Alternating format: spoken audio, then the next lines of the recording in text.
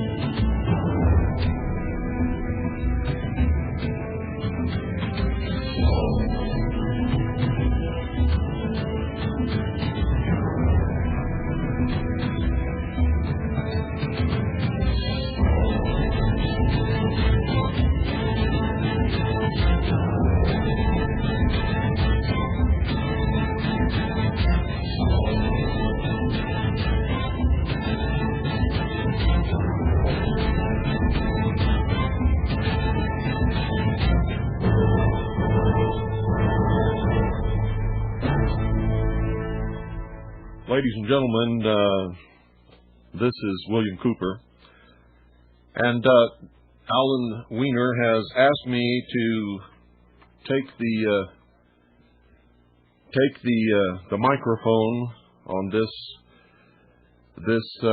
probably worst day in the history of the entire world. For what we're witnessing now today is most probably the herald of at least the redefinition of freedom, and most probably its death. Can you imagine the absolute, well, I guess you can, because you're probably as shocked as the rest of the world. And I can assure you that the entire world is affected by this. There are probably at least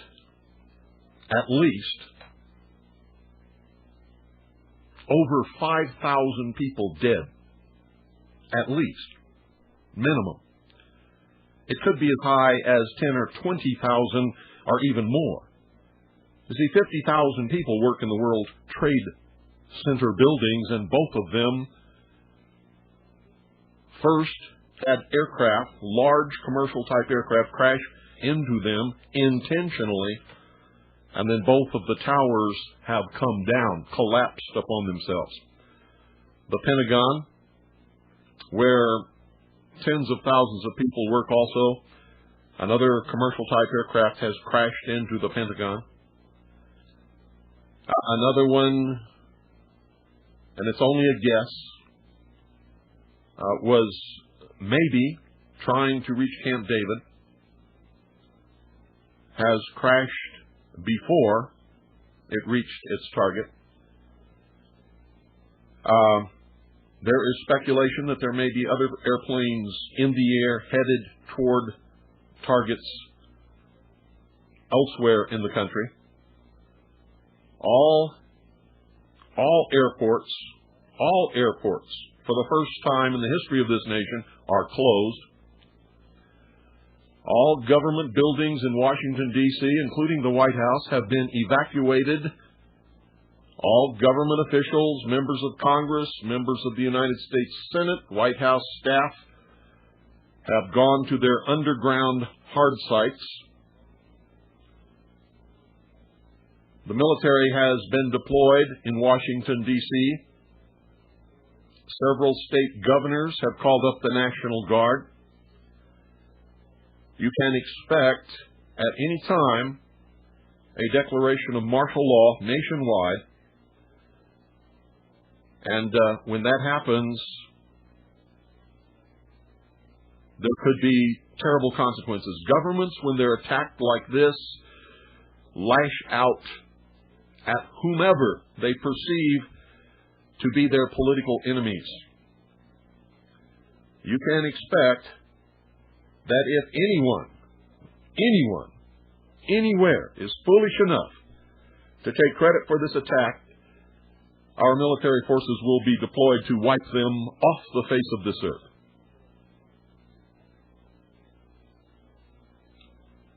Now, folks,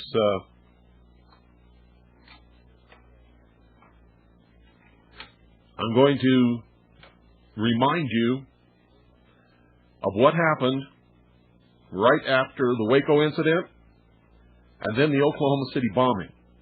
The press and the government, without any reason whatsoever, attacked American patriots and members of the militia nationwide.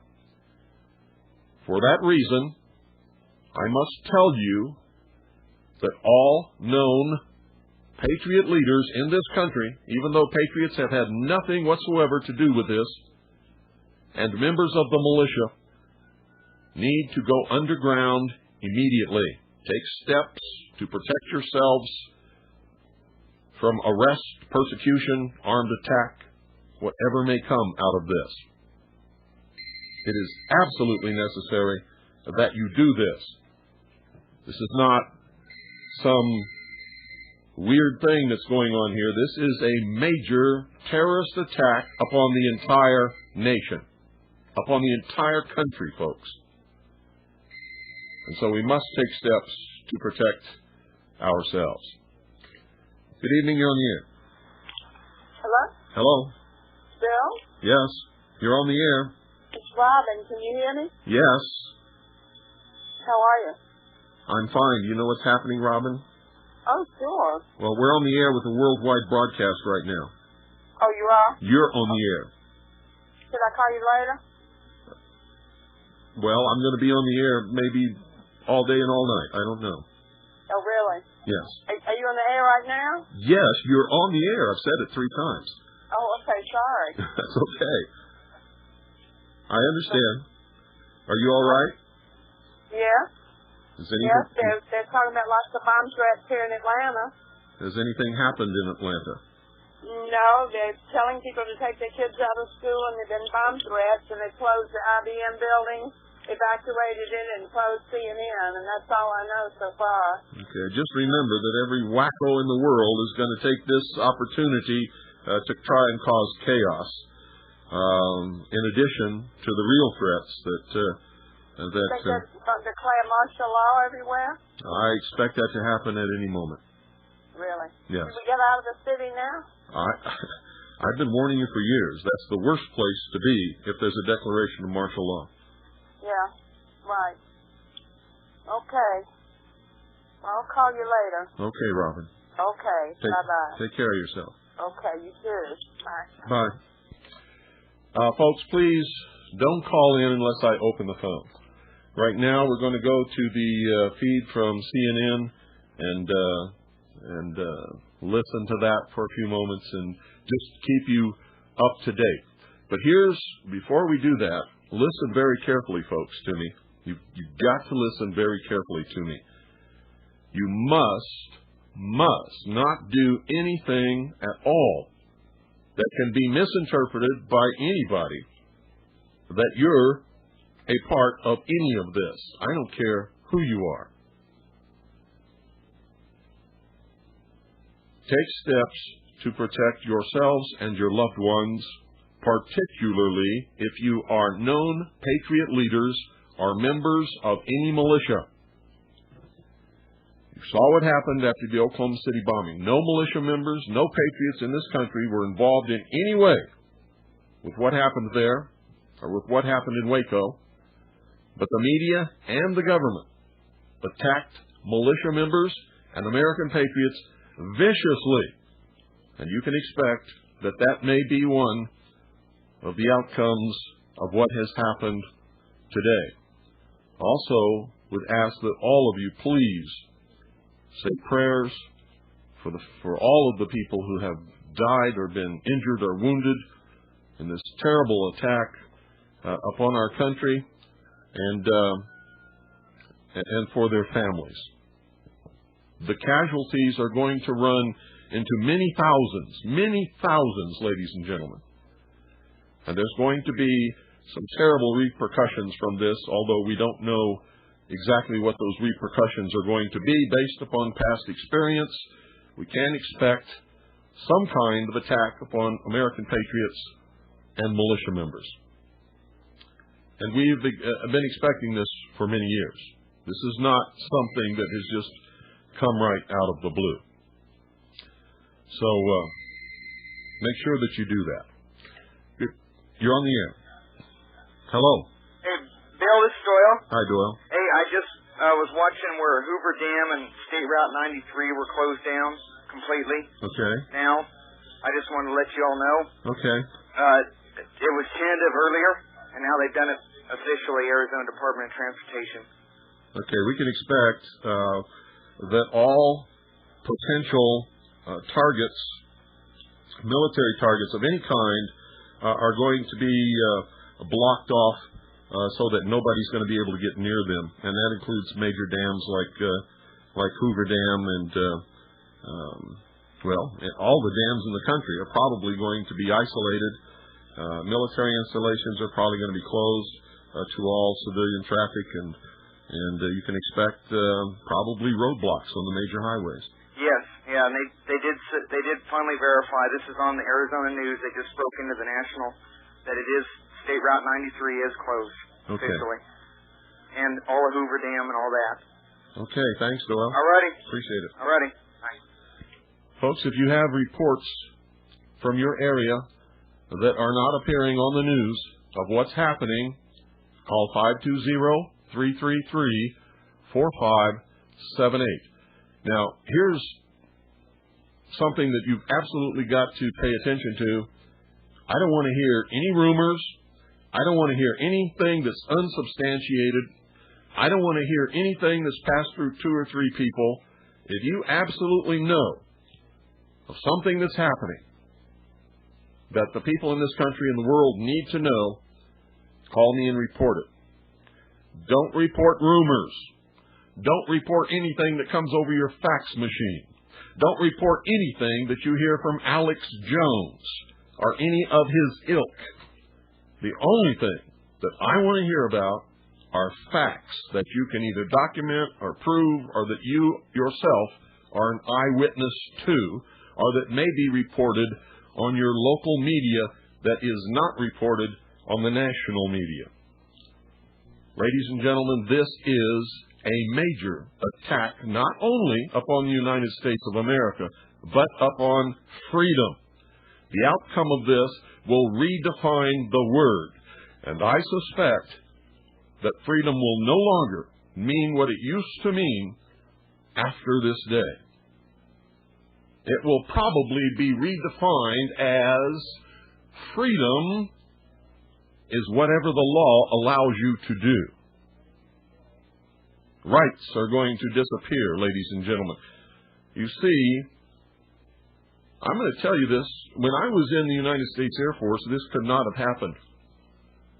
We had fighter planes on alert all over this country that would intercept and shoot down, if necessary, any aircraft that was flying in an airspace where it was not supposed to be, or that was flying into this country unidentified.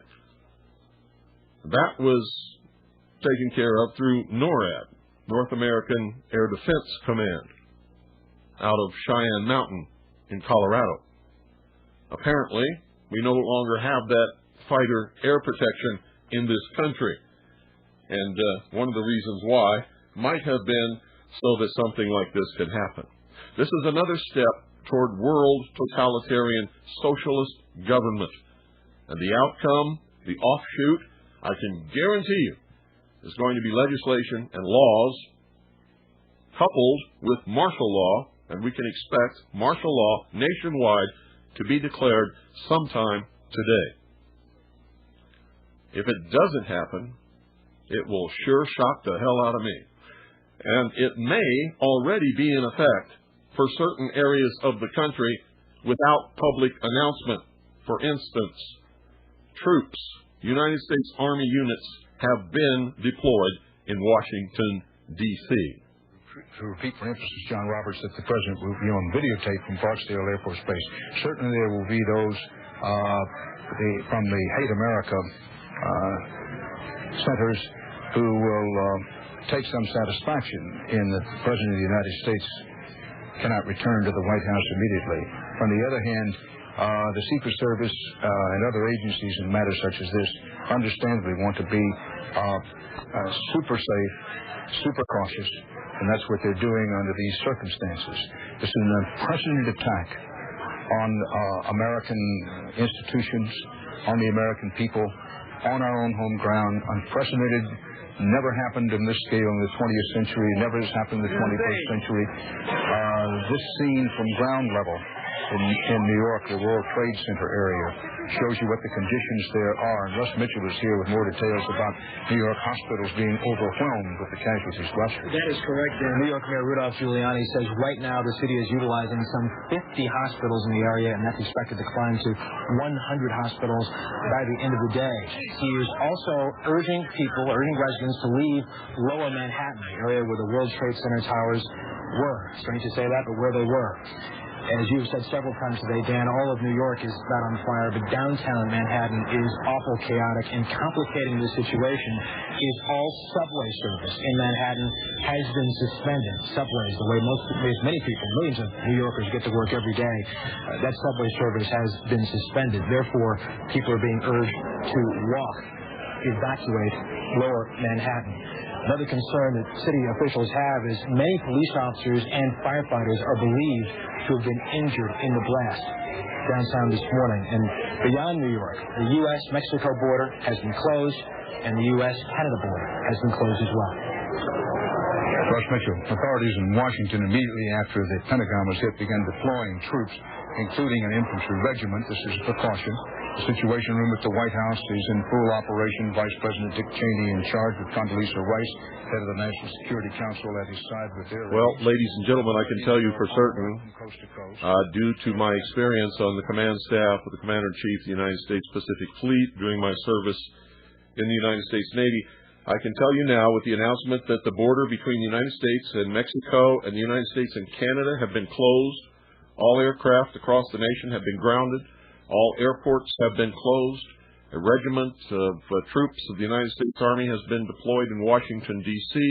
All government buildings have been closed. All government officials are now officially either ensconced in their underground protected hard site headquarters and command centers, or are on the way to those sites. And because of that, I can assure you, with no hesitation whatsoever, that martial law has already been declared nationwide in secret. No public announcement has been made, but that's the only way that these things can happen and are happening, is if the President has in fact issued a declaration of martial law nationwide for reasons that I don't know. This has not been announced to the public, but anybody who would be surprised at hearing that there is a state of national martial law in place right now nationwide, anybody that would be surprised at that, I'd have to say, isn't playing with a full deck of cards. Ladies and gentlemen, I don't know what's going to happen, but I can tell you this absolutely for sure. There will be serious repercussions, not just here but worldwide. You can expect military action to be taken against the suspected or known source of the people who carried this out imminently, wherever that source may be. I can tell you that if it's suspected that anybody in this country had anything to do with it, there may be strikes launched against known Patriot leaders and American militia units, even though I can assure you, because I am in contact with these people all over this country, that no American Patriot or militia unit would ever, in their wildest dreams, attack the Pentagon, Camp David, or the World Trade Center towers. If the militia were to attack anyone, it would have been the United Nations building. none of these other targets would even occur to any American patriot or any militia as a target in any attempt to restore constitutional Republican government in this country. So, and I have no idea who carried this out, but I know exactly why these attacks were launched.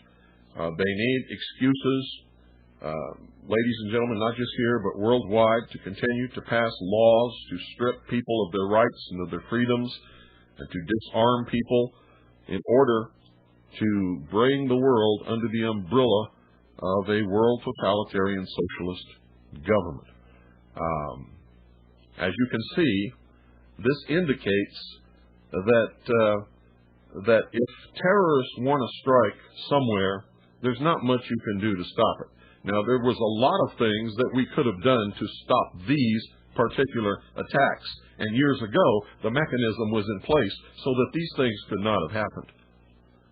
And you can be assured of that. Anybody who served in the United States Air Force with the North American Air Defense Command, either in the headquarters in Cheyenne Mountain or with the many fighter units that were stationed at air bases all across this country that had alert aircraft sitting on the runway ready to take off at a moment's notice should anybody try anything like this. It's incredible that the government knew that all of these aircraft had been hijacked. They knew this. They knew it. And they are able to monitor on radar where these aircraft are flying. Just the sheer number of aircraft that were all hijacked at the same time should have indicated to the government that something terrible was going to happen, and they should have had fighters in the air to intercept and shoot these planes down. Why they didn't is a question that's going to have to be asked, and somebody is going to have to answer those questions. Anyone who had been on the inside, who knew that so many planes had been hijacked all at the same time and didn't try to do anything about it, or didn't understand that these planes might have been hijacked in order to fly into American targets as terrorist acts, should never have been in any position in our government of any kind of official capacity whatsoever, because that should have been an obvious indication that these things were imminent. And by imminent, I mean as soon as all those planes were hijacked at once, they should have known something like this was going to happen.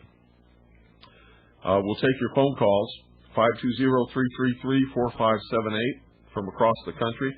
If you have something to report that is not being reported on the major news, we need to hear about it. We don't want to hear about rumor. We don't want to hear anything that's unsubstantiated. If something's going on in your local area that is not being broadcast on the national news, we need to hear about that. There are rumors flying all over the country. Right here in this valley, the Round Valley in Arizona, Eager and Springerville, some people are in a full panic. We have reports of people calling their homes and telling their spouses to take their children out of school because the school's going to be bombed. Those reports are false. There is no indication whatsoever, if you're listening in the Round Valley, that anyone in this valley is in any danger from anyone at all. There is no threat to the schools. There is no threat to any government buildings here. In fact, there is no threat at all in this valley. So if you're listening and you're afraid that those things are going to happen here, the thing that you better fear is if troops show up to enforce martial law. There's no reason why they should come to this valley, but it's not out of the question. 520-333-4578 is the number. Once again, it is obvious. It is obvious that a declaration of martial law has been declared nationwide. All airports have been shut down. All airplanes are grounded. The borders have been closed between the United States and Mexico, and the United States and Canada, and troops have been deployed in Washington, D.C. The government has gone underground. Good evening. Good morning. You're on the air. Oh, hello? Hello. Okay, all right. You got me. Okay. I'm calling from New York. I'm in New York. I'm in Queens. All right. I guess you give. Should I give a name or give a name? Well, you don't need to give a name. You can if you want to. All right. I have a shortwave radio. Also, you sound very faded here. I was just going to say, I don't know what it is, but I'm tuned to BCQ, and normally at night you can sound clear as a bell, and now you sound very faded. In the daytime, shortwave reception because of the sun? Is much less hearable because of the propagation caused by the sun. The sun? Yeah. That's what I thought. Okay. Well, I'm tuning up and down the AM dial. All I keep hearing is the same thing. The same sensationalism that they do, that they've been doing, what the media typically does, making this thing some kind of, and I'm not sure whether it's the government or not, and I'm wondering if it probably is with some of the points you're making, and also immediately when I tune the radio on, they sound like they knew that the plane was hijacked, they knew everything that was happening, almost like as if before it happened. Well, they knew everything that was happening for sure, and they knew instantly as soon as those planes had been hijacked. Absolutely.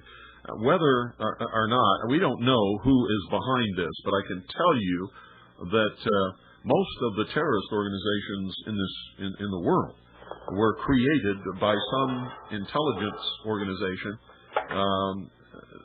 Hello? Yes, I'm here. Oh, I'm here. I'm getting a problem here with this radio. Okay. Well, just leave your radio off. No, yes. Okay. Do you have anything else to report? I didn't see it, so I can't report it because I wasn't actually there at the time. Is there anything on the local news that has not been reported on the national news? Well, unfortunately, I don't have a television. I could get one, but I just didn't bother. They have so much crap on TV that I could buy one right now, but I just don't even bother with TV. So I usually stick to radio. To tell you the truth, I don't use television at all. Okay. I haven't looked at TV in about 5 years. Okay. Well, thank you. All right. Thanks for the good work. Bye. Folks, I can tell you that I was watching television when the towers collapsed. First, I believe it was the North Tower, or excuse me, the South Tower, and then the North Tower collapsed. I believe that's the order in which they collapsed. I could be mistaken. There were so many emergency personnel and people who had rushed to try to help the people who were trapped inside of those towers, and of course who were trying to evacuate the towers, that when they came down, I can assure you that an awful lot of emergency personnel, firemen, policemen, paramedics, were caught by those falling buildings. And so the number of people who initially began rescue attempts and emergency firefighting and maintaining order in that area have been injured or killed. There are at least minimum 50,000 people who worked in those two towers. You can reasonably expect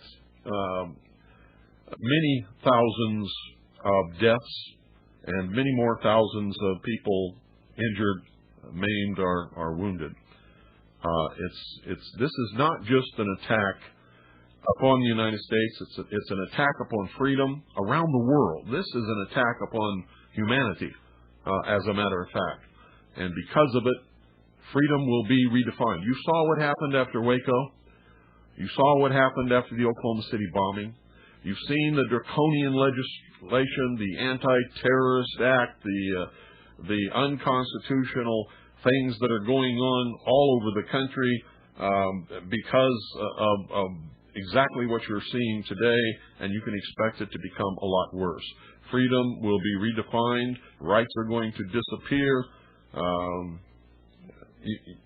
This is not a guess. This is exactly what's going to come out of this. Good evening. You're on the air. Or I should say good morning. Hello. Oh, sorry to call you back. Just one very important thing. Do you still have your newspaper available? Your Kaji or no? No. No. There's no newspaper to subscribe to. No. Okay. Any tapes more for sale? It's on the internet. WilliamCooper.com. All right. What if you don't have a computer? Can you order through mail No. It's all on the internet. Oh, okay. That's it. Thanks for calling. Okay. 520-333-4578. Now, please don't call unless you have something to report, ladies and gentlemen. And the reason I'm not going back to the reports on C-SPAN or anything else is because these people are whipping up a hysteria. They really are. Here's what's happened so far, and this is all that has happened. 2 commercial-sized jet aircraft have crashed into each of the twin towers of the World Trade Center buildings. Both of those towers have collapsed in upon themselves. There are many, many thousands of people who are dead, wounded, or maimed, not only who were in the building, but many of the rescue workers and firemen and police officers and just plain citizens who had rushed into that area to try to help people have been killed or wounded also because of the collapse of the buildings. You have to understand when something that large comes down, it affects a large area around it, and the destruction is probably quite extensive.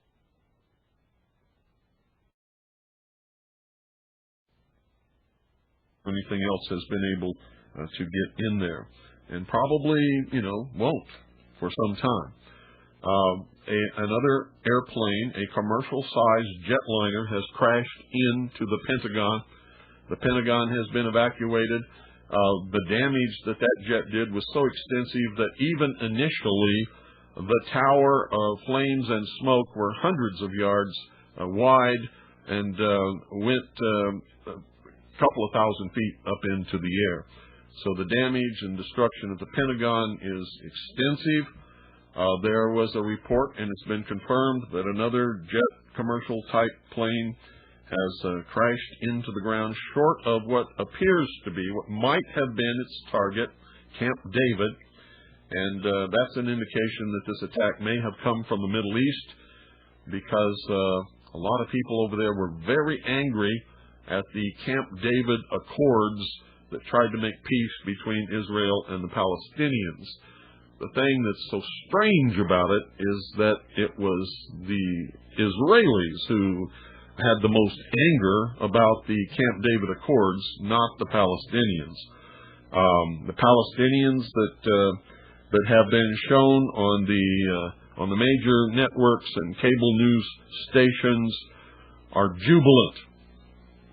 I can't understand how anyone could be happy about killing so many thousands and thousands of people. But the Palestinians are demonstrating a tremendous celebration and happiness over this, which does not bode well for them. I can tell you that right now. That could cause a backlash from the American people against Palestinians everywhere. And folks, please don't do that, because Palestinians who live in this country, who may have come from that area of the world, do not necessarily agree with the politics that's going on in the Middle East. So, don't strike out at innocent people, please. Just, be cool, be calm. Don't let the major media whip you up into a hysteria. Just understand that there's going to be repercussions here. If you're a known patriot leader or member of a militia, you need to go underground for your own protection, simply because of what has happened in the past. The media and the government lashes out at whoever it considers to be its enemy at times like this, and we already know that they're scared to death of American patriots and militia members, even though none of these people have had anything to do with any kind of terrorist activity, and wouldn't. They're American patriots. They love this country. We do want to restore a constitutional Republican government, but what you've seen this morning is not the way to do it. Period. Absolutely is not the way to do it. No American patriot, no American militia participated in any of the events that have happened today. There are rumors flying everywhere. Don't listen to rumors. Don't fly off the deep end.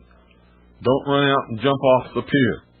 Don't listen to people like Alex Jones, whom I can tell you already is going to be one of these fly off the deep end nuts.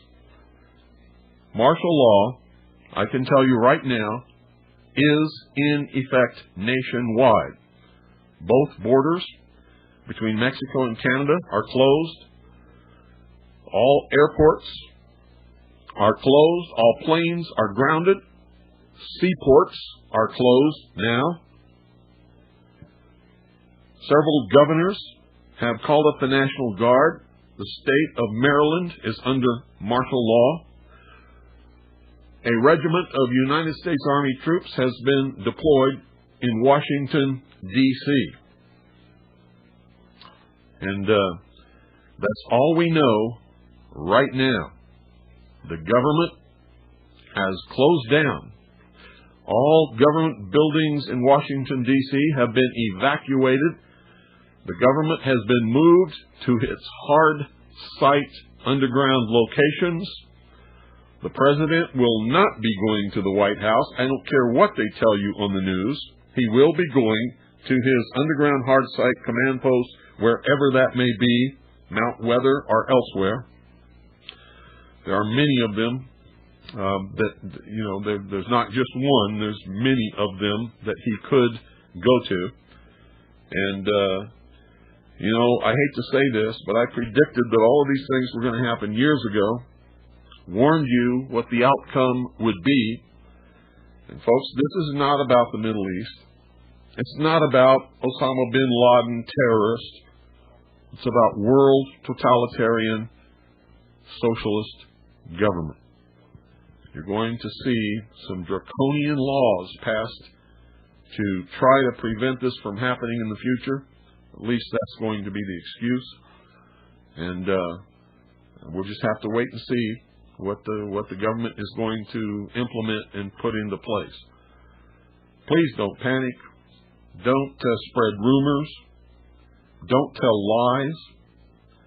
Don't participate in the insanity that's already going on. There's lots of wackos and nuts across the country calling in bomb threats and doing a number of very, very stupid things.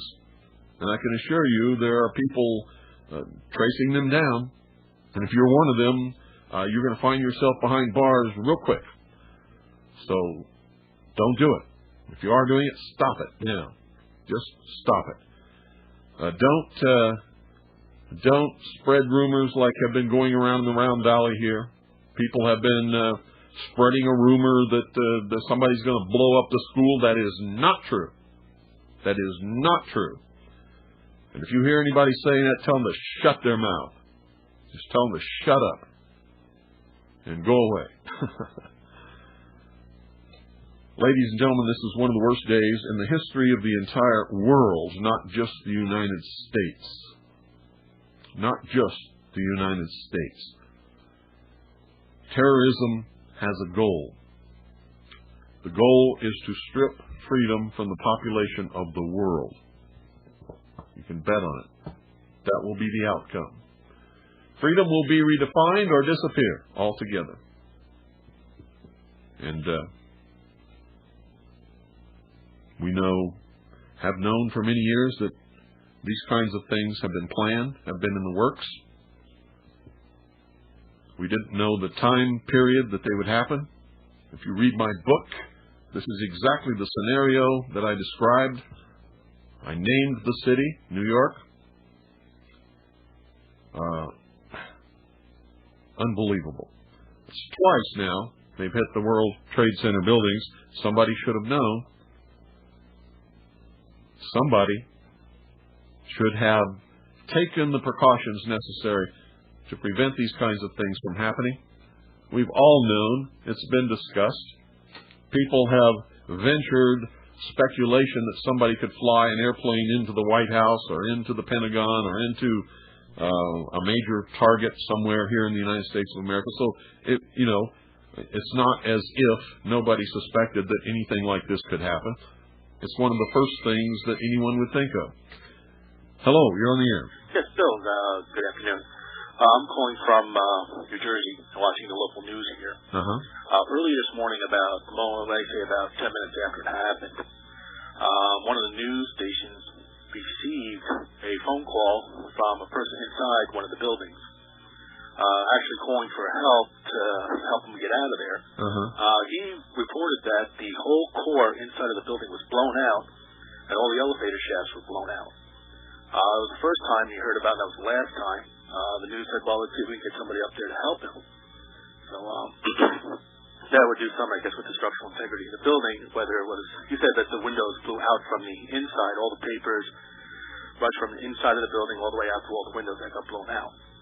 So that was on Channel 7 News. I have it on videotape, so when I get a chance, I'll get a copy of that out to you. So somebody phoned from inside the building. Yes, he was more concerned about getting help. He's not really like reporting what's going on. He said, listen, I'm stuck, the doors are jammed, I can't get out, the whole core of the building is gone. All I know is that he was on the 86th floor, I believe. Well, here's one of the strangest things. You see, it wasn't just those planes flying into those buildings. It couldn't be. Because those planes hit almost at the top of the building. They were in the top third or 1/4 of those towers and could not have injured the structural integrity of the building on the bottom. Also, the only place that fire was occurring was at that area and above. That's what caused me suspicion as to why the whole building would collapse. Something blew up on the major structural buildings down at the bottom of those buildings that brought them down, I can assure you of that. That's why I suspected that the whole core of the building was blown out. Yeah. I mean, what happened to the World Trade Center buildings today, towers today, is exactly what happened in Oklahoma City. It wasn't that truck parked out on the street that brought that building down. Right. You can't bring down a building like that by flying a plane into the top quarter of it, or blowing up a truck full of fertilizer in the street. You have to have charges placed upon the main structural building, main structural members of the building in order to bring something like that down. Remember, these are steel reinforced concrete buildings. Correct. This is strong. They're called hard targets in military jargon. And the only way to affect a hard target is with placed charges on the main structural members. Correct.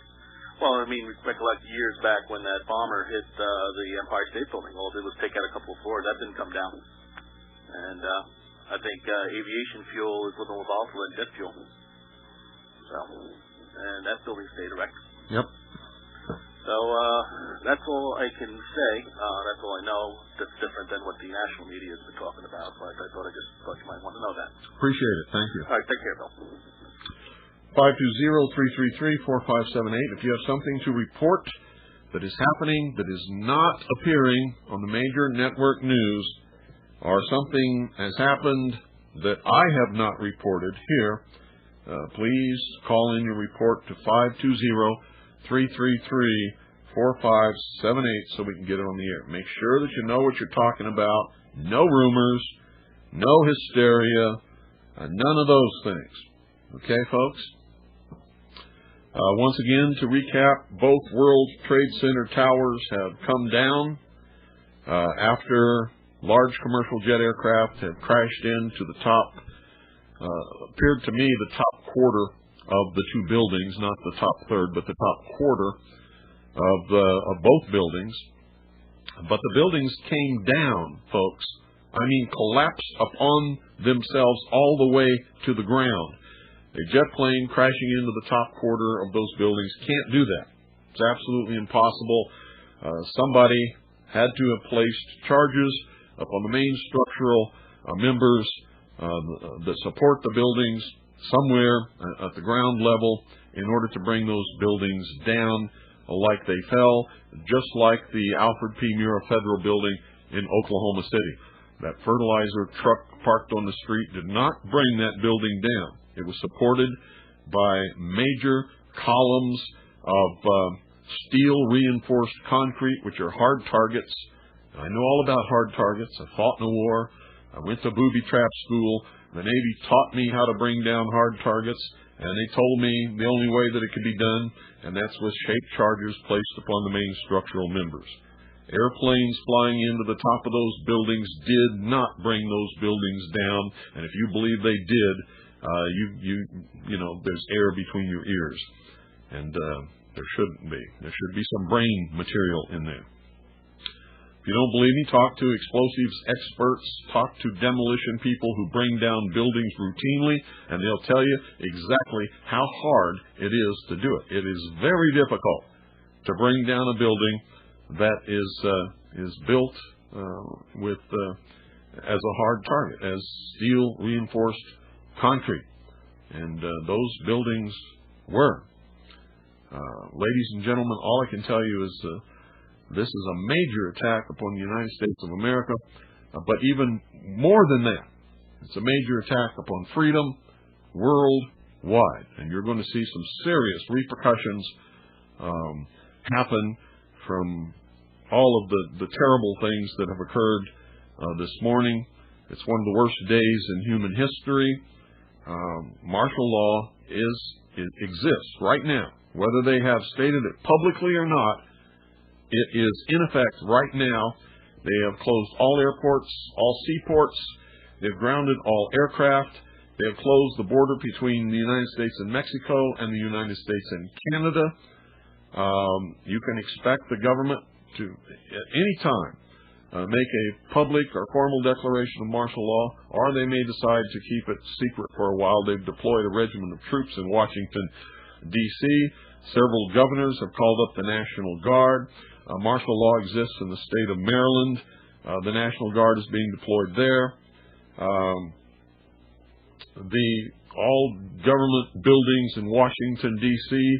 and in some states have been evacuated. The government of the United States of America is in its hard target command centers and underground installations. And the ones who aren't there yet are on the way to those places. The president is on his way to his hard underground command center. He will not go to the White House. And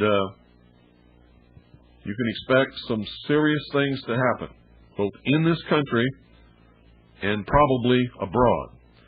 I expect that the military is already preparing to strike somewhere at a nation or nations that have harbored terrorists. I don't believe that they're going to get Osama bin Laden. The CIA created Osama bin Laden, in case you weren't aware of that. And the Bush family has been doing business with the bin Laden family for many years. And I'm not making that up. That's a fact. They have intertwining investments in their business dealings. I think I talked about a little bit of it on a broadcast not too long ago. All of you who thought that George Bush was going to save this country, boy, were you mistaken. Gosh. Big mistake. Let's go see what's happening in the major venue and see if we can catch up if anything new has happened. I don't think anything new has happened, or somebody would have called. If you have something to report that I have not reported, that you know is fact, or that has been reported in your local news area that has not appeared on the national media, then I want you to call 520-333-4578 and report it here. No rumor. Don't repeat what comes in over your fax machine. I don't want to hear anything that comes out of the mouth of anybody like Alex Jones or his ilk. And be very careful. Don't allow yourself to be stirred up into a state of hysteria or anything like that. Hello, you're on the air. Yes, I'm glad I got a shortwave. I just wanted to report the fact that all the primaries in New York State have been canceled. The primaries for governor and so forth, or elections. Almost everything has been canceled nationwide, including sports games, literally everything. Right, and so it's affecting every aspect of our lives, and even our our ability to get out and vote. Yeah. So thanks for your truthful comments and not allowing people to get on there and just make statements that can't be proven. Well, unfortunately that's happening all over the place. The major media is just absolutely going nuts. They're whipping the country up into a state of hysteria. People like Alex Jones are going to.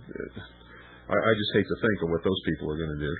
Yeah, and I listened to the shortwave a lot, and they were attacking you Friday or Saturday night on The Right Perspective. I like that show, but they were attacking you because you said that we hadn't landed on the moon or something. I mean, we haven't. People. Well, let me put it this way. I've always said I don't know if we landed on the moon or not. We just didn't do it in the Apollo space program. All of the photographs and all the videotape that they've shown us is total fake. It's all fake. Anybody with any education in photography or studio lighting can prove it in 10 seconds flat with no problems, and that's just one of the things that's wrong with all of that stuff. Well, my point on that is the fact that what few people are that are trying to do things by just facts like what you're trying to do, if we all go around shooting each other in the foot, it just takes away the credibility of all of us. Well, be careful. There's some people who need to be shot in the foot. There are other people out there pretending to be patriots, pretending to be disseminating the truth, that are actually working for the people who want to destroy constitutional Republican government and put the world under socialism. And, I don't know, maybe those guys in The Right Perspective are part of that.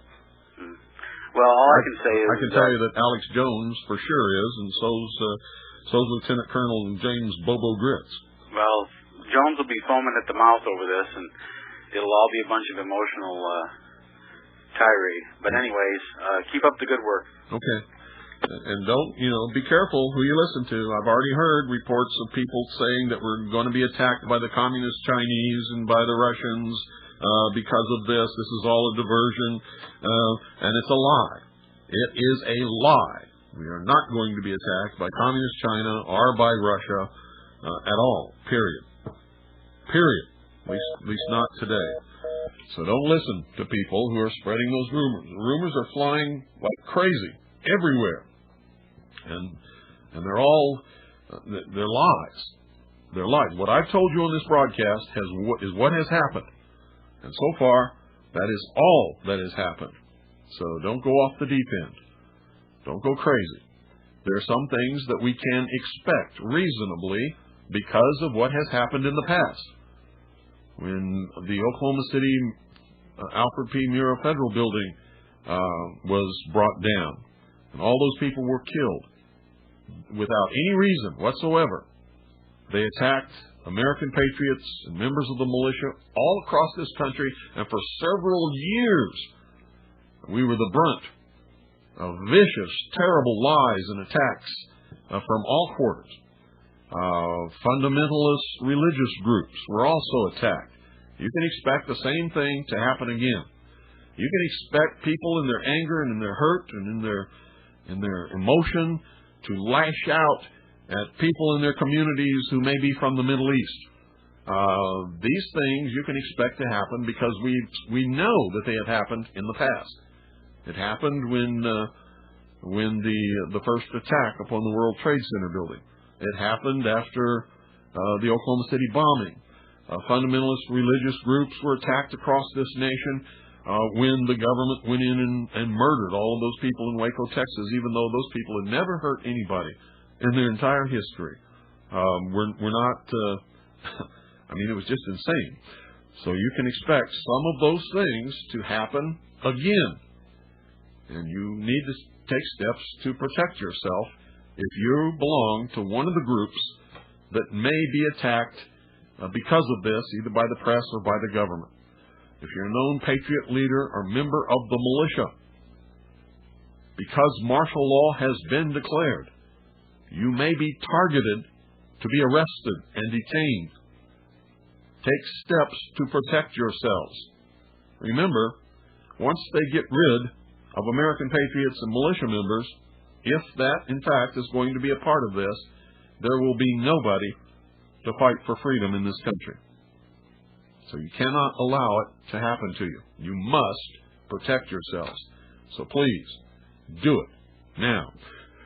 520-333-4578 is the number if you've got anything to call in and report that you know is happening. We don't want to hear rumor. Don't want to hear anything repeated that somebody like some fax network might have sent to you on your fax machine. I don't want to hear anything that you read that somebody sent you an email, period, at all. I only want to hear facts. And facts are either what you witness or what you can say is printed in a newspaper or announced over the air, although those are not necessarily facts. If they're reported, they have a greater chance of being true than anything else that you're going to hear. If something's being reported in your local area that has not been reported on the major news networks or cable news networks, please call me at 520-333-4578 so that we can get it on the air. If you know something personally, you're a witness that has happened in your area, we want to know about that also. Otherwise, we don't want to hear it. We don't want to add to the confusion and the hysteria and the terrible things that are already going on. So please, folks, be careful what you say and what you pass on. Make sure that you don't pass on rumors. Don't get hysterical. Don't repeat, some of the stuff that you're going to be hearing on television and on the radio that is obviously just designed to whip people up into maybe doing some very bad things. So let's go see what's going on. States a good enough idea about who might be responsible for this to take military action. Jamie, you've been covering the Pentagon for many years now. Did you ever think you'd be getting briefings in the military quick mart next door?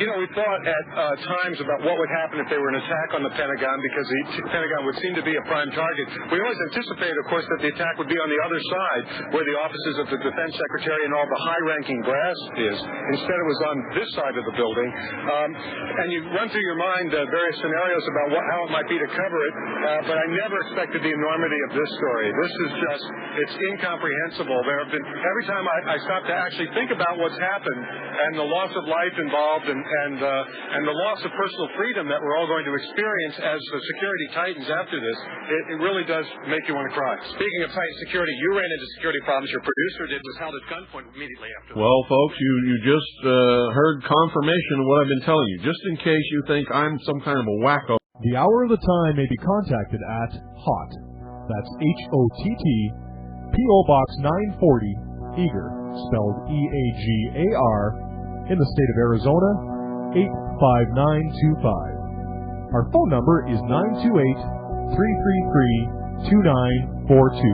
and our website is www.houroftheTime.com. Never happened. So, do what you want, believe what you want, and you will. I know that. But don't be foolish in what you believe. Don't take my word for it. Talk to people who do it for a living, who bring down buildings for a living, demolition experts, people in the military who are explosives experts, people like me who went to booby trap schools and were taught how to bring down hard targets by the military. And I'm telling you right now, you don't do it with a truck full of fertilizer, and you don't bring down huge buildings like the Trade Center towers by crashing planes into the upper floors. Something blew up on the main structural members at the bottoms of those buildings, both of them, that brought those buildings down. Folks, everybody in Manhattan heard the explosions. So, we have been attacked. This country has been attacked. Freedom has been attacked. Our Constitution, hasn't been in reality in existence for a while. Now I can tell you probably for sure that it's going to disappear forever. Martial law has been declared nationwide, even though it has not been announced to the American people. Martial law is, right now, at this instant, in effect. Several states are under martial law. Several governors have called up the National Guard. A regiment of United States Army troops have been deployed in Washington, D.C. The entire United States government has evacuated all government buildings and have gone underground to their hard site locations and command centers. The president is not on his way to the White House, as the media has reported, and will not go to the White House. The Secret Service is deployed all around the White House, outside of the grounds, with machine guns. This is a terrible thing. It's an attack upon the whole human race. The main target, ladies and gentlemen, is freedom. And freedom, as we have always known it, is no more. Will disappear. The term will be redefined probably as freedom is whatever the law allows you to do. There will be no more rights. The law will not be restricted. They're going to pass some draconian legislation from this. You can expect that bare minimum, 10,000 people are dead. Bare minimum. Betcha. Maybe a lot more than that. At least 50,000 people work in the World Trade Center towers. Not only that, but there were a lot of tourists in the World Trade Center towers at the time that this happened. You see, there thousands of tourists go up to the top of those buildings every day to an observation center, and there's some shops up there where you can look out over Manhattan and New York and into New Jersey for a long, long way. It's beautiful. I've been up there. So you can bet there are a lot of tourists in the buildings that don't work there. They're probably delivery people and visitors who don't work in the building. So you can add, between the two buildings, maybe another 10,000 people on top of the 50,000 that worked in those two buildings. And between the Pentagon and the World Trade Center towers, you can expect a minimum of 10,000 people dead and many, many more injured, wounded, or maimed. And when you add up all the people who ran to those buildings after the planes crashed into them to try to help with the evacuation and help people who might be wounded to fight the fires, who knows how many firemen and fire department people were in the building trying to get up the stairwells with hoses and things to the floors to fight the fires. Who knows how many policemen and emergency medical technicians and medical personnel went into the building to try to help the wounded and injured during their evacuation. Both of the towers came down, folks, after tremendous explosions occurred at ground level. So, there you have it. I wrote about this in my book. I even named the city. I said it was going to be New York. I hate that. But, you see, you have to... that's how Hitler came to power in Germany. When he didn't get enough votes, when the Nazi Party did not get enough votes to take over the German Congress, which was the Reichstag, and install Hitler as the new Reich Chancellor, they burned the Reichstag. And that gave Hitler the excuse to destroy and round up all of his political enemies and establish himself as the Reich Chancellor of Germany. And the Nazi Party then, as we all know, took over the whole country. And that's the scenario. That was the reason for the destruction of the Alfred P. Murrah Federal Building, and that's what's truly behind what's happening today. Don't take my word for it. Do your own research. Do your own investigation. Watch what happens as a result of this, and you'll see that I'm right on target. I know exactly what I'm talking about. This is a long-range plan that I saw many years ago.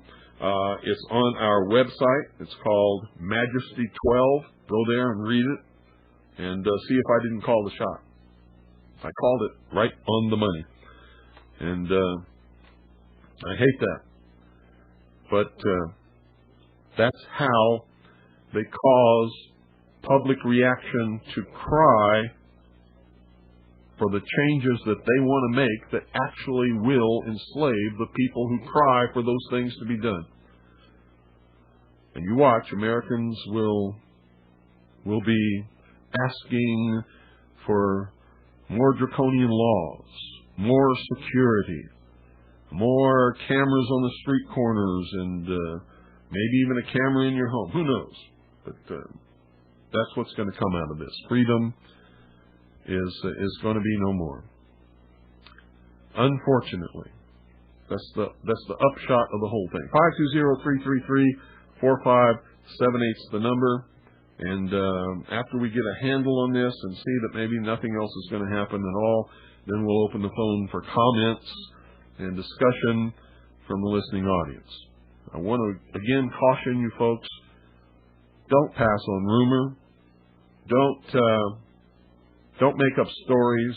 Don't do stupid things like phone in bomb threats and stuff like, it's happening all over the place. Stupid people, idiots, are adding to the chaos by doing those kinds of things. Don't go around telling people that somebody's going to blow up the school or anything like that. That's not what this is about.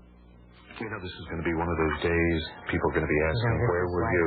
The day Kennedy was assassinated or anything else. We'll never forget this day, and unfortunately. Let's go to Lauren Ashburn. She's at the USA Today building in Roslyn. Lauren? Yes, hi, Buck. We are right at 1000 Wilson Boulevard in Arlington, Virginia. Over my shoulder, you can see the Pentagon, the pictures you have been showing all morning long. We do have some new information for you. You just talked about the report that some battle carrier groups were being deployed. We do know that the USS John Kennedy is being deployed, as is the USS George Washington, those battleship carrier groups out of Norfolk. Hello, you're on the air. Yeah, hi, Bill. Yeah. CBS just reported a few minutes ago that Chuck Hagel, who's a senator with connections to the Bilderberg Organization, was quoted as saying, "America is changed forever." Yes. Okay? Yeah, that's anybody can predict that. It's true. Right, but coming from a Bilderberger, I think it has a little extra impact. Yep, Thank you. That's correct. Bye. And you all just heard that they have deployed 2 carrier strike forces, the Navy has deployed 2 carrier strike forces. They may just be going to sea in order to be at sea in case they get an order to strike wherever they're going to. I guarantee you they're going to strike somewhere. Guaranteed. We will be at war before another day passes. I can guarantee you, with somebody, we will be at war. We're going to strike somewhere. They have to do that. They have to have somebody to blame this on. And, probably whoever they're going to strike had absolutely something to do with it. I don't know who that is yet. And all I can tell you is we'll find out as time goes by. But they will be striking somebody somewhere, and they may be striking at groups within this country. And if you're a member of any of the groups that I discussed earlier, make sure that you take steps to protect yourselves from arrest or attack. Traditionally, governments, when things like this happen, use or seize the opportunity to blame their political enemies, and they round them up. They're called purges, pogroms. You've heard about it. You've read about it. And this is what happens. They create a situation where they can look around and single out their political enemies, round them up, arrest them, and they just disappear. That's what happens, and nobody cares. You think anybody's going to care what the government does to whoever they decide to pin this on, whether whoever they pin it on actually did it or not? You think anybody in this country is really going to care what happens to those people? No, not at all. They'll be doing what they did to the Branch Davidians after they got through demonizing David Koresh and the Branch Davidians. I heard Christians people who called themselves the followers of Jesus. I heard them say, these people deserved what they got. They were just a bunch of religious fanatics. Can you imagine that? Well, you can expect the same thing to be said about whoever the government targets to go after because of this. And I'm telling you, they may seize the moment to go after patriot leaders and militia members all over this country. If they do that, you had better make sure that you took the steps necessary to protect yourselves. And you should be doing that right now. Go underground now. Be ready to fight for freedom if you have to. Don't strike out in any other manner except in self-defense, period. Understand that. But once attacked,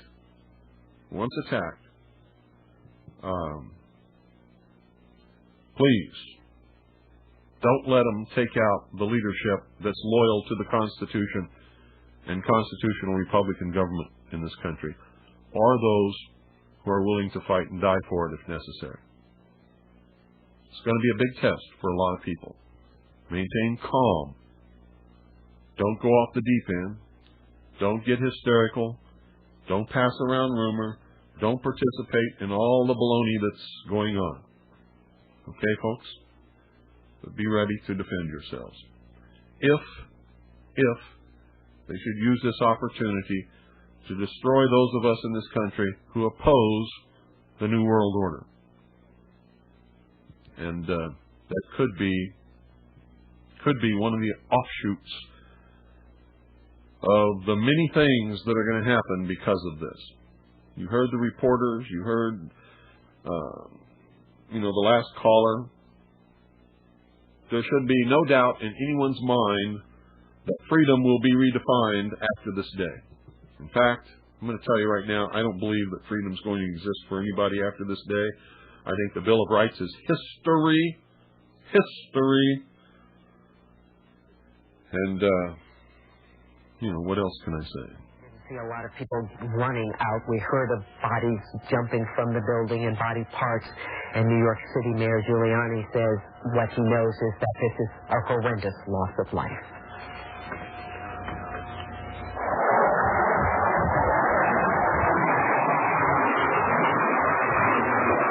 The only thing in the air over the Washington area, frankly over the United States right now, military jets, aircraft, helicopters. The FAA has grounded all planes.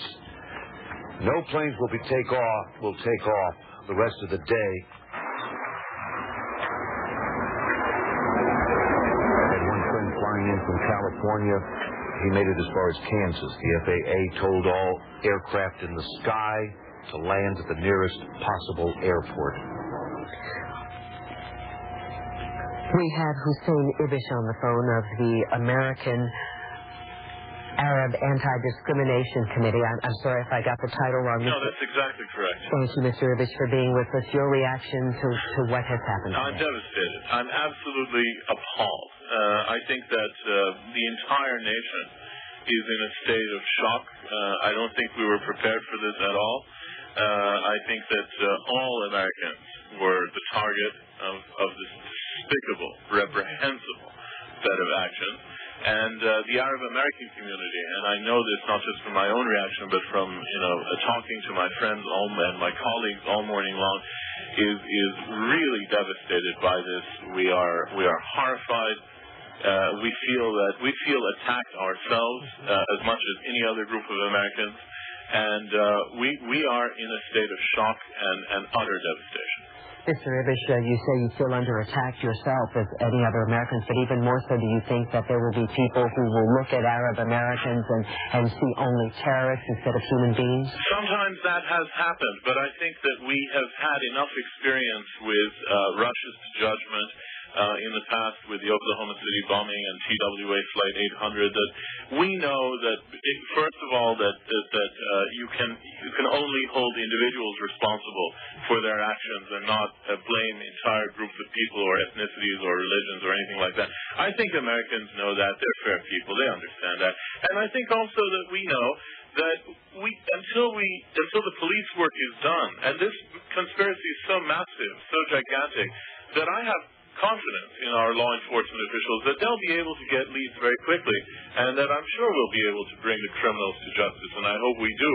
So that we should, of course, recall that sometimes we've been sure that attacks on things like the Oklahoma City Federal Center or the Murrah Building were originated outside our country, and they turned out to be from groups based within the United States. So we should be cautious and proceed with due deliberation and resist rushes to judgment. But I think we do need to stand together as a society and make sure that the criminals who are responsible for this are brought to justice as quickly as possible. Mr. Ippish, thank you very much, sir, for speaking with us. Well, thank you. Did you hear that, folks? He said it was a conspiracy. That makes him a conspiracy theorist, I guess. The government and everybody for years has been trying to tell you that there's no such thing as conspiracy. Nobody ever engages in conspiracies. There are no conspiracies. And anybody thinks there's a conspiracy is a conspiracy theorist.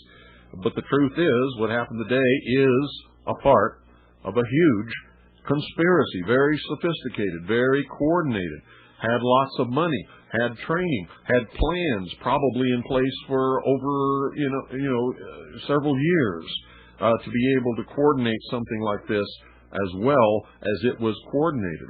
It wasn't just airplanes flying into targets.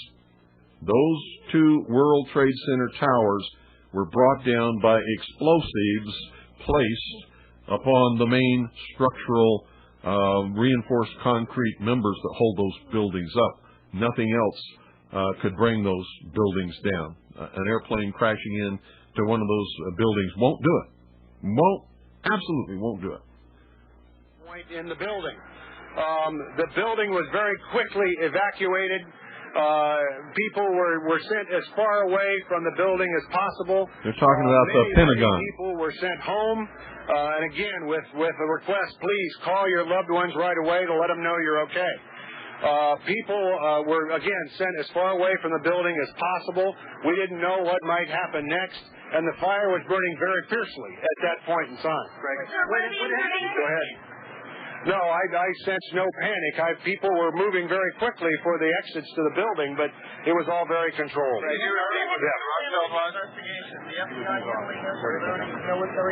I'm sorry, say that again. The FBI handling this exclusively, or is there any military organizations that are helping with the investigation? I'm sure the FBI will probably have the lead on this as any domestic sort of circumstance.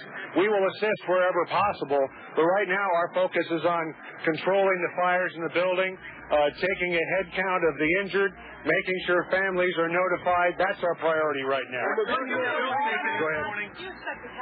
Now remember, folks, after the Oklahoma City bombing that I warned you that there would be many more terrorist attacks in this country, that they would be much, much worse than the Oklahoma City bombing that you ever dreamed it could be, and that the major, most devastating attack would probably occur in a major population center like New York City, Los Angeles, Chicago, or Washington, D.C., and I've always told you that I believe that the main target, even though it could have been, Chicago, L.A., or Washington, D.C., the main target would be New York City.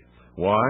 Because the whole world looks at New York City as one of the major influential and important cities in the entire world, not just the United States.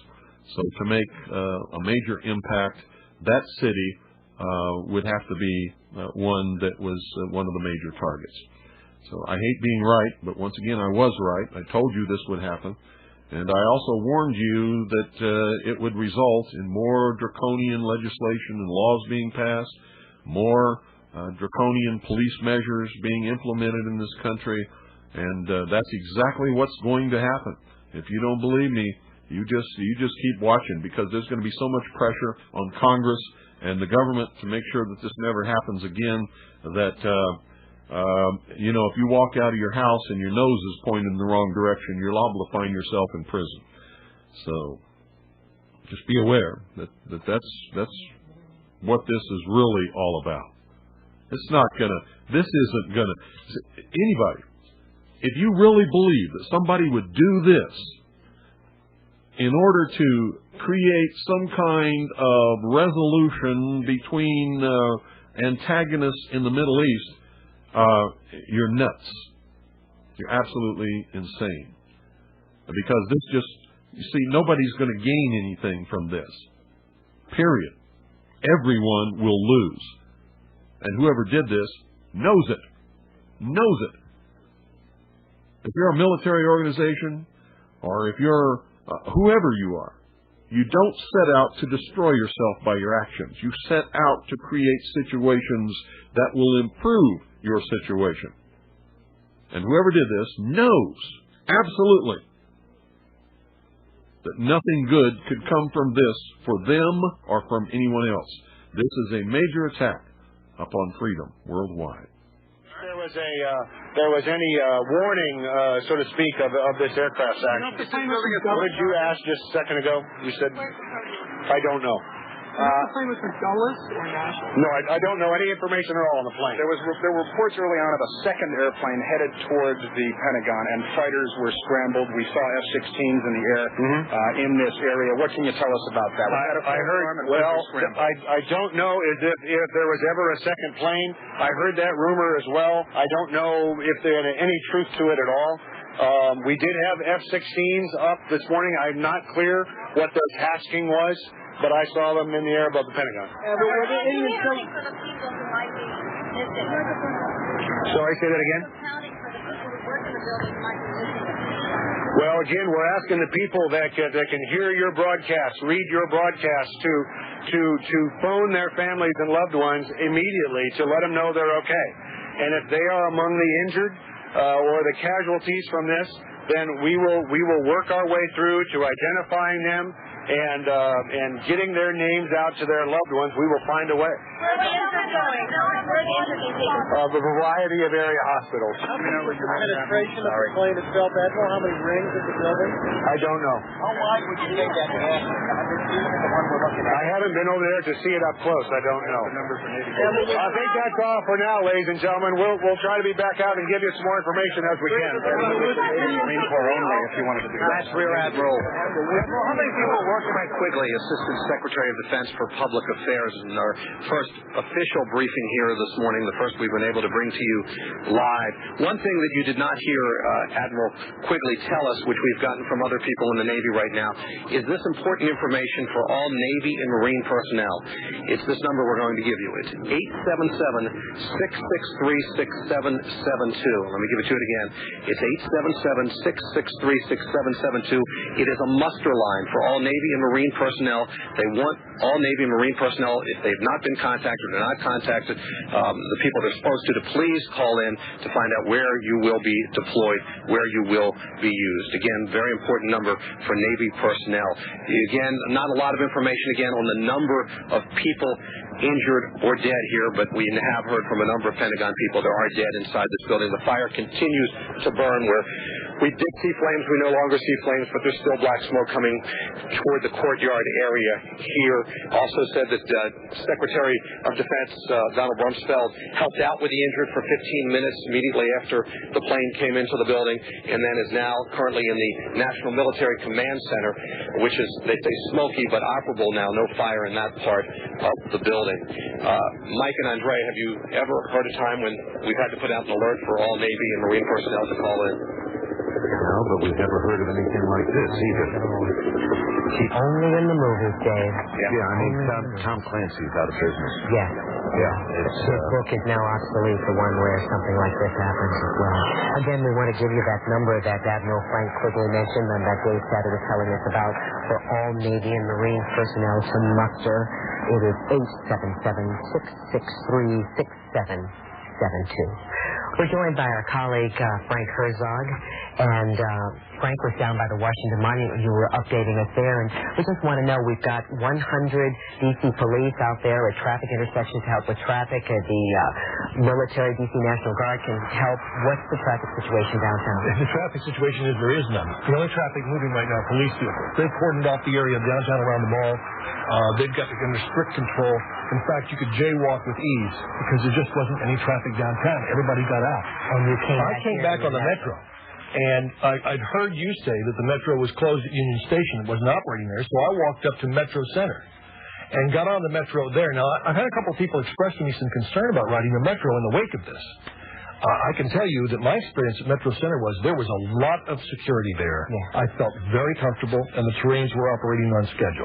Metro spokeswoman Cheryl Johnson said they were on heightened alert. They had security, but that their trains were operating. The only ones that weren't operating were at National Airport and Pentagon. They're just running straight through. They're not stopping there. The scene downtown was just surreal in the fact that you have the emergency personnel responding to these crises. And you have security personnel out anticipating another attack, which it seemed at one point, could be very realistic. And on the other hand, you have tourists walking around, wanting to get into the Washington Monument, wanting to go to the Lincoln Memorial, standing in line at the White House, and not understanding what's going on. And then they're told about the World Trade Center, and they go, oh, and then you see the look on their face where they don't know what to do. We came to Washington to tour. We came downtown to look around today. Now what do I do? And how do I get out? Yeah. The most surreal thing to me, too, is I was standing there holding a portable television set, watching the World Trade Center crumble. I know. It was unbelievable. No, and just look at this at the Pentagon, this big gash in the Pentagon. We want to take another look at the Springfield Mixing Bowl. If you want to know where the traffic is, Frank says you could jaywalk in downtown D.C. and it wouldn't happen.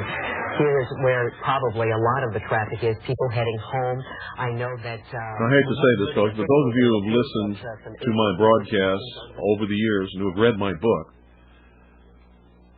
I predicted that these things would happen long ago, many years ago, long before anybody ever dreamed that anything, even remotely similar to Waco or the Alfred P. Murrah building, could happen in this country.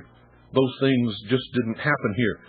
And so they said I was crazy, I was nuts, I was some kind of conspiracy theorist. But as the years have gone by, every prediction that I have ever made, ladies and gentlemen, has come true. Now I'm going to tell you, I didn't make these predictions because I'm some kind of psychic or God speaks to me, in the middle of the night, or I got a crystal ball or something. Many years ago, when I was in the United States Navy attached to the Office of Naval Intelligence as a member of the intelligence briefing team on the staff of the Commander-in-Chief of the United States Pacific Fleet, I saw a plan called Majesty 12, which contained an operation called Operation Majority. And that plan outlined all of these things that were to happen from that time into the future. And all I've done is research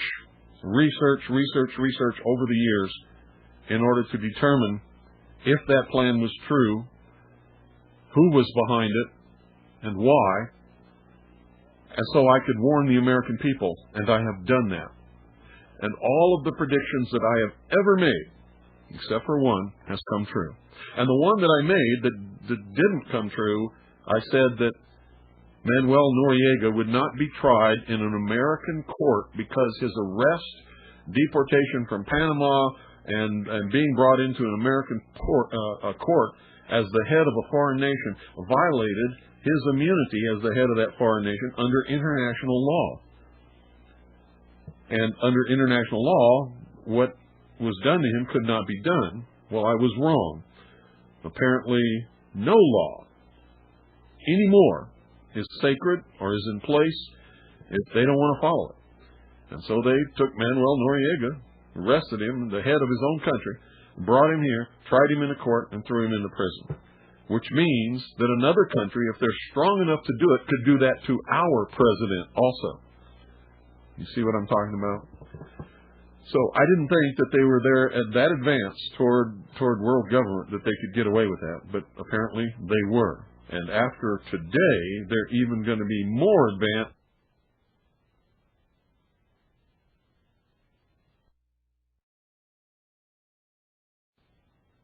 major draconian steps taken after today that's going to strip us of our rights, our freedoms. The Bill of Rights is going to go right in the trash can almost immediately. You're going to see the opening of the borders between the United States and Mexico and the United States and Canada, and you're going to see the bringing together of Region 1 of the New World Order, which will erase the national identities of Mexico, the United States of America, and Canada, and eventually, the world government will emerge from all of this. It will be totalitarian, it will be socialist, and there will be no rights for anyone, only privileges which can be granted and taken away by whatever world governing body that is. And, all the things that I predicted would come about after Waco and after the Oklahoma City bombing happened. And I predicted those things would happen and that those events would happen long before they ever happened. Long before they ever happened. I predicted what happened in New York City today. I didn't know it was going to be done by airplanes and shake charges on structural members. I just knew that tremendous major terrorist attack would occur, most probably in New York City, and that there would be many thousands of lives lost. You've all heard me say that over the years on my broadcast. If you get my book and read it, you'll see that it's printed right in there. You can't miss it, along with several other possible scenarios, one of which is a landing of a flying saucer on the White House lawn, and out comes this little alien-looking guy, and the president tells us we have contact with another world. It would all be phony, fake, just like the Apollo moon landings, but it would be believed if the president said it was true. Isn't that terrible? That's how far down the ladder we've sunk, folks. Well, let's get some of your comments on all of this. You don't have to report now. No reports are coming in. Nothing new is happening. I believe that the worst of it is over. In fact, I believe it's all over for today. So now we'll get your calls and your comments. 520-333-4578. The phone is open. Keep your discussions to what happened this morning in New York City, Washington, D.C., and the plane that crashed in Pennsylvania, which we believe was trying to make it to Camp David. So we'll take your calls now and get your comments, what you think about all of this, and where you think we're going with it, and what you're going to do about it. 520-333-4578. That's 520-333-4578. If you're glued to the national media, folks, stop it now. All they're going to do is work you up into a frenzy. For the rest of the day, they're just going to be repeating what they've already told you and showing over and over again the collapse of the World Trade Center towers, the burning Pentagon. They're going to get the opinions of everybody in the world. All of these so-called experts are going to be trooped in front of you. And it's all designed. Here's what it's designed to do. It's designed to get you ready to accept whatever measures the government decides to impose upon the citizens of this country, and to approve of whatever strike they intend to carry out on whatever nation or nations in another part of the world in order to retaliate for what has happened this morning. So give me a call. Tell me what you think about all of this. And, I'm absolutely, I predicted this. I knew it was coming. And even though I knew it and I predicted it and I understand what the aftermath is going to be, I am completely blown away. I'm shocked. I am so sad and so hurt by all of this. And I feel such empathy and terrible, tremendous sympathy for all of those people who have lost their lives and loved ones. It's just the most incredible thing. It's the worst day in the history of the world, in my estimation, because it's not just an attack upon some people who got killed and this country at large. It's an attack upon freedom worldwide. Why? 520-333-4578. I want to hear your comments. No matter what's playing, whether I'm talking or whether you're listening to other people or there's music, call anytime you want to, and we'll go right to the phones. The second plane going into the second tower of the World Trade Center. The first attack happened at 8:45. This happened about 9 o'clock. And about maybe 30 to 40 minutes later, we're going to see the first of the towers crumble into a heap of twisted metal. There again was that. You see, I told you. That's what's going to happen all day long and all night long. You're going to see it over and over and over and over and over and over again. You're going to whip the nation into a hysteria so that everybody is crying for Congress and the government to do something. And what are they going to do? They're going to take your freedoms away, even though you had nothing to do with it. That's what happens.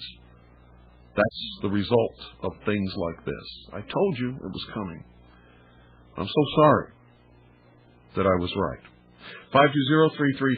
520-333-4578 is the number. And folks, don't forget, if anything does happen that I have not reported, I want to hear about it. Make sure it's, not rumor.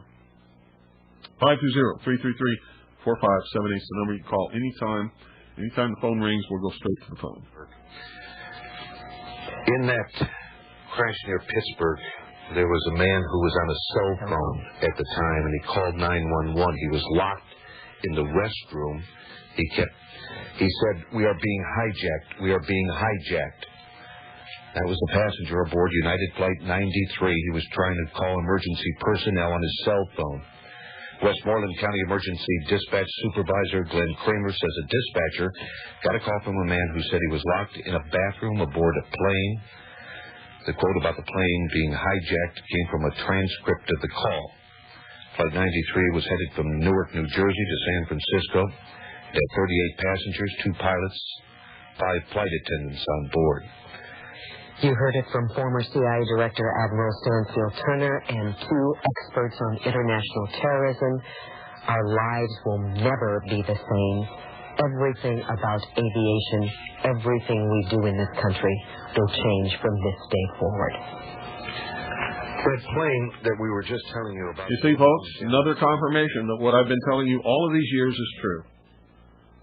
It's a shame that nobody would listen, because all of this could have been avoided years ago if the American people could have awakened to what's really happening in this world. You're going to hear that echoed and echoed until everyone believes it and accepts it, because that's the main goal, is to get you first to understand it, then to believe it, and then to accept it. And then the government will do whatever they consider to be necessary, which could be busting down these doors right here to shut me up, because this is the only broadcast in the entire world of any kind that's telling you the truth about what has happened this morning. I think that's beginning to dawn on some of you finally. Once the World Trade Center was hit, we had some videotape of the Brooklyn Bridge being evacuated. Look at that. Walking. Oh.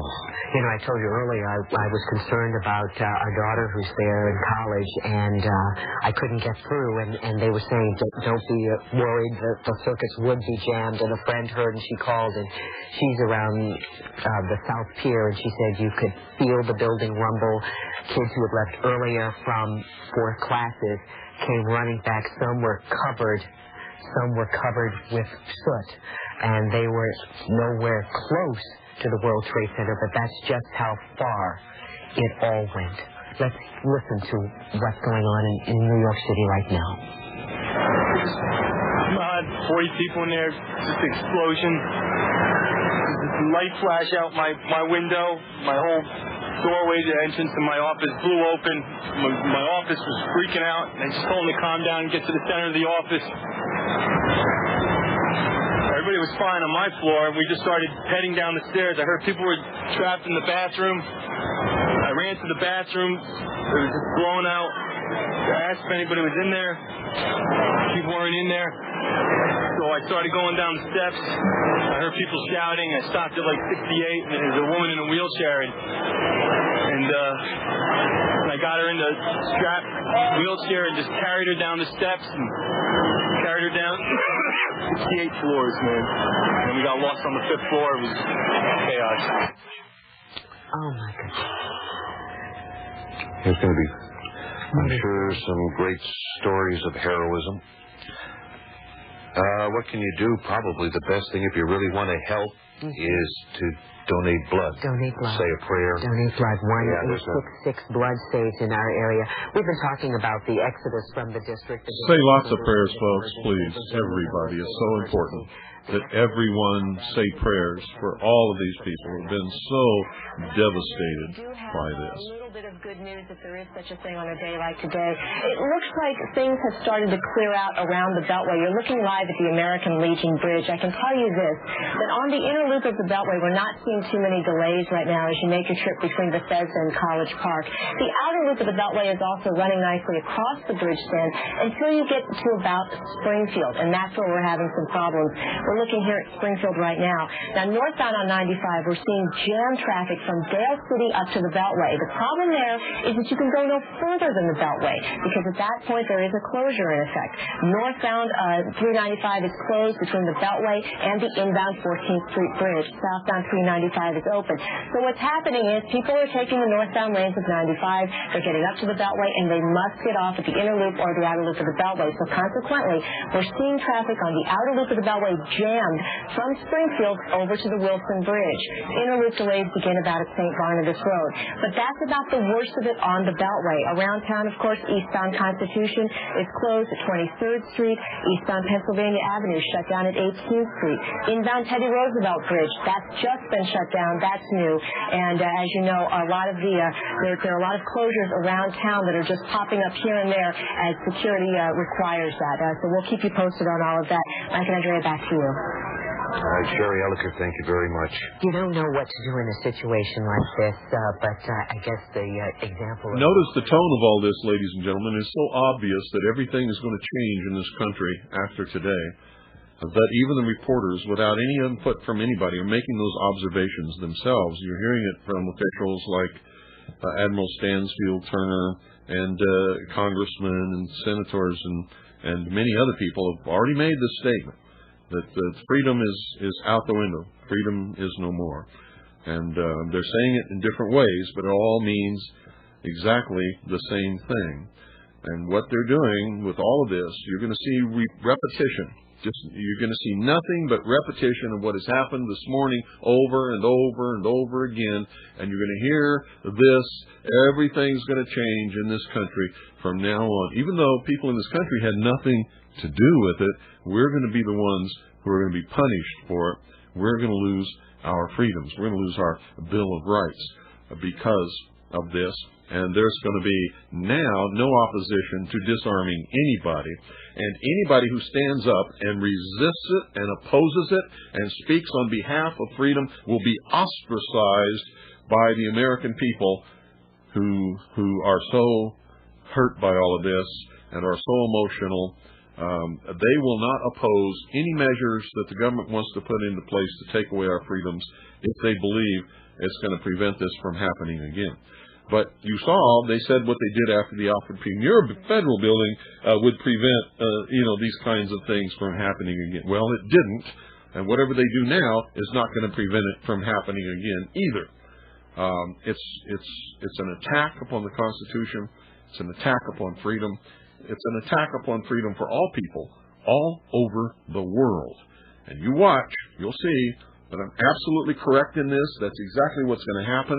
And anybody who stands up for freedom and opposes the measures that they're going to take because of what happened this morning is going to be demonized, ostracized, attacked, vilified,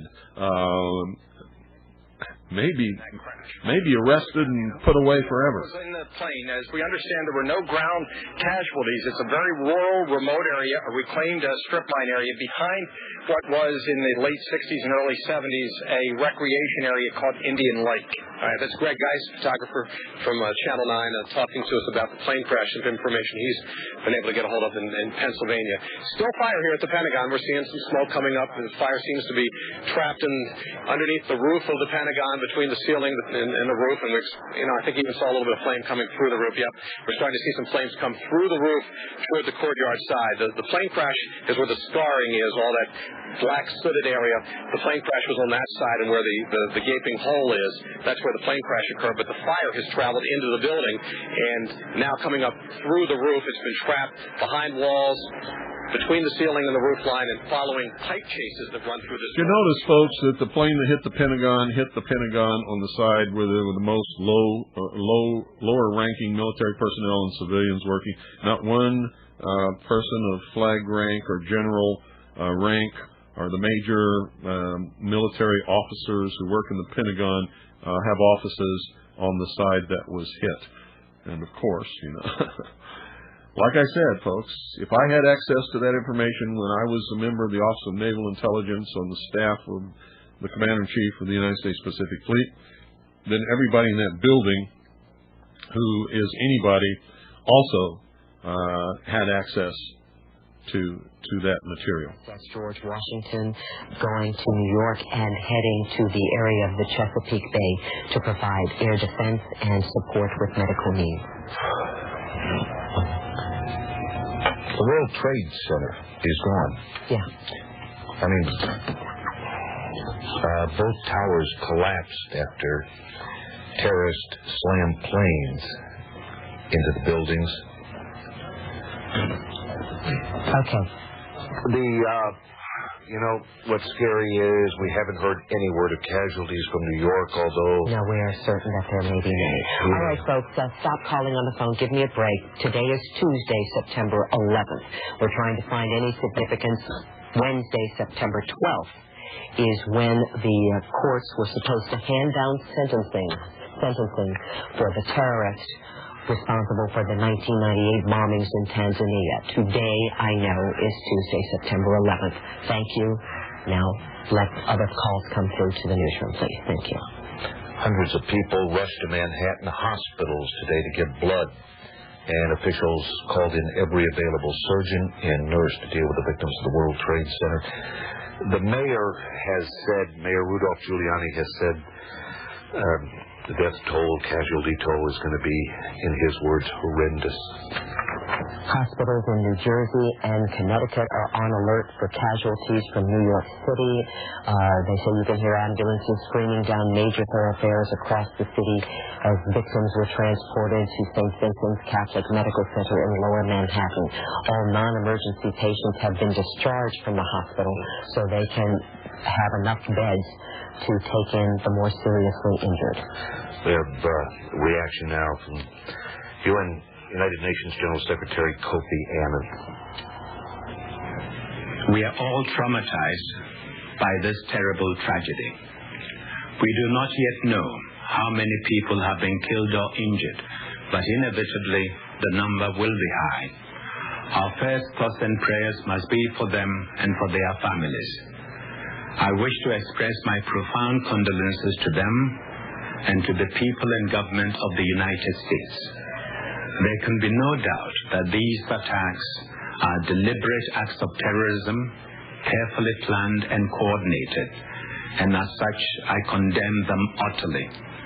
Terrorism must be fought resolutely wherever it appears. In such moments, cool and reasoned judgment are more essential than ever. We do not know yet who is behind these acts or what objective they hope to achieve. What we do know is that no just cause can be advanced by terror. That was UN Secretary General Kofi Annan speaking about the terrorist attacks today. The United Nations building is one of the buildings in New York that has been evacuated as well.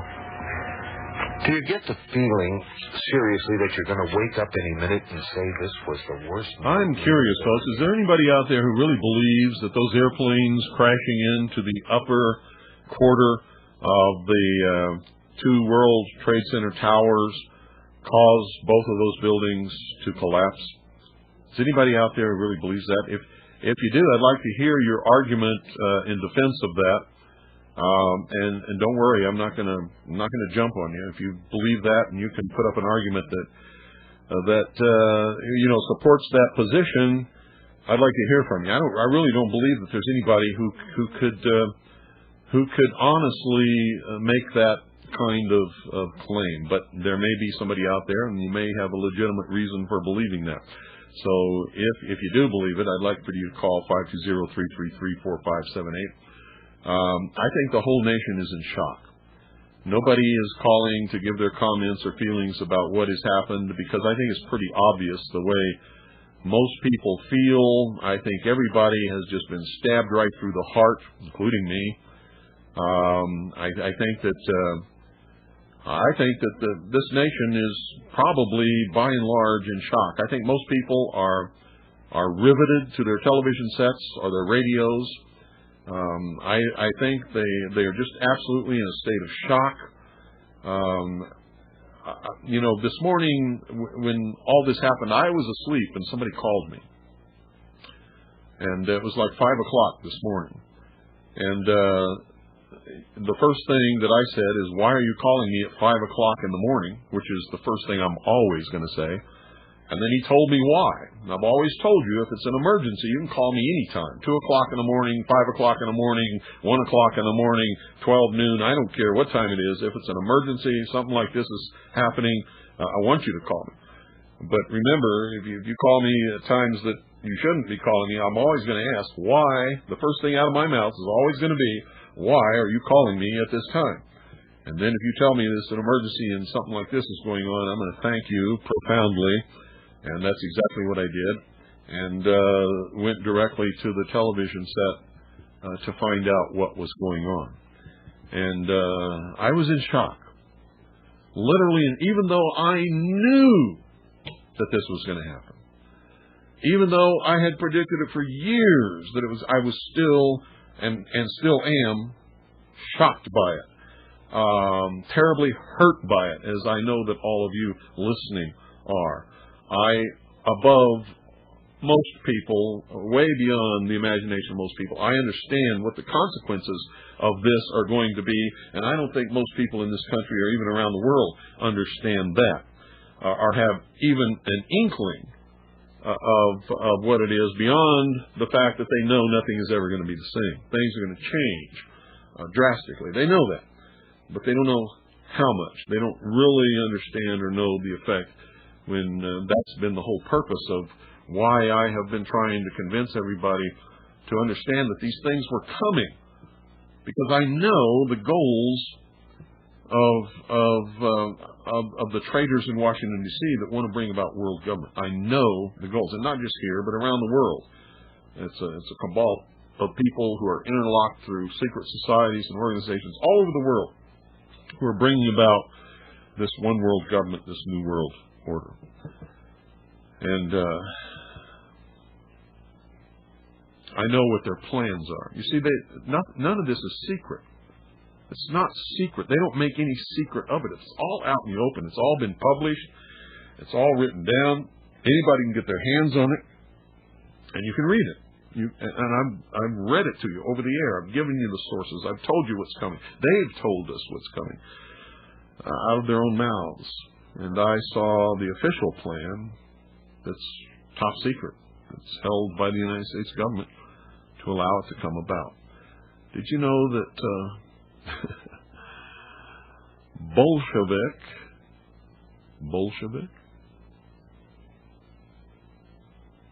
What does that mean? Hello, you're on the air. Yes, hello, Bill. Calling from Vermont. I live a couple miles from a nuclear power plant where they said that's a little bit heightened security there. But I wanted to ask, I wonder about this plane that supposedly that they were saying just crashed and not giving us any more information. If it was on its way to Camp David or Washington or wherever, is it possible that our own government had to shoot it down? I don't know if the plane was shot down or what. All we know is that it crashed and it crashed in a line. In other words, if it had continued going in the direction that it was traveling, it would have flown over or crashed into Camp David. That's all we know. And we know from the caller that was on board with the cell phone that it was hijacked. Yeah. Now, if the government had to shoot down an airline of people to prevent it from killing more people it's exactly in what the area, would they tell us that they had to do that? I don't know whether they would tell us or not, but it's exactly what they should do. Right. You cannot give in to terrorists. Right. Even if they're holding hostage, you can't do that. If you do that, then it gives every terrorist in the world a green light to do whatever they want to do. And what happened to But I don't believe that plane was shot.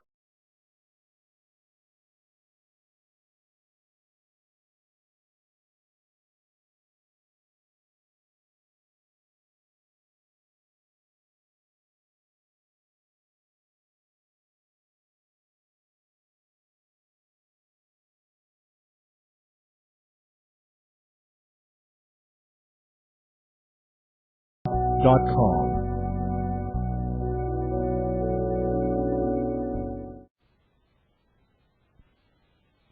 Specific information suggesting any further attack. Can you tell us the plans from the United? I think to give the people of New York confidence, to show that the federal government is standing with us, and to just to make certain that nothing further happens. This has been a very, very difficult and traumatic day for the people of the United States and the people of the city. And I think that it's an act that shows that the federal government is going to do everything they can to support us and help us. Can you give us an idea of the extent of the rescue effort that's going on right now in Lower Manhattan? What's the scope of this thing, this operation? There are over 1,000 rescue workers, probably about 2,000 that are deployed, trying to get into the buildings, trying to find people, trying to search for people. The governor and I spoke a couple of hours ago. The governor has deployed the National Guard to relieve them because our people are going to need reinforcements pretty soon. But right now they don't want to leave because they're searching for innocent citizens, and they're searching for some of their brothers and sisters. Are you finding survivors? Yes, we have some numbers that we can give you. We have 1,500 people at Liberty State Park who were evacuated, described as walking wounded. They were evacuated by ferry and other means. There are about 600 as of about 15 minutes ago in local hospitals that we account for. 600 people are being treated in local hospitals, and there are 150 in particular that were critical that were moved by EMS. New York City has 170 hospitals, so we have a lot of hospitals, and we're utilizing all of them. Probably the one that was the hardest hit was St. Vincent's Hospital, and I would like to just single them out and commend them, because as I was rushing down there after the first plane hit, and before the second, they were already deploying people on the street. I could see the doctors and nurses outside getting ready to receive people. And that was before the second plane actually hit the World Trade Center. What was your experience down there? Also blood donations. We have several sites for blood donations. 153 East 53rd Street, 66 in Amsterdam, which is the Red Cross, and 310 East 67th Street. If people want to do something and they can donate blood, that's going to help not just today, but tomorrow and the next day. This relief effort is going to take some time. Mr. Mayor, you were one of the first people down there. Can you describe the scene? Yeah, folks, and it doesn't matter where you're at in the country. Go give blood right now. Please go give blood right now. Wherever you're at, go give blood. That blood can be shipped to the people that need it, and they're going to need a lot more blood than anybody can imagine. Gaping hole all the way on the top of it. We could see people jumping from the top of the building. And then we went into Barclay Street, 75 Barclay Street, I think it was, and we were there when the building collapsed. And it collapsed in part on 75 Barclay Street. So we were trapped in the building for maybe 10 or 15 minutes trying to get out different exits. And we finally went through a basement and came out 100 Park Place. Did you ever feel the safety first? Sure, yeah. What went through your mind? I don't think anything went through my mind other than making sure that we all remained calm and found an exit and just tried to figure out the most intelligent thing to do. Probably the same thing that went through the minds of 10,000 other New Yorkers who I could see on the streets, and I really have to commend them. If you really want to know what New Yorkers are all about, you just watch the way in which they handle themselves. They didn't panic. They moved deliberately. They moved swiftly. But they didn't hurt each other. They helped each other. I mean, these are just the most wonderful people in the world. We know anything about the composition of that dust that Frank and Solomon had? Was there any asbestos or any hazardous material in that dust? I don't know. I don't know the answer. Mr. Mayor, there were reports of gas explosion related to this when you were at that point. Was the gas leak or possible? We don't believe that. We don't believe that's the case. Mr. Mayor, can you tell us anything about where the planes come from, where the aircraft came from? Bill Diamond reminds me that we've turned off the gas in the city building.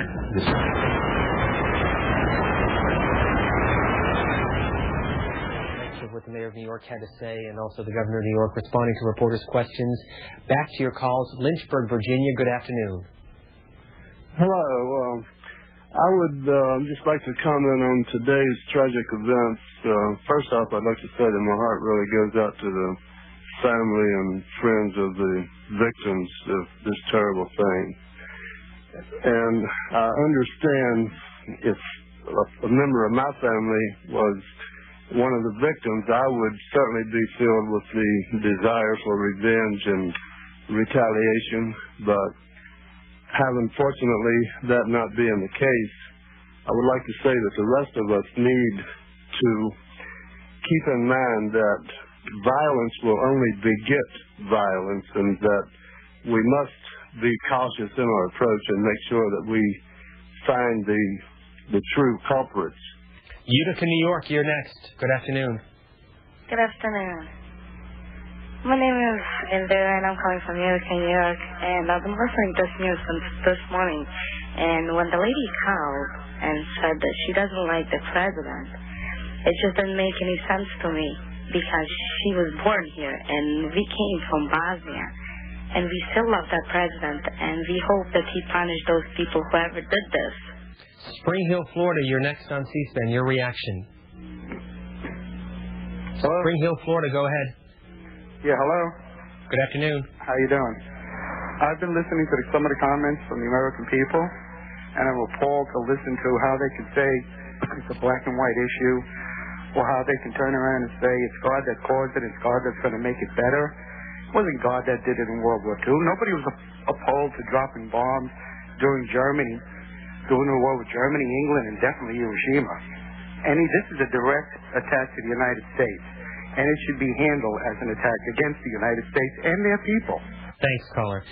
Some insight into what happened earlier this morning with the president who began his day in Sarasota, Florida. He was reading to some elementary school students from the Associated Press while in Florida. As the president was reading to the children in a classroom at 9:05 a.m., his chief of staff, Andrew Card, whispered into his ear. The president briefly turned somber before he resumed reading. He addressed the tragedy about a half hour later, and then addressed it again at an Air Force base, Barksdale Air Force Base in Louisiana. UN Secretary General Kofi Annan also commenting on what's been happening here in Washington and in New York. We are all traumatized by this terrible tragedy. We do not yet know how many people have been killed or injured, but inevitably the number will be high. Our first thoughts and prayers must be for them and for their families. I wish to express my profound condolences to them and to the people and government of the United States. There can be no doubt that these attacks are deliberate acts of terrorism, carefully planned and coordinated, and as such I condemn them utterly. Terrorism must be fought resolutely wherever it appears. In such moments, cool and reasoned judgment are more essential than ever. We do not know yet who is behind these acts or what objective they hope to achieve. What we do know is that no just cause can be advanced by terror. UN Secretary General earlier this afternoon responding to the events. And also in western Pennsylvania, from the Associated Press, United Airlines Flight 93, which was a Boeing 757 en route from Newark, New Jersey to San Francisco, crashing about 80 miles southeast of Pittsburgh. You can see from this map just south of Pittsburgh in Somerset County. On board 45 people, as well as the pilot and crew. That United Airlines Flight 93, which was also believed to have been a terrorist attack, a hijacking incident that took place this morning. Atlanta, Georgia, good morning. Hello, Steve. Is it morning? I'm sorry. It's been a long day. Go ahead. We've been here a long time, haven't we? Listen, thank you for taking my call. I want you to know I'm proud to be an American. I really am. I'm proud of our president. By the way, I'm Ray Potter in Atlanta, and I agree with the Secretary General that we are all traumatized. And this is truly a day of infamy. And as I said, I am proud of our president. He is strong and well-grounded and has some of the best and most experienced people in this country around him. And we should all pray for him and do everything we can to support him morally. And there's one more thing I'd like to say, if I may. If Terry McCullough is listening, anyone hears this can get a message to him. Please call C-SPAN and give your support to our president. Thanks very much for the call. You're looking at the scene outside on North Capitol Street where Louisiana and North Capitol intersect, and you get a sense of the stillness in the air now with a lot of the traffic that has moved out, and a lot of the area around the Capitol has been closed off. Well, ladies and gentlemen, let me sort of recap what's happened so that the rumors won't be flying. I know that there are other broadcasts that are making all kinds of outlandish statements. I just went and listened to a few of them. And I can tell you most of what you're hearing on other radio broadcasts, on shortwave and, people like Alex Jones and others is total baloney. Here's what's happened. And this is all that's happened. There were a number of planes hijacked this morning. The number of planes, depending on who you listen to, is between 4 and 8. We know 4 for sure. If there were 8, nobody has accounted for the other 4. If there were 6, nobody's accounted for the other 2. If there was 5, nobody's accounted for the other 1. We do know that there were 4 for sure, and that's all we know for sure. 2 of them crashed into the upper 1/4 of each of the twin towers of the World Trade Center in New York City. One of them crashed into the Pentagon building in Washington, D.C. Another one crashed in Pennsylvania in an area where it used to be a recreation park, but was closed. And it appeared that it was headed for Camp David. Maybe not. Maybe its flight path would just carry it over Camp David, and maybe it was really headed for somewhere else. Nobody knows.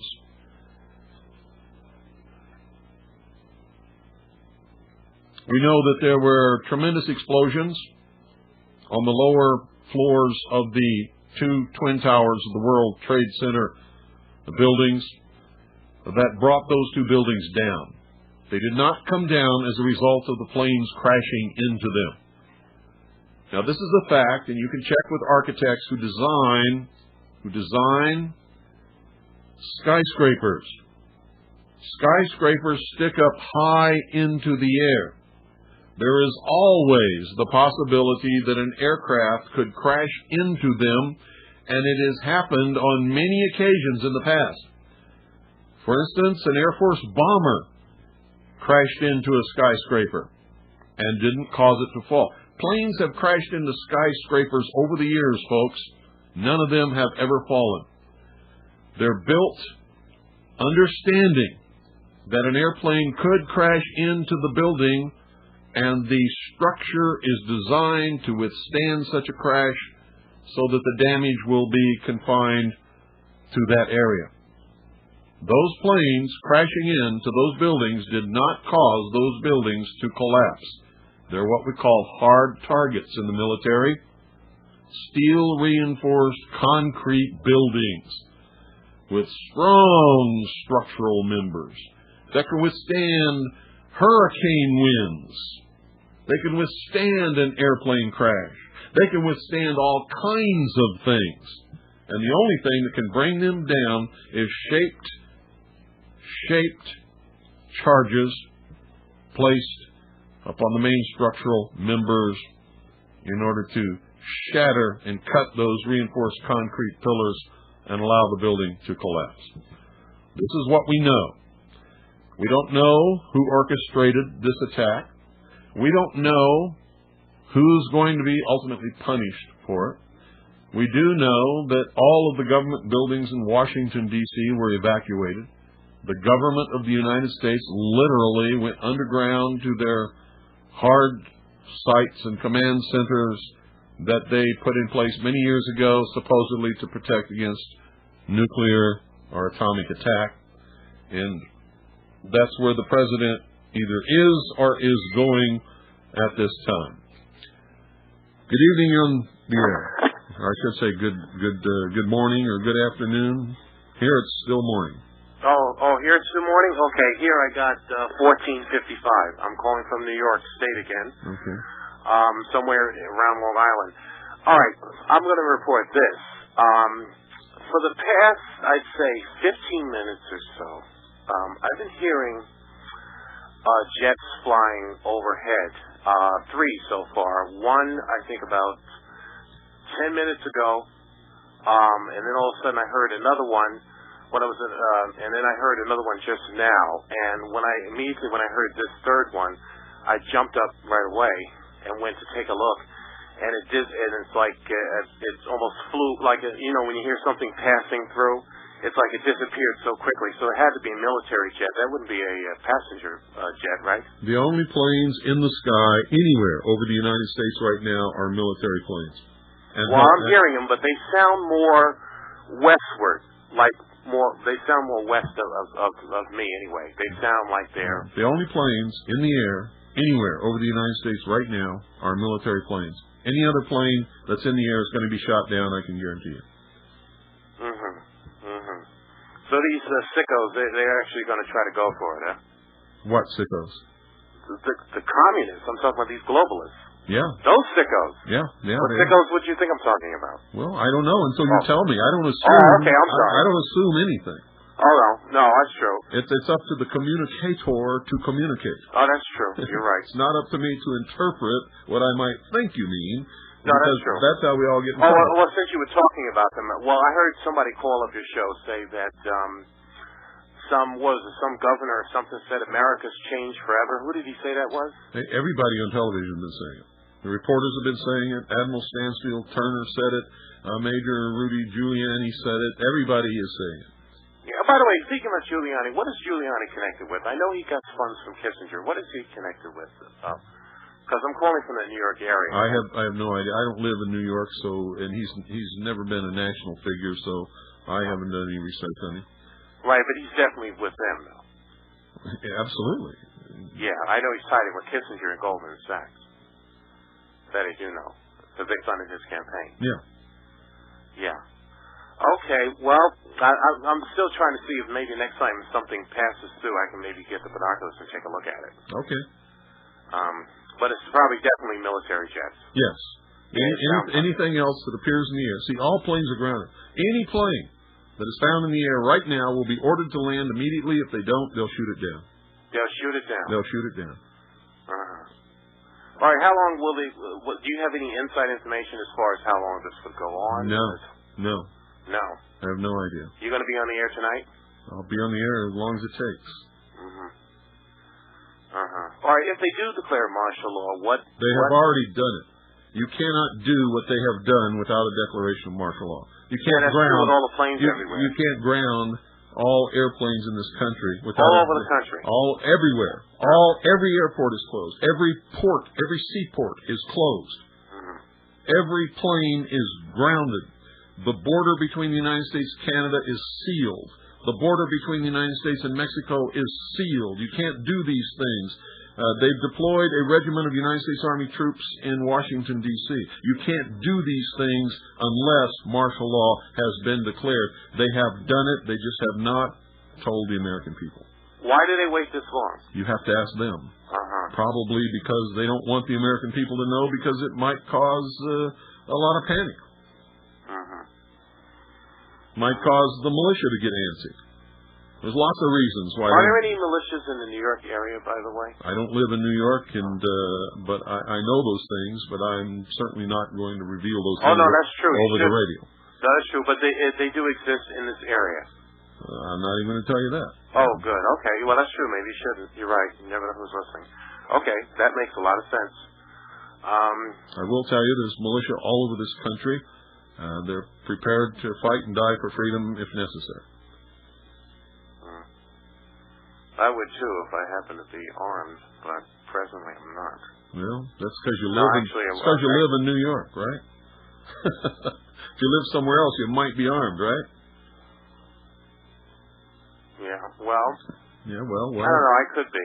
Why do you live in socialist heaven, anyway? I don't even understand why people live in places where they live. No, I'm not in New York City. I'm talking about the state. New York is a socialist place. The whole state? The whole East Coast, above Virginia, probably is socialist. What about Pennsylvania?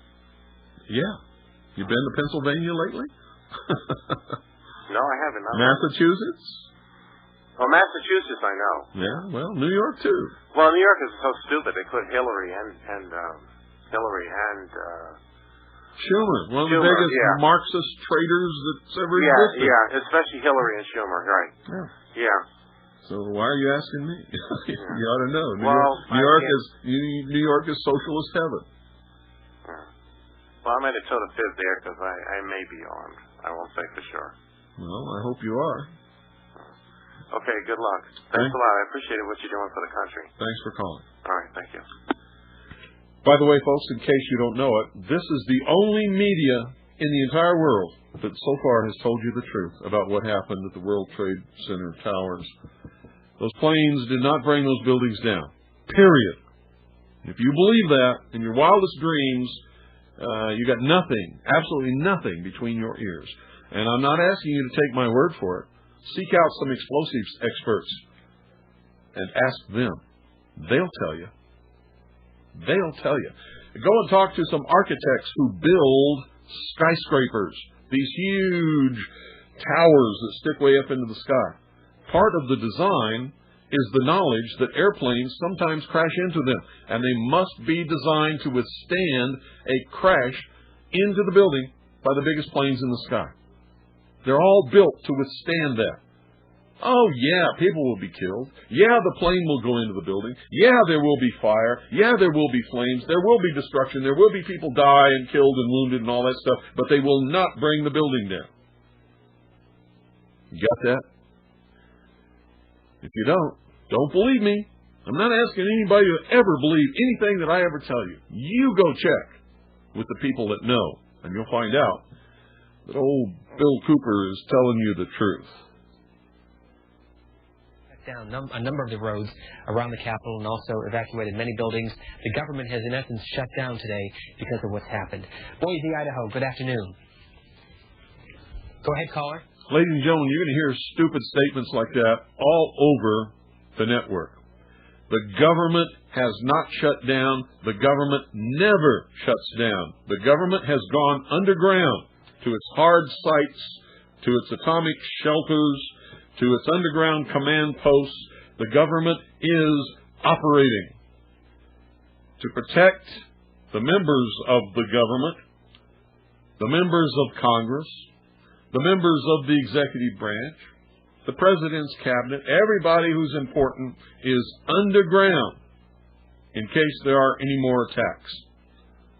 The government has not shut down. It is operating in secret underground as we speak. The government never shuts down.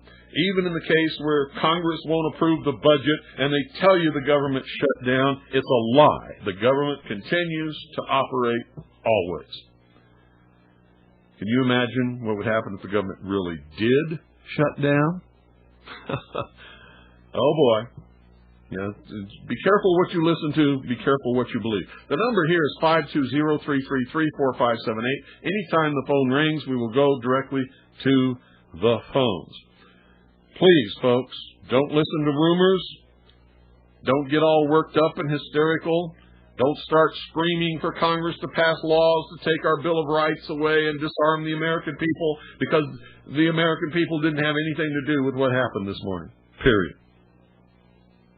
We don't need any more laws. Everything that you can possibly think of in this world is already illegal.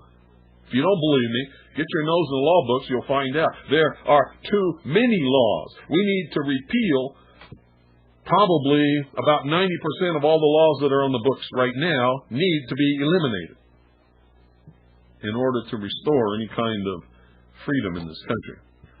What you're going to see is either going to make you happy if you're an emotional fool,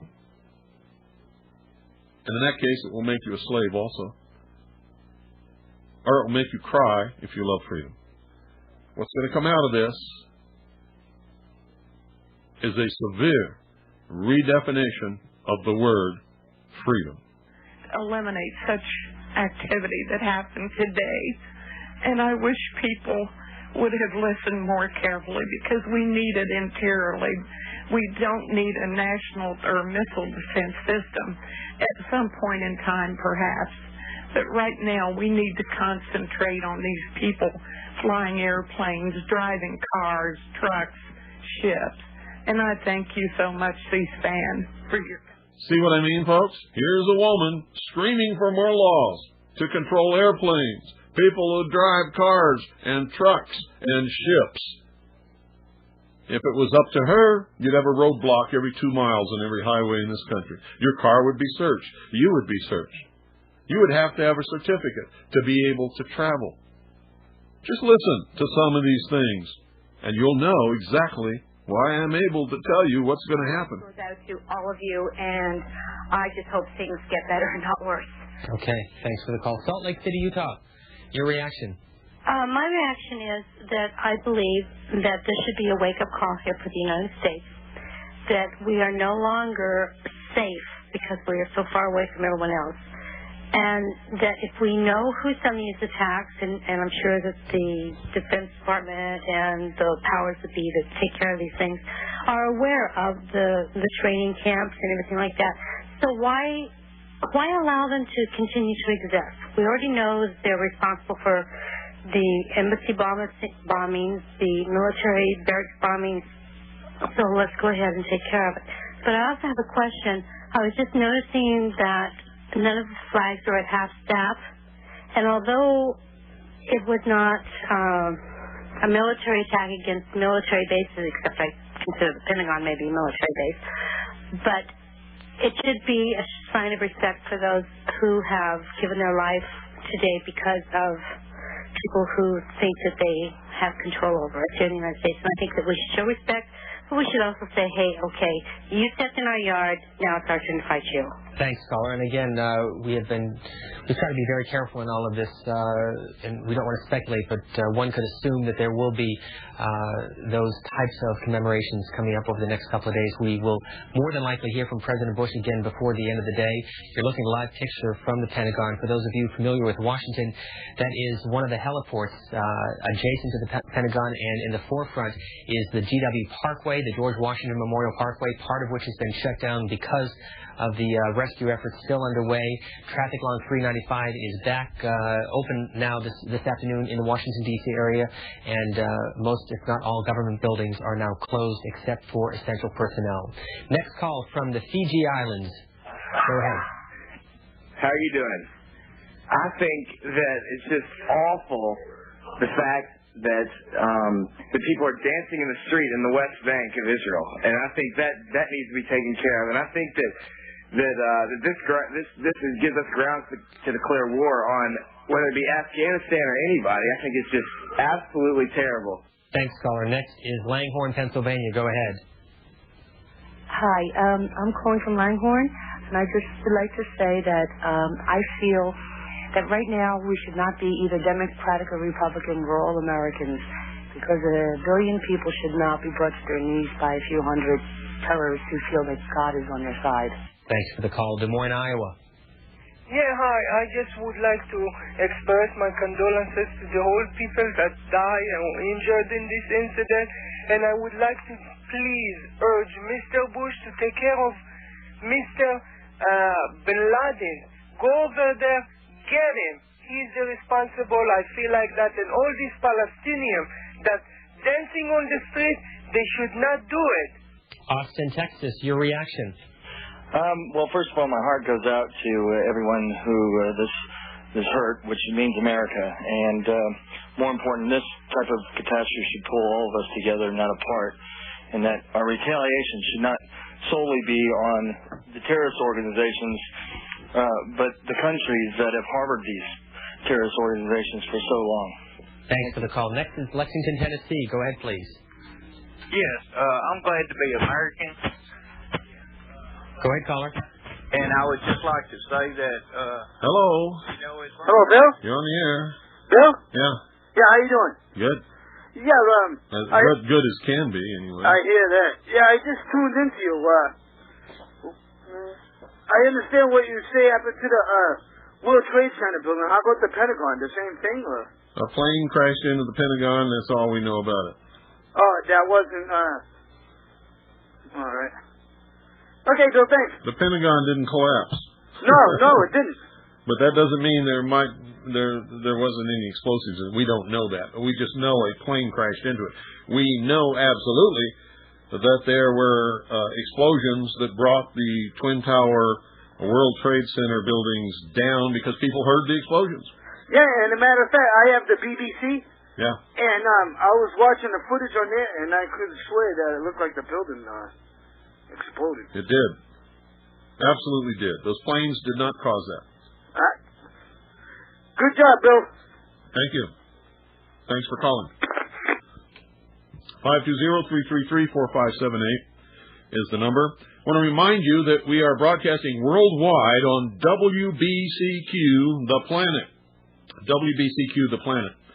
About 2 hours before I came on the air, I think it was about 2 hours before I came on the air, Alan Weiner, the owner of WBCQ, or one of the owners, called me, and he's certainly in charge, I can tell you that, called me and said that he wanted me to come on.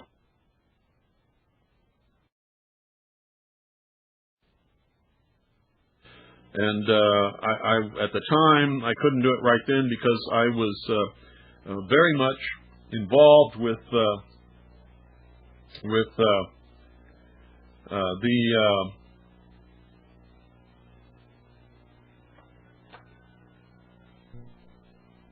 I'm sorry, folks. My attention was distracted for just a second.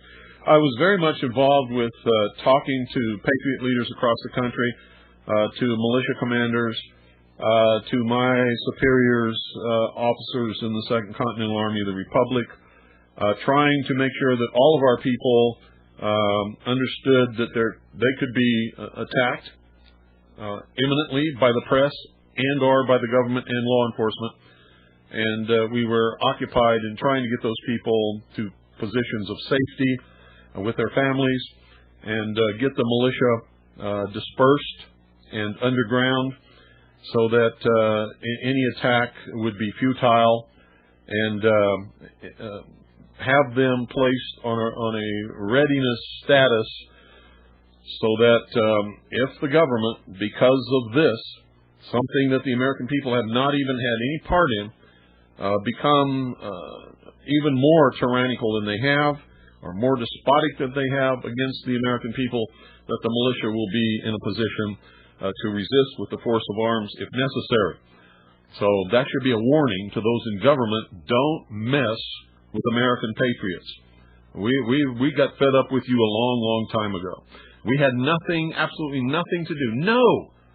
None of the American people had anything to do with what happened this morning in New York and in Washington, D.C. So if you're going to come against us, be forewarned that we're not going to start anything. But if you want to start something, we will not only defend ourselves, but we will actively, we will take that as a declaration of war, and that will begin the battle to restore constitutional Republican government. So if you're in government and you're listening to this broadcast, you can take that as an official warning from the commanding general of the Second Continental Army of the Republic. We got sick of what you people were doing a long time ago, and we're not going to allow you to institute even more tyranny and more despotism and oppress the American people because of something that somebody that has nothing to do with the American people did in order to give you an excuse to do that. So, take it any way you want. I mean it wholeheartedly. It is the exact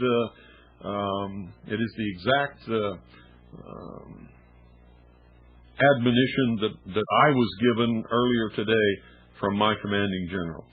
So there you have it. You want to get despotic, find out who did this and punish them. You want to punish the American people, we'll push back. We'll punish back. Went through, and then of course had to find alternative routes to get home and get our kids from school. Senator Hagel, and you've made the reference as well, a day in infamy, has said that this is worse than Pearl Harbor. As you look at what the magnitude of what's happened today, how are we going to look back on September the 11th? It's similar to Pearl Harbor, but in some regards it's more problematic. One, it's worse than Pearl Harbor in that this is actually our homeland. At that time, Pearl Harbor in Hawaii was a territory, and that was a strike. And as awful as it was, those were on military facilities, not civilians. And what makes this much more difficult is we knew that was Imperial Japan. That got us into war against the Axis nations in World War II. This situation, sure, there may be sponsorship and harboring of these terrorist organizations in various countries, but it's not as clear an enemy as we had in World War II. So it's going to be there'll be a greater amount of effort to have the intelligence to who was involved, who financed it, who coordinated and masterminded these terrorist suicide bombings. And plus, we don't have we don't know. The only evidence we're going to get on how all this happened is maybe from the flat recorders, because there's obviously no witnesses still alive from these tragic bombings of these hijacked planes. Well, that was my next question. I think the question really that most people are asking this afternoon: how could this have happened? Well, we don't know how it happened, other than planes were hijacked. One will have to review the security situations. We don't know if they had guns or knives or bombs. What sort of threats? How did they get into the cockpit? Did they actually kill the pilot and then take over flying themselves, or did they force the pilot to fly the planes into the buildings, whether it's the Pentagon or the World Trade Towers? So it's at this point a great deal of speculation. I'm sure that all Americans recognize we're going to have to beef up security. It'll be less convenient to fly, but I think people will understand that we'll need greater security. In addition, I would think that airplanes from henceforward need to consider very seriously having a security, a law officer seated or stationed right at the doors of the cockpit to prevent anyone from coming in there. And again, that'll add to the cost, but it's a cost I think that we'll be willing to bear for safety. Finally, a scheduling question for you. Do you have any sense of when things might get back to any sense of normalcy here in Washington, and more specifically with the House and the Senate scheduled to be in this week? Will they be out for the rest of the week? Do you have any information on that? No, we don't. Not at this point. I'd like to see us get back to the people's business as soon as possible and not allow this to disrupt some of the activities that are important for our economy and for the people of our country. But I'm sure they'll want to make sure that everything is safe before we go back in. Most ironic, yesterday afternoon, Senator Barbara Boxer and I were talking about a resolution that we were going to introduce yesterday, expressing the sense of the Congress that the use of suicide bombings in the Middle East must be condemned, and trying to get the United Nations to condemn these bombings in Israel. And the only reason we didn't introduce it, we wanted to put another whereas clause over the bombings on Sunday in Israel. Well, this is no longer just an issue in the Middle East or Europe. This is a concern here at home, and the whole country is going to be continuing in shock, in It's going to take us a long time to determine how many lives are lost, and we're going to be in a period of mourning, but we do need to move forward as a republic. Former Republican Senator George Allen of Virginia, now a member of the Senate Foreign Relations Committee, joining us from his home near Fort Belvoir, which is in Fairfax County, Virginia. Thank you, Senator, for being with us. Did you hear the hypocrisy in his little talk? Pearl Harbor wasn't a state, therefore we weren't hit at home. It was just a territory, and the Japanese struck military targets, not civilian targets. He didn't say anything about our firebombing of Dresden, in which we killed approximately 150,000 old men, women, and children who were not participants in the war on the side of Germany, and our bombing of Hiroshima and Nagasaki, which were the two largest Christian communities in Japan, and most of the people killed in those cities were old men, women, and children who were not soldiers fighting in the war. And in Hiroshima, there was an American prisoner of war camp, and a lot of those American prisoners of war were also killed by that atomic bomb. I'm just tired of the hypocrisy. I'm not saying that these bombers were correct in what they did by flying their planes into these targets or by blowing up the two World Trade Center towers. I'm just telling you that the hypocrisy just makes me sick. You know, it seems that if we want to do something terrible, we can do it, and it's justified because we're the United States of America. But if anybody else does it, all of a sudden, it's a terrible thing because they killed civilians. I am sick of that kind of hypocrisy. Our hypocrisy is what justifies these other people in their actions that they do, because they can see our hypocrisy. They can see our lies. They know what we've done.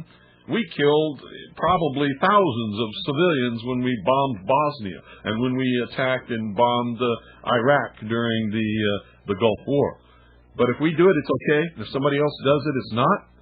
I'm telling you right now, it's never okay, no matter who does it. I am sick and tired of the lies and the hypocrisy and all the other crap that just flies out of all of these people's mouths. And I wish it would stop. You see, you can't expect somebody else to obey the rules if we don't obey the rules. And I'm telling you right now, we've never obeyed the rules in our history. Ask a Native American sometime. How many tribes did we wipe out down to the last man, woman, and child that don't even exist on the face of this earth anymore? And it wasn't because they were scalping white people who were going across the country in their covered wagons. It was because we wanted their land. And we wanted them off the land. Totally in agreement that this should be a global effort, not just the United States, but all of the free countries. And this just has to be stopped. This can't be let continue. Thanks for the call. Joining us on the line, Senator Bill Nelson, Democrat from Florida, a member of the Armed Services Committee and the Foreign Relations Committee. Senator, where are you right now? I'm with Senator Rockefeller. We are in Washington. We are waiting instructions by the Capitol Police where we should go. Here comes the Rockefeller report. We are resolved, just as your previous caller said, that the perpetrators will be punished, and the word will clearly go forth that anyone in a terrorist activity will not be able to succeed and get away with it if their intentions are against the Western world. Will you be going to a secure area? I am not sure. I can't answer that right now. The leadership of the Congress has already been taken to an undisclosed location as our national defense apparatus is operating according to the book. They planned for all of this. And the American people should understand that it is well under control. The command and control system in the United States is operating, and it's operating very well. Did you ever think we would see this day? See, folks, I was telling you the truth. I know a lot of you didn't believe me. How does he know? Been there, done that. Clearly, kudos in the past to our intelligence apparatus. because every day that we have not known of a terrorist act is a day that the intelligence apparatus has worked. But today, clearly, it did not work. And we will repair that, and in large part, we will repair that by beefing up the human intelligence around the globe. As you well know, there has been a lot of debate with the new Bush administration on a missile defense shield and a missile defense apparatus. Where will that go in the coming months?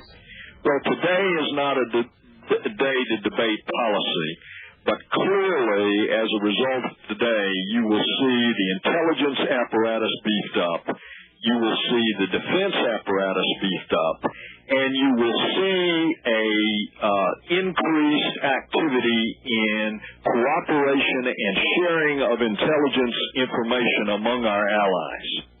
Senator Nelson, did you say Senator Rockefeller is right next to you? He's not right next to me. He's in one of the other rooms. And what did you like me to try to go get him?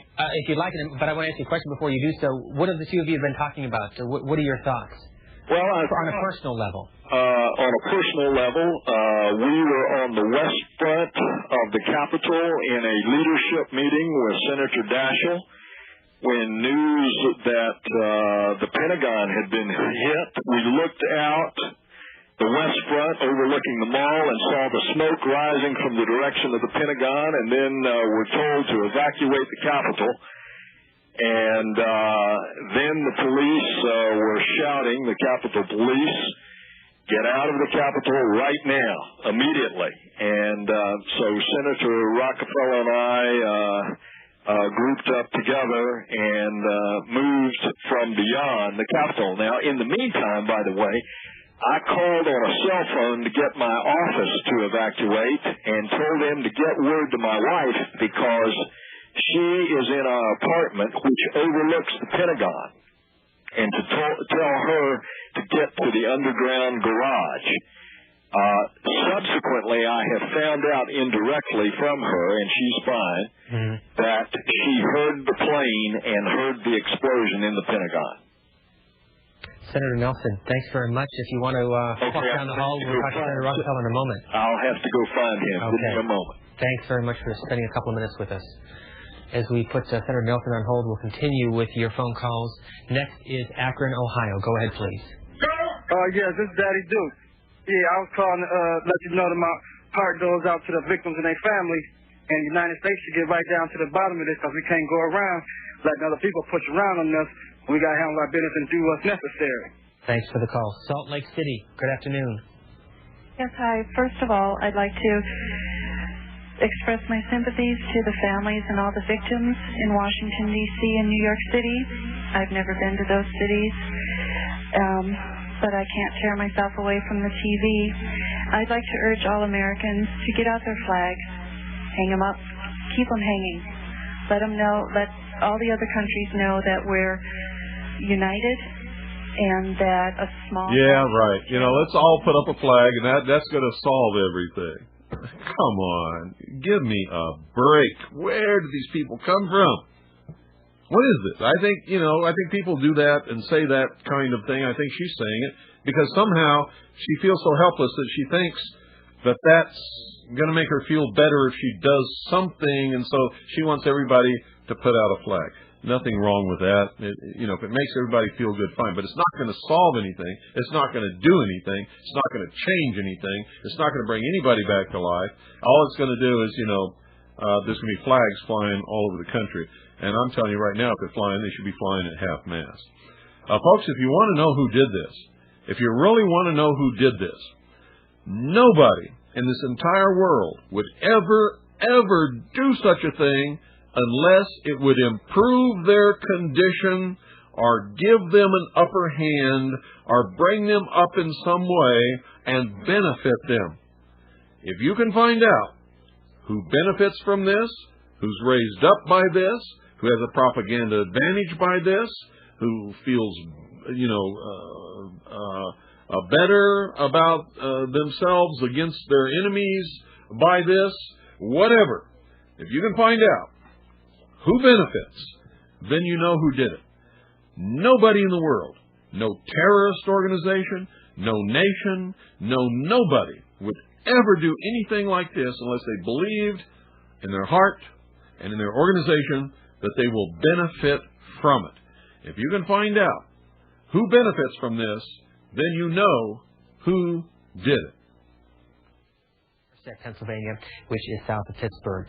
Senator Jay Rockefeller is familiar with that area of western Pennsylvania. He's joining us on the line, Democrat from West Virginia. Thanks for being with us. Thank you. Where were you this morning? I was at a Democratic leadership meeting giving a talk on Social Security when all of a sudden we all noticed an enormous plume going up, and it was obviously the Pentagon.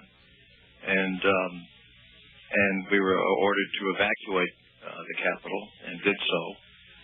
And I think what's happening now is that the nation's leadership is mobilizing itself quite properly, evidently in Omaha, Nebraska, in great security, where plans can be made, not only to make sure that if we can establish where this came from and who did it,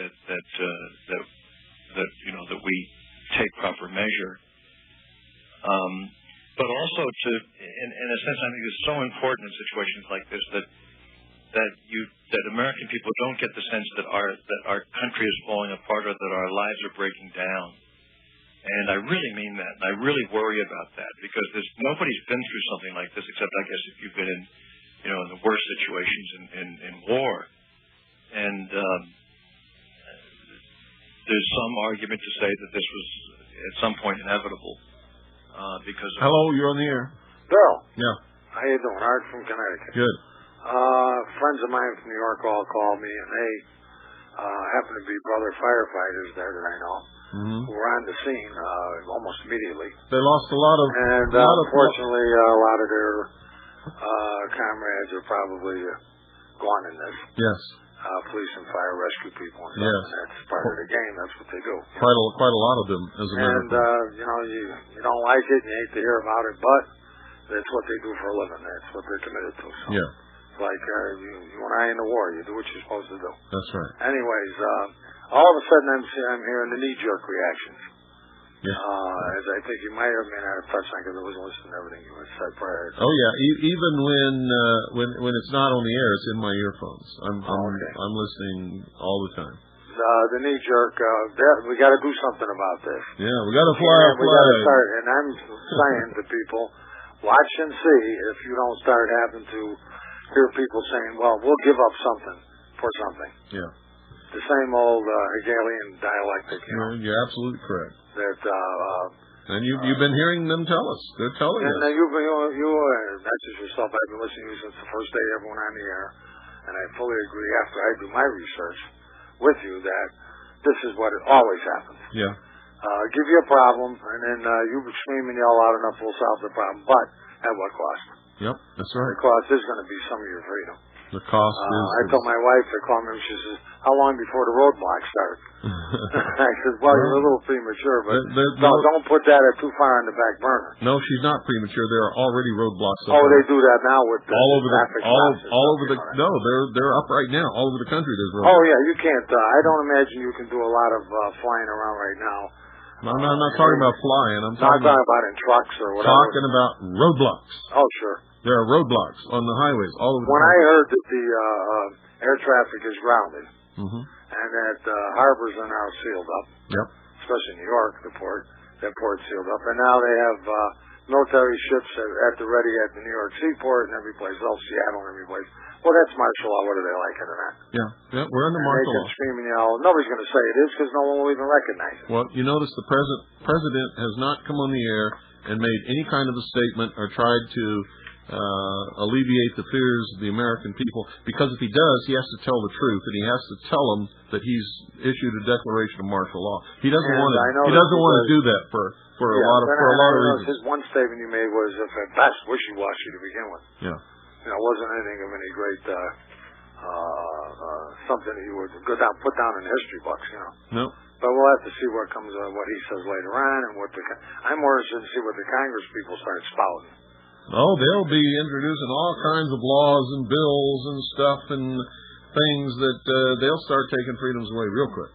And I'm also looking, as you just mentioned, to see down the road who comes up the winner in this. And I'm not talking about the militarily, because that's not even the point. Yeah. Whoever benefits, either politically or economically. Yeah. Whoever benefits, somebody's going to come up with a jackpot. Whoever benefits from this is the culprit. And considering that most of the world's business revolves around that area, I'm interested to see what businesses all of a sudden become very, very well-to-do out of this for some reason. And it might lead you to find out, it's the old follow the money deal. Yeah. Anyways, I'm very surprised. I see Mr. Weiner let you on for all the time you want, and I appreciate that. I thank him for that. I just happened to turn the station on, not expecting to find you of all people. Well, I thought it would be later tonight as usual. He didn't let me on. I didn't ask to be on. He called me. I'm sure he told you to get on. And asked me to get on. And, well, I'd rather have you there than some of these talking heads, because I'm listening to Brokaw, Jennings, and I got to turn them off. I just can't. I'm not going to become addicted like the OJ thing. I know what you mean. It gives you kind of a nauseous feeling, doesn't it? I get a little, I have to take a Tums or something after I watch him for 5 minutes. Especially Ted Koppel. I can't even stand to look at him. Well, Ted Koppel's a papa's ass to begin with. Yep, you're right. And Peter Jennings and Brokaw are no better. They're more interested in how they are perceived to be rather than what's really going on. Ted Koppel is the guy that if he had attended my high school, he would have been the kid most likely to get his ass kicked. Every day.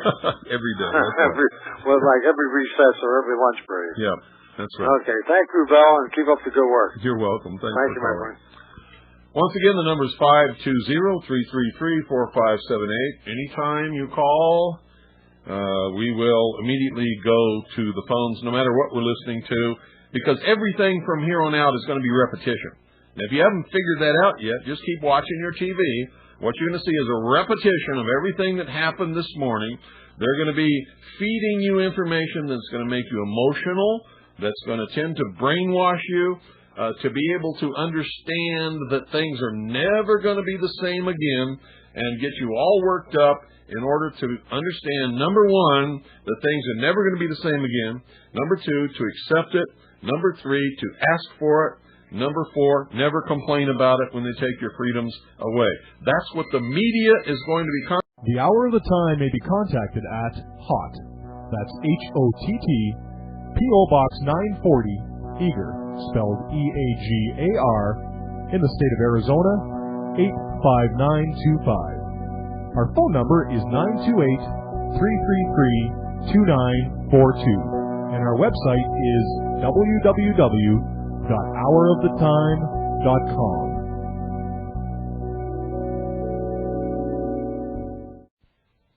Over the next few days, ad nauseum. Yeah, and I've watched the one tower collapse. It's hard, they showed the plane. They actually had a video of the second plane hitting. Yeah. And they also said that prior to this, that they were warned. The flight from Boston to L.A., someone called in and said they were being hijacked, and two of the stewardesses or attendants, I'm not sure whether male or female attendants, had been stabbed to death, and that they were breaking into the flight compartment. This came over about a half hour ago. It was out of a broadcast out of, I believe, Oregon or Washington, where someone there apparently had a phone and had notified the officials there someplace, American Airlines or wherever, United, that they were under attack inside the plane. Yeah, there's been several reports that people on the planes had called other people and officials and had told them that they were hijacked and et cetera, et cetera, et cetera. How much of that is true and how much of it's fabrication, or whether it's all true or whether it's all fabrication, exactly. We just have no way of knowing. But I watched the tower collapse, the top of it, and it's a little difficult to believe that the plane did that. I mean, certainly it was on fire. Well, the plane absolutely did not do it. I can exactly. tell you that. It looks like there may have been. I wonder if there had been secondary charges. This thing is so well coordinated; they were planning to go off.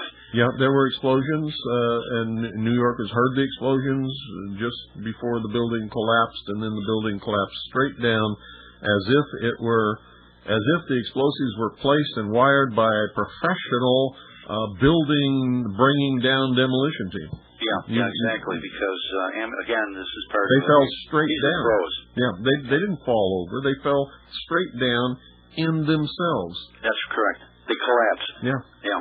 So it appears that professional job, by golly.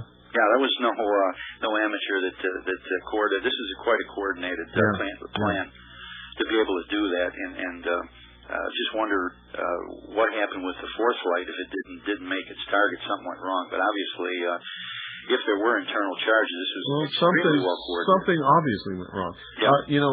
A lot of flights have what they call an air marshal on board. That's a federal agent who is a United States Marshal who's designated as an air marshal who fly on American flights to protect the plane against hijacking. That's correct. And terrorism. And so there may have been an air marshal in that plane who may have succeeded in killing the hijackers or at least causing enough of a disturbance where the plane crashed before it ever reached its target. Yeah. Or there may have been some brave passengers on there who attacked the hijackers and caused the plane to crash. But nobody's ever going to know because there are no survivors. That's true. We'll never know. This will be another one of the unsolved mysteries. But at any rate, but if they can recover the flight recorder, and if they ever release it to the public, then we might find some acts of heroism there. Yeah, well, that's the key. Will they? Will they allow it to be? I have no idea. Yeah, but at any rate, the next thing I'm sure that we'll hear is, as you talked about, it reminds me a bit of the MIA POW situation. Where we wrap ribbons around trees and wave the flag as if that's going to really make a difference. As if that's going to do any good. Yeah, exactly. I never got tied up into that. And I'm a Vietnam-era vet, and I feel sorry for all the guys that left. But I'm sure that they never were retrieved, but I'm sure that the powers that be could care a flying you-know-what about how many ribbons we wrap around a tree. That's right. It's just a question. It's sympathetic. You know what that stuff does? Yeah, I know what it's been. It makes Americans feel good in their impotence to do anything actually about it. It gives them some feeling that they've done something. I tied a ribbon around the tree. I've done something to bring the POWs home. Mm-hmm. I've done something to remember the people who died in the World Trade Center. It's not about the victims. It's not about the POWs. It's about themselves feeling better because there's really nothing else that they can do. Yeah, it's a feel good thing. Yeah, I did something. Yeah. And I'm not going to take that away from them. If they want to tie ribbons around trees, it's okay with me. Well, that's the way I feel. If it makes you feel good, go for it, but it really is doing nothing. Yeah, that's right. You're not going to be any more or less American if you don't tie a ribbon around the tree. That's true. And you're not going to be any more an American if you put a flag on your porch. Yeah, but anyway, I just wanted to call in and say, that we're listening to you here in New York. And I've spread the word. Got several people with shortwave, some of them down south of me here in Cuba, friends of mine that are retired, that are listening to you on a regular basis and think you're doing a hell of a job. Well, thank you. Thank you very appreciate it. Stay on, Bill. Thank you. All right, we're with you. Take care. I'll try. I'll be here, as long as necessary. Thank you for calling. If that's all night and all day tomorrow, if that's what Alan Wiener wants me to do, then that's what I'll do. If he calls up and says, "Hey, Bill, I think that's enough," then I'll go off the air. But I think Alan's right. Somebody needs to be here that will tell you the truth, not stroke you, not play upon your sentimentality or your emotions, not work you up into some useless, futile hysteria, not prepare you to accept all the draconian laws and executive orders that are going to come out of this. You need somebody who will tell you the truth, whether you like it or not. And unfortunately, and I'm not too pleased with this fact, that just happens to be me in this whole world. Good afternoon. You're on the air. Bill, this is Rick. Hi. Michigan. Hi, Rick. I was just I just feel empty about the situation in New York. Rick, can you put the phone right in front of your mouth and talk a lot louder? I'm just kind of feeling empty about the situation in New York, and what I was trying to get through was, why did, in the first bombing of the World Trade Center, who picked that building? Was it that blind terrorist, or was it somebody in our government? Well, in the first place, that blind terrorist leader was made a terrorist leader, was given the funds and trained to be a terrorist leader, and to be able to train terrorists to operate by the Central Intelligence Agency. That all came out in the trial. And they were brought to this country from Afghanistan after after they had defeated the Soviet Union. They were brought to this country as a reward. They were monitored and followed by the Federal Bureau of Investigation all the time. The Federal Bureau of Investigation knew everything that they were doing. Members of that organization were reporting to their FBI handlers every single day. There were tapes made by some of these informants who were working within the cell where the informants were trying to convince the FBI not to allow them to use real explosives because they didn't want anybody to get hurt. They wanted to put inert ingredients like beans or something in there instead of explosives. And the FBI ordered them to use real explosives, knew the exact day that they were going to plant them and go in there and detonate those explosives in the World Trade Center. And believe it or not, the only thing that prevented them from bringing the whole building down, because they were going to park that truck right next to and right up against one of the main supporting columns of the World Trade Center building, which would have acted like a shape charge and could have brought the building down. I don't know if it would have brought the building down because it's only one supporting member, but it could have if that was one of the major supporting members, because it's a huge building. And they didn't do anything to stop it. They allowed the bomb to be detonated, and over 1,000 people were killed or injured during that attack. And those tapes were transcribed and run in the New York Times. It's a matter of record. It's not conjecture. I'm not making this up. It's fact. Well, I understand all that, but I would... And the FBI and the BATF also knew, and the Oklahoma City Police Department, and the governor of Oklahoma, and the Oklahoma City Bomb Squad and Fire Department all knew that the Alfred P. Muir Federal Building was going to be blown up. They knew the exact day. They knew the exact time. And they allowed it to happen. I understand that too, but I want to get back. Who picked the building? I have no idea. It never came out in the transcripts of the trial, do you? No, not that I know of. I have no idea who picked the building. That's why I just can't figure out why they picked. Well, if you're going to do a terrorist act, if you want to make a big impact and scare the hell out of people, you want to create the most damage that you can possibly create. The World Trade Center towers employ over 50,000 people between the two towers, plus at any given time there could be another 10,000 tourists and visitors and delivery people and people just conducting business in there who aren't employed, or maybe even more. I mean, I'm not a terrorist, but if I was a terrorist, that's the kind of target I would pick. Okay. As an American patriot, I would never pick any of those targets, even if the United States government had declared war on us and we were really at war. I would never attack any of those targets. No. None of them. It's senseless.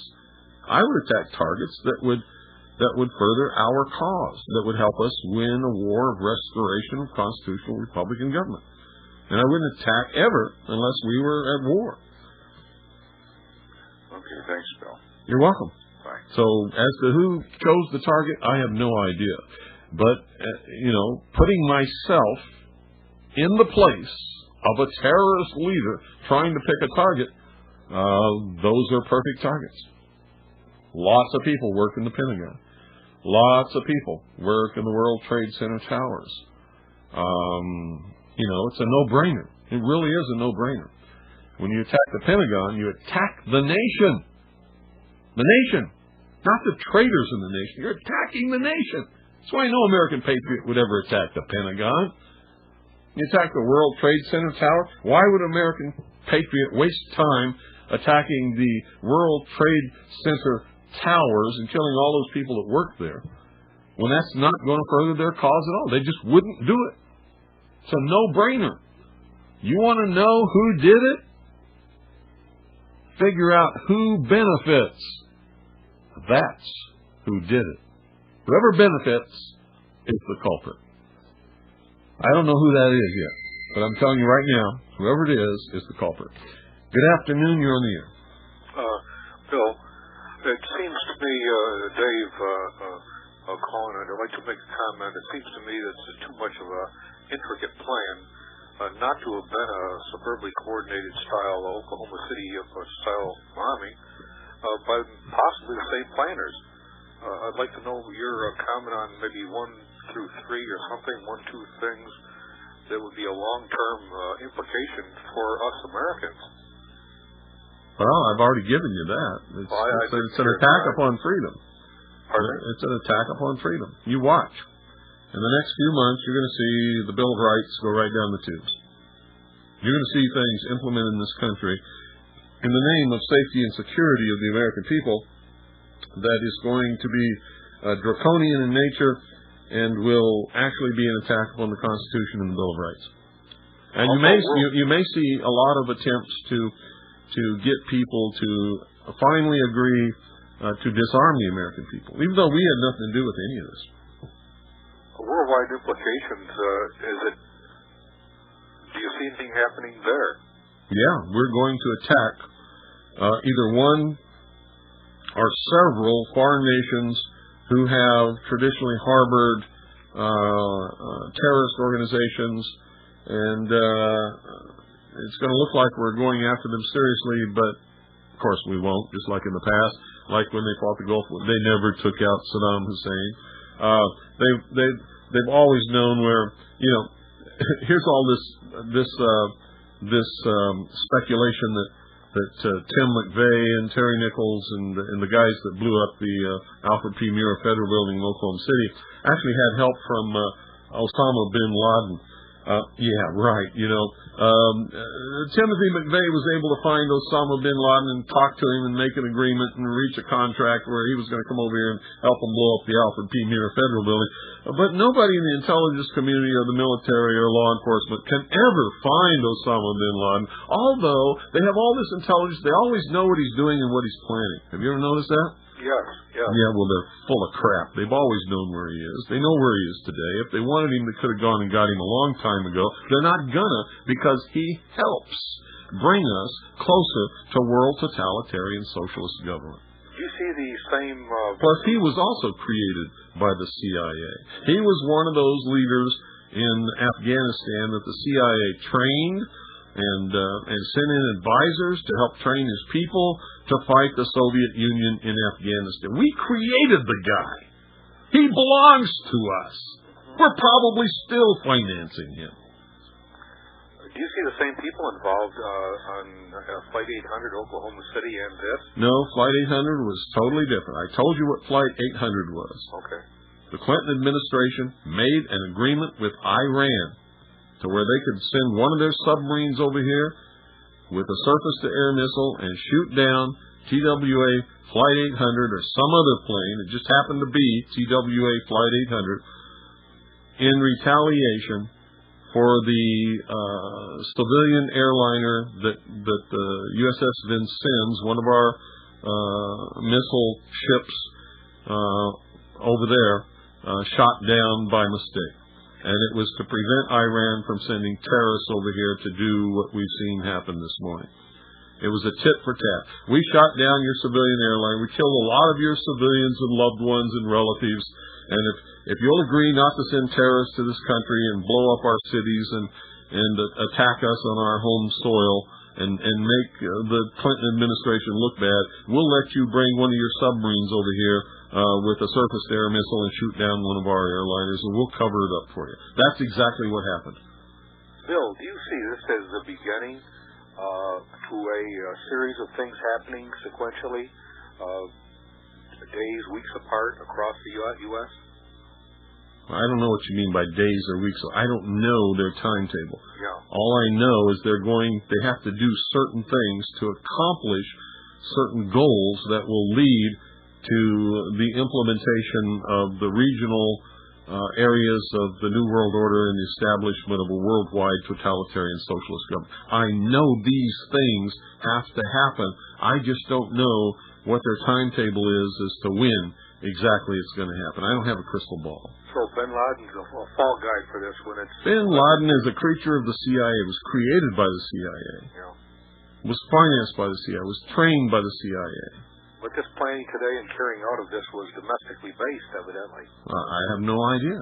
Okay. Nobody knows. Nobody knows who was flying those planes. Nobody knows who the hijackers were. Nobody knows who they came from, except maybe people in government who are not telling us.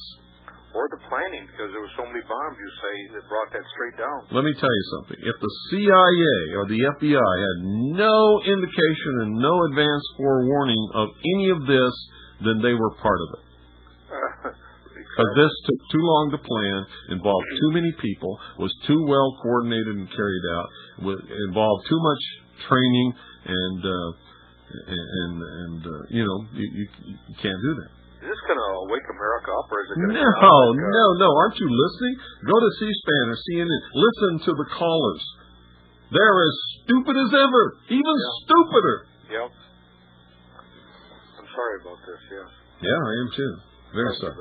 But you listen to the call. Just listen to the callers. Yes. If you get any good feelings from what these people are saying, it will just shock the hell out of me. I hear you.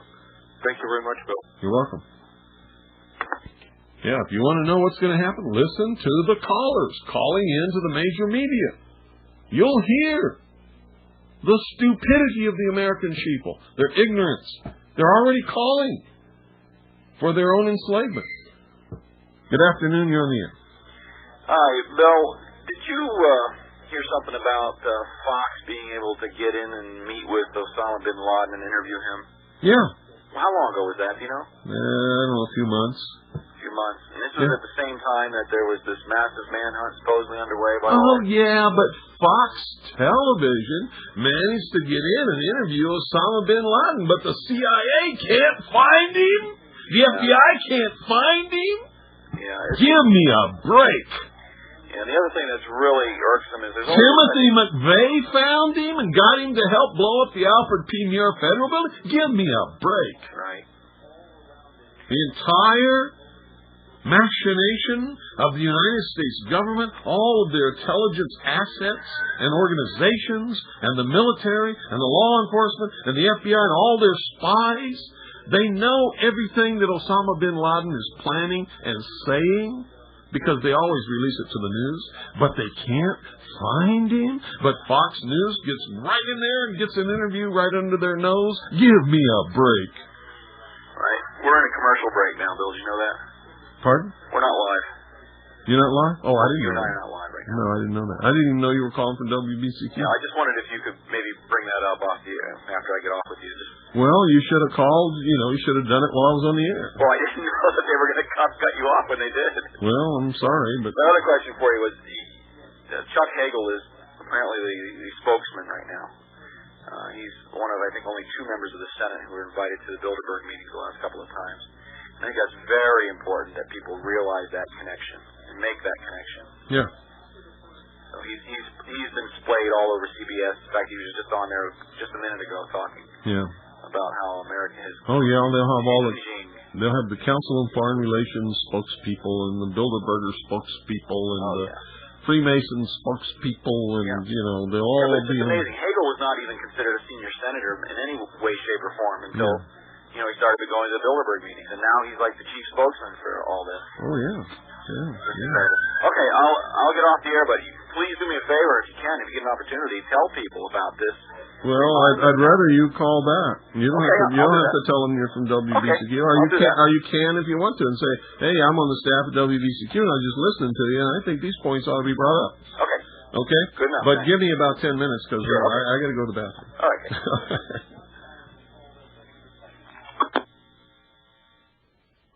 I don't want to soothe anyone. I just want to say that this act, I don't think was an act of God, but that we should all pay attention to this act, because if God does decide to punish this nation, it will be much worse than this. Thanks for the call. You have been seeing these pictures over the course of the last couple of hours, but we're going to show it to you again from New York 1 as the second plane crashed into the World Trade Center. This is what had happened just past 9 o'clock this morning.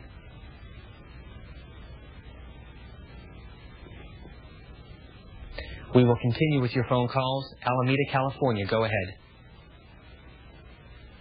Start off by giving my prayer for the victims and families of the victims in the bombing.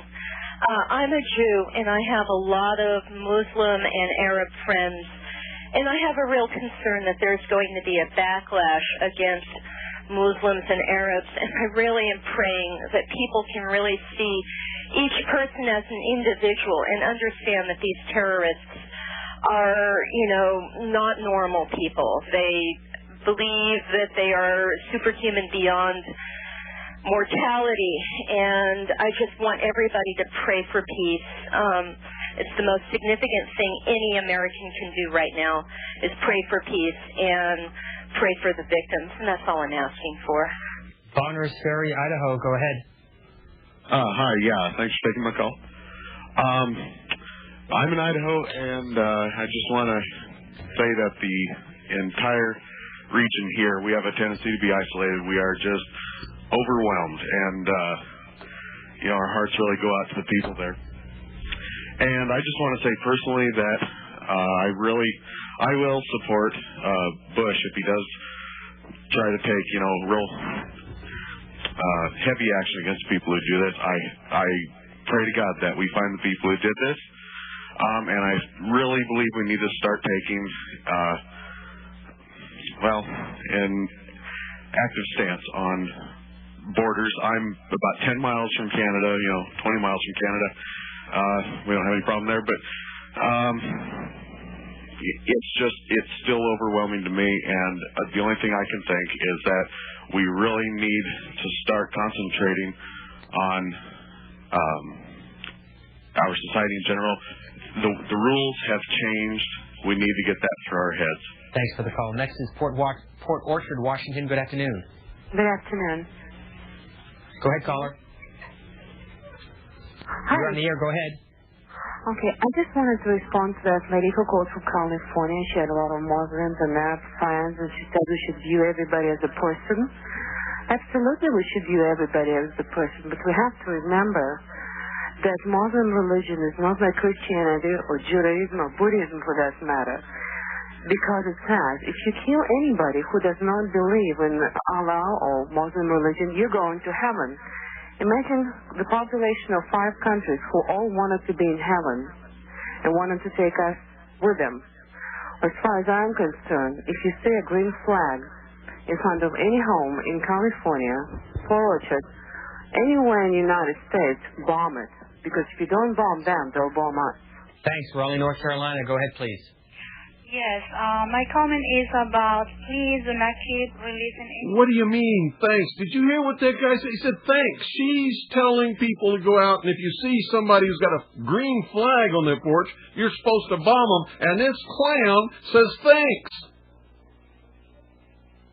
Is this...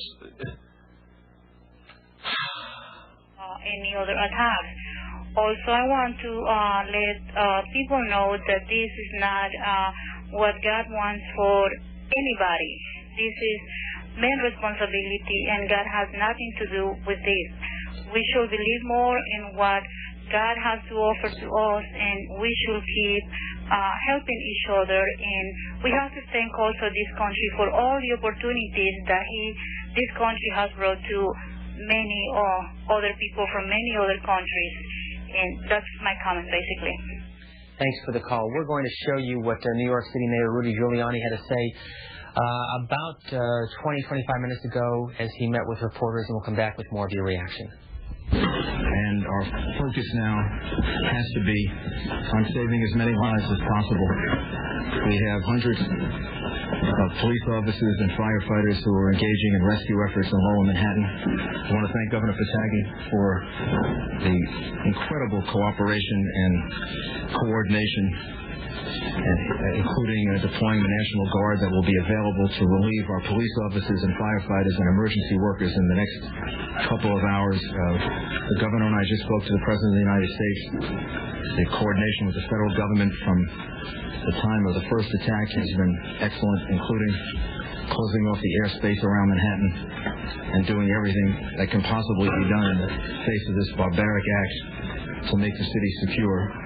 And we will strive now very hard to save as many people as possible and to send a message that the city of New York and the United States of America is much stronger than any group of barbaric terrorists, that our democracy, that our rule of law, that our strength and our willingness to defend ourselves will ultimately prevail. And I'd ask the people of New York City to do everything that they can to cooperate, not to be frightened, to go about their lives as normal. Everything is safe right now in the city, and the people who are doing the relief effort need all the help they can get. And then Jerry's comment, folks, our democracy and the rule of law, the two are incompatible. Democracy has nothing to do with the rule of law. The rule of law occurs under a constitutional Republican government. A democracy depends solely upon the will of the majority, which is always a tyranny against the minority, whoever and whatever the minority might be. You hear this stuff all the time. This is not a democracy. It was never intended to be. It's a constitutional republic. Nowhere in the Constitution for the United States of America will you ever see the word democracy. It's not in there. However, in Article 4, Section 4, it guarantees to every state and every citizen a constitutional Republican form of government. In fact, it doesn't even say constitutional. Guarantees to every state a Republican form of government. Guarantees! So what is all this democracy stuff, huh? For the health and the needs of the people who are still at risk is being done, and that we will continue to work to make sure that we get through this as strongly and quickly as possible. I want to thank the Federal Administration. Secretary Thompson has been on the phone with me a number of times, as well as the President, for what they are offering and prepared to do.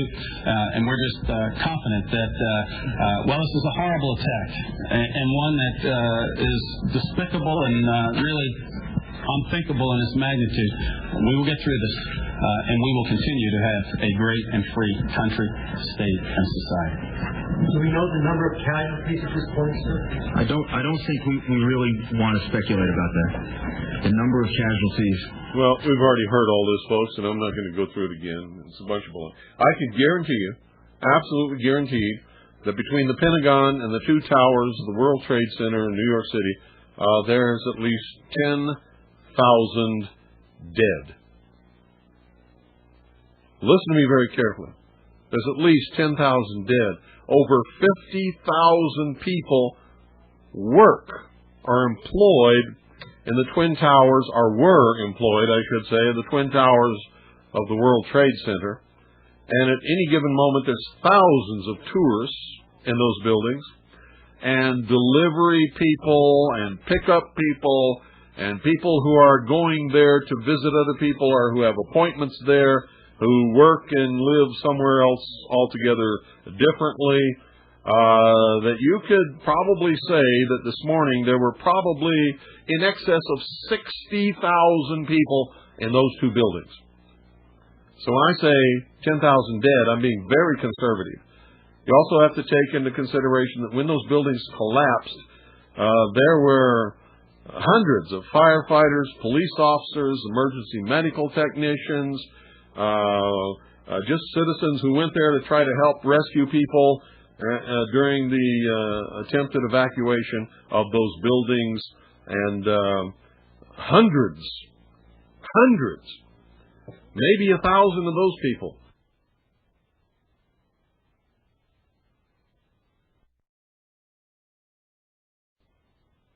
higher than that. And for every person killed, there's going to be 2 or 3 or 4 that were injured, wounded, maimed, whatever. I hate to say it. I don't like to say it.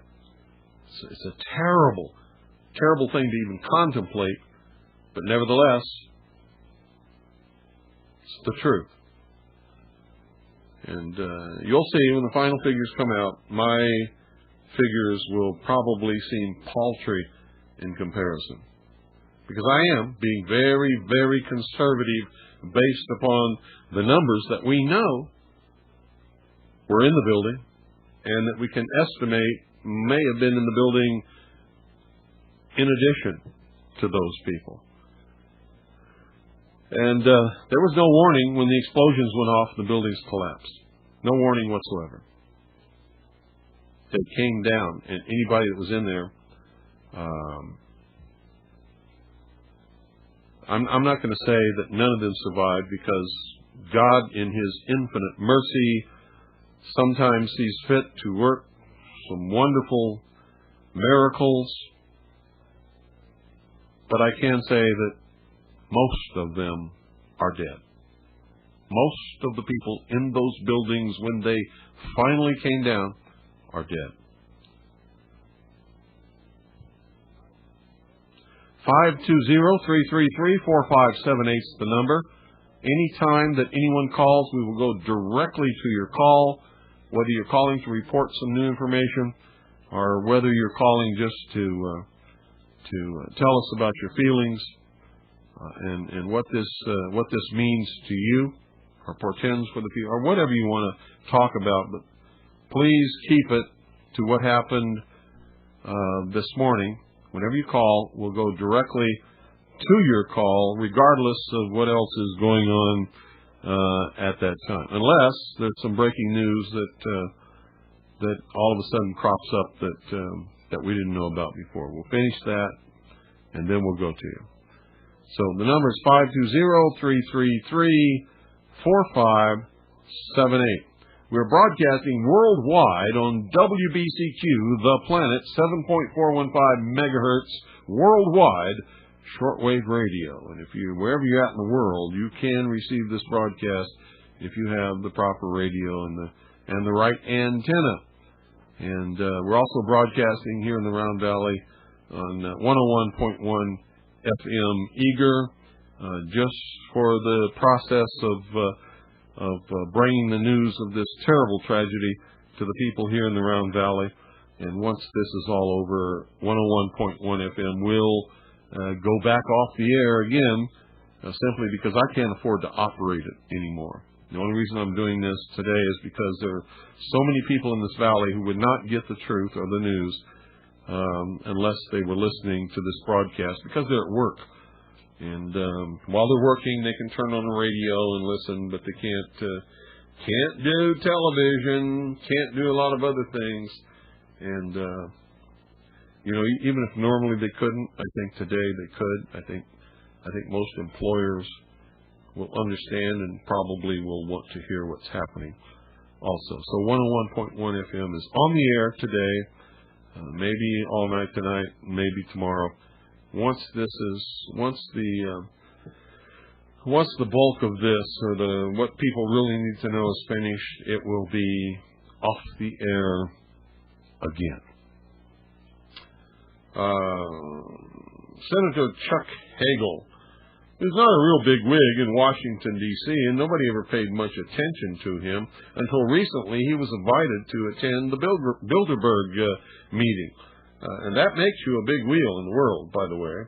And now, all of a sudden, on CBS, ABC, NBC, MSNBC, Senator Chuck Hagel is there just about every 10 minutes telling everybody that this changes America forever. Nothing will ever be the same. This is going to have major effect upon all of the citizens of America for the rest of their lives. And he's not talking about emotionally. He's talking about your rights, your freedoms. He's telling you. He's warning you in advance that he and others of his ilk are going to strip your rights from you. They're going to change the definition of freedom. And nothing is ever going to be the same in this country. Even though American citizens had nothing to do with it, they're going to pay for it with their freedom, with their rights. That is, if you accept it. If you accept it. Me, I don't accept it. You already know that. I won't ever give in to tyranny. I won't bow my knee. I will not kiss the ring or kiss anything else for that matter. Absolutely will not do it. So, that's the name of that tune. Lots of other stuff is going on here. You're gonna find out what this means but it's going to take a period of time, folks. If you've been listening to my lectures and my talks before I ever went on the air, if you've been listening to the Hour of the Time on the air since May the 4th, 1992, that was our first broadcast, you know I predicted everything that has happened, and I predicted what the consequences would be, and I hate the fact that I'm right, but I am right, and you all know it. If you've been listening to me, you know it. And this is one of the things that I predicted. And, gosh, I wrote about it in my book. I told you there would be a terrible terrorist event. The government would go underground. And, you know, if you read the book, you know the rest. Please. Just a housekeeping. Can you tell us what's going to happen to the New York primary? This morning I issued an order suspending the primary across the state. There will be no primary today, and we'll reschedule it once we get through this. Would you like us to do municipal services right now? What's going on with the subway and schools, sports?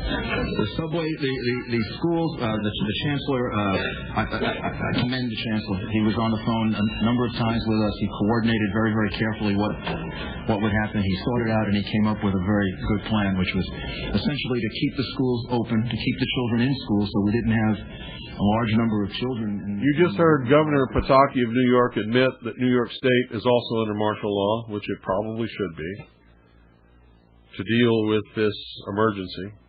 When he said that he, by governor executive order, suspended the primary elections, he admitted that the state of New York is under martial law, even though there's been no official declaration. You see, elections, even primaries, are dictated by law. You cannot change the law unless you suspend the law. And the only way to suspend the law is to declare martial law. Is normal, so the children should be able to return from school in the normal fashion. And if any children don't have parents to pick them up, then we'll hold them, let the parents know, and then the parents can come and pick them up. Mr. Mayor, you mentioned you were on Barclay Street. What's the radius of damage that's been affected? How many other side streets down the road? I don't think we know yet. The whole area of Lower Manhattan has been very much affected by it. How many police and fire are involved? Like how many, all NYPD, all city officers as they come in? Or like all NYPD and FDNY officers are on duty now, and we're going to need all of them. And again, thanks to the governor and the way in which the state reacted, we will have 1,500, 1,600 National Guards to relieve them over a period of time, so we can get some relief for them. If anybody's looking for someone that may have been in the World Trade Center or in and around that area, what should they do? We're going to give you numbers so that we can try to help coordinate that. Individual businesses have already done that, but we will as soon as we can find some time from the relief efforts, give you a number in which people can call, and then we can direct them to the right place. the National Guard or anything like that? Any lawlessness? There have been no reports of lawlessness, no reports of looting. As I said, we saw a lot of people that were part of the escape effort, and they seem to be conducting themselves in a very, very sensible way, a very deliberate way. They seem to be helping each other. So I don't think we have any reports like that at all. So the only National Guard we'll see will be in Lower Manhattan, in the bomb site area. They won't be patrolling the rest of Manhattan. No, the purpose of it is to help with the relief effort. We're going to need the help of the state, surrounding areas with heavy duty equipment. The National Guard troops, some have arrived already, and we expect to have up to close to 2,000 between the National Guard and the state police by later this evening. Mayor, will have to stay closed? I think everything is closed for now, and then maybe in about an hour or two we can give you an update on what the plan will be for tomorrow. There's something very strange about what Mayor Giuliani and Governor Pataki have been telling us this morning. The firemen, the EMT, the police officers, the people who are trained professionally to operate these kinds of rescue and emergency efforts are now going to be relieved by the National Guard. And the National Guard is going to take over completely from these people And that doesn't make any sense, because these firemen and police officers and emergency medical technicians and doctors and nurses and all of the people, police officers who have been on the scene, many of whom were killed, have only been working for just a few short hours, and by no means could possibly be totally exhausted or worked out. And when the National Guard comes in, they're not trained to handle these kinds of things. They're trained to maintain order and perform military types of tasks. So why are they telling us, see this, I don't understand, why are they telling us that they're going to completely relieve all of the civilian firefighting personnel, police officers, emergency medical technicians, all of the people who in their normal everyday job are used to responding to and dealing with these kinds of emergencies, not as vast or as terrible or as catastrophic as this, but that's their job. And now they're telling us that, as you know, they've mobilized the National Guard, and the National Guard is going to relieve all these people and take over completely all of their duties. Now that to me is highly suspicious. I think it's wrong, and I am very, very worried that that's being done because these people are under military order, and if they talk about what they see or what they do or what they find, they can be immediately arrested and locked away in a military prison like forever, because they don't have constitutional rights. And that bothers me. The civilian firefighters and police and all that, when they get in there and start investigating and uncovering stuff, I know what they're going to find. And it looks to me like somebody doesn't want them to find this stuff and report about it, so they're going to put the military in there. Even if it is the National Guard of the state of New York, still the military. They're still under military law. They have no constitutional rights. They can be silenced and gagged, and whatever they see and whatever they remove and whatever they uncover, they can never talk about, because they can be immediately arrested by the military police and locked up for the rest of their life. It's that simple. The military can do that. The military can do that. Military personnel do not, as a matter of course, have the protections that the civilian population has under the Constitution. So I hate to tell you that, but you know, what other reason would he have for relieving these people whose job it is to deal with these kinds of disasters, who are the most trained to deal with these kinds of disasters, who are the best people to deal with these kinds of disasters? Your phone calls, McKinleyville, California. Go ahead, please. Yeah, hi. I'd just like to say that I feel sorry for the families that have to watch this stuff on TV, the people that were killed in that plane crash. I don't know how many times I've seen it on TV. Why do we keep showing this stuff on TV? It's so sad that these people have died, and yet it just keeps being shown over and over and over again. And all I see is like a media race to see who can show it the most on TV. All we're doing is giving these terrorists just like a praise by showing it all on TV, and all these people are just it's just terrible to see that the families that have people that were killed on that plane.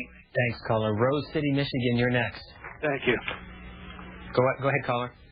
Hello, my name's Mark from Rose City, and all I want to say is my heart bleeds for the innocent people murdered. All I can say is that the greatest fears of the entire Middle East have just been realized, and that just happens to be the unleashing of a United States as one to eliminate these gutless murderers. You'll get yours, pal. You know you will. Thanks. Judge, jury, and executioner. This clown has no idea who did it. And I guarantee you, if there was somebody from the Middle East living next door to him, he'd be over trashing their house or beating them up or shooting at them or something like that. This is a sickness. forward from it. The flags around Washington now moving to half-staff. The Capitol has been shut down, which explains why the flag remains at the top over the U.S. Capitol, but over the Russell Senate Office Building and the Dirksen Senate Office Building, the flags have been lowered out of respect for those who have been killed and injured today. The chairman of the Democratic National Committee, there have been some calls on this, has issued a statement. By the way, the Democrats were scheduled to meet in Miami for the annual fall meeting. That has been canceled because of today's events. And Terry McAuliffe saying that there are no partisans today, only patriots. As leaders in your community, I know that you will join your fellow citizens to demonstrate our solidarity as America and its people and express our sympathy for those Americans whose lives were taken today. We want to share. Did you hear that, folks? More hypocrisy. After the Oklahoma City bombing, patriots were vilified. Patriot was a dirty word. Patriot was the worst thing that you could ever think of, and nobody in this country wanted to say that they were a patriot because of the way that the press crucified patriots in this country. And now they're saying we're all patriots, right? We'll see how that will change in the next few days. 15 minutes ago, Fox News reported that Barbara Olson was one of the hijacked airplanes aboard and was killed. I saw her on Washington Journal on Sunday, and I will miss her very much, as will all of us. She was on with Bill Press, taking your calls on Sunday's Washington Journal. Also from Reuben Patterson, the idea of using commercial planes to attack American targets is straight out of Tom Clancy's book, Executive Orders. Another view said that if we respond to this tragedy with hate, we will only encourage more of the same, from Fred Murray. And first, from Bill Fortness, saying, I want to send out my condolences to the survivors and family members of the deceased. And second, let us also show that a missile defense system and all the money that it will cost will not stop such attacks. And finally, one other comment says, is anyone really... No, it won't. But for the fool that wrote that, it might stop an attack that will eventually come, not today, but eventually, from Communist China. And since they have allied themselves and made such a strong alliance with Russia now, and you watch, communism is coming back in Russia. It's going to be the same old boogie stuff all over again. And eventually, if we don't succumb to the New World Order, if we don't agree to become a part of this socialist world government, we will be attacked by Communist China, and because of their alliance with Russia, maybe by Russia also. And we do need a missile defense for that. So many people don't want us to be defended. They destroyed our defenses that would have prevented these attacks from happening this morning. For instance, when I was in the military, when I was in the Air Force, there could never have been, these attacks could never have been carried out. As soon as these airplanes were hijacked, they would have had Air Force fighters escorting them. If they had attempted to carry out the missions that they did this morning, they would have been shot down right out of the skies, and that whole thing would have been coordinated by the North American Air Defense Command, which doesn't operate in that capacity anymore. You know what they're doing now? You know what they're doing now? They're shooting down missionaries in South America because they mistakenly believe that they're drug planes. That's what's happened to our military. Idaho Falls, Idaho, good afternoon. Yes, I just wanted to make a couple real quick points. It doesn't, just because this accident happened in New York and so many people were killed and injured, it doesn't warrant an unconditional support of President Bush or his policies. We know that policies in the past have led to these sort of situations. And also, it's impossible to recognize, or it's pretty obvious that the military couldn't have responded very adequately. The conventional military could have responded very adequately to these attacks. Thanks, caller. Next, St. Thomas in the U.S. Virgin Islands. Good afternoon. Hi. My prayers goes out to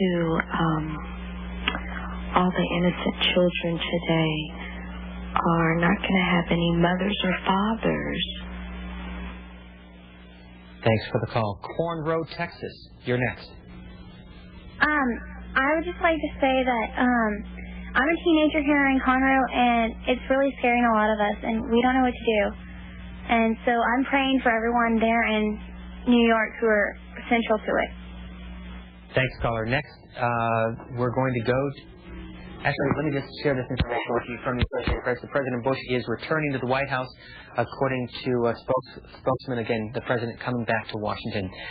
We are showing you coverage from not only stations in Washington and New York, but also the CBC in Canada. We'll show you how they are covering the events up there.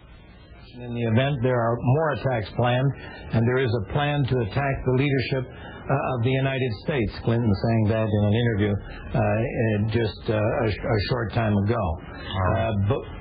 All right, Henry. We have no word whether he's returning to Washington or what his destination is, Peter. Okay, that's great. Bush said to be leaving in Omaha, and what is clear, we don't know where he's going, but it's clear that they're keeping him on the move. He never seems to be in one place too long. He was in Louisiana for a couple of hours at most, and he now was being in Omaha for the last couple of hours. We're now being told now that he is now on his way back, or is about to be on his way back to Washington, coming in from Omaha, and we'll have to obviously make judgments about what that means. In fact, yes, it's now been officially announced he is returning to the White House. Now, whether that means that the security officials that are around the president feel that the security threat is now has now dropped from where it was a little while ago, or whether it's being decided for any number of reasons, including political ones, that he should be returning to Washington, is still yet to be determined. One assumes the American people will be hearing from their president later tonight, but we don't know that with any certainty. But it certainly wouldn't surprise us, and I know, Henry, it wouldn't surprise you either if by the time he gets back to Washington that he's not appearing at 8 or 9 o'clock tonight Washington time in a full address to the nation. I certainly expect that, and I think we should say, and I'm sure you agree with me here, it's entirely possible that in Nebraska, the president ordered his security people to take him back to Washington. After all, he's a politician, and he understands the issues of appearance and the gravitas of the situation. But it is a fact that Washington is abuzz about the fact that he's not here at the moment.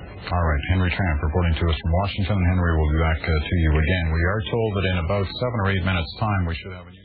We want to thank the CBC, and we will be checking in with them from time to time during the course of the evening and simulcasting some of their coverage also on our companion network, C-SPAN 2. Palm Desert, California. Go ahead.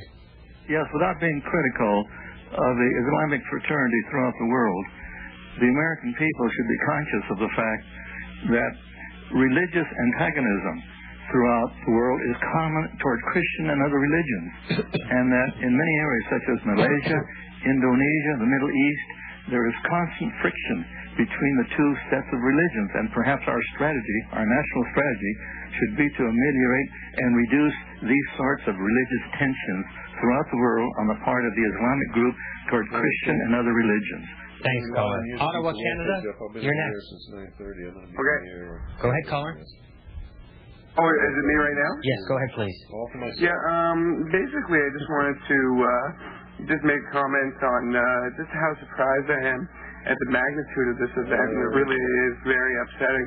But there is one thing that I do have to say about the United States and what it has done throughout the world, and I think that, you know, wherever you go and wherever I've traveled, I always feel that there is a negative sentiment towards Americans and towards the country, and then when I see something like this, you know, as sad as it may be, it reminds me of that, and I just want to say how unfortunate it is, but, you know, there always is that type of sentiment across the world.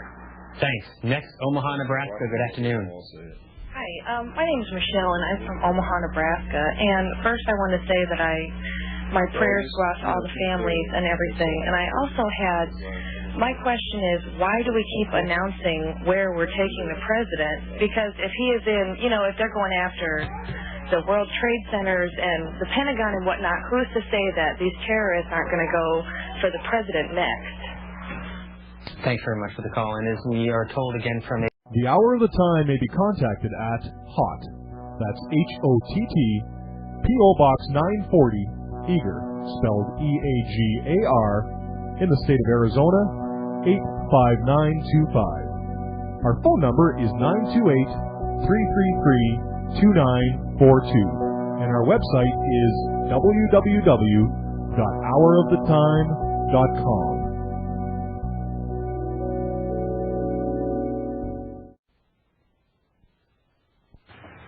If the terrorists were allowed to dissuade the American people from visiting their seat of government, it would be unfortunate if they didn't visit their elected representatives, as they're allowed to do, and exercise their constitutional right to come up here and view their Congress. We don't want that to happen. I want to make sure that the American public knows that the U.S. Capitol Police Board and the United States Congress and the United States Capitol Police will do everything we can on a daily basis to ensure the safety and security of the legislative branch of Congress, of government, and all those who visit up here. That's what we've dedicated ourselves to. We've been challenged before, and we may be challenged again. But let me assure everyone that we're willing to meet that challenge. Again, let me express my deepest sympathies for the victims of today's attacks, the American people. Folks, the number is 520-333-4578 if you'd like to call and just give your comments or your opinions or what you're feeling right now.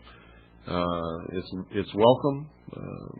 Anytime that the phone rings, anytime that you call, no matter what we're doing, we will go directly to your call, so you're not going to be waiting unless some news story is breaking that has not been told before that needs to be put on the air. And I think it's all over. I think that's it. I think that all you're going to hear and see is just repetition from here on out on all of the communist news networks. You're just going to see it played over and over and over and over again to whip you up into this frenzy to where you want revenge and you think you know who did it and, well, you know. I mean, my goodness, everybody listening was here, you know, for Waco, Ruby Ridge, the Oklahoma City bombing. Good afternoon, you're on the air. Hi, Bill, it's Alan. Hi. How are you? Good. Just reporting that you're on the frequency of 17.495, and in another... Wait a minute, let me write that down. So we're not on 7.415. Well, you were, and we kind of preempted you accidentally for another programmer, Jim Cedarstrom's Financial Survival 2000, but in about, well, exactly at 5 o'clock Eastern, which is in 12 minutes from now, you will be back on 7415. Okay, what are we on now? 7? All right, you're on 17.495, but only till 5 p.m. Eastern. That's only for another 12 minutes. Okay. And then, so at 5 p.m., you're going to be back on 7415, and we'll keep you on 7415 as long as you want to stay on the air. Okay. So that's what's going on here. Thank you, Al. What do you think about what's happened today?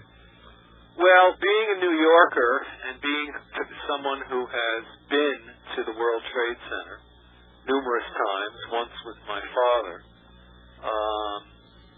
knowing that a lot of people died, seeing the images on television, I'm shocked, I'm frightened, I'm really saddened that any horrible, evil coward out there would elicit such a heinous, hideous, satanic act.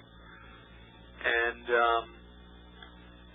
my greatest personal fear is really what you've been talking about, is I hope that as Americans, when something like this happens, we have to get together and we have to realize that it has been an attack on our system and our freedom and our rights, our freedom to life, liberty, and the pursuit of happiness, our freedom to live and work peaceably in a law-abiding country.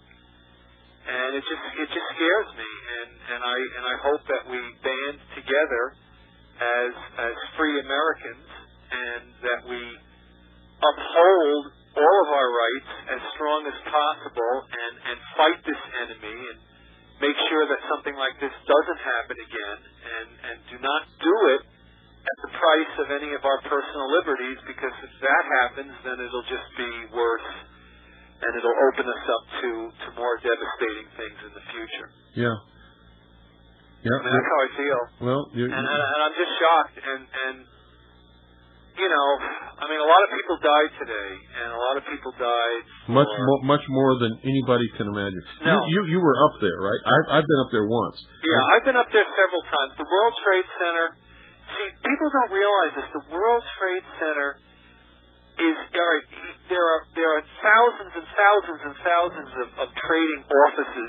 Businesses dealing everything from legal to financial to whatever. Yeah. But the structure itself was one of the engineering marvels of the world. I mean, it was something that when you went to New York City, you go to the Empire State Building, you go to the World Trade Center, you go up to the observation areas, and you're just in absolute awe that we as human beings can build these beautiful monuments and working structures. I mean, the World Trade Center was a working office building where lots of people were going of all denominations, all kinds, all colors, all languages, were going to work peacefully. Yeah. And to see it this morning just to be destroyed, and I'm saying to myself, what's the reasoning here? I mean, why? I mean, how could anyone that even claims to have any allegiance to God or Allah or whatever could even conceive of doing anything like this? No, and they wouldn't unless they thought they could benefit. And there's nobody who is sane who would even in their wildest dreams think they could benefit from this, unless they could blame it on somebody else. And in that manner, it's just for some reason, I don't know what it is, but it's just an act of unimaginable evil. Yeah, it is. I feel that the United States has to maintain our liberties, maintain our rights, but has to be strong. Look at this in a mature way. But that's not the official policy of the United States government. The official policy of the United States government doesn't do that, then this will never end. Yeah. Well, they'll pretend to do it, but they won't. The official policy of the United States government is to bring about world government. It was the United States government that created the United Nations. Well, I always thought, I know I'm playing naivety here, but I'm doing this just for conversation. Yeah, but I know what you're going to say, and I always thought the same thing. I always thought the United States government was here to protect the people of the United States. Yeah, that's what I always thought also. And if they do not protect the people of the United States, and that doesn't mean taking away our liberties. Yeah. Because we are a free people, more than capable of protecting our liberty. We're more than capable of doing it. That's correct. We can do it under law, and we can do it and ensure that this kind of thing does not happen. Yeah. Let me ask you a question. Sure. How do you feel the U.S. should respond when they find out exactly, which they will, who is responsible? Like I believe they should have responded many, many years ago. For instance, do you believe in your wildest dreams that Fox Television could go and find and sit down with and interview Osama bin Laden, but the vast network of our intelligence community, supported by the billions and billions of dollars in their black projects and their spies and their eavesdropping apparatus, can't ever find him? Yet they always seem to know and leak to the press what he's planning and what he says and what he's doing and where he's going to strike next. Do you believe that? I don't believe it for an instant. No, I hear what you're saying. To be honest with you, I don't know why these evil entities, these evil things, I can't call them human beings. I just don't know why these evil people are still in existence. I really don't. Well, I was going to say I don't either, but that's not true. I do. It's because the vast majority of people are so trusting, so innocent, so ignorant, and in most respects absolutely stupid that they actually fuel these people. They without even realizing it, support these people. Enable them to do what they do because of their ignorance and their stupidity. And as long as the wolf can put on sheep's clothing and get into the flock, he's going to eat the sheep. Now let me ask you you this. Do you think that something like this could have happened, say, 10 years ago, maybe 20 years ago? 20 years ago, let me tell you something. As long as NORAD was in existence and operating in the manner that it was intended to operate, it could not have happened. Absolutely could not have happened. But NORAD no longer operates for the purpose that it was created, which was to protect the continental United States, Washington, D.C., and all military targets from attack by any aircraft in the air from whatever source whatsoever, from the command post and the dew line that operated across, up in the Arctic to protect us from. Because my question is, it could not have happened. That's I've studied military and aircraft, surveillance. Mm-hmm. I'm an engineer, and I've studied radar. Well, this wasn't surveillance. How could all of these aircraft be flown as literally bombs into major buildings in the United States without being detected and intercepted? Because, Alan, we don't have any defense anymore. NORAD is no longer dedicated to protecting the continental United States from air attack, which was its original purpose and function. It now monitors all kinds of little aircraft flying around South America and Central America and coming across our border for the purpose, the so-called purpose, of interdiction of drug runners. That's what NORAD does today. Do you think that's going to change? I think it better change. If it doesn't change, then we know that nobody wants to prevent this kind of thing. See, if NORAD had been operating for the purpose that it was created, this could never have happened. Those planes would have been shot out of the sky. Now, because to be honest with you, that's what's shocking to me.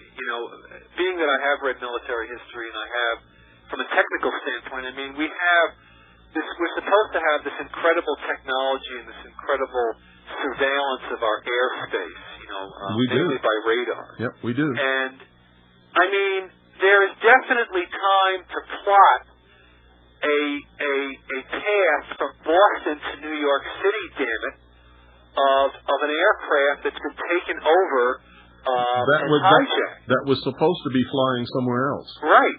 And I'm telling you that why, I'm saying to myself, okay, someone's playing kamikaze with an American, jetliner filled with fuel bound for the West Coast, and how could we not be defended against this? Well, when people have been talking about this for eons. I know you've been talking about it. Yeah, we used to be, and we should be, and I'm telling you right now that every radar center, every ground control center in the United States monitors every flight that's in the air. Absolutely, and with precision. No flight takes off without all of these people knowing where they're supposed to be going. And there's always a predicted course of where they're going to end up. Yeah. And so these flights were being monitored from ground control and radar operators all over the United States, and they all knew that these planes had deviated from their flight path and were not going where they were supposed to go. They all knew that, including NORAD, because every flight over this country is monitored from NORAD. Every flight. And when they knew that, they knew that something was wrong, and they did absolutely nothing about it, which means, in my personal estimation, my personal opinion, that they're just as much a part of that terrorist act as the terrorists who... Well, it's scary. Okay, one plane slams into the World Trade Center, which is scary enough as it is. Yeah. But then a second one. Yeah. Several minutes. And they were still talking about... It gets through. Yeah, and they were still talking about it could have been an accident. I thought we are able to scramble our jets, our defensive fighter jets, in a moment's notice. We used to be. When NORAD was operating as the North American Air Defense Command, now they're operating as South American drug interdiction people. They are no longer operating as the North American Air Defense Command. We don't have a defense anymore. We haven't had for a long time. We don't have a strategic air command that can retaliate in case of an atomic attack upon this country. We don't have the means right now today to defend ourselves. When we committed our Air Force and our military forces to the Gulf War or to the attack upon Bosnia, we left ourselves completely without any defense whatsoever. And I'm not the only one who knows this. Communist China knows it. Russia knows it. Every government in the world knows it. I mean, we have just absolutely destroyed our ability to defend ourselves. Well, I'll tell you, as I said, by the way, we're back on 7415. Ladies and gentlemen, this is WBCQ. We have the hour of the time, which will be running on WBCQ throughout the day and night, I guess as long as Bill can hold up.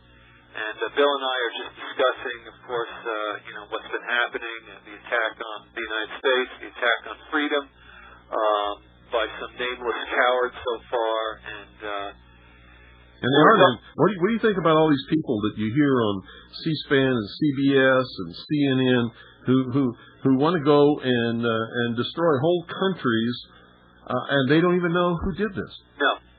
We first have to know thy enemy, and then we can react. We first have to help people that have been slaughtered and senselessly killed in this. What do you think about these Palestinians who are shown on television celebrating wildly and dancing in the streets and waving their flags? And I think they're just lost souls, and I think that people have to be very, very, very careful with the mainstream media in not to have themselves fanned into a fury. No, I'm glad you said that, because that's the purpose of showing that. That's the purpose. I mean, showing a group of Bill, you know this. No matter what happens on the world, and no matter how heinous it is, you can always find a group of people that will support it. Yep, it doesn't matter what it is. Yeah, support it's human nature. Support it, or be happy about it, or celebrate it, even though they themselves might never have done such a thing. It might make them happy if somebody else did. Absolutely. So seeing images like this to good Americans out there should mean nothing. What should mean something to people is that this nation has been attacked cowardly, ruthlessly, evilishly. I don't know if that's a word, but I can't think of any other word to use. It doesn't matter. We all understand exactly what you mean. Freedom has been attacked. Freedom has been attacked, and that is the number one thing. Yes. And our liberties are on the line. Our rights are on the line. People have to realize that. We need good, qualified information. We need to know who's responsible, why, and then as a nation. Because remember, we're supposed to govern by the Republic is supposed to govern. Yeah. So we need to sit back and decide what we're going to do, how we're going to retaliate, and as I said before, personally, to make sure that something like this never happens again. Because as we were talking before, ladies and gentlemen, before we got back on 7415, as an engineer, I am absolutely astounded that not one, but two major jetliners were able to smash into a building in this country. One got away with it, fine, but another one was able to do that. We have radar. We're supposed to have the most advanced technological warning systems on the planet. We're supposed to have aircraft that can be scrambled in a moment's notice to protect us. And this hasn't happened, and I'm scared, Bill. I am. Well, you have a right to be. I'm scared, too, for many different reasons, not just for this, but because... you've been listening to me for years. You know why I'm so concerned about this. Number one, it points out the fact that we don't have a defense anymore. There used to be a defense. Communist China is watching this. They have made no secret of the fact that they would love to rule the world and destroy this country and just, be the kings of the earth. And so have the communists in Russia and what used to be the Soviet Union, which, by the way, hasn't disappeared. It's just waiting there like a sleeping tiger, waiting to jump up and go at it again. And Vladimir Putin has made this great alliance with China, and has been rattling swords at us now. So we're going back toward the Cold War again. And the only answer, truthfully, is for us to join in their efforts to create a one-world totalitarian socialist government that will at some future date, deteriorate into communism, which is their whole goal, which is the goal of Marx, is the goal of socialism. And there are many, many people in power in this country who want to help them bring that about. Well, I hope and pray that nothing like that ever happens, because all it will do is eventually, because as you know, if you read as a student of history, any totalitarian government or regime or group of people will always fail and eventually destroy itself. Yeah, not only that, but it will create civil war in this country. I predicted it for the many years. And I feel people can prosper anywhere is if they are free. Yeah, that's true. That's very true. Any attempts to enslave or intimidate or foment a tyranny over people ultimately results, it may be hundreds of years, but the ultimate result is revolution. And revolution, if you've ever studied the history of nations and of the world, is the most terrible thing that you can ever contemplate, because there is absolutely no morals or rules or laws or anything, saving grace of any kind during a revolution. It is just a terrible, despicable time. Wars are better than revolutions. Wars between nations that have laws and principles and ideals are much better than revolutions, which have none of those things. And until some kind of order is established, anything can happen. And so those are the most terrible things that you can contemplate, is any kind of revolution, which is why I absolutely oppose such a thing. I do support a restoration, but I absolutely oppose any kind of armed insurrection or revolution of any kind whatsoever by anybody, period. Well, I hope and pray that we make all the correct decisions in the ensuing days and months ahead. There's one fact that is true. I don't think any American will ever be the same again. There's been an attack on the United States. There's been an attack on freedom. And I think we have to, pull ourselves up by the bootstraps, as they say, look at what's going on, make the right decisions to ensure that this republic continues to survive and remains as the freest country on earth, which it is, and that the evils that have been committed today are punished and prevented from ever happening again. That's what I hope and pray for. I'm going to make a prediction, Alan, and you know my record on predictions. I'm going to predict that within 72 hours, the United States launches a major attack against not one, not two, but probably 3 different countries in the Middle East, which they, I believe, will blame this series of attacks on, whether they were involved or not.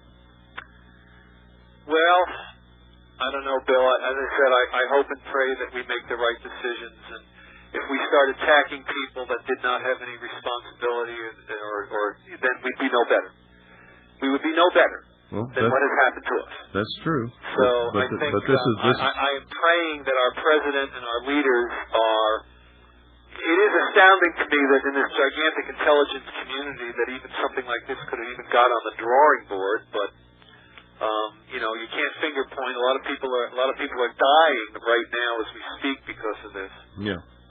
Well, I guarantee you that. I hope we make the right decisions, and I hope that when those buildings collapsed, 10,000 people died. I know.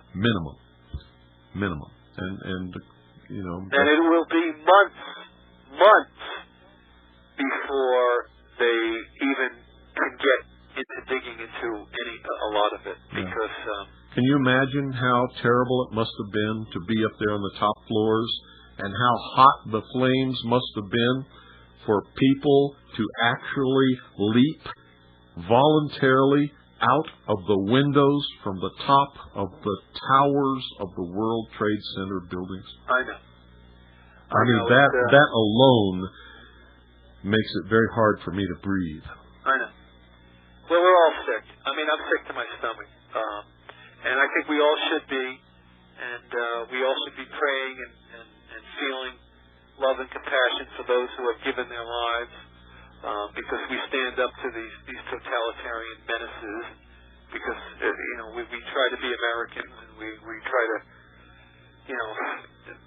cherish liberty and everything else. And I mean, it's just sad. I mean, as I said, I hope we make the right decisions. I hope we use our technology and our quote intelligence to exactly find out who is responsible and take the appropriate measures. Anything less would just be an abomination against those people who have died, those people who are dying, and those people that will be dying in the coming days. Because a lot of people, one thing I haven't mentioned, a lot of people that have been poisoned by the smoke, the dust, the asbestos in the air, the electrical insulation. I know what these smells are like because I've been in it. Yeah, there are people that are walking wounded now. They might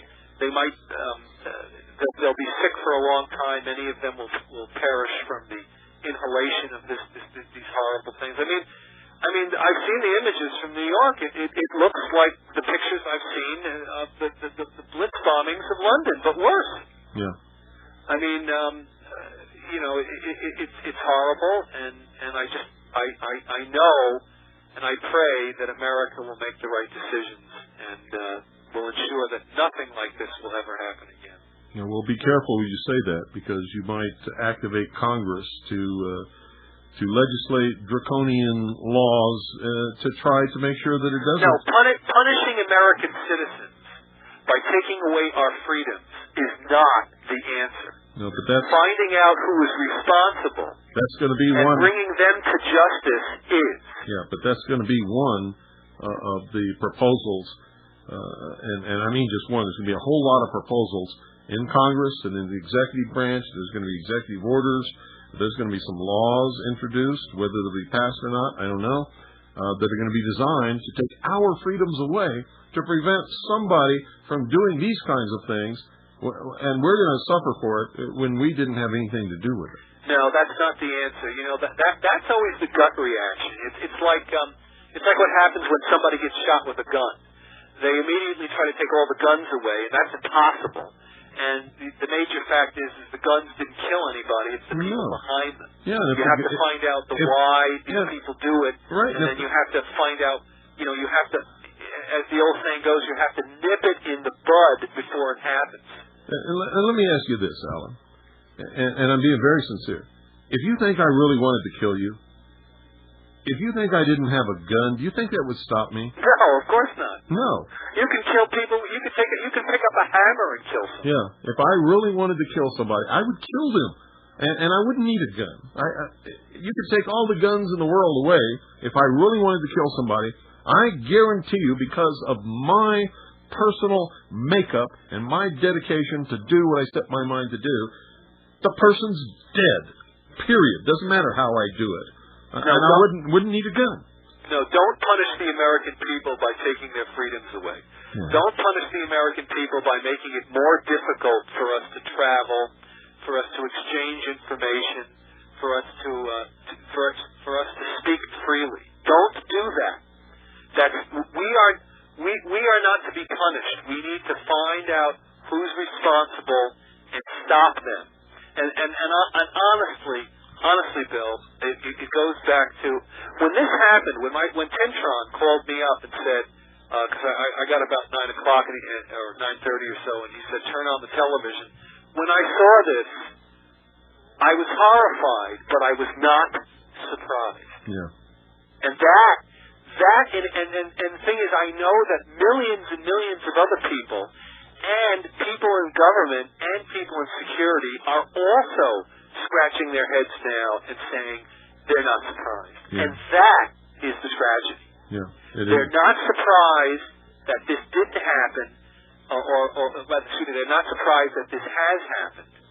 And now the question is, okay, we're vulnerable, we've been attacked, it's a state of war, what are we going to do? And again, punishing the American people by limiting their freedoms and what this very country it was founded on is not the answer. But let me make another prediction, too. There's going to be no open airport and no air travel in this country for at least several days because they don't know how many of these people were sent into this country, are originated in this country, who are pilots whose job is to get on a commercial airline, hijack it, take over the plane, and crash into an American target. Do you realize the dilemma facing the people who are going to make the decision as to when they're going to open the airports and allow planes to fly? I know. It's scary. It's terrifying. It's terrifying. It is. It's terrifying. But that's what terrorism, unfortunately, is about. And I feel people, we need to be cautious. We need to be careful.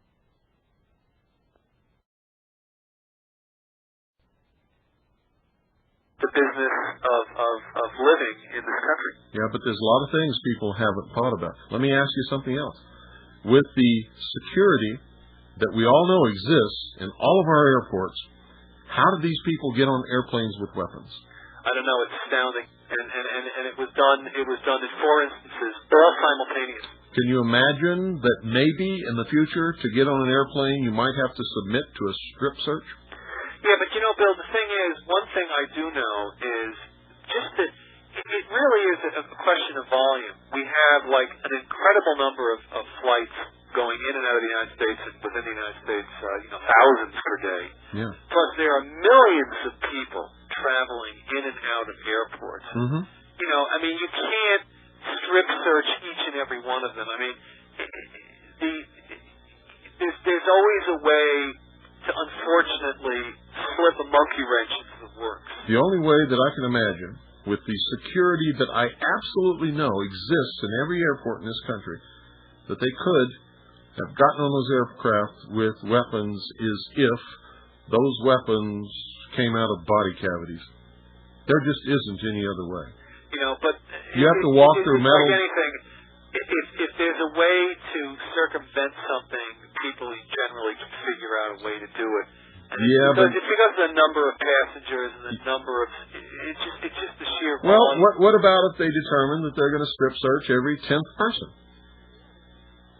Still, I don't think personally, from a logistics standpoint, I don't think that would guarantee that this would never happen again. I think the only way to guarantee that this would never happen again is to find the people who are responsible and the organizations or governments or whatever that are responsible and, bring them to justice.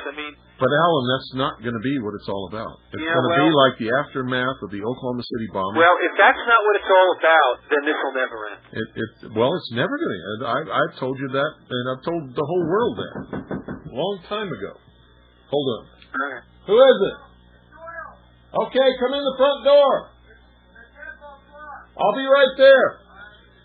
It's Doyle. I got to go. I'm going to put on the thing. Sorry, Alan. All right, Bill. Be well. Thanks so much. Bye. Time yet, but we stand to be bringing you live coverage of that. And at 7 p.m. this evening, there will be a joint leadership news conference of the Congress, the House, and the Senate on the east front of the Capitol, and we hope to be bringing you that at that time, again, 7 p.m. Eastern Time, and the President sometime later than that. A few phone calls, and then we're going to show you some video from earlier today. First call, Alberta, Alabama. Hello. Alberta, Alabama, go ahead. Hello, this is Susan. I'd like to address a serious concern that if anyone has considered the possibility of biological weapons being involved in these terrorist acts, and has anyone contacted the CDC to ensure our safety from biological weapons? Why do biological weapons concern you in this case? It could be easily involved in the airplanes. If they can bring weapons on the airplane, then they can easily bring biological weapons also. And without the smoke that was going in the air, it would be very easy. Calhoun, Georgia, you're next. Hello. Yes. Okay, I'm calling from Calhoun, Georgia. Okay. Please turn your television set down because we're getting some feedback. Okay. If the government was not paying a lot of attention on the schooling and all that, and more security, and this would not ever happen. The way I feel like the government has let us down. Congressman Rohrabacher was just saying, calling this, I think his quote was, the biggest security blunder in our lifetime. Would you agree?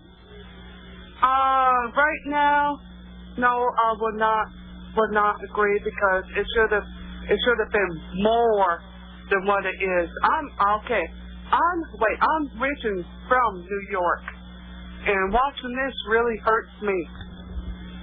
Thank you. The Washington Post and the Washington Times both have put out a special late afternoon edition. Of course, that's not normally. Both of them are morning newspapers. They both have a special edition. Here's what the Washington Post looks like. Terror hits the Pentagon, the World Trade Center, with a picture of the airplane going towards the second airplane going toward the World Trade Center. And here is the extra edition of the Washington Times with just the headline, horror. Earlier today, of course, President Bush was in Florida, and then he was taken to Louisiana, to Barksdale Air Force Base, which is in northwest Louisiana, and after that to Omaha, Nebraska. Here are his remarks from the Air Force Base in northwest Louisiana earlier today.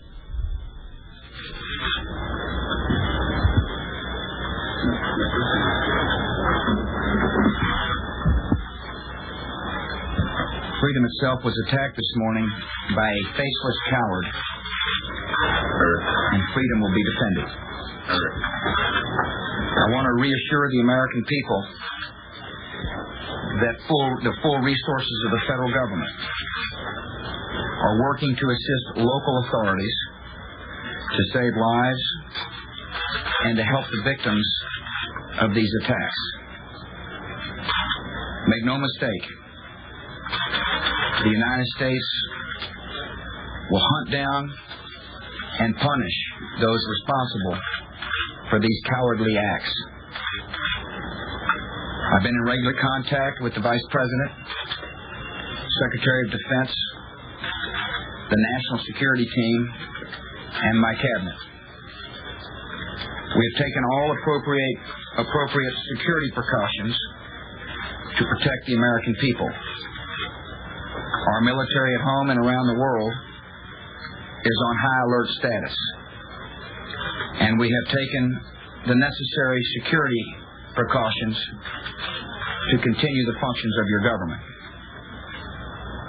We have been in touch with the leaders of Congress and with world leaders to assure them that we will do whatever is necessary to protect America and Americans. I ask the American people to join me in saying a thanks for all the folks who have been fighting hard to rescue our fellow citizens, and to join me in saying a prayer for the victims and their families. The resolve of our great nation is being tested. But make no mistake, we will show the world that we will pass this test. God bless you. The president from earlier today at Barksdale Air Force Base in northwest Louisiana. He was then taken to Omaha, Nebraska, and now is on his way back to Washington tonight. He is expected to address the nation. We don't know from where, and we don't know what time, but we hope to bring it to you live when we do. And there is the flag at the United States Capitol, a live picture at half-staff this afternoon. Our phone lines are open as we're taking your phone calls, and you'll see the phone numbers at the bottom of your screen. As your calls come in, we're going to show you what happened a little bit later in the day after the president's speech at the Air Force Base. Karen Hughes spoke, who is a counselor to the president, spoke at the FBI building here in Washington and gave us more information. I'm Karen Hughes, counselor to President Bush, and I'm here to update you all on the activities of the federal government in response to this morning's attacks on our country. As you heard from President Bush a short time ago, the federal government is acting to help local communities with search and rescue and emergency management operations. Well, folks, I don't know about you, but when I heard that loud pounding on the door, my heart, sort of made a jump, and I reached over for my for my Mac 90 and was prepared to do battle. But it was my good friend, my brother Doyle. You all know Doyle if you've been listening to this broadcast for a long time. And Doyle's here, and I'm going to just give him the microphone, let him tell you, how he heard about all this and what he thinks about it, and how he's been going through the day with this, hanging over our heads. So just give you another perspective. Doyle is my best friend. He's my brother. He's somebody that absolutely 100% dependable and reliable and wonderful and good and all those kinds of things. So you heard from Alan Weiner. You've heard from some callers. We're into we're into our fifth hour, the second half of the fifth hour of the broadcast since we came on the air on WBCQ to do the news today. So I'm going to turn this over to Doyle, and I'm going to go take a little break.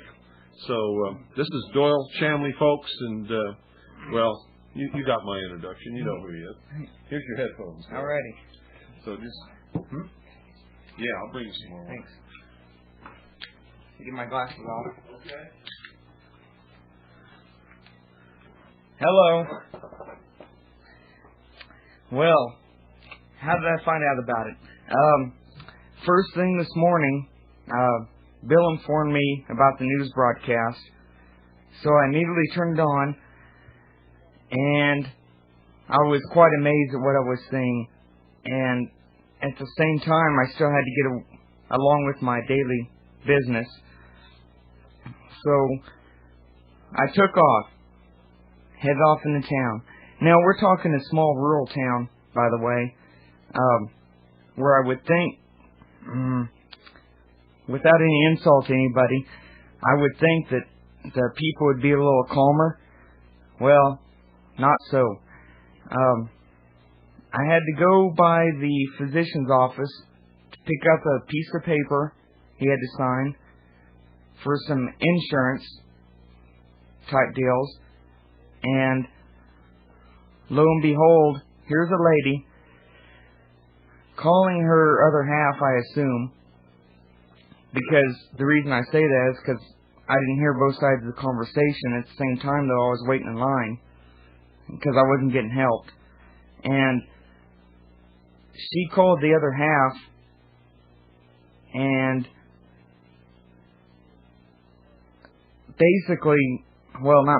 she asked him to go get the children from school because we were going to be under a terrorist attack at the school ground. Thank you. Now, I felt this was very uncalled for. Number one, she's a professional, so everybody in the office is looking up to her. And number two, it creates hysteria. Now, we already once messed up big time and put the Japanese in war camps, so we don't need to be starting that stuff again. She, right there, stirred up a whole hysteria. People were leaving the office, going out to their minivans, their trucks and whatnot, getting on the cell phone, trying to get hold of the other half to go pick up the children, as she was, because we were all going to come under a terrorist attack. Then, the other thing I heard, I went around town and just trying to help, I wanted to make sure that as many people as possible knew what was going on actively. So I went by the different medical offices, the post office, the bank, city hall, whatnot. Make sure they had a radio on, any way to keep in contact with what was actively going on at the time. I started hearing comments, for instance, at Circle K, a lady said, well, I think we should just go and kill them all. I said, well, who's going to kill them? Well, the military. So I said, well, have you ever been in the military? She said, no. I said, do you have any children in the military? No. I said, well, that's real convenient for you to say, having never served and have no family members that may get killed in the outcome. Then, going around town, I started hearing all basically, it must be the ragheads, or must be this, or must be that. Everything that I have heard today is based on race, and it is pitiful. Okay? We don't need to get in hysteria. If there is a certain country at fault, that's fine. But there are certain people that did it. It's not one race, not one creed, not one religion that did it. And it's absolutely sickening to walk around town or drive around town and stop at various places and find people saying, well, we ought to kill all the ragheads. Or it's got to be this, or it's got to be that. I've heard everybody blame known to man. Africans, Afghanistans. This is sickening. Hopefully, and I kind of doubt it, American people are smart enough to make a rational judgment. And I highly doubt the government is intelligent enough to do it. But I would hope that everybody would just get together, find who is at fault, and not a certain race or creed or country or whatever, and make the right decision. Because it's disgusting. And being in a town of maybe 3,000-4,000, I'm not sure exactly, maybe 7,000, I don't know. I can't imagine what's being said in larger cities or more race-diversified cities. So I hope everybody keeps their head on their shoulders, and that's about all I can say. Thank you, Doyle. Now you know why I love this man. And thanks for the lunch. Hey, no problem. I will. Sandwich? Huh? Sandwich? No, I'll go in and chomp down on it. Doyle brought me lunch. That's what we're talking about. Good afternoon. You're on the air. Hi, Bill. This is Steve from Northern Maine. I just talked to Brigadier General Ben Parton. Hi. And Ben says that, indeed, planes loaded with jet fuel could create enough heat to destroy those very strong girders up high. And if one of several floors go, that it would have a domino effect. And in fact, what you've seen could have happened just the way it appeared to have happened. Negative. No way. Well, Ben Parton is a 31-year expert. Well, he may be, but I've talked to architects. I've talked to explosives experts. It absolutely could not have happened. If it did happen, it would have only brought down the floors above the area where the plane crashed. It would not have ever resulted in the entire building imploding upon itself. Any chance I could get Ben to talk to the people you're talking to so we can get that straightened out? Well, I think Ben already knows it. I've talked to Ben before. In fact, we discussed this this very subject after the Oklahoma City bombing. So you don't talk to him, publish his paper, No. So you don't put any credence on what he's saying, or how in the world? Now listen to me very carefully. If an airplane crashes in the top quarter of a skyscraper, which has been architecturally engineered for the stress and the strength that it takes to withstand an airplane crash, because they expect airplanes to crash sometimes into skyscrapers, how in the world would the destruction of the integrity of that floor of the building cause the building to fall in upon itself all the way to the ground?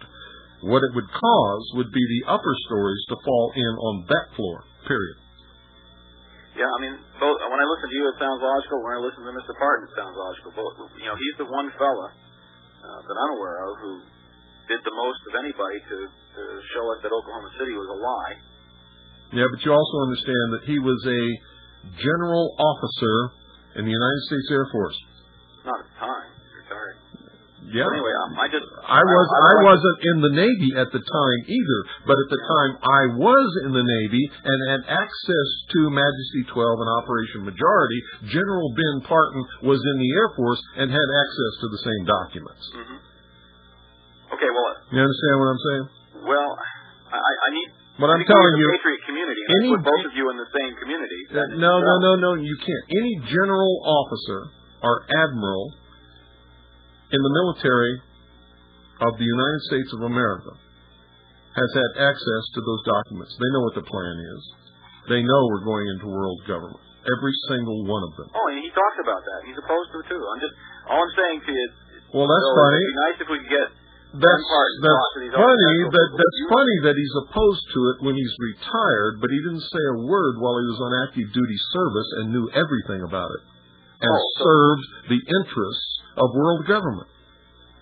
Oh. Now, do you understand? Well, you're the first person in the Patriot community who has said that Ben Parton is not trustworthy, and those are the types of things I need to know. Do you understand the Hegelian dialectic? Oh, sure. Okay. I've written a paper on it. Then you understand exactly what I'm talking about. So Ben Parton knows exactly what the official policy of the United States government is. He served as a general officer in the United States Air Force. Okay? He served the agenda of the New World Order, and while he was on active duty, never said a word against it, never warned the American people, nothing. Good point. What he said about the Alfred P. Muir building is absolutely true. Okay. But what he's saying about the World Trade Center is not true. Is there any chance, can you give me a name off the air or somebody I can talk to? I'd like to talk to an architectural engineer who would be able to give me some... Well, what you need to do is find an architectural engineer that designs, as I have spoken to, skyrise. Not skyrise, but you know what I'm talking about. I'll find them. Yeah. Thank you. Find them, talk to them, and they'll tell you that they know. And it's happened in the past. And they design these buildings to withstand crashes of airplanes, including up to Boeing 747 size. Well, that certainly makes sense to me. Absolutely. Okay, brother. Thank you. Thank you for calling. Bye-bye. 520-333-4578 is the number. Hate to bust your bubble, folks, but you got to understand one thing. There is nobody that serves in any military force in this country, period, at the rank of colonel or above, who is not serving the agenda of the New World Order. Period. I don't care who they are. I don't care what they're saying after they retire. I don't care what they pretend to be. It's the truth. There's no way that they could have a New World Order. There's no way that the things could have happened in this country. There's no way that they could assign our forces to serve under the United Nations command, under foreign military command, unless those general officers and admirals were completely in line with the New World Order agenda. You better understand that. The military has been politicized. It's no longer an organization pledged to protect and defend the Constitution for the United States of America. It's a political organization serving the agenda of the New World Order. And that's the truth. Building falling to the ground. It is very difficult to imagine anything. I'm going to eat lunch now. It all in this complex of 7 buildings. If you think back to the Canary Wharf bombing in the Docklands of London, for example, it was one bomb. One imagines that most of the damage was superficial, if you like, not to the structures themselves, to glass, to furniture. Looking at that scene this morning here in New York, it's hard to imagine anything surviving those 2 explosions. Can there be any kind of rescue operation here, given what's happened? I can't imagine that there will be any kind of rescue operation. It's absolutely impossible to estimate the kinds of numbers under that kind of debris. 50,000 people, as I say, work in those buildings. But one of the problems, it seems to me, and I was just alluding to it, is that the emergency services got there rapidly. There were hundreds of ambulances and fire trucks very, very quickly there. People assumed that the thing was contained. People assumed that there was a series of explosions quite high up in the buildings and realized quite late, if you like, that actually the thing wasn't contained and the engineering couldn't cope with the force of those blows.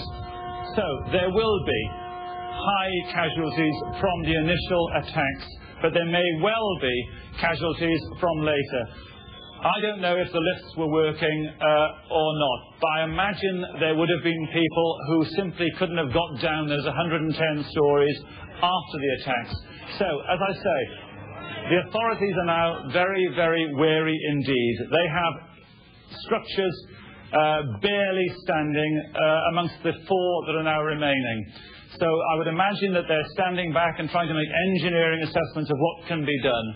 Meanwhile, in the rest of the city, there is an eerie calm here. I'm on Times Square. It's normally one of the busiest parts of this city. You can see it now. There's virtually nobody there. It's normally blasted with adverts. The Hour of the Time may be contacted at HOTT.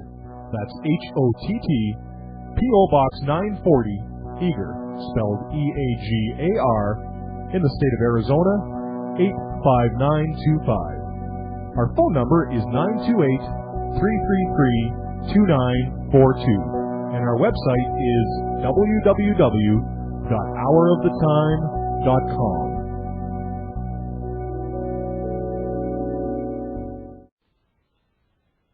Full of rubbish, a great container full of rubbish from a very great height, at which point smoke appeared everywhere as though a mist had suddenly settled on the building. We all screamed out, some people running, some people crying, nobody really screaming. Across the road, and you look up and you can see the top of one of the towers, smoke billowing out from it. 18 minutes later, the second plane was guided into the centre's south tower, already a terrorist exploit without parallel, of uniquely murderous intent and clearly well planned. I was just standing here watching the World Trade Center after the first plane hit. I just saw a second plane come in from the south and hit the south tower halfway between the bottom and the top of the tower. It's got to be a terrorist attack. We started walking down the stairs. We made it to the 8th floor. Big explosion. Blew us back into the 8th floor. And I turned to Hesh. I said, this is it. We're dead. We're not going to make it out of here. I took a fire extinguisher and I bust the window out. That's when this gentleman here heard my cries for help. And this was only the beginning. Within the hour in Washington, D.C., the capital, a third hijacked airliner is crashed into the Pentagon, the very heart of this superpower's military establishment, a symbolic target par excellence. Thus was America humbled. 24,000 people work in the Pentagon. All survivors had to be evacuated.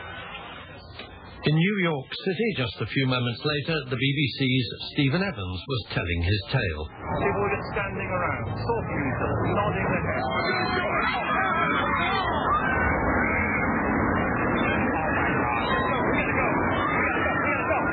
It was a tale of the unexpected. The Trade Center's South Tower, much weakened, collapsed as he spoke, showering rubble into the streets below. 50,000 people work in this vast complex. Nobody yet knows the death toll.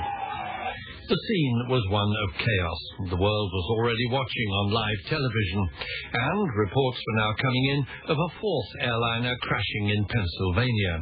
A passenger using his mobile phone had called desperately to say, "We're being hijacked, we're being hijacked." And back in New York, survivors in the Trade Center's second tower, seeing what had just happened to the first, began seriously to panic. Some waved, some jumped to almost certain death. And there was smoke everywhere. People were jumping out the windows. Over there, they're jumping out the windows, I guess, because they're trying to ceiling. So I don't know. And I don't know. Everybody just doesn't know where to go. They won't let. Everything is blocked off. You can't even. They're telling us to get out, but there's nowhere to go. Manhattan and Washington shut down. America closed all its airports, and world leaders began to react. There have been most terrible, shocking events taking place in the United States of America within the last hour or so, including 2 hijacked planes being flown deliberately into the World Trade Center. I'm afraid we can only imagine the terror and the carnage there, and the many, many innocent people that will have lost their lives. Manhattan was in turmoil. New York's go-go mayor, Rudolph Giuliani, was soon on the spot. The damage he saw was epic, and he spoke of a tremendous number of lives lost. The number of casualties will be more than any of us can bear, ultimately. And I don't think we want to speculate on the number of casualties. The effort now has to be to save as many people as possible. And I don't think we will know the answer to that until sometime tomorrow or the next day. Were there large numbers of firefighters? We don't know how many we've lost. But there's no doubt we've lost some firefighters and police officers. And no wonder, while firefighters and policemen were doing their utmost to cope with the collapse of the Trade Center's first tower to rescue people trapped inside, the second tower, mortally wounded by its hijacked airliner, also crumbled to dust.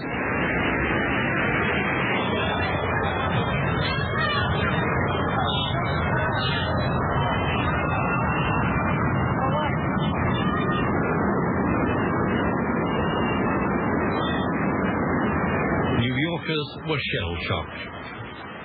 What happened, man? Big boom. Come down the steps, everything fine, so we got to the basement and everything just fell in. I got trapped from there. Another guy crawled out, kept getting hit in the head, hit the bags all around. Finally, we fought our way out over the rubble. Yeah. Come on, we did all right. All right, where's the Thomas? A picture of devastation and a terrible reminder of how vulnerable in today's world of terrorism and suicide bombers its dominant power has proved to be. President Bush's expensive dream of a Star Wars missile defense scheme would have been powerless today. Heaven knows what the toll of death and injury will prove to be. Let's speak first of all to Elaine Showalter, who's originally from New Jersey, living here now, but you have family in New York. What went through your mind seeing those pictures again? Well, it's been a terrifying day that will live in infamy. And I think the worst of it was when it was happening, the very beginning. I was on Oxford Street and trying to think about how long it was going to go on when the reports were coming in, and you couldn't be sure whether there would be attacks in Chicago, Seattle, Pittsburgh, the rest of the country. But I think that Americans recover from these things incredibly fast, and that even by this time the recovery has begun. You were contacting family and friends in New York yourself? Yes, mostly by the internet, which is a big help because all the telephone lines are tied up. But we had email, and everybody called back and forth, and messages are coming in, and people are beginning to post all kinds of messages on the net of help and support. Let's speak to Richard Pearl, who was close to President George Bush Jr., but also was Assistant Secretary of Defense under Ronald Reagan. Mr. Pearl, people have been talking about this today as an act of war. Is that how you see it? Clearly it's an act of war, both in terms of its magnitude and its purpose. Behind these acts of terror are the states that support terrorism, the states that provide the recruitment, the organization, the sanctuary, the planning, the training, the logistics, the money. This could not happen without state support and state sponsorship, and the United States must now do something it has been reluctant to do, and that is hold the states accountable that permit this kind of terrorism to take place. Stephen Simon, you are a former member of the U.S. National Security Council. On the point about how this could happen, a lot of people have been saying it ought to be impossible for 4 planes to be hijacked simultaneously in the USA. Well, it's obviously not. Smuggling weapons onto airplanes in the United States is not an impossible feat. There are a huge number of travelers. They're shoved through hubs that are extremely crowded. It's very difficult under these circumstances for poorly paid and in some cases poorly motivated security personnel to detect every bit of contraband that somebody's trying to smuggle onto an airplane. But would you ever have thought 4 simultaneous hijacks were possible? Well, I never would have thought anybody would have attempted it. But clearly you have a group here that is highly motivated, very determined to do this, very well organized, enjoys excellent communications, and probably has some practice. Ehud Barak is also here, the former Israeli Prime Minister. What did you think, Mr. Barak, watching those pictures again? I'm not sure that I understood the question. What was your reaction to what we've just seen? It's a clear act of war. I believe that Premier Tony Blair put it correctly.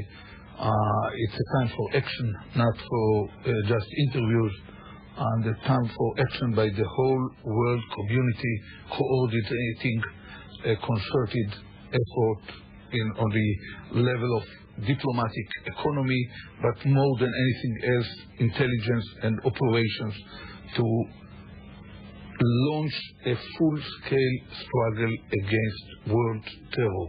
It is all our Western civilization is now under attack. No way to ignore it. We know the names of these rogue countries. We know the names of the organizations. The intelligence community know to tell us where they are deployed, and it is a time for action, even if it's going to be a very tough and painful and maybe a struggle that will stretch over a few years. Were you at all surprised? I'm back. Well, folks, Doyle brought me an Italian sub sandwich from Arby's, which may not be the best food in the world, but I got to tell you, I have had no breakfast and no lunch, and I was starved. He also brought me a huge Coke and some French fries, and while that may not be the most healthy food in the world, when you're starving, it sure is good. And I got to tell you, I wouldn't have made it if he hadn't brought me something to eat for the rest of the afternoon and evening. Well, you heard the news from BBC, and it certainly was a different viewpoint than the news that you hear normally on the communist news networks in this country. So, like before, the phones are open 520-333-4578. 520-333-4578. We're interested in your comments, observations. You may have some news to report that we don't know anything about, and if you do, we want to hear from you. And no matter what we're doing or what we're broadcasting, as soon as the phone rings, we will put you directly on the air. Right now, I sat through a lot of stressful times, but I think they pale in comparison to this kind of attack on the United States in such a dramatic way, and having to leave all their buildings and get relocated. But I also believe that 24 or 48 hours from now, you're going to see people back in their offices. You're going to see the normal functionings of government. You're going to see. Good afternoon. You're on the air. Hi, Bill. How you doing? Good. This is Jim from New Jersey. Or I should say, as good as can be expected. I have a somewhat different slant on this. I am absolutely outraged at the way the media is treating this. Good for you, so am I. We have two of the biggest buildings in the world that were deliberately destroyed by terrorists, and they're just treating it like the big story of the day. If you notice one thing they don't do, they do not interview anybody who is outraged, who is screaming for blood. All they're doing, I just got done watching the ABC News affiliate. They have tips for how to talk to your child about this. Well, I don't know about the rest of the networks, but CNN is not guilty of that. They've been taking calls. They haven't censored them. One woman called in and told everybody in the country that if you see somebody with a green flag on their porch, you're supposed to go and blow them up. Amen. What do you mean, amen? But what they're doing is, we live in a video world. Watching this is, just like playing a video game. Oh well, it blew up. My wife's company was on the 90th to the 91st floor. They have trivialized the whole thing, and they're reporting it as if it's a normal, everyday occurrence, and it doesn't mean anything. I guarantee you at least 10,000 people died in the collapse of just those two buildings. Yes, you're putting into words what I'm too frustrated to describe. It's almost like we had Hurricane Floyd, or we had a tornado. I'm screaming at my TV set. I mean, these people are absolute, they're automatons. Yeah, they are, and they don't show any. Here's what really bugs me. They don't show any emotional involvement whatsoever. You're absolutely right. They don't care. They're just sitting in their chair, doing their job. They're not affected. It doesn't bother them. They're not emotionally upset. They haven't expressed any kind of anything that I would consider proper for humans to exhibit in the face of such a thing. They have no patriotic identity. And if you notice, our people are all over the world in over 100 different countries, our troops. And if they do go ahead and declare martial law, which they probably want to do, who are they going to bring in to do it when they run out of National Guardsmen? UN peacekeepers? Well, of course. Have you ever read the Geneva Convention? Yes. You know what it says? That the UN has the final authority. No. It says that if any of the signatory countries are experiencing internal unrest, that all of the other signatory countries are obligated to provide military forces to put down that unrest. Right, yeah, it's been a few years, it's coming back to me. I'm just totally outraged, Bill, that, we call ourselves Americans, and even the people I work with, we had some auditors in today, and my boss was all worried about that. I said, do you know your country was just attacked, and you're worried about going in here and counting units? I just absolutely cannot fathom that people think it's another news story. The sheep have not only had their country stolen in the past 3 decades, they're now having it blown up right under their noses, and they don't even give a damn. This is a product of years of indoctrination by television and Hollywood. How many buildings do you see blown up every time you go to the movie? How many people do you see killed? How many people do you see destroyed? How many people do you see murdered? How many people do you see maimed? How many people do you see just blown away all the time on television and in the theaters, in the movies? So after you've witnessed this hundreds and hundreds and thousands of times, after a while it doesn't mean anything. And how many references did you see to the movie Independence Day? When? In the news, they kept bringing up that movie Independence Day. When? They blew up the Pentagon or whatever. When? Oh, what? When were the references made? Yeah. Oh, I heard them this morning several times. What was the reference to Independence? What's that got to do with the World Trade Center bombings or the Pentagon? I guess they considered it in the same realm that you have Hollywood showing special effects blowing up the Pentagon and the White House. It's like, yo, people, this is real. This is happening today. But I still don't understand what that has to do with the movie Independence Day.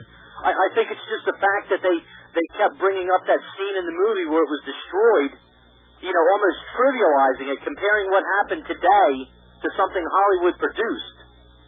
I missed that completely. I didn't see it, and you're right. If that's what they did, that's exactly what they were doing, trivializing it. Real people died in that building. Real Americans died. Mm-hmm. This is not a war over in the Middle East. They came to our soil. Now wait a minute. Back off with that crap.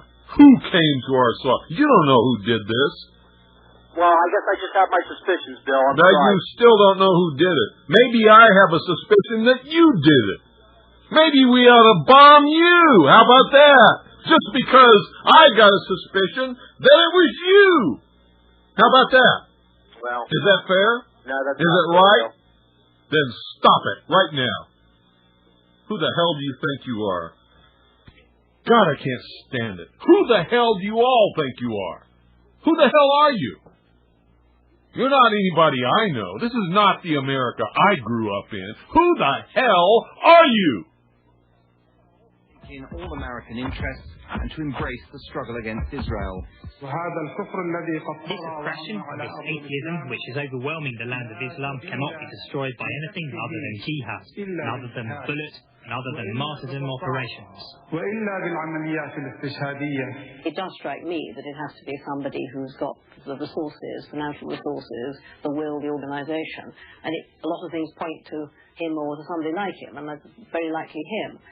And I think that it's an extraordinary operation. They have managed, for instance, to evade detection through normal means of communication. Doesn't seem to have been picked up. Extraordinarily sophisticated, long-term planning. In a recent interview, bin Laden threatened further attacks on American interests. There were suggestions, too, that he was being bankrolled by Iraq. A TV reporter was shown his desert training camp in Afghanistan and told that the al-Qaeda organization had thousands of supporters under arms. One of bin Laden's lieutenants even spoke about drills for responses to American strikes on this base. Earlier this year, in January, there was a very high threat announcement passed to American embassies and military establishments around the world. Last year, an American presidential commission on the terrorist threat visited London, including senators and security experts. And I recall very clearly, they told me, these people hate America, hate what America stands for, and seek to destroy us. So I don't think the actual attack would have been a surprise to American policymakers. The nature of the attack is the big surprise. After the bombing of its embassies in Africa, America responded swiftly with cruise missile strikes against targets in Sudan and Afghanistan. If the bin Laden organization is indeed publicly blamed in the coming days, a whole range of diplomatic and military options could come into play against Afghanistan and bin Laden's followers. Mark Urban reporting, and Mark joins us now. It seems there may be a missile attack on Afghanistan at this moment, is that right? Indeed, those options may already be coming into play. There are reporters in Afghanistan tonight reporting that the capital of Afghanistan, Kabul, is under missile attack. It's not clear yet. The Pentagon haven't confirmed whether indeed those are American missiles, but clearly this is the presumption of many people on the ground. And that would start to look like a reprisal based on the speculation that we've seen about Mr. bin Laden. Well, it clearly would show a firm conviction on the part of the American security establishment that he was responsible. If there is an attack on Kabul, folks, it can only be coming from the United States of America. I guarantee you that. And it will be because either the United States government believes that Afghanistan and our Osama bin Laden, aided by Afghanistan, is responsible for the attacks in this country. None of us know who's responsible yet. Nobody has told us. Nobody has proven it. Nobody has been tried in court. Nobody's been convicted. All I can tell you is my prediction is coming true. We have now attacked the first country that allows terrorist cells and groups to exist within their borders, and I think there will be more. Long overdue step. Quite apart from his culpability for this crime, or these crimes I should say, this day of crimes, he is an enemy of this country. He has unleashed attacks against American citizens and property in the past, and there's no doubt, whether he did today's events or not, he would be up to it in the future, and he should be stopped. And those who are making common cause with him, who are sponsoring him, who are protecting him, who are permitting him to train in their countries, or otherwise making possible the kinds of sophisticated attacks he certainly has perpetrated in the past, should also be punished. Richard Pearl, do you believe that there is a strong case for, if this is what it is, a missile attack on Afghanistan based on what's happened today? Well, indeed. The fact is that bin Laden is permitted by the authorities in Afghanistan to operate from their territory. And I hope and believe that the United States will now adopt a policy of taking action in response to terrorist attacks against countries that facilitate and support terrorism, against countries like Iraq and Iran and Syria and Sudan and others, because until they pay a price for the support they give to terrorism, they will continue to enable acts of terror on this scale, and we must find a better way to cope with it than the policy of chasing down the individual terrorists Lord David Hanna, you're a British ambassador to the UN. How does a country like the US strike back against terrorists unless it does it like this? Well, this may be one way of doing it, if you identify very clearly who the origin of the attack is. An act of war is being performed against you and you have a right of retaliation. But there's a much wider international coalition that you've got to put together against terrorism, just as the former Prime Minister of Israel was saying. You've got to muster as wide as possible an international coalition. And you've got now, let me ask you something else, ladies and gentlemen. If the United States government and all of its intelligence agencies had no warning, didn't know that these attacks were going to occur, or who was going to mount these attacks against us, and there are no survivors from the attackers, the people in these planes who actually made these attacks, if there are no survivors, how do they know who did it? How do they determine that they should bomb Afghanistan or anybody else? 520-333-4578. If you have the answer to that question, I would sure like to know it. 520-333-4578. Nobody knew these attacks were going to occur. Nobody knew that anybody was going to do this. Nobody survived from the teams that made the attacks. Why are we bombing Afghanistan if, and I'm asking if because I don't know for sure that we're doing it, if we are in fact doing it? And who are we bombing? The people who planned it, who carried it out, are innocent civilians who live in the city of Kabul. Good afternoon, you're on the air. How do they know that the planes were hijacked? Because this is what they tell us. They tell us that some of the passengers or crew members made calls on their cell phones and said that the planes had been hijacked. I heard that part. Also, the planes took off from airports with passengers on board, bound for a certain destination, and changed course to the place where they crashed into their targets, which indicates that they would have been hijacked. Do you know that you're not allowed to make cell phone calls on the plane? I'm not allowed to do a lot of things that I do every single day. And that's not true because airplanes have cell phones on board that you can make calls from. Oh, they're not cell phones. They're different. It doesn't matter. You can still make a call from them. A lot of airplanes have one of those phones in the back of every seat, so every passenger can make it. But those don't interfere with the navigation. Who cares about interfering with the navigation? You asked me how they knew the planes were hijacked. Passengers on board made phone calls. And what did they report? They reported that they were on a plane that had been hijacked. And what does that mean? Goodbye. Where did he come from? What do you mean, what does that mean? Either a crew member or a passenger aboard a plane made a phone call to somebody to report that they were on a plane that had been hijacked. What the hell do you think it means, dummy? Where do these people come from? Who is that guy? Please, dear Lord, protect me from the idiots of the world. 520-333-4578 is what does that mean? Oh. I've got to slow down and relax because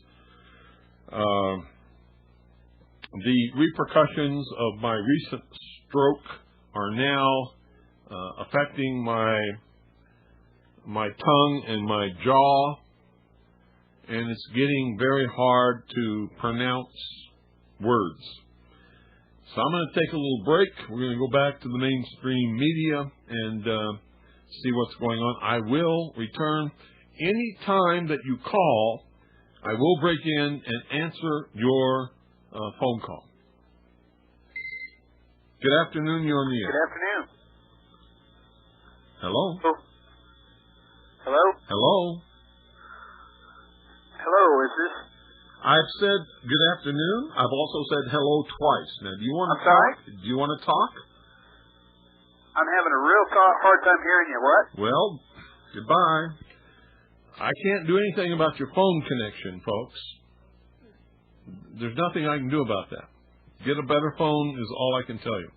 520-333-4578 is the number. If you call, I'm going to answer the phone. If you're there and you want to talk, then please do. But I can't play games with you. If you can't hear me, I don't know what to tell you. Get a better phone connection, something. But we can't play those games with the telephone stuff. Okay? If I say good afternoon, you're on the air, then you're on the air. Saying hello over and over and over and over and over again won't cut the mustard. Okay, folks, please try to do some cooperation. And if you call in and you can't hear me, then hang up and try another phone. Good afternoon, you're on the air. Good afternoon, William Cooper. Yes. Howdy, my name's Dave Mitchell. I can't help but oh my, it's very terrible what's happened today. Of course, there were some things that you had mentioned in some past conversations with some other individuals that had struck. Let me turn down this thing. That had struck me as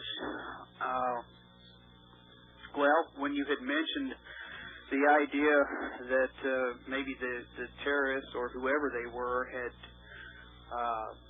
infiltrated the airline by actually smuggling weapons on board at point of entry. How else could they get on an aircraft and enforce their will upon the crew? Sure. Well, the thought occurred to me that employees of the airline could have actually planted the weapons on board these planes in advance of today's attack. That's pretty hard to do because not just passengers are searched, but airline employees are searched, and the aircraft themselves are searched before anybody's allowed to get on board.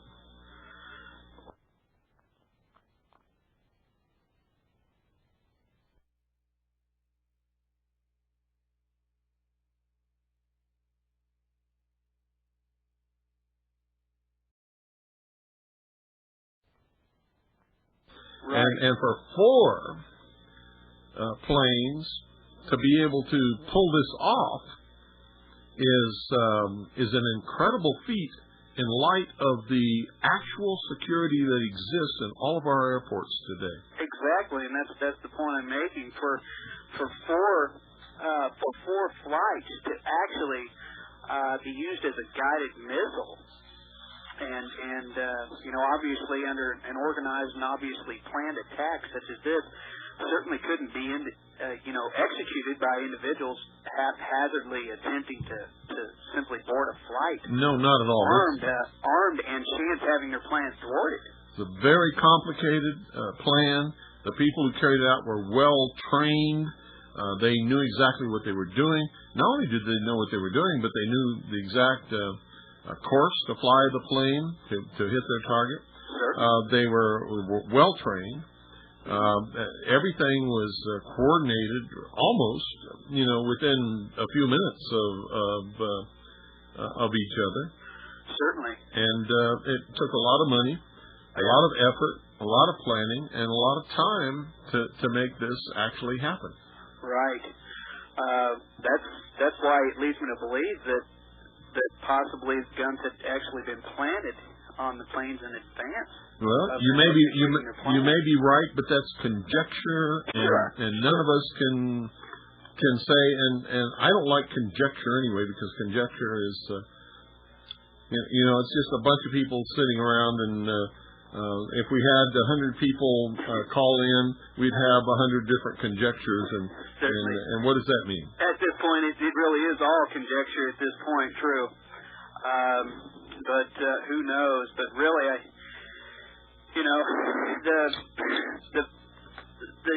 the situation that's occurring here Oh gosh, I'm really speechless. It's bringing tears to my eyes every time I think about it. But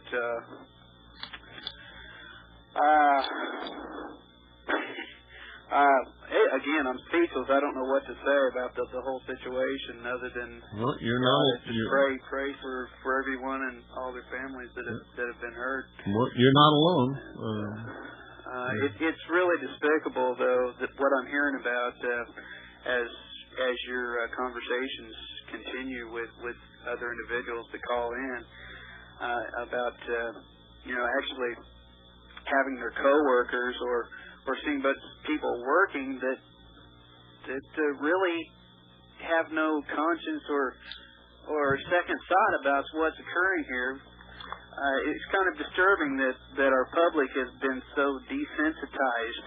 Anybody who watches television all the time and goes to the movie regularly is desensitized. None of this means anything to any of them. Period. And that's the truth. Right. If you go out and walk around town tonight, you'll see people who are oblivious to the whole doesn't mean a thing to them. Now, what you had mentioned earlier about the buildings not being able or not actually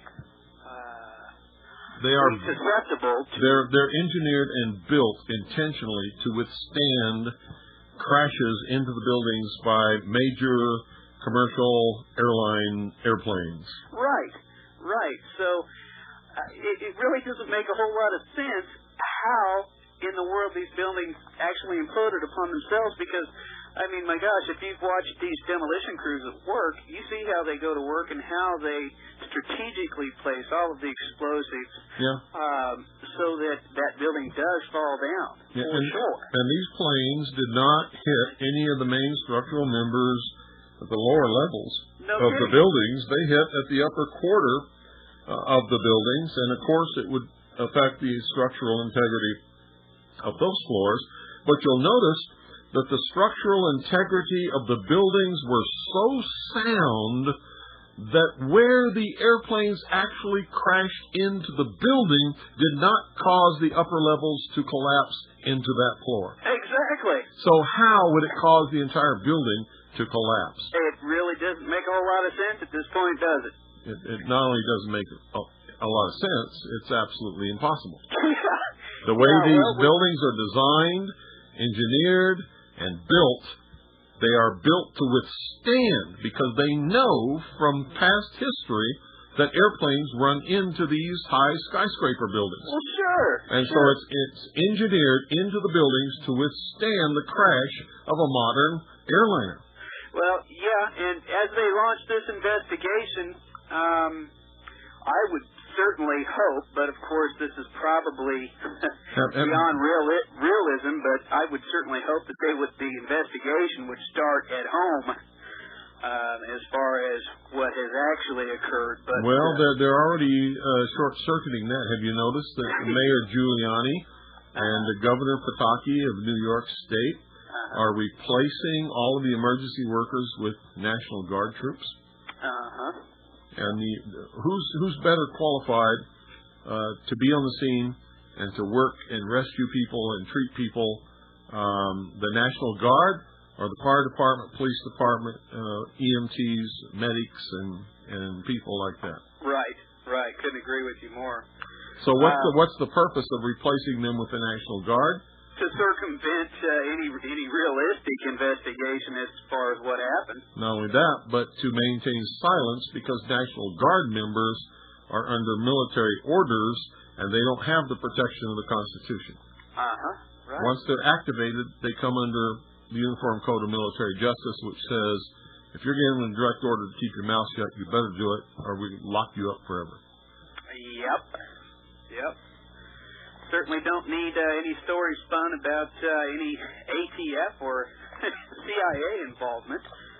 Or discovery of secondary explosions in the building that may not have blown up like they did in Oklahoma City,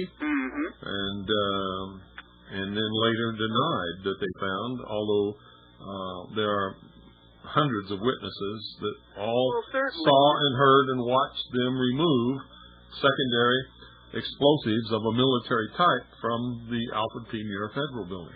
And certainly, and right after that happened, immediately after that building exploded, the media coverage was somewhat uncensored at the time. And a lot of information was leaked out as to what really had taken place, along the lines of, as well as like the John Does. Yeah. That, and then when the government took over, the media watched it. Reports stabilized and presented only one official explanation and never talked about any of those other things ever again. Yeah, and of course they certainly cleaned up the wreckage in a heartbeat as well. They didn't clean it up. They completely destroyed it. Yeah. They destroyed all evidence, all wreckage. Every remnant of the building was demolished, picked up, carried to a site, buried under the ground so you couldn't even get to it if you wanted to, and then they put a fence around it which says United States government property, keep out. If you go into this place, you're subject to so many years of prison and $10,000 fine and so on and so forth. And then, of course, the blame is directed at private militias. That's what happened. I mean, that's the same thing that happened back when Hitler was in power over there in Germany. He pulled the same thing and also blamed on the private militia. There's no such thing as a private militia. Right. Period. The militia consists of the whole of the people, all of us. There's no private militia. Private militia is not a militia, is unlawful, and actually constitutes a gang. So I reject your private militia. I understand. So I've been watching things on your site and keeping up to date on occurrences and things like that. You seem to be very perceptive and intuitive as far as what's actually happening in the world today. What do you think or expect to come of this as time progresses? The death of freedom. Yeah. The death of freedom. That's a pretty tough cookie to swallow, but I think you're right. Most people will have no difficulty swallowing that pill. Well, yeah. They will not only welcome it, but if you've been listening to CNN, CBS,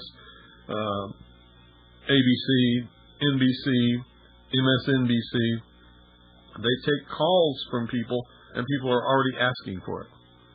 Well, the best slave you can have is a slave that doesn't know they're a slave. First of all. Secondly, when you are indoctrinated through our school, government-controlled school system, of course, you aren't enlightened to the freedoms that you are supposed to have guaranteed by the Constitution. But as time has progressed, we've seen these liberties that are entitled to us whittled down to virtually nothing.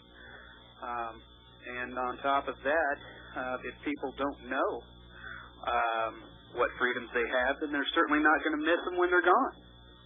That's right. Absolutely correct. Well, I really appreciate your time, Bill. It's been a very great pleasure meeting you. I'll keep in tune and keep listening. And my heart, I just would like to say my heart goes out to everyone and all their families that have been affected by this, indirectly or directly. You would think that it would affect everyone of our nation, but unfortunately, there's a lot of people out there that just don't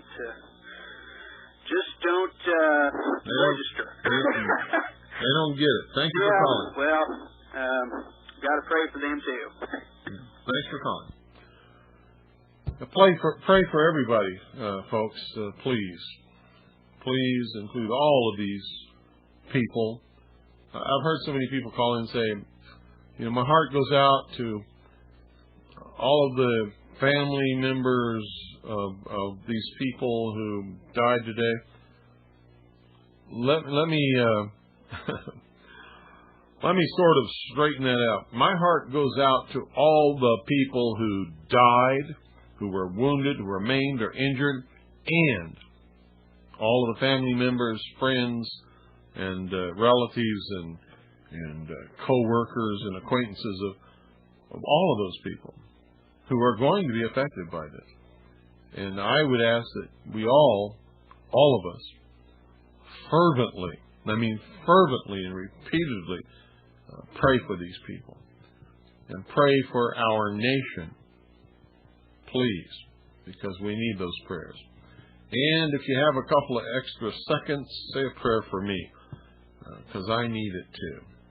And I always, every night, say a prayer for all of you. So it's reciprocated. Whether you do for me or not, I always do for you every single night. And sometimes during the day, believe it or not. So 520-333-4578 is the number. And anytime you call, we will go directly to your phone call, no matter what we have on the air at that time.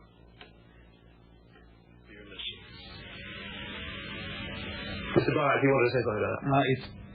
What happened today just added to the need to have at least a theater and maybe trans-regional missile defense system against rogue countries like Iraq and Iran. It wouldn't have helped today. It wouldn't have helped, but this event emphasized that there are certain countries in the world, North Korea, Iraq, Iran, maybe Gaddafi, maybe one or more else, that are ready to threat the world order by using whatever they have.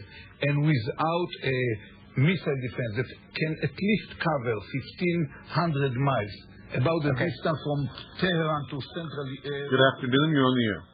Phil. Yes. I just wanted you to know, I don't know if you heard, that there's explosions and bombs going off in Afghanistan right now. Yeah, we've already talked about that. Oh, okay. But that's rumor that's been put out on the news. There's been no official announcement by the government or anyone else. And in fact... CNN's showing scenes from Kabul right now. They are? Yeah, burning. Okay. Okay, thanks. Thank you for that input. Appreciate it, folks. If you find out something that we're not airing, give us a clue. We're not monitoring CNN. We're monitoring C-SPAN. So we don't know what's happening on these other networks. When you call in, when I ask you questions, when I'm looking for verification, don't get angry because you know that we don't air rumor on this broadcast. So I'm going to ask you how you know and where you found out about it, and so that we know whether or not your report is legitimate or not. And I have to do that. If it upsets you, I'm sorry, but I have to do that. I have to know if you're, a scam artist just calling in, telling some lie or spreading some rumor or reading off a fax machine, or if you actually saw it on the news and which news you saw it on, and so on and so forth. Good afternoon. You're on the air. Good afternoon, Mr. Cooper. Yes. Hello. Tony from Cleveland, Ohio. Hi, Tony. I'm talking real loud. I can barely hear you, but just as long as you can hear me, that's what counts. I can hear you fine. Good. Here in Cleveland, they seem to have the downtown area pretty much closed off. There is, I can't say a real big emergency, the way that the mayor described it. He says, I'm not declaring a martial law or anything of that sort. He says, but he said, I'm going to keep the downtown area clear. Nobody's basically allowed down here unless you have... That is martial law, my friend. See, he has no authority to do anything like that unless he suspends the normal law, and the normal law says citizens have the freedom to move wherever they want to move. If he restricts their movement, he has, in effect, declared martial law. Well, yes, I have to agree with that. I have to concur with what you're saying. And the way he put it forth, it's that he was telling the residents here of Cleveland that, is pretty much stay in your house. Don't go anywhere. As a matter of fact, the Cleveland Public Schools are closed tomorrow. All the Catholic schools are closed tomorrow. The government buildings downtown were all closed up. The state offices were closed up. Governor Taft was on TV giving his condolences to to everybody involved, directly involved, the ones that were killed. He wanted us to give support to Red Cross. Commendable things that all Americans should be doing right now, offering prayers for our country as well as those Americans who are lost. They have been pointing fingers. I have the TV on right now, Channel 8 here in Cleveland, and they're showing that Ben, I can't even pronounce this guy's name, I'm so ticked off, but they're implicating him. Some folks at work today were all irate. Are you talking about Osama bin Laden? Yes, sir. Okay. And some folks at work today were irate. They said, well, we should go over there and bomb them. I said, well, you don't know they are the ones responsible. Yeah, how do any of these people know who did it? Well, where we are at work... How does the government know who did it if they didn't know that it was coming, or who planned it, or that it was going to happen, and nobody survived amongst the attackers? Exactly.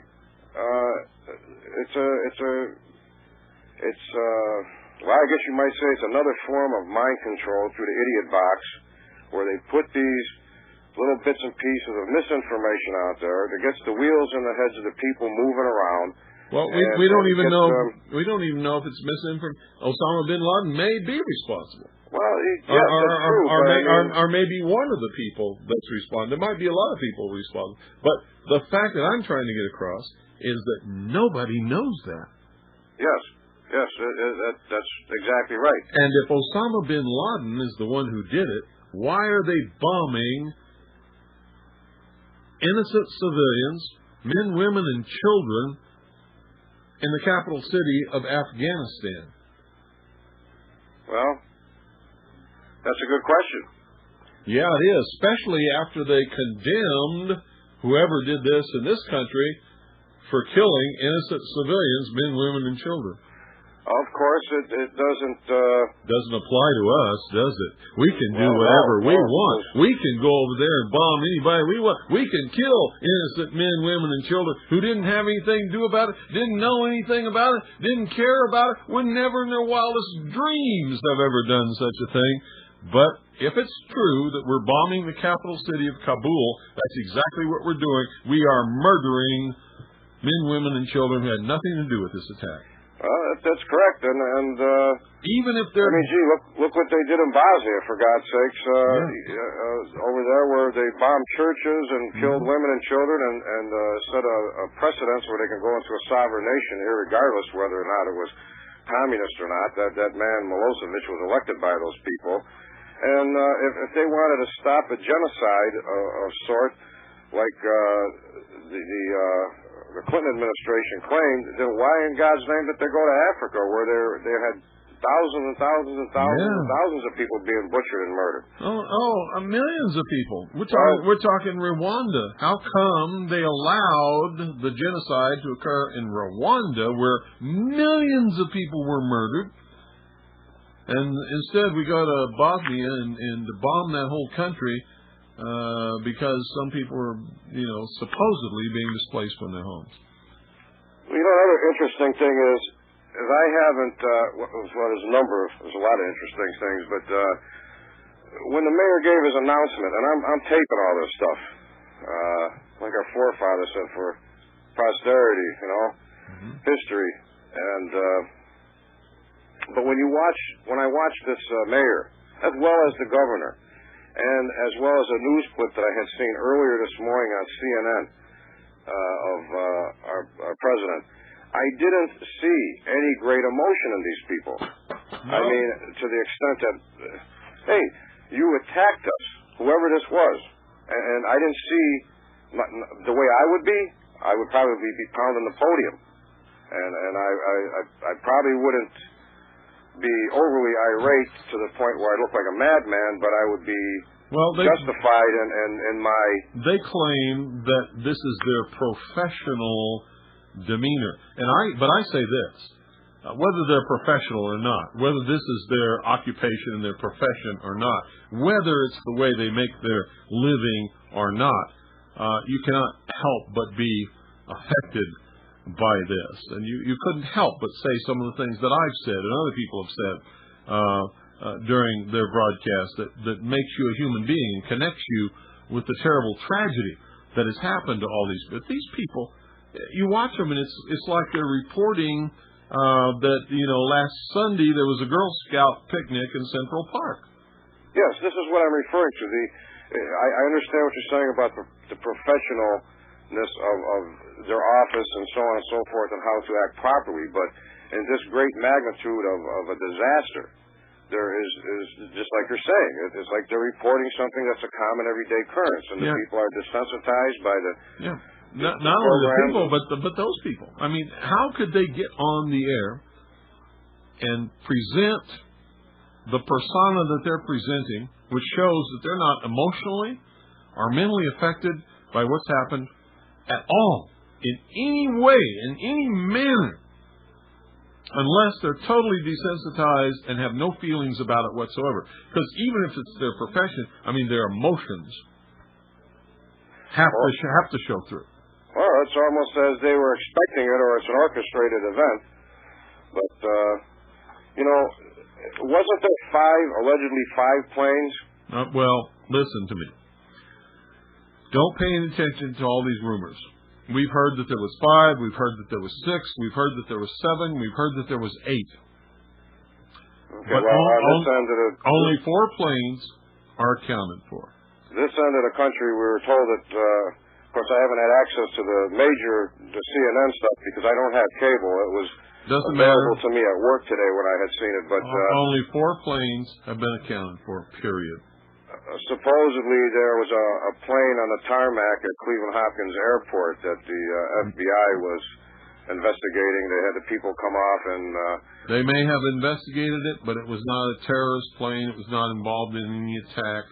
I'm sure these things are going on all over the place. Don't listen to rumors. No, it's just being... There was 4, period. Yeah. That's it. Well... It's something that I dreaded.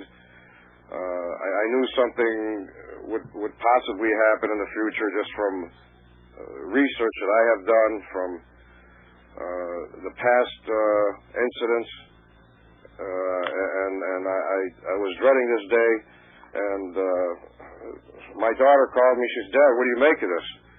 And I said, "You're getting closer to the implementation." Full tilt boogie of the New World Order in this country. Yep, that's right. And like I've been telling the kids, I says, read.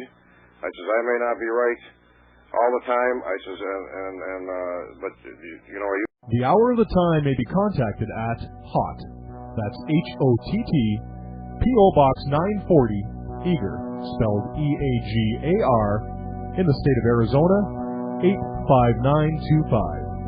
Our phone number is 928-333-2942, and our website is www.houroftheTime.com.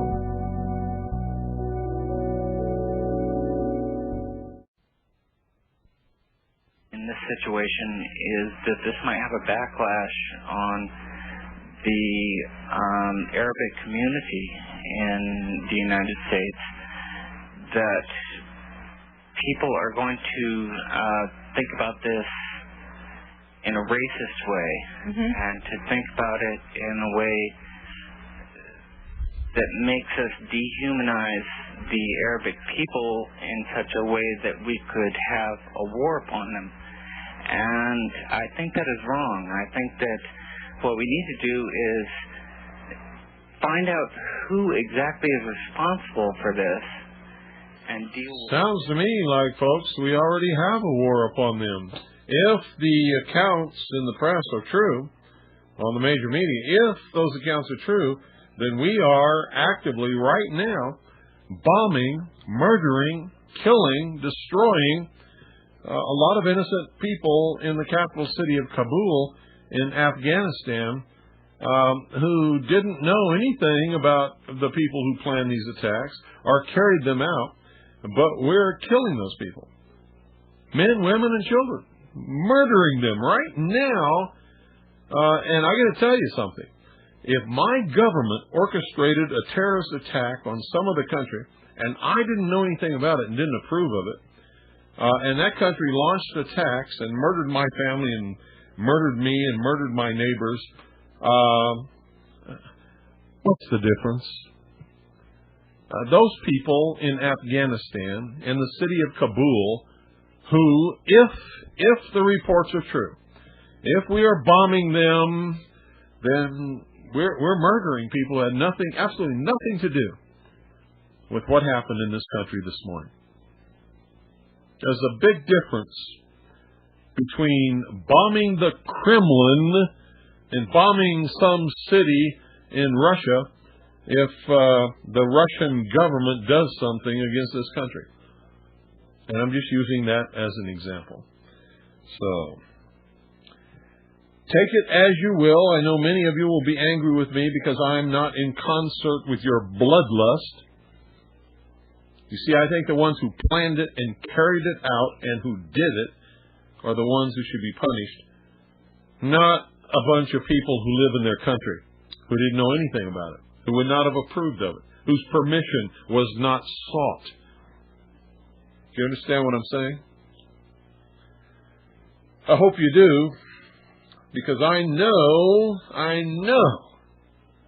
that the people who are being bombed, who are being destroyed in Afghanistan right now, as I'm speaking, if the reports are true, and at this time I think that they are, I have reason to believe that they are,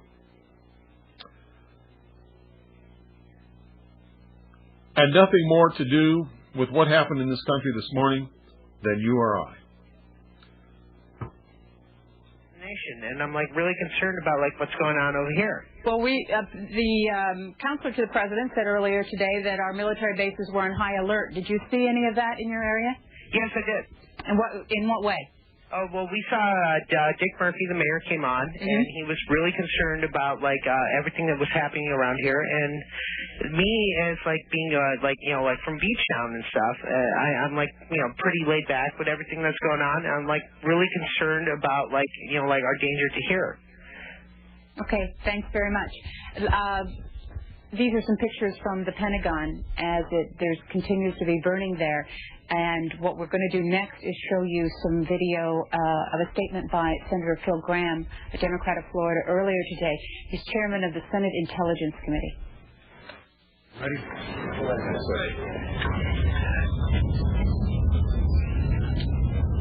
Not since Pearl Harbor has the United States been attacked in its own territory as we were today. Not since Pearl Harbor has our nation been placed under the challenge that it finds itself today. We extend our deepest sympathies to the families of the victims. We recommit, as we did in 1941, that this act of terrorism will not go unpunished. As with Pearl Harbor, which represented a watershed in our nation's history, we are at a similar watershed. Sometimes in the future, we will look back and see September the 11th, 2001 as a point of demarcation in our nation's history. It will be a time of a loss of innocence and an awareness of... Ladies and gentlemen, this is so much crap I can't stand it. This Senator Bob Graham is full of it. The watershed in this country was April the 19th, 1993. Another watershed was April the 19th, 1995. This is just another one. To protect the citizens of America in this new reality. Good afternoon, you're on the air. Oh, Bill. Yeah. Hey, this is Tim. I just got into town. I've been gone for 4 days. I was wondering if you're going to broadcast your show on the air in Eager. It's on the air right now in Eager. I don't know. It's been on the air since 9:30 this morning. I just got a phone call. Amazed. Okay, good. I'm going to turn you on right now. All right. Thank you. As a peripheral potential. In order to do so, we must reacquire the intelligence capabilities which we have lost, beginning with the human intelligence. We no longer can rely, as we did during the Cold War, on machines as the means by which we gather our information. We have to have human beings who are diverse, to represent so that they can properly infiltrate the diversity of our potential adversaries.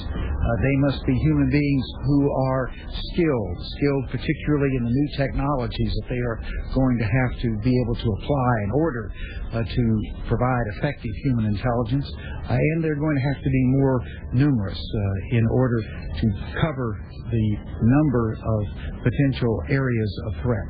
We also must make an investment in rebuilding our ability to eavesdrop on the rest of the world. For many years during the Cold War, we had an almost uninterrupted capacity to gather information through the air. Today, as more communications are going through items such as computer to computer, we are going to have to rebuild our capability to gather the same level of information that we did in the past.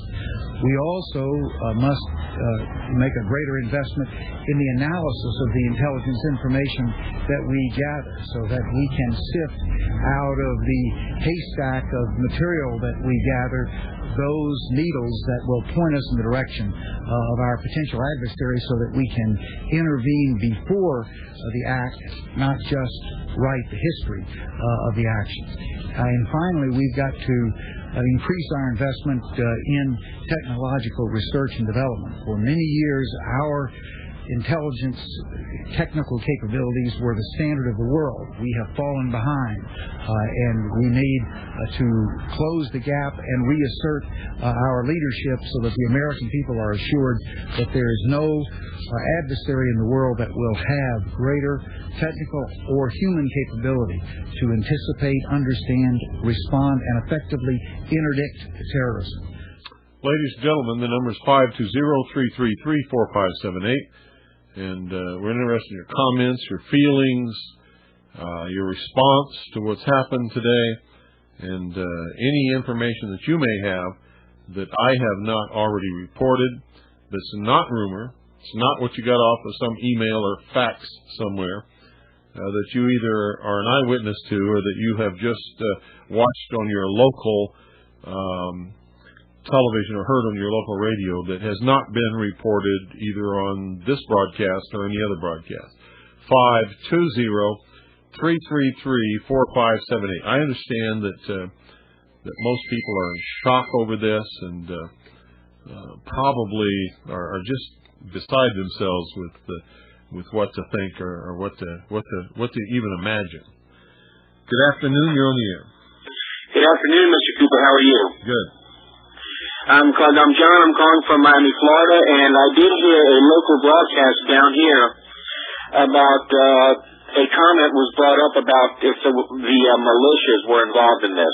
Who said that? I knew it was only a matter of time. No. This was on one of the local radio stations down here, sir. That's what I'm asking. Who said that? I did not get the name, but it was on the AM dial. I forgot what the man's name was. I usually listen into that radio talk show quite often. But they were talking about the crash all day today, but I did happen to catch that.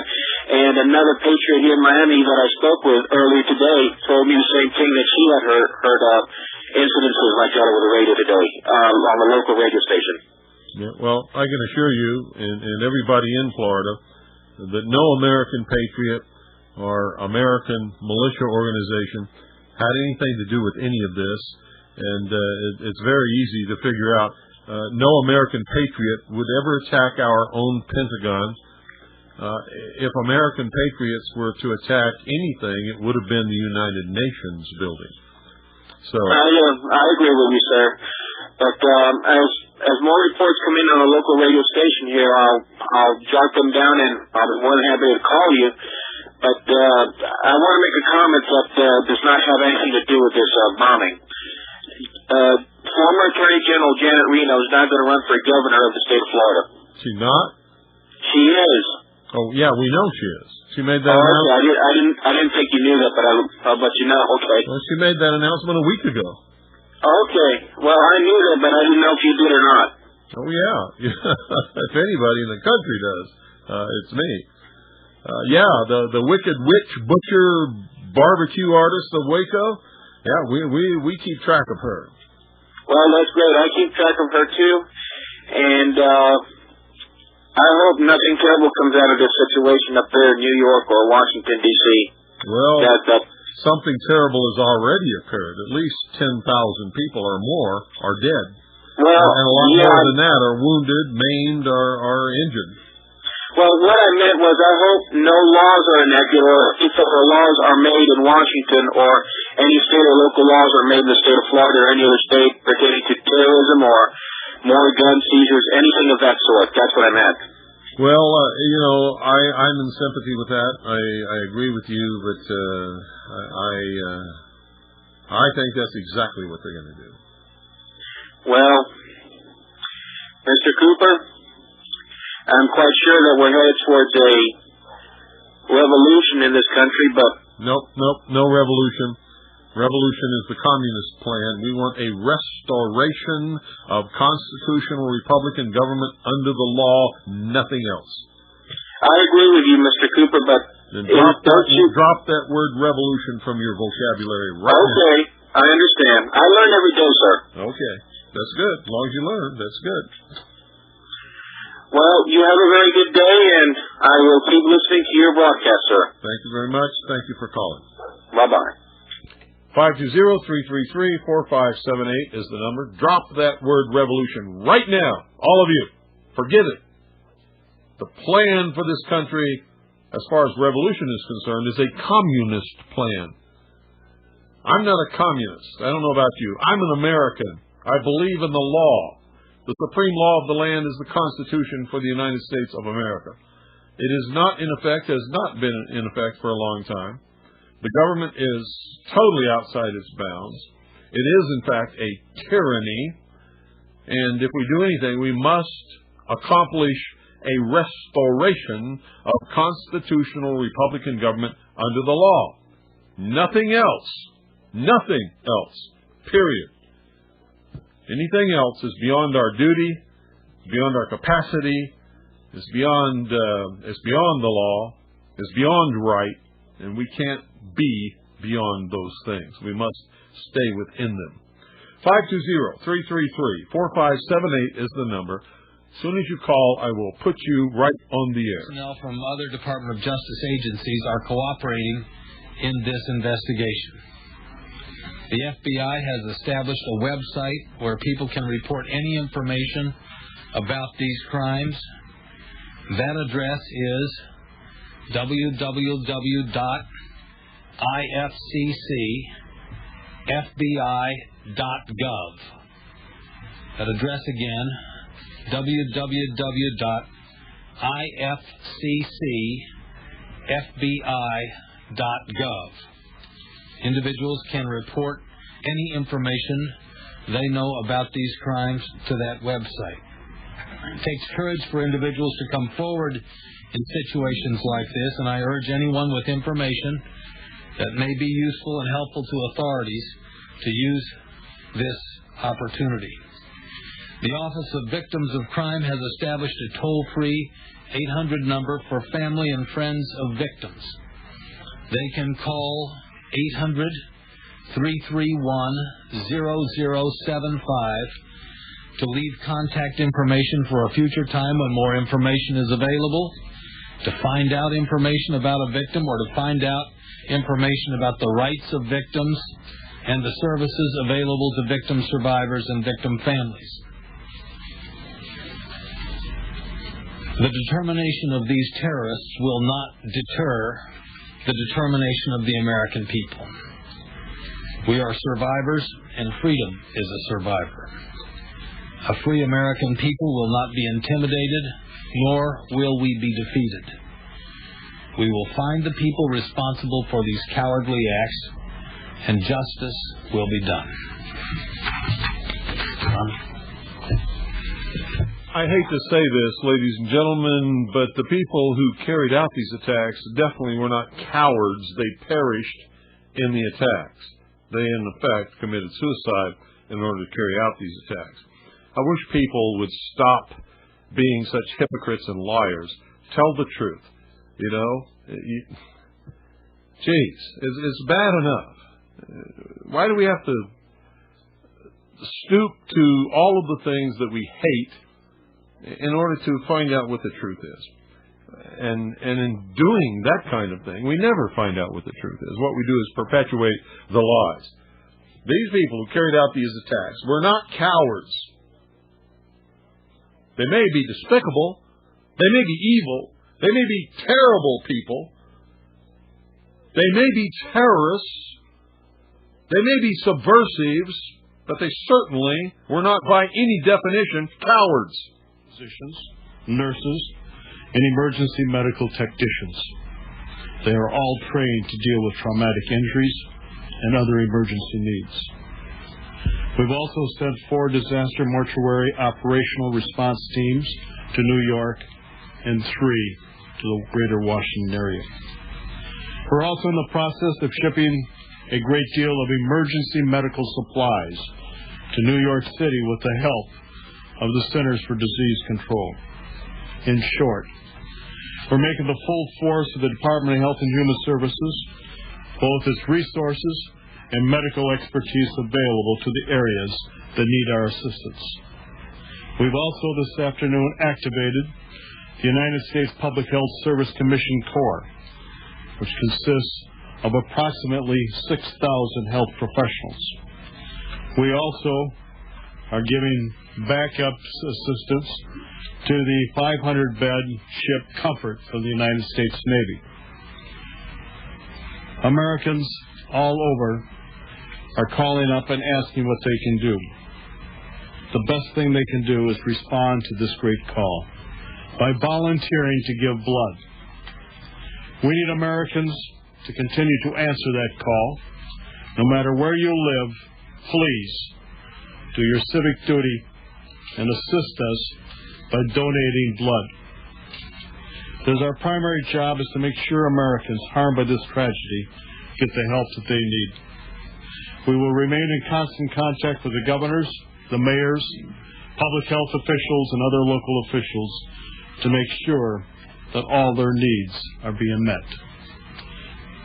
It is a sad day, but America and all of its citizens certainly share tonight in the grief that has been caused. And as the President and everybody in his administration have said, we, the government, will continue to operate and continue to provide the services to all Americans.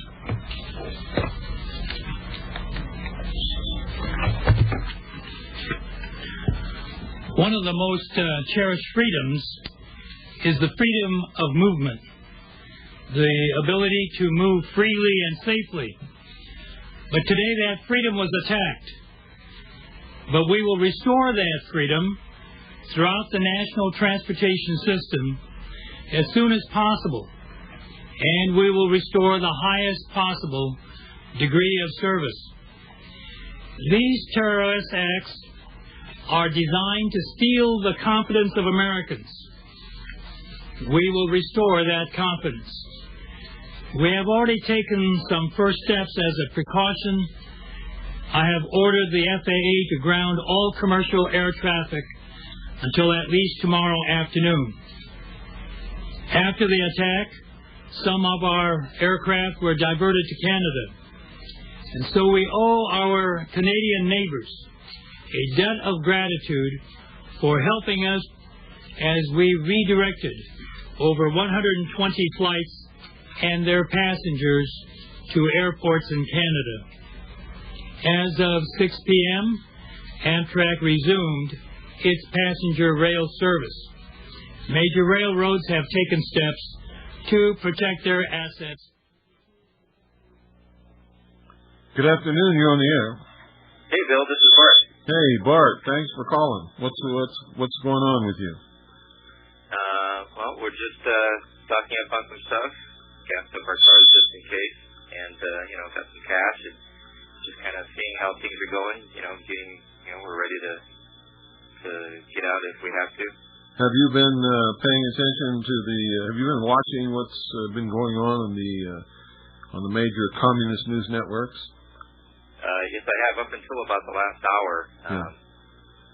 What have you heard some of the comments that some of the people have made that I don't know about you, but they disturbed me? Have you heard any of those comments? Yeah, the one that totally got me back is, first of all, right away they started talking that it's terrorism immediately, and then they started saying that it's Osama bin Laden. Yeah, how do they know that? Yeah, exactly. How do they know? All the people who hijacked the airplanes perished in the attacks. They claimed that they had no warning, no knowledge of anybody was going to do anything like this. So, and we're hearing on the BBC, especially, that the United States is now bombing Kabul, which is the capital city of Afghanistan. And I guarantee you the people that are on the receiving ends of those bombs had nothing to do with any attack in this country. They're just men, women, and children who live in that city going about their everyday life like people here would be doing. Did you know anything about that? Yes, I heard some reports about that, and then there's some conflicting other reports about it being an armory that's on fire and launching, and what looks like missiles and demolitions of ammunition in an ammo dump. And so right now we have no idea what's really going on. Yeah, well, that was my point that earlier that they're reporting that this is what we're doing, and if we're doing that, then we're doing the same thing that the people in this country did this morning. And if we're not doing that, why are they reporting that we're doing that? Right. and how would we know that it was Osama bin Laden or anybody else? But that's what the major news networks are telling us. If you could, Bart, could you just take about 10 minutes or so and explain, where you were this morning and what happened, how you found out about it, what your reaction was, and what your family has done, because of it, and just your reaction all day long, if you can. I would appreciate that. Sure, not a problem, Bill. Basically, actually, I was woken up by a phone call by a friend who said, "Hey, you need to turn on the news and check out what's going on." And I did immediately. And this was when it was just one plane had hit the first tower, and I immediately got on the phone and started calling a few other people and informing them what was going on. And some of my reactions immediately were, "Oh my God, how can something like this go on?" And I was half upset, half angry, and actually, in total, in disbelief, but then also understanding that it's very, very, possible, and it would make sense according to certain people's agendas. And it's still kind of like a dream. And I live in California, in Southern California. I know it's very, very different for the people who live in New York City or on the East Coast. Being on the West Coast, we're as far as you can get, as far as in the continental U.S. And so here, I remember when I was getting gas for our vehicles at the gas station, there were, everybody was listening to the AM stations, listening to the radio, to the news as far as what was going on, and it was kind of a dreamlike state. People were all quiet and very reserved and just kind of walk around, not in the zombies, but just kind of, not knowing what exactly was going on and how to really react. Very, very strange mode and mood, and it's starting to, I guess, get a little bit better now as far as normalcy. We noticed that many of the gas stations that we pass are unusually heavy with people in line to get gas. One of my good friends, Stephen, went to a place here called Nature Surplus, which is a surplus store that carries a lot of ammo cans and MREs and food and whatnot. And there was a mad rush. A big, huge mad rush there. And not surprisingly, there were off-duty police officers who were stocking up on goods. There were regular citizens. There was just a lot of people who were there.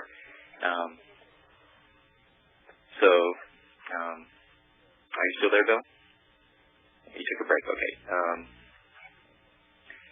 Here in California, it's actually a slightly overcast day. It's actually kind of warm and muggy, and very different from the original shots that were shown in New York at the towers when it was a crystal clear day.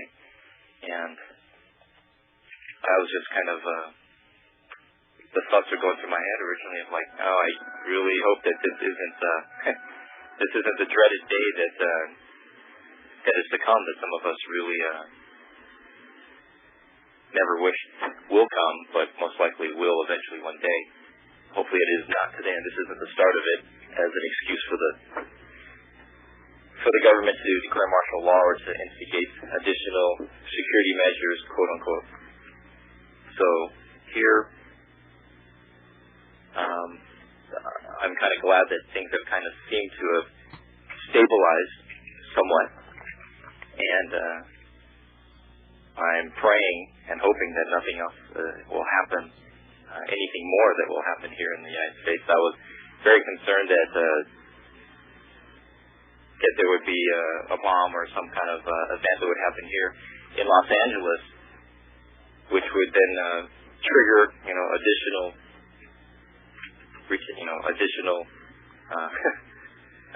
just more things that make it hit the fan, I guess. Yeah, whatever. I'm back. Okay. Hey, Bart, in your travels around today, did you hear people making comments? What were some of the comments that you heard? Most of them were just from average people, like at the bank and such, just going like, I can't believe how many, people, probably are hurt or were killed, and people doing these, mindless acts, and I know that other people are saying, we should just go and get all these terrorists and get rid of them all. Who did they blame it on? It's always just them, terrorists. Originally, one of the persons who immediately right after it had happened was just saying we should just go and kill them all and just round them all up and just go get them. Who was he talking about? He's just talking them, the terrorists. This was before he started coming out with them being possibly being Arab or being Osama bin Laden's group or anything like this. I wonder how he would react if I thought he was one of the terrorists. Exactly. and people were going around saying that we ought to round him up and just eliminate him. Yep. And but people, and then they think, oh, don't worry, the government will find out who it is and they'll get them, and George Bush isn't going to let them do this and do that, and it's a lot of talk and not too much thought.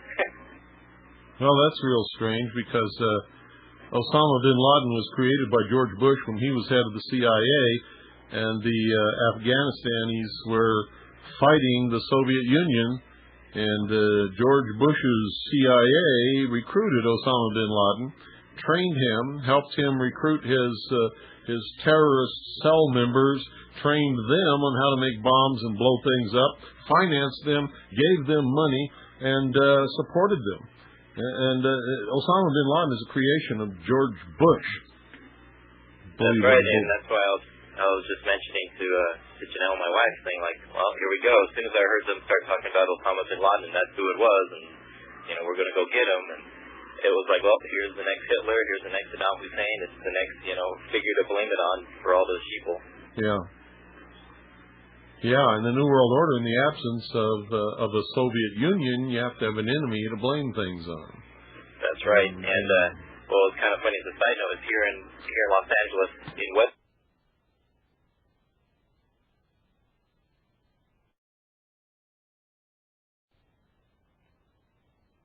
All around the entire building, on the outside of the building, with rifles. And, we're joking, like, what are they going to do? Shoot the plane down with their rifle? And if there was a plane that was going to come and kamikaze the federal building. If experience is any indicator, they would have shot each other. Or some innocent civilian whom they mistook for an American patriot. Yeah. And even at least there are some people who are kind of using half their brain, saying, "Well, shoot, if they could hijack 4 airplanes in one morning, all at the same time, and do this kind of event, if they were quote unquote terrorists, because it's like, well, then what are all these security measures that you have to go through at the airport for?" Yeah, exactly right. And that was going to be my next question. How did these guys, Bart? How do you suppose they got on these airplanes with weapons and were able to hijack the airplane and carry out what they carried out this morning? I could only speculate, and most of it would lead to either somehow some way of getting someone on the inside of either ground crew or flight crew or somehow like that. I doubt that they would send someone in as a normal passenger and try to go through the normal security measures. But that's why it's pretty much a joke. Well, it always was a joke. I mean, those of us who understand what security is really all about knows that if somebody really wants to do these kinds of things, inconveniencing the public and the passengers and the people who pay to ride on these aircraft is certainly not going to prevent it. It never has, and it never will. That's right. It's an attack upon freedom. That's right. So, well, this morning nobody knew exactly what was going to happen or what was going to come out of all of this, and we still don't. We do know that martial law has been declared nationwide, and the way we know it is that all government buildings in Washington, D.C. were evacuated. The government literally went underground to Mount Weather and other underground command post facilities. A full regiment of United States Army troops were deployed in Washington, D.C. The border between the United States and Canada and the United States and Mexico have been sealed. All airports and shipping ports have been closed and sealed in this country. No aircraft anywhere are allowed to take off or land except for military aircraft. All international flights were rerouted to land in Canada. And I could go on. There's lots of other things that have occurred. And that tells me that martial law is, in effect, all over this nation. The American people have not been given an official announcement that it has been declared, but it has, in fact, been declared by the President in secret and is in effect. What do you think about that? I agree with you totally, Bill. Yes. See, it's totally unconstitutional and against the law for them to do all of these things without a declaration of martial law. Yeah. They've set up roadblocks. They have completely severed some interstate and national highways. And it's a very dangerous atmosphere that exists in this country right this moment. Yes, they've closed off many of the main streets and parts of the freeway that are in a radius of the airport, the Los Angeles International Airport, the one that I know. Definitely all of LAPD and sheriffs have all been on full tactical alert. The anti-terrorist team of LAPD was deployed immediately. Deployed where? That's when they say, we've deployed the anti-terrorist team. Well, really? Where did you deploy them? Who are they deployed against? Or are they standing around some donut shop waiting, to be deployed? How do you deploy somebody against an enemy that doesn't exist? Yeah, they're supposedly going around looking at, cruising around, I guess, checking out potential terrorist sites. Oh, you mean they're checking out chicks, huh? That's what they're really doing. Driving around and driving down the alley like in the old cop shows and see someone breaking in someplace. Well, I used to live in LA. I know what they're doing. They're driving around looking at chicks. There's nobody to deploy them against. What are you going to deploy them? Where? What? There's no terrorist in LA. It's the guy with the big red T-shirt. What are they doing? Doing drive-bys on gang members? Yeah, I'm a terrorist. You're looking for me. gee. Well, that gave me a little bit of humor. They've deployed the anti-terrorist unit of the Los Angeles Police Department. Never mind that there's nobody to deploy them against. They can't find a terrorist. They're out driving around looking at, pretty ladies is what they're doing. Looking for, a good donut shop. That's really what they're doing. I mean, what else could they be doing? It's, there's police everywhere, and, we're just, as we're driving right now, we just saw like 2 units in the last 60 seconds. And, I must say it's very weird, because where I live, I'm actually in the glide path for descent for landings for LAX, very far out from it, but it's very weird not seeing or hearing any commercial planes. No planes. Actually, it's not just commercial planes. There's no planes flying, except for military and police planes. And I want to alert all of you listening, it is not good to be out driving around anywhere or doing anything outside your home when the police are out looking for somebody to shoot. And that's exactly what they're doing. They got itchy trigger fingers. They're looking for somebody to shoot, and you better stay home. All of you, everybody listening, stay home, go underground, disappear. Don't give them any excuse to screw around with you or to hurt you or your family. Because I'm telling you, you better listen to me. You know how these people are when they get excited. They kill somebody. And it's always an accident. So stay home. Disappear. Leave them alone. Don't mess with them. Stay off the highway. Stay off the streets. Stay out of the cities. At Los Angeles International Airport, LAX, there was a spokesperson who came on stating that they, with their heightened security, they immediately started searching and investigating everybody, even people who would not originally be suspicious in normal quote unquote circumstances. Yeah. See what it was like, anybody who had a bag that was bigger than their hand, probably. See what I mean, folks? And I'll bet you before the next 24-hour passes, there will be some innocent people shot by security or law enforcement or federal agents. Just because. I don't know who it will be or why, but I bet you it will happen. And you will never hear about it on the national news. If somebody from the local level that knows about it doesn't call us, we'll probably never know about it. That's the way it goes, huh, Bart? Yep. And I'm sure it's already happened. It's in this kind of atmosphere. The average public would let police do something like that. Yeah. You got to. Good opportunity for some people they don't like to disappear, huh? Yes. How's Janelle? She's doing wonderful. She's right here. How's our baby? Doing very well. Kicking though. Oh, really? I can't wait to babysit. You are going to let me babysit. Of course. Okay. How you doing, Bill? I'm tired. Tell you the truth, I've been behind this microphone doing this since about 9:30 this morning.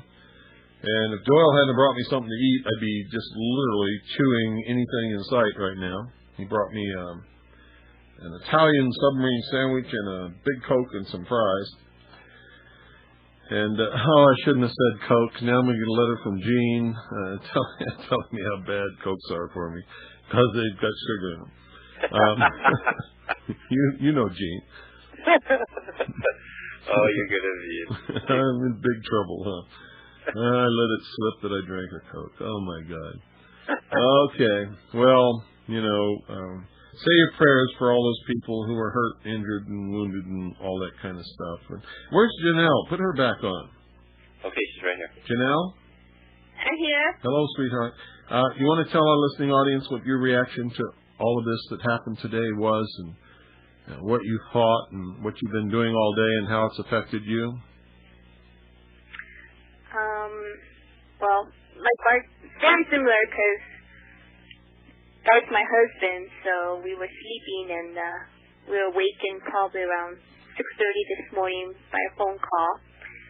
And when we saw it on the news, it's like, oh great, I hope it's not the day that you were telling us that it was coming. So, looking at it, I was agitated, and that's why, and I was sad, and a lot of emotions were going through my body. So, I think the baby felt it, so it started kicking me all through this morning. Mm-hmm. It's just a shame, and they kept saying it was a terrorist attack, from the very beginning. Yeah. And they don't really know who did it or why. They have no idea, period. No, but they said it right thing when, you turned on the news, it's like a terrorist attack, when we saw the first World Trade Tower go down. Well, when I first started watching it, I was watching CNN, and they were saying that the first plane that hit the first tower was most probably an accident.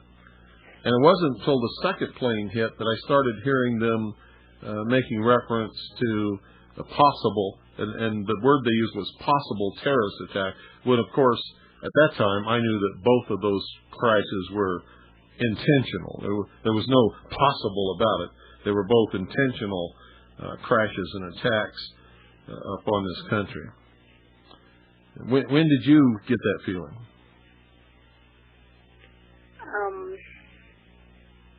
Probably when we were watching the news, and the other thing is, there's no way that a plane could bring down the World Trade Center. That's what they were saying. It crashed, and we can see the bomb. It was a bomb explosion. Well, or what we thought. Yeah. Did you ever study hydraulics or pressure upon a cylinder or anything like that? Any kind of pneumatics or hydraulics in high school or college? No. No. Okay. Well, well, that's okay. I don't remember. That's all right. I'll talk about that later. But basically, what it is, if you have a hydraulic cylinder with a piston face that has like 3 square inches, and you apply 10 pounds per square inch, you're effectively exerting 30 pounds of pressure. It's 3 times 10. And so the impact of a jet, no matter how big it is, on one of those skyscrapers is absolutely nothing compared to the force exerted upon the entire building just by a 10-mile-per-hour wind upon the entire area of the building. It's absolutely impossible to even consider the fact that a plane crashing into that building could have brought it down. So, they're built to withstand hurricane winds, and because planes have crashed into buildings, in history, when they make these buildings, when they build them, when they design them to withstand the impact and the crash of a modern commercial jet into the building. And while it might demolish that floor and the floor above and below it, and cause extensive damage and fire and devastation and stuff, it will not, in your wildest dreams, bring down the building.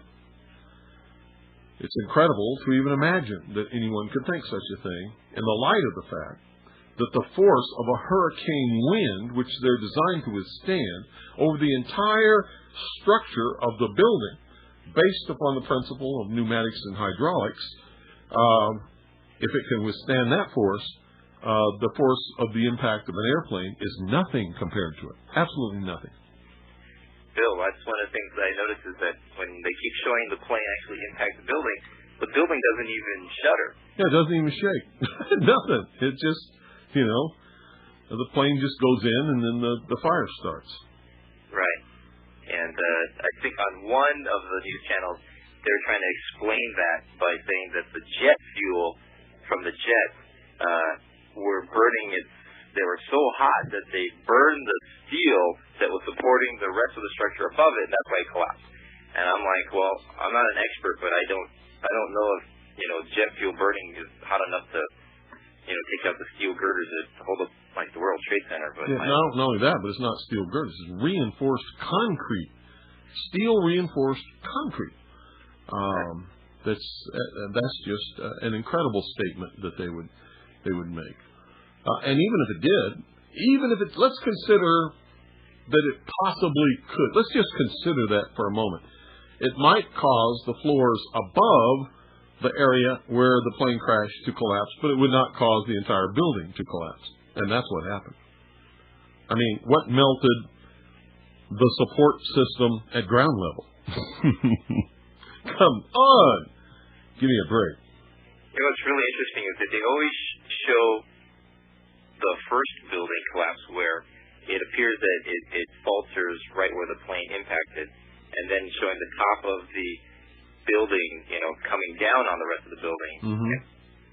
But then, if I remember correctly, early in the morning, I only saw the second building fall down once. I only saw it play once, and it looked like it came down from the base. Yeah. And since it did, and people in New York City heard an explosion each time each of those buildings collapsed. That's what I figured. I haven't heard that, on the Communist News Network.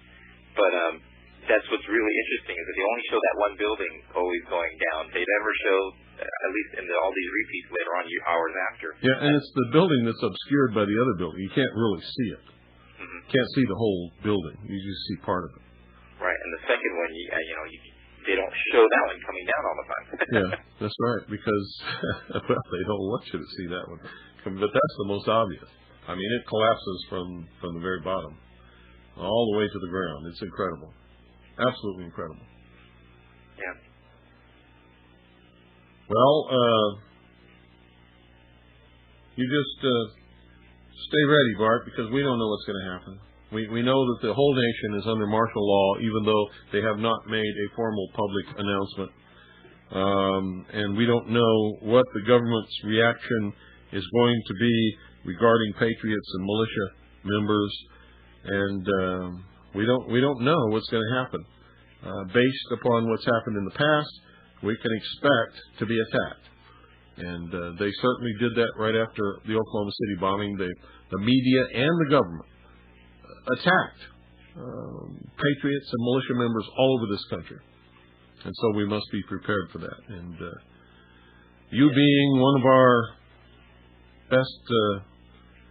best members, had best do everything you can to protect yourself and your family. Okay? Will do, Bill. I love you. Love you too, Bill. Love you, Janelle. I love that baby. Love you, Bill. Hope to see you soon. We'll give you a call later. Thanks for calling, Bart. No problem, Bill. I really appreciate it. We'll talk to you later, Bill. Okay. 520-333-4578 is the number. That was Bart of Prepaid Legal fame. Many of you know Bart. And Bart just gave his report. Now let's hear yours.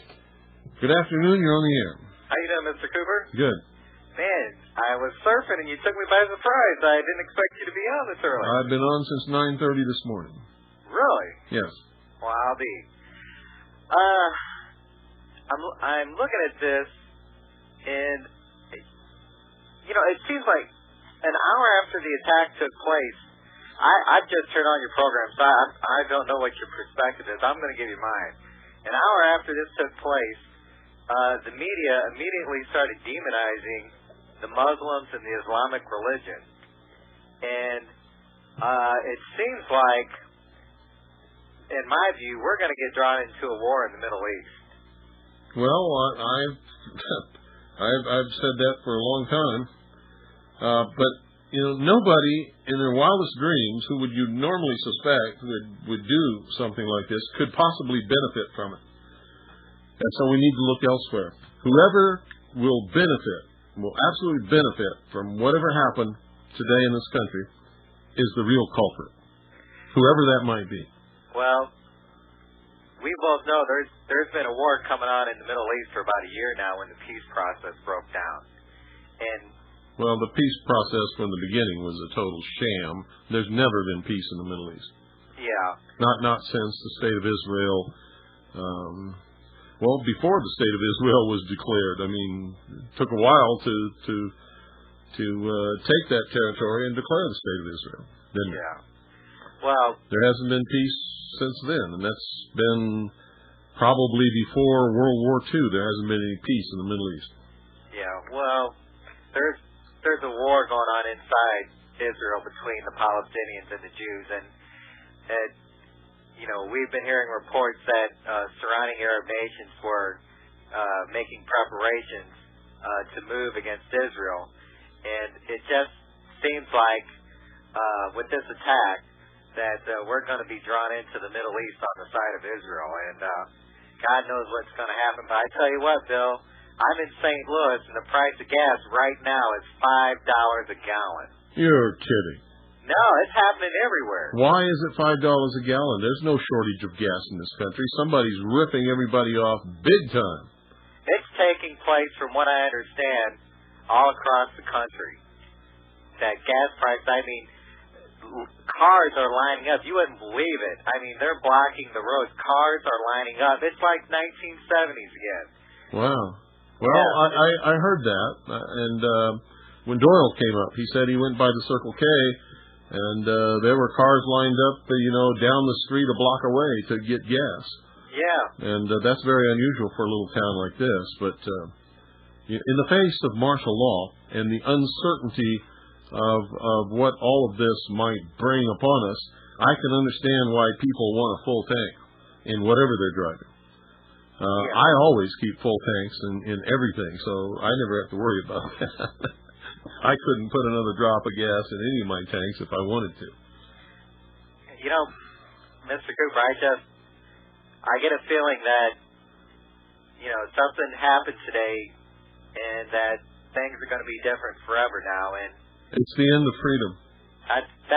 Freedom died today all around the world unless Americans are willing to stand up and resist whatever the government is going to do to make that a reality. And I guarantee you they're going to do a lot of things to make it a reality.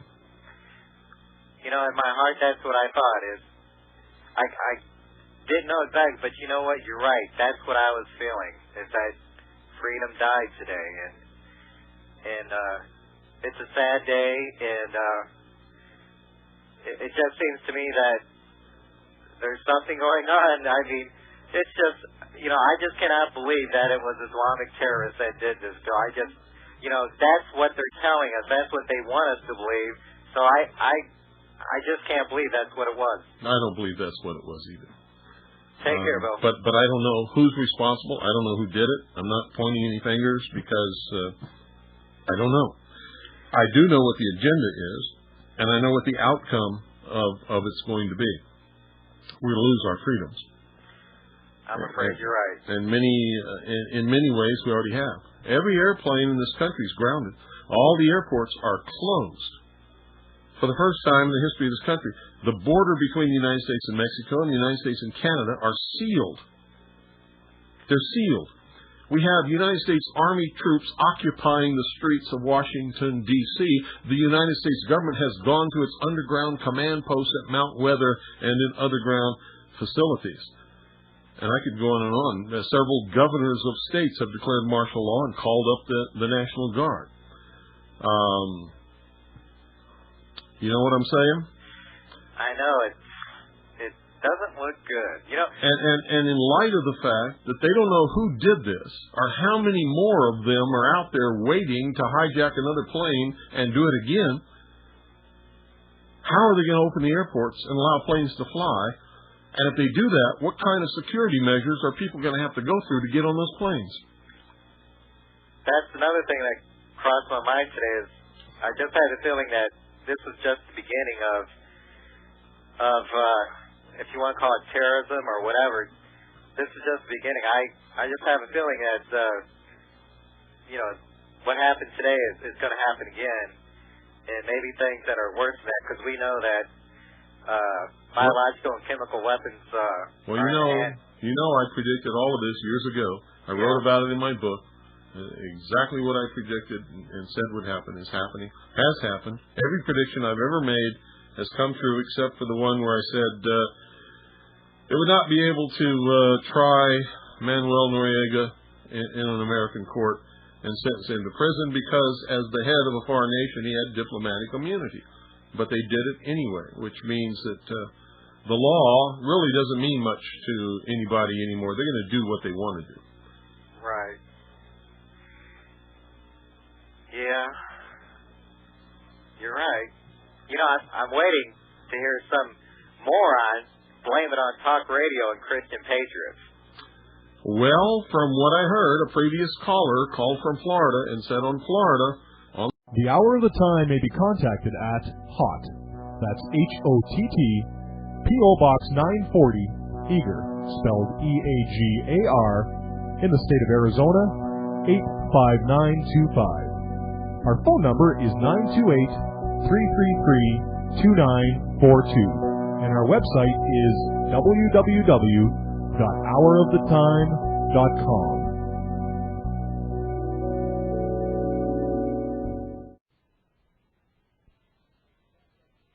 Okay, there we go. Okay, why don't you back up and say what you just said all over again, because I missed it all.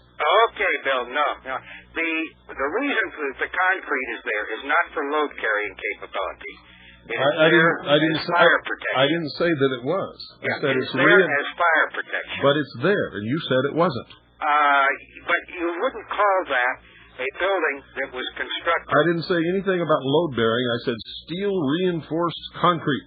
Well, the reinforcing is there to keep the concrete against the steel, to keep the concrete from spalling off in a fire. Doesn't matter. It's still a hard target, and it takes a place charge to cut it. You don't need to tell me it's a hard target, Bill, because there was an article in Scientific American what I want to know is, after I corrected your original statement that there was no concrete, now you're saying that there was. Why did you say that there wasn't when you knew that there was? Well, the building wouldn't be regarded as a building constructed of steel reinforced concrete. Ah, but it is. Well, it's concrete protected steel I-beam. That is exactly what steel reinforced concrete is. Well, and it can also be concrete that's poured around or over or through and including steel rebar. But I-beams are even stronger than rebar ever could be. Oh, tell me, yeah, you're for sure there. But anyway, I'd like to talk a little bit about one article I saw in the Scientific American about 15 years ago. They had presupposed that the entire United States and all of its infrastructure would be abandoned by man, and what structures would still be left 5,000 years hence. There were three structures that they speculated would still be up: the World Trade Center, the Centennial Arch in St. Louis, and the Grand Coulee Dam. Now, does that tell you anything about how they built those buildings?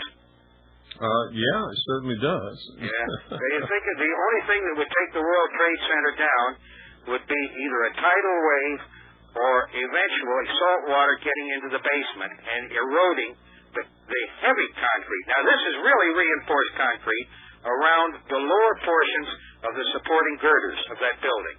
No kidding. Yep. And should that happen, the building wouldn't collapse upon itself. It would probably simply tip over in a big wind when one side got stretched beyond its capability. Yeah, people have no understanding of how strong these buildings are. If they think an airplane crashing into a floor of the building can affect the structural members of this building, then they have no idea about the force exerted on that building, which is so much more than the largest plane in existence today that could exert crashing into that building of just a 10-mile-per-hour wind over the entire surface of the building. The force is incredibly strong. Yeah, well, an airplane is just aluminum, and aluminum will deform, and it won't exert much unit pressure on a negligible unit pressure on a steel. No.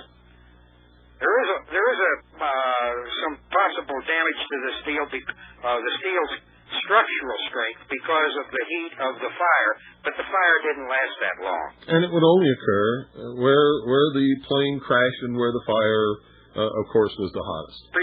Precisely. And that is not at ground level. It's up there on the top quarter of the building. Well, I only got looking at the television after 10:30 this morning, our time here. And 5 times I saw the collapse of the building. And that thing looked like a classic controlled demolition. Yeah, didn't it? I noticed exactly the same thing. Everybody says, no, you're imagining things. I'm asking, where did the black smoke come from that came out all during the fall? Yeah. Controlled demolition with contact charges and slow primer cord. Yeah, and it didn't fall over. No. It didn't collapse in some weird manner. It went exactly straight down. Right. And people will say, well, the top floor collapsed on the next floor down, and that broke the next floor. Hey, that would destroy the floors, okay? But it wouldn't take the outside structure down. That structure is fantastic. It wouldn't even collapse the building. It wouldn't even collapse the inside of the building. I believe you there. I really believe you there.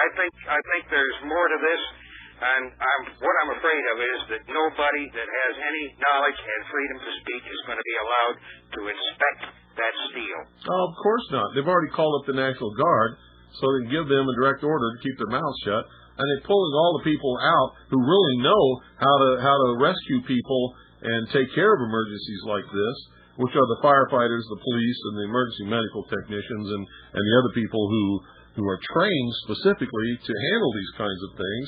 And the National Guard is trained how to perform as a military unit. But they're going to be sent in to relieve all these people, and all these people are going to be sent away from the building. So they're going to keep a lid on it with the military. Yeah, very well orchestrated, I reckon. Yep. There was a picture on the internet of fairly close up from a couple of 100 feet of the remaining steel girders coming up. They look like they may be coming up as far as 100 feet above the ground. They're all standing up like rows of toothpicks. But the destruction of those girders stops at about 100 feet up. They're not straight. There's a little bit of deformation in them for sure. Yeah. Anyway, it's a very spooky situation, and I tell you, like everybody says, I don't believe anything's going to be the same after this in this country. Well, they're telling us on television. They're already indoctrinating the American people into the fact that things are going to change, nothing's going to be the same. There's going to be a loss of freedom. They keep repeating this over and over and over again on all of the communist news networks. We just have to pray for the Republic. Well, I pray and reload. And keep your powder dry and your bore clean. Yep, you got it. Have a good one for the rest of it, Bill. Catch you later. You too. Thanks for calling. Oh, geez. That started out as a very confusing phone call. There's no reinforced steel concrete in that building. There's no concrete. It's all steel girders. And then later we got the confession, yes, it is steel reinforced concrete girders. Good evening, you're on the air. How you doing, Bill? Good. It's Mac from New Jersey. Hello. And I was with my buddy today who was an iron worker in New York City for 43 years. Uh-huh. And he worked at that building. And what do you have to say about this? He said, no way could that airplane have collapsed the building that way without bombs being put somewhere else. Yep. Yeah, well, I just thought I'd share that with you. He's absolutely right. And he worked there 43 years. He's 72 today, but he's sharp. And that's what he told me.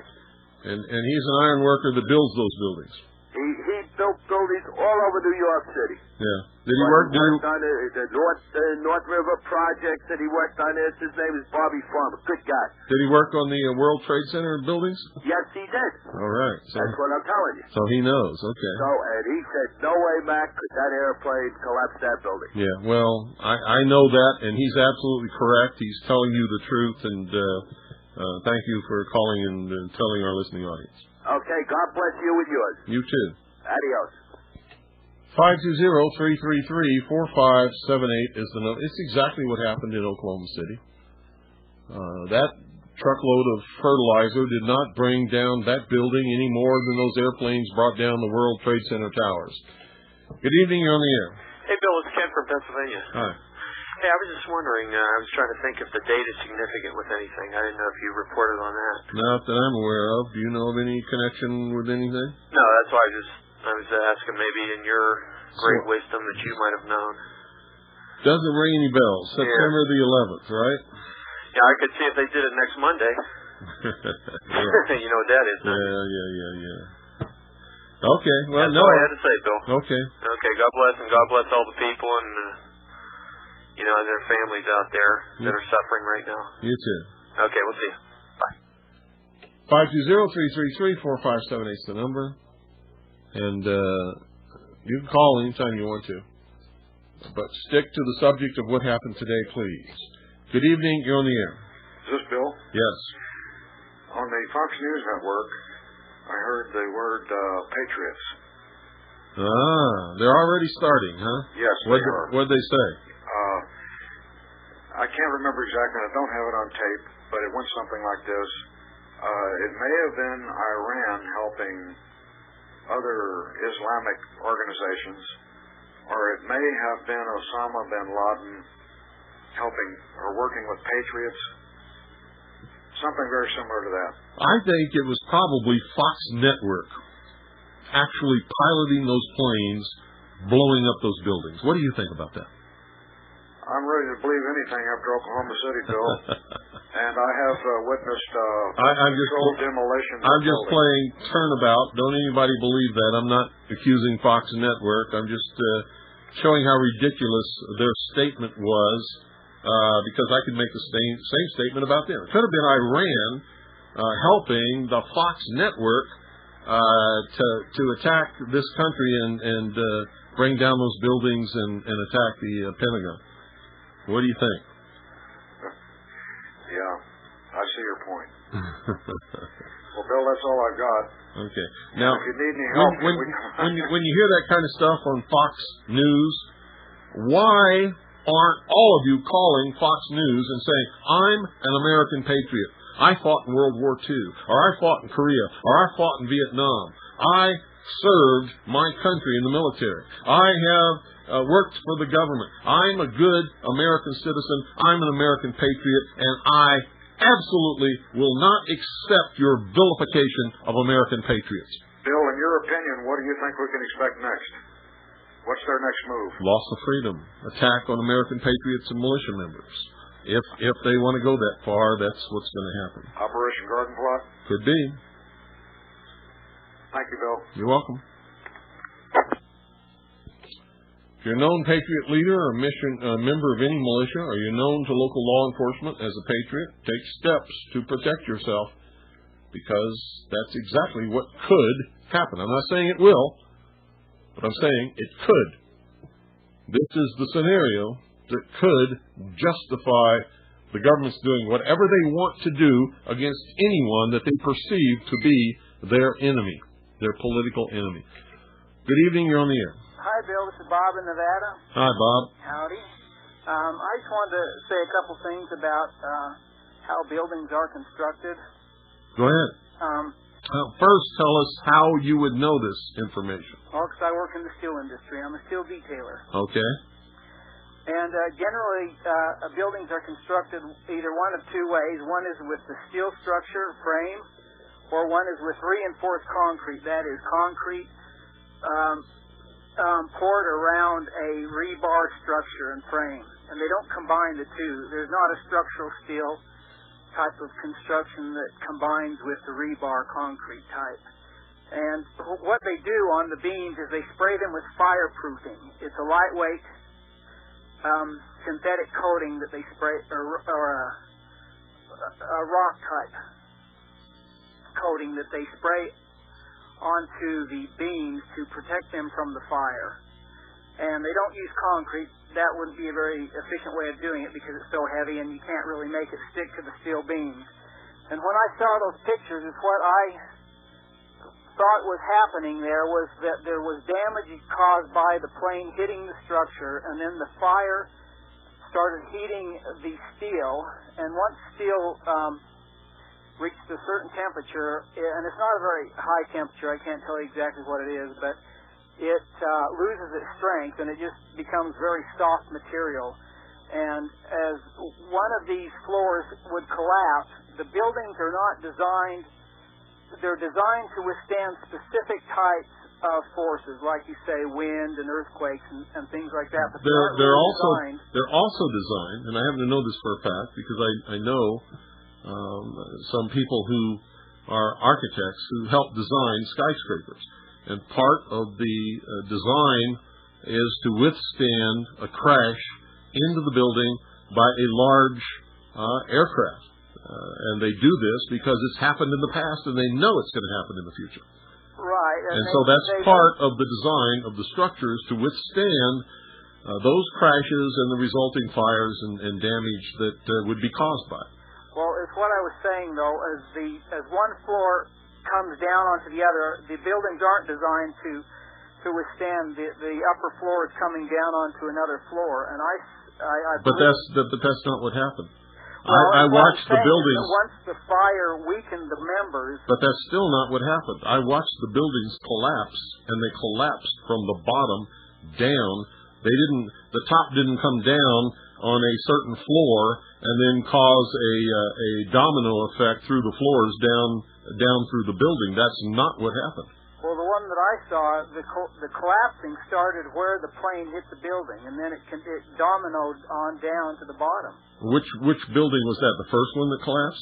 I believe it was the second one, but I don't know. The second one, I was watching that very clearly, and it collapsed exactly like a building that was being collapsed by a professional demolition team. From the bottom, it just went down. The whole building just collapsed in upon itself. Well, and the first one, from the camera angle, the only camera angle that I've ever seen, it's mostly obscured by the building that remains standing, and you can't really see what happened there. The only one that I'm referring to is one that started near the top, where the plane hit, and just went down from that point. Well, you saw something that I didn't see, because I didn't see any of them do that. Yeah, well, I don't know. I haven't been able to watch a lot of it, but that's what I Well, they're showing it over and over and over again, so you'll be able to watch it again and again and again and again and again, probably for the next 6 months. Right. But anyway, they can only design these things to withstand a certain number of forces, and I just saw that as just something way beyond the design capacity of the building, where one floor, just the weight of that up the upper levels coming down on the other ones just sheared the beams, and it just went gained momentum all the way down to the bottom. That's not what I saw happen. But reinforced concrete is fireproof with a lightweight material, and they don't wrap rebar around the beams and columns and pour concrete over that. I've never seen that, and it would be way too heavy to just be a fireproofing method. Well, according to the tour that I took of the World Trade Center building when I was in New York City, the main structural members were steel reinforced concrete, and if you'll remember, during the first attack on the World Trade Center building, they also discussed that the main structural members, where the van containing the explosives was supposed to have been parked, was near one of the main steel reinforced concrete structural members that holds the building up in the parking garage. That's on record. You can look it up for yourself. I did a lot of research about that. The only thing that saved the building from possibly coming down is somehow the van never made it to its intended spot where it was supposed to be parked and then blow up. Well, then it's possible that the building was a steel reinforced concrete building, but that means that it wouldn't have had the I-beams and steel columns. It would have been rebar concrete. And usually, I'm not sure about that. It could have been a combination of the two. I've never seen that. Did you work on the World Trade Center building? No, but I've worked on big ones. I've done a lot of the work on the casinos in Nevada, down in Las Vegas, and the bigger buildings. And they will build the lower column sometimes out of reinforced concrete. But it's what I'm saying. It always comes around to Bill Cooper was right. Thanks for your call. You see, folks, I'm not kidding. I went to New York City. I took a tour of the building. They showed us, all of the stuff in the building. They talked about it. They told us how it was built.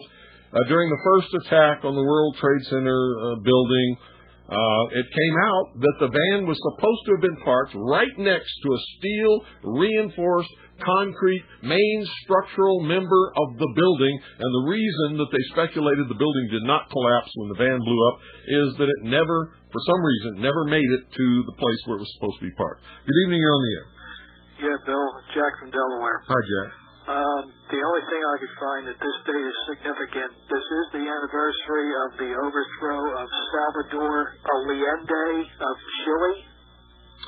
Well, that wouldn't apply to anything that happened this morning. Okay, well, just thought I'd throw that in. Okay, well, thanks for doing that research for us Right, man. and letting us know what you found. Jeez. First guy that called, no, there's no steel reinforced concrete.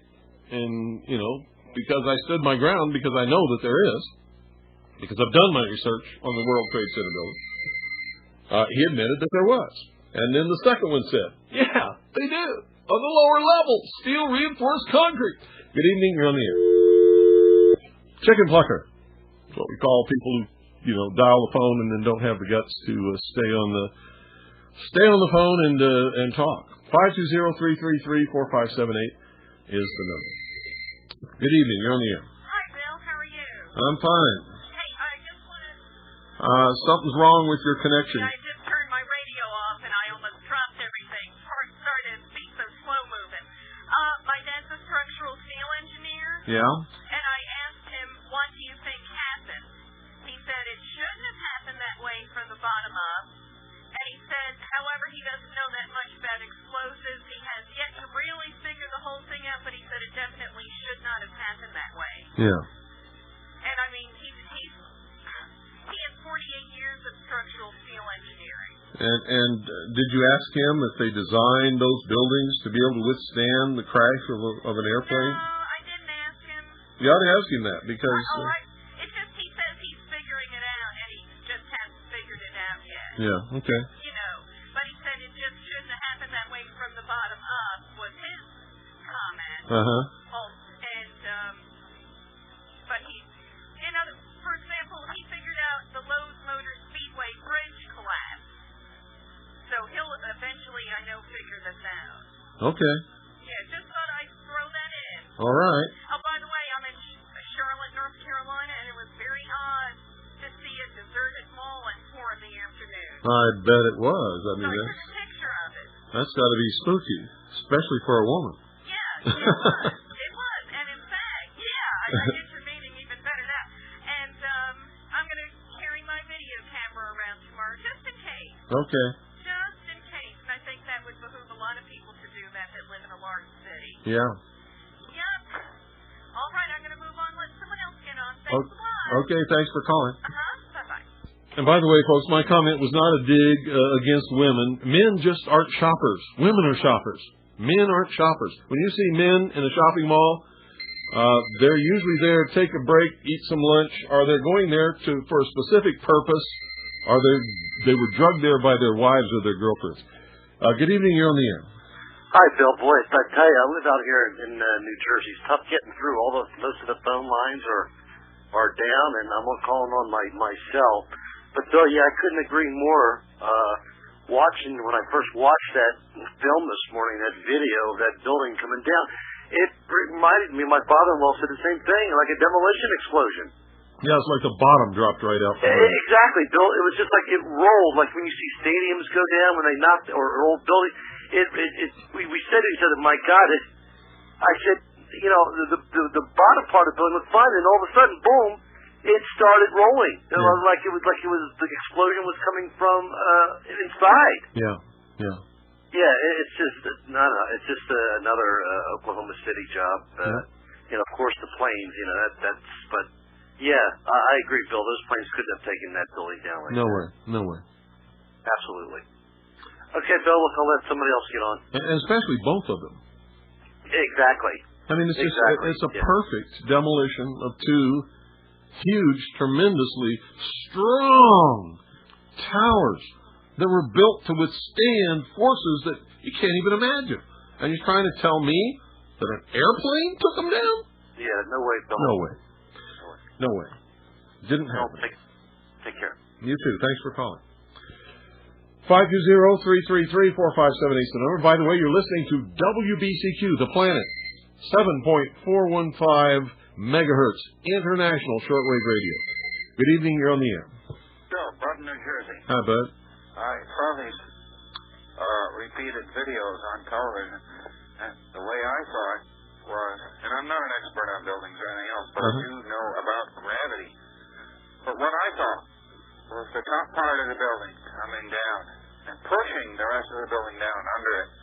I did not see a collapse starting from the bottom. It looked to me like that plane burned enough and heated up just enough to destroy something in that space that was on fire to weaken something. Once one piece is weak, then the rest have to pick up the strain. And I don't know if they could do that. Maybe two pieces weaken at the same time. Well, but then that large volume of the many floors that were on top of that open space, they have a lot of weight. And that stuff just slid down until it hit part of the rest of the solid part of the building. But the rest of the solid part of the building doesn't take the impact of that large hunk, that 1/6 of the building or whatever fraction of the building pushing down and pushing the rest of it all the way down. And I did see the top moving, and I did see the bottom not moving in one of the videos of whichever building that was that I saw at that time. Now, maybe the two buildings went differently. Are you ever going to take a breath? Okay. When you call, you gotta give some. You gotta have a dialogue. You know, don't call my broadcast and try to hog the whole thing. And I'm going to say this again. That's not what I saw. What I saw was the whole building start moving down, and the plane, of course, crashed into the building and was burning, and there was a big hole in the side, but it didn't go all the way through. And if the top was going to collapse, it would have collapsed where the fire was the greatest and where the hole was. It would have toppled over, not fallen straight down. Good evening. You're on the air. Hi, Bill. Just want to make a quick point. I just thought of something. Today is September. I don't know. Somebody might have brought this up already. Well, hold on. The president's speaking, and I got to put him on the air. Distinction between the terrorists who committed these acts and those who harbor them. I appreciate so very much the members of Congress who have joined me in strongly condemning these attacks. And on behalf of the American people, I thank the many world leaders who have called to offer their condolences and assistance. America and our friends and allies join with all those who want peace and security in the world. And we stand together to win the war against terrorism. Tonight I ask for your prayers for all those who grieve, for the children whose worlds have been shattered, for all whose sense of safety and security has been threatened. And I pray they will be comforted by a power greater than any of us, spoken through the ages in Psalm 23. Even though I walk through the valley of the shadow of death, I fear no evil, for you are with me. This is a day when all Americans from every walk of life unite in our resolve for justice and peace. America has stood down enemies before, and we will do so this time. None of us will ever forget this day, yet we go forward to defend freedom and all that is good and just in our world. Thank you. Good night, and God bless America. Well, I don't know how much. We return to telephone call reaction to the President's address. And I don't know how much of that we missed.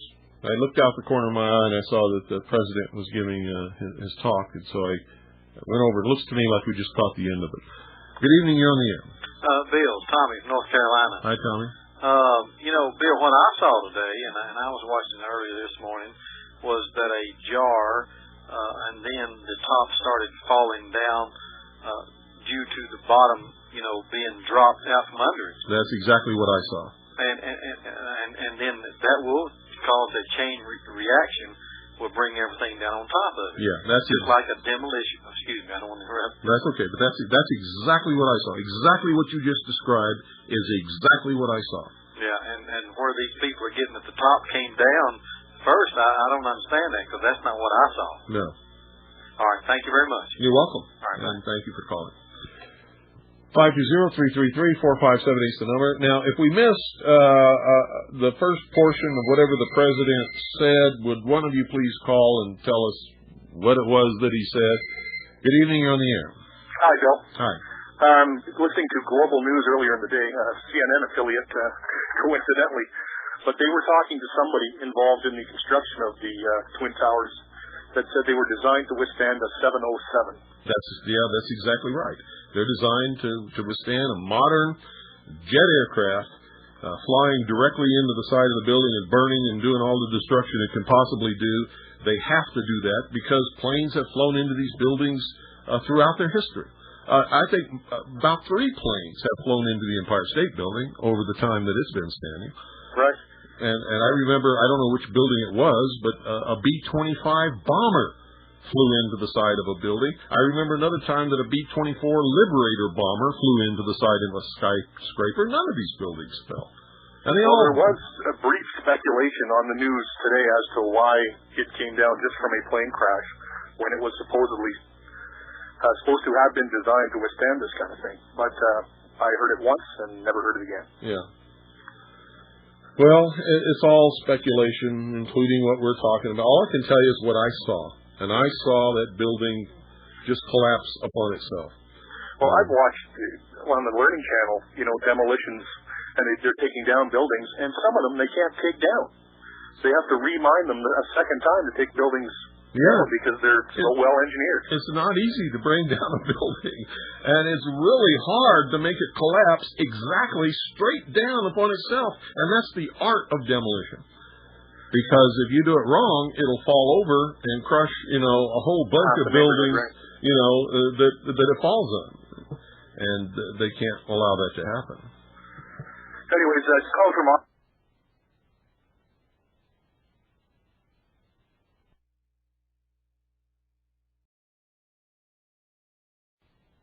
Well, thank you. Thanks. Thank you very much. Bye-bye. 520-333-4578 is the number. You're listening to a very, very, very elongated version of the Hour at a Time. I'm William Cooper, the most dangerous radio host in America. Good evening. You're on the air. Yeah, just want to make the point that today is September 11th. Yep. 9/11, 9/11. Jeez. I mean, I just popped in my head. It might be nothing, but... Yeah, well, I don't think it is. I mean, they're not... They're into symbolism, not jokes. Okay. You know what I mean? I know what you mean, brother. Okay. Thanks a lot. There may be some tremendous significance to this date that we're not aware of. I'm not aware of any. Good evening. You're on the air. Hello, Bill. This is Phil in New York. Hi, Phil. I just have 2 things I wanted to mention to you, Bill. First of all, September 5th through the 17th of 1978 is when the Camp David Accords took place. Oh, yes, that's right. And one of those planes may have been headed for Camp David. That's right. And the 11th is exactly between the 5th and the 17th. Well, now that's very interesting because that could make sense if, and only if, the people who did this are somehow involved in the Middle East conflict. Or if they want it to look that way. Or if they want it to look that way, that's exactly correct.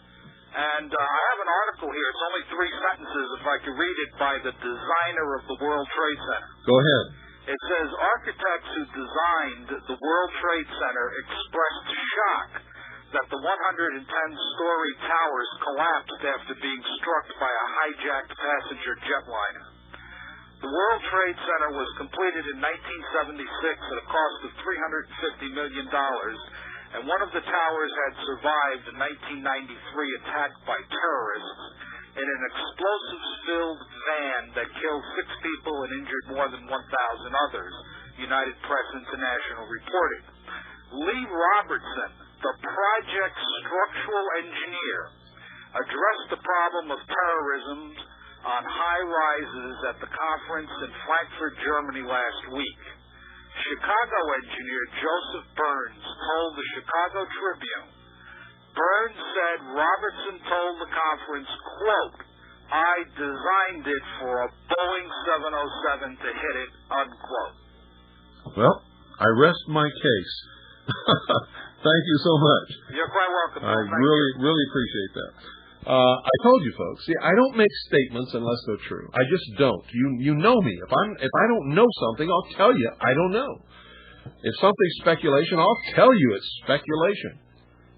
They designed these things to withstand the impact of a modern jet aircraft. Big passenger-carrying airliners. Good evening. You're on the air.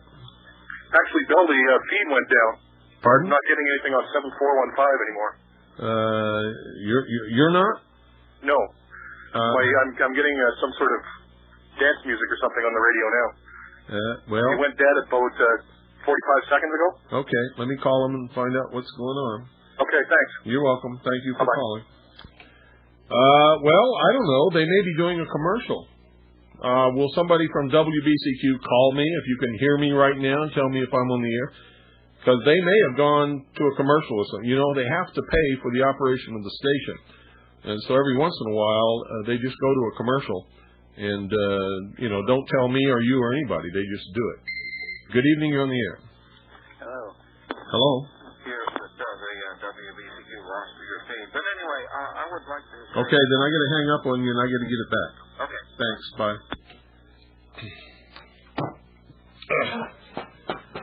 Sorry, folks. I'll be right back.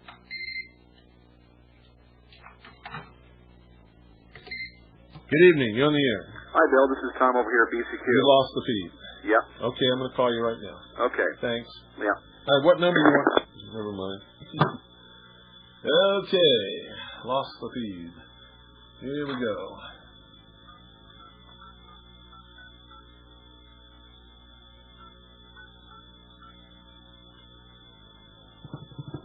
I'm calling WBCQ right now.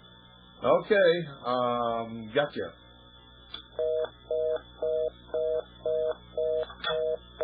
And we should be on the air now. Uh-oh. Yep, we should be on the air now. So if you can hear me, call me and tell me if you're listening to WBCQ. Number is 520-333-4578. I need to know if we're back on the air. Good evening, you're on the air. Yep, you're back on. That was the caller that called a few minutes ago. Okay, go ahead. Loud and clear. No, I already made my comments, actually, but... Well, I really didn't hear what you said because I was concentrating on the fact that we weren't on the air.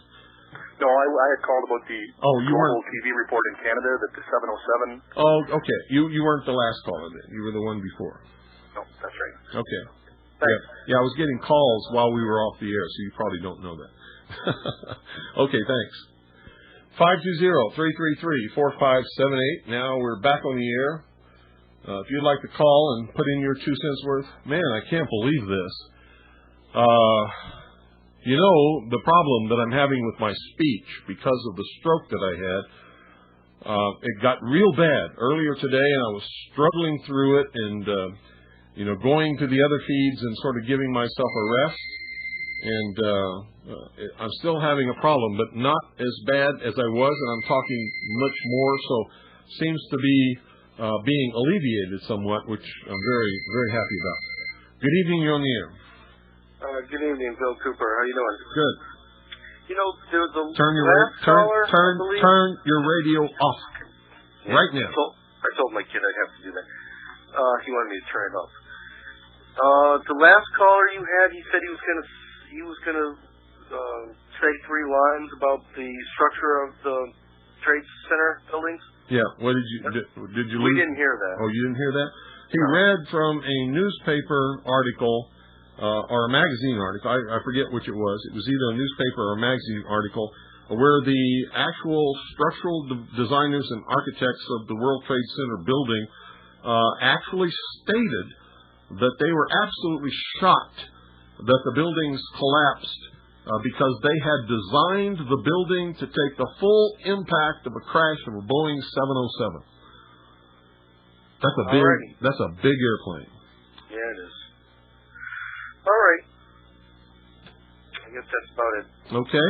All right, thanks a lot. Now, if nobody heard that, I can ask him to call back and read it again, and maybe he should do that, because I think you all should hear it. This was something that was said today? It had to be said today, because they were expressing shock that the building collapsed. Well, that the buildings collapsed. Probably wasn't out of a newspaper then. What is he saying? I have no idea. I think he said that he was reading it. I'll tell you that. I thought he said that too. Well, he might have been reading it in a New York paper. Maybe he wrote it down. Maybe. Okay. So if you're out there, call us back and tell us again what the source is and read it again on the air.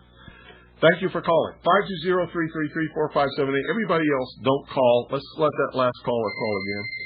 Good evening. You're on the air. Hi, Bill. This is Phil in New York. I was the one that called before. Okay. What was the source of that quote? Well, I'm reading it to you off of Newsmax.com. Okay. While they don't give any credit for the article, the way the article reads, it looks like it's from the Chicago Tribune. Okay, but Newsmax is a credible online newspaper. It's like Veritas. That's right. And they're very good. In fact, they're one of the ones that we use to refer you to some stories that we don't carry, on our site.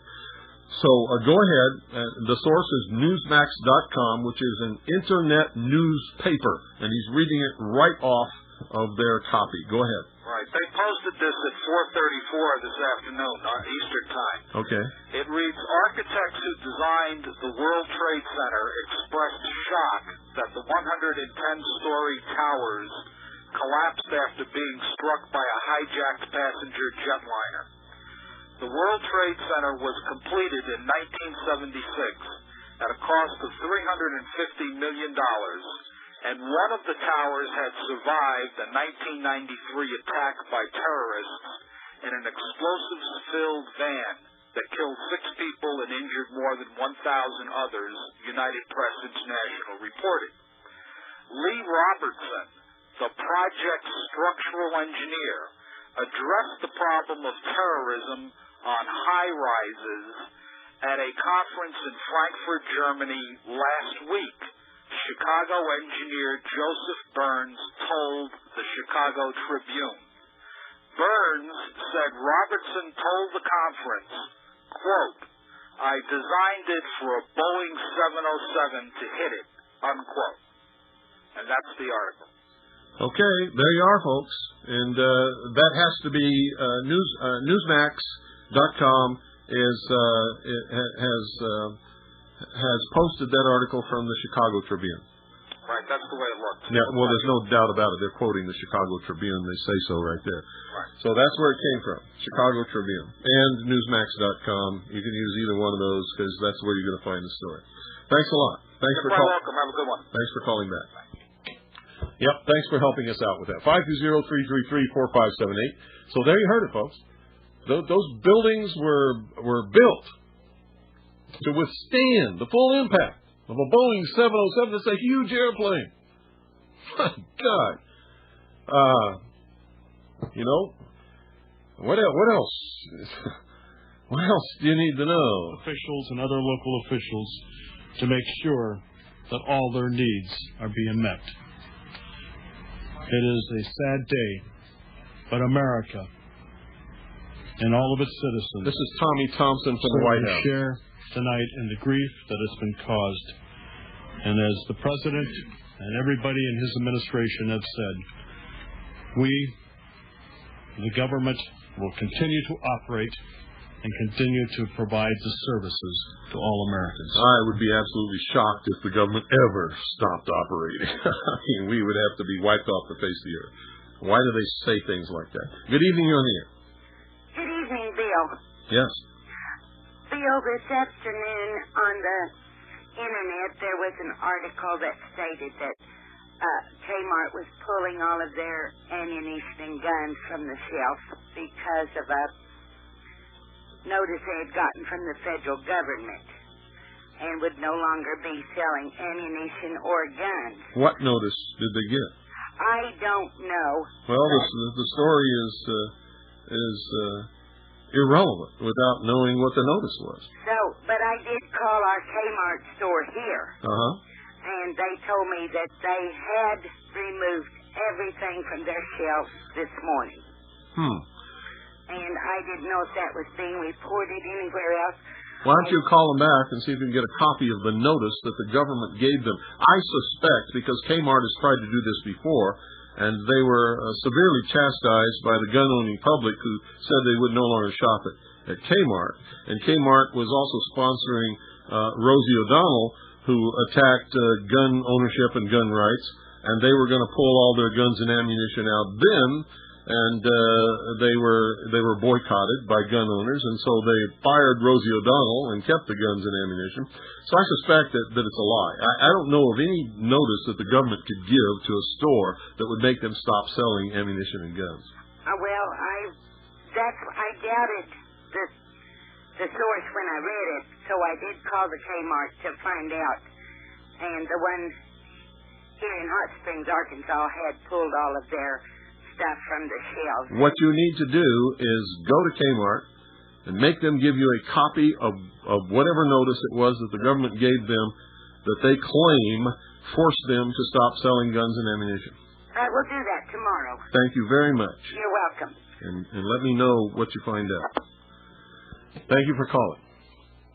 Yeah, just telling us that doesn't, why? Why would they stop selling guns and ammunition? Because the government sent them some kind of a letter or something. The government doesn't have the authority to make a store stop selling guns and ammunition. I mean, they just don't have that authority. They can make you conform to whatever regulations they want you to conform to in the selling of the guns and ammunition. If they can show you that there are legitimate laws that require you to do that. But they can't make you stop selling guns and ammunition. I mean, that's preposterous. Absolutely preposterous. And so we'll see. We'll find out. Somebody will track that story down and find out why Kmart actually is doing that, if they're doing it. 520-333-4578 is the number. Now, I recommend, ladies and gentlemen, that you stop watching the television now. In fact, you should have stopped watching it hours ago. Because the more you watch it, the more they're going to brainwash you into accepting whatever it is that they're going to foist upon us that's going to take away our freedoms as a result of what happened today. The more you watch them repeat that and keep brainwashing you with the fact that nothing's ever going to be blah, blah, blah, blah, blah, the more you're going to be willing to accept whatever it is that they come out with. Good evening, you're on the air. Yes, good evening, Mr. Cooper. This is TJ calling from Central Massachusetts.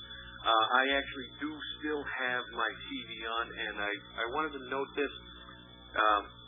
All afternoon they've been showing the towers collapsing, and I just heard your information about how it didn't look like they collapsed from the top down, and I was going, what the hell is he talking about? Yeah, they did go from the top down. They've stopped showing that footage now. You understand what I'm saying? Yeah, why? Because they don't want us to know that there's no way that just those planes could have brought down those towers. Yeah. They've stopped showing the footage. They keep showing the plane, the second plane, because they have that, But they're not showing the buildings collapse anymore. But they're not showing the collapsing anymore. Yeah. They're showing the pandemonium in the streets and the dust coming down all the blocks down and down. You'd be absolutely amazed at who listens to this broadcast. and so I was sitting there thinking, I was watching that, and the towers came down, from the. It looked almost like. Not necessarily the top down, but from where the buildings were damaged down, and then they fell straight down. And you're absolutely right. It looked like it was a demolition. Yeah. And they have stopped showing that immediately on TV. And this reeks again of what happened during Oklahoma City, the Mira Federal Building. Yep. And I remember that distinctly. Mm-hmm. I was in my college dorm room when I watched that. And during the course of the day, the story went from, there were 2 explosions, and then they stopped showing overhead video, and they started feeding us with the lines about the Ryder truck out front, da-da-da-da-da. the story's evolving right in front of our eyes, and most of us can't even see it. Yeah, and the stories about the secondary explosives that were not detonated in the original blasts, and I mean blasts plural, that brought the building down, to that there was just one explosion and one charge, and that was in the truck, and there were no more, and that's all a lie. And I also enjoyed. Well, I haven't enjoyed anything today, to be honest with you. Me either. Except the. I did enjoy the sandwich that Doyle brought me, and I thank him so much for that. I was so hungry. That's the only thing I've enjoyed today. The one thing that I did note, and I noted this to some of my coworkers. First of all, they immediately started to peg Osama bin Laden, who, you know. Now, how do they know? How do they know?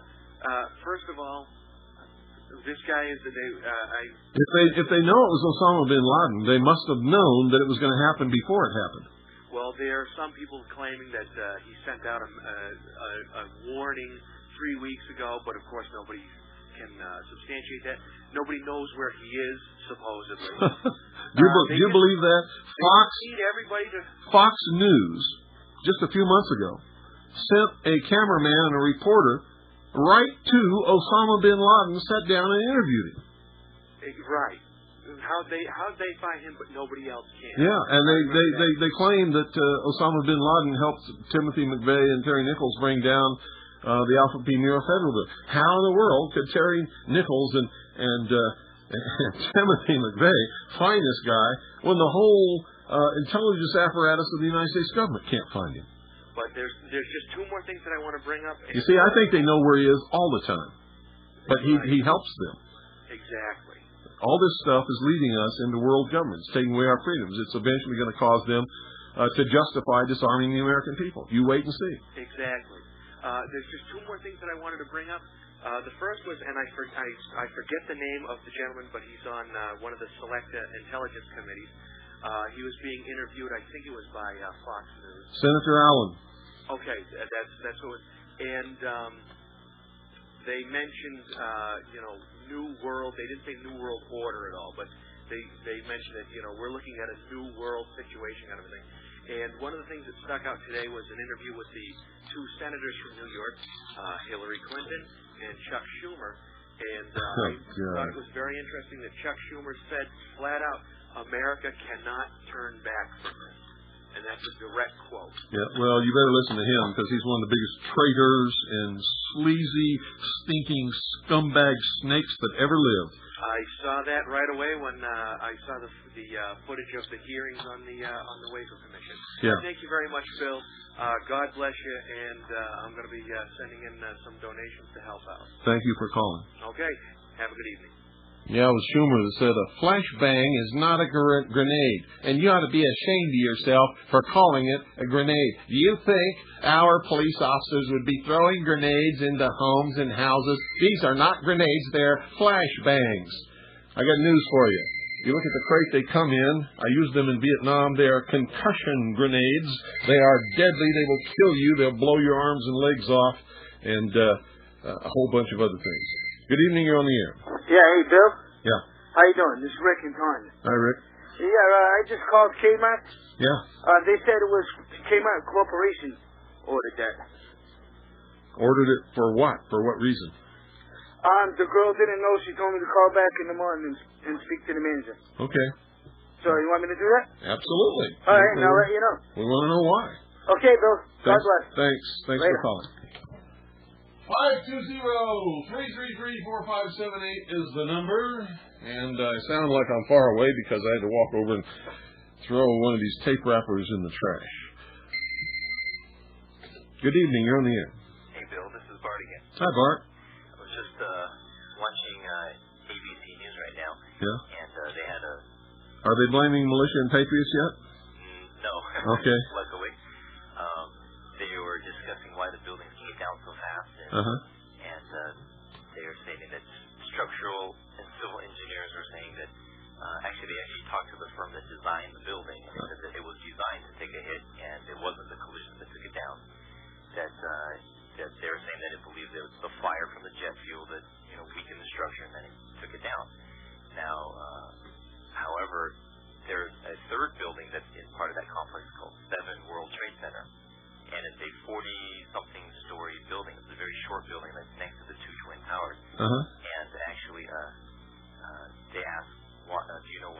building came down. They said, no, we don't. And they showed real quick footage where you see the buildings just come down from, you can only see the tops of the buildings in the shot. And it came down also. Yes, it just comes straight down. Yep. Somebody blew those buildings up from the bottom. Yeah, and if at the least. No plane hit that third building, did it?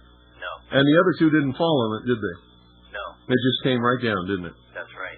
And what it looks like from what they keep showing the footage here is that possibly, I don't know if it's possible, but it appears that the explosions might have been occurred at the same places where the plane impacted, because reviewing the footage that they keep showing over and over again, it does appear that the whole tops of the buildings do come down on the rest of the building at about where the plane impacted.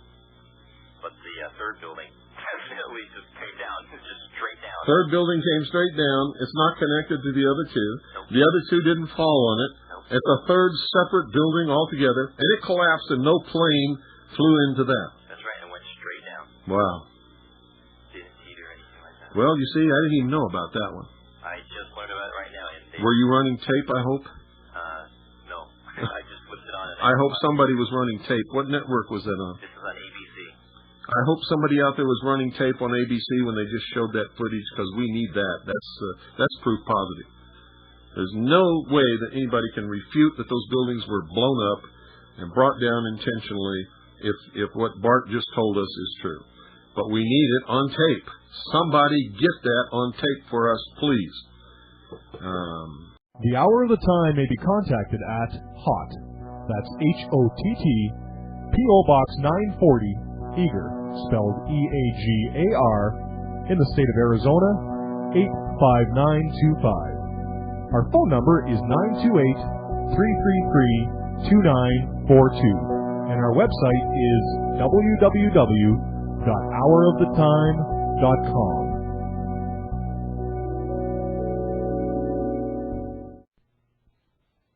Okay, go ahead.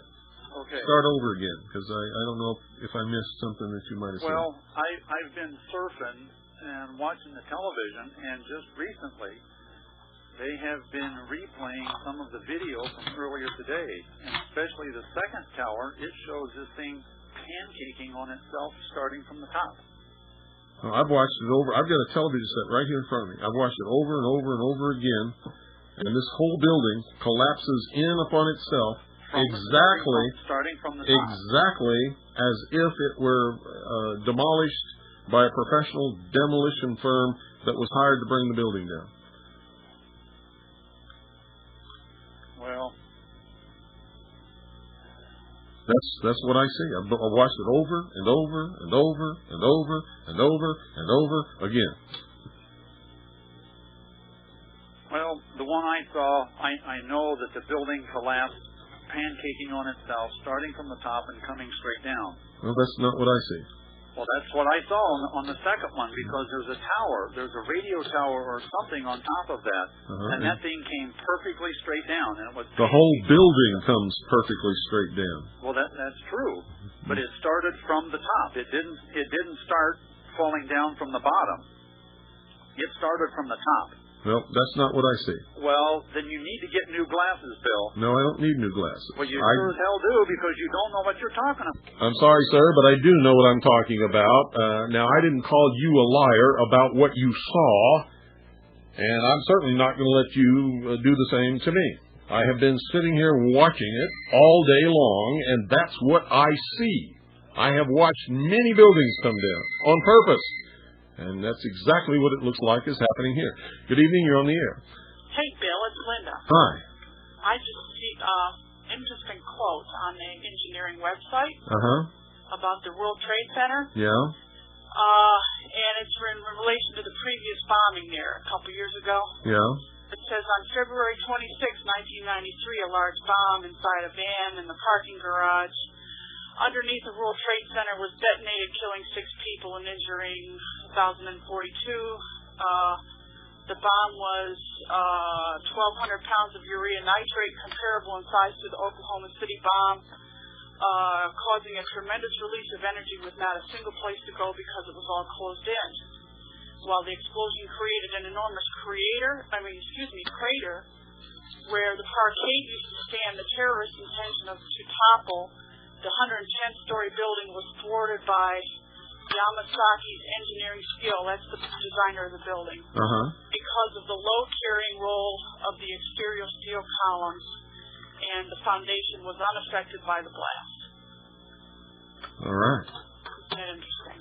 Yeah, and we have another quote from the people who designed it, who say that it was designed to take the full impact of a 707 commercial jetliner. Yeah, well, I was looking for that, and I saw this. You'll find it on the Newsmax.com site. Okay. If you want to, get that. Also, we've discovered that there was a third building that also came down. Yeah, I've been hearing about that all afternoon. How did it come down? Because no plane hit it, and no part of the other two buildings came down on it. Right. Why did it come down? Well, there's a fourth building that came down. I don't know whether you heard about that. There was the third one was another part of the complex there. Yeah, it's about, according to what I heard, it's about 48 or some odd stories high. Yeah, and the other one is a Marriott building. Yeah, and Marriott it came down too. Yeah. Why did it come down? I don't know. It just collapsed. Just presto changeo. It was on the ground, just like the other ones. There you go. 4 buildings, folks. Yeah. Magic. Was it immediately adjacent to the World Trade Center buildings? I'm not clear on that. It was. I'm not clear of where it was. I got the impression that it was like across the street from that third building that came. But I don't know. All I know was that it was the Marriott. Wow. Well, that's incredible. That's another building that I didn't know anything about. Now we got 4 buildings down. One of which we know a plane did not hit, and no part of the other 2 buildings came down on top of it. There's no reason why that third building should have collapsed, and we didn't know anything about the Marriott. Well, I'll watch the local news, but they're saying there's looting going on in New York now too. It wouldn't surprise me a bit. Yeah. Wouldn't even surprise me a bit. Linda, did you watch the buildings collapse? Did it look? I saw one of them collapse. What did it look like to you? It looked exactly like a controlled detonation. It was perfect. Have you been listening to this broadcast? For the past couple of hours, but I knew that when I saw the thing fall down, which is before I heard you on the air this evening. So you saw what I saw. Yeah. Basically, it looks exactly to me like it was brought down by a demolition team that knew exactly what they were doing. Exactly. Well, there's been other examples of buildings that actually had structural failure, like there was a walkway that collapsed, like in a dance club, something like that, and they collapsed like cardboard boxes, and they didn't just disintegrate like this building did. No, they don't come straight down ever. They fall over, or pieces of them fall out, or sides of them fall off. Right. But they don't collapse in on us all the way to the bottom like these buildings have done. I know. And if you look at the pictures, and I've only seen a couple of them all day long, when they show the base of the buildings, you can see what's left of the structural members of the building all cut at the same height. And that's about 100 feet above the ground, I'm estimating. I don't really know if that's the proper height because I don't have any perspective to measure it by. It could be lower than that. Yeah, I haven't seen any of those. So there we go. And now we got to find out what brought down the third building and what brought down the Marriott. I had no idea. I didn't even know about the Marriott, and until Bart called, I didn't know about the third building either. Well, I'll see what I can find, and I'll send you something. Okay, okay, please, do that. And if you find anything out, before 8 p.m. tonight, call back on the air. All right. Thanks, Linda. Okay, bye-bye. Appreciate it. Thanks, bye. 520-333-4578 is the number. Good evening, you're on the air. Hello. Hello, Bill? Yeah. I can hardly hear you. I can hear you loud and clear. Go ahead. Well, good. What I want to say, I don't think you people seen what I seen. See, that plane didn't actually hit that building. What happened was the fuel tank on the plane blew up before it hit the building. And And then, if you look real close... Wait a minute. Which plane are you talking about? The first one or the second one? The second one. Well, both of them, actually. The fuel tank blew up, like in Flight 800. You remember that? Okay, and then if you look real close, there was a yellow Ryder truck drove by, and that's what blew that building up, see? Take a hike. I don't know who that guy was, but I didn't see the first plane hit the first building. I don't even know if anybody's got any footage of that, but I saw the second one hit, and it flies right into the building. No fuel tank blows up before it hits. It's nothing like TWA Flight 800, and I have been watching all day long. It's right here in front of my nose, and nobody has ever shown any footage of any Ryder truck. Good evening, you're on the air. Hey, Phil, this is Mike from Indiana. Hi, Mike. That's how I was doing, because I know how it is. Anyways, I can second, I've seen the ABC footage of that other building coming down. Okay, was it hit by any of the other two buildings? No, it really didn't appear that way at all. In fact, it was hours and hours and hours. In fact, it just happened at about dusk New York time. And when it came down, it came down, there's no doubt, from the bottom. There's just no doubt about it. Well, there you go, folks. There you go. What's this about the Marriott? Well, from what I understand, 4 buildings have come down, and then supposedly there's more that are structurally unsound, and they might have more coming down. So they're structurally unsound from what? Well, that's just it. I don't know, actually. I'm more or less, trying to listen to your program and just try to sort of just watching, the footage. I'm not trying not to listen so I don't get anything put into my head that I don't need. Yeah, well, you don't need it, to tell you the truth. Right. And all you're going to hear for the next few weeks and maybe even months is this tremendous brainwashing campaign, and it's over and over and over how terrible it was, and how many people lost their lives, and how many people were wounded, and how terrible it is, and how it justifies what the government's going to do, and who they're going to attack, and the laws that they're going to pass, and it's going to be sickening. It's literally going to be sickening. Hey, Bill, I just have a little statement. I've listened to you for many, many years now, and one thing that is not surprising me, but one thing I have to say is that when you say you predicted this stuff, you absolutely did. I mean, I remember reading Behold a Pale Horse about, a terrorist attack in the heartland. And I remember after that happening, you said it's going to go to New York or somewhere in the east, some big thing there. And I remember you also made a statement that always stuck with me. You said that, and maybe, I don't want to put words in your mouth, but there's something to the effect of they wanted to bring down the World Trade Centers the first time, they didn't do it. And you said it wouldn't shock you if it happened again. That's right. And so, this stuff, and there's no doubt in my mind that you've been correct all along. So, and I'm sure I know you don't want to be. But no, I certainly don't want to be. But if people would just listen to me and understand what the agenda of these globalists really is, and stop concentrating on trying to prove me wrong, but understand that if they don't get a grasp on this and stop it, they're going to lose their country, their freedoms, and everything that they ever valued. Forever, and they're going to be relegated to third world status. If you want to know how they're going to end up living, go down to Tijuana. Absolutely. Well, that's about all I have to add. But thank you for the good work, and I just want to say to the listeners out there, you've paid for a lot of programming tonight, and I know that you're listener supported now. So let me just say, as a viewer, to all the other viewers, to definitely. Let's support Bill Cooper tonight, because he's putting a lot on the line to be with us tonight and help us out. Well, that's not really true, because I'm here because Alan Wiener called me this morning, and he actually wanted me on a lot earlier than what I came on to do this all day long. Okay, well, I just tuned in, so obviously that's something I don't know, but I still know you're listener supported. So. But we still need the donations, and we still are listener supported, and we still don't have any money, and we need it badly, so...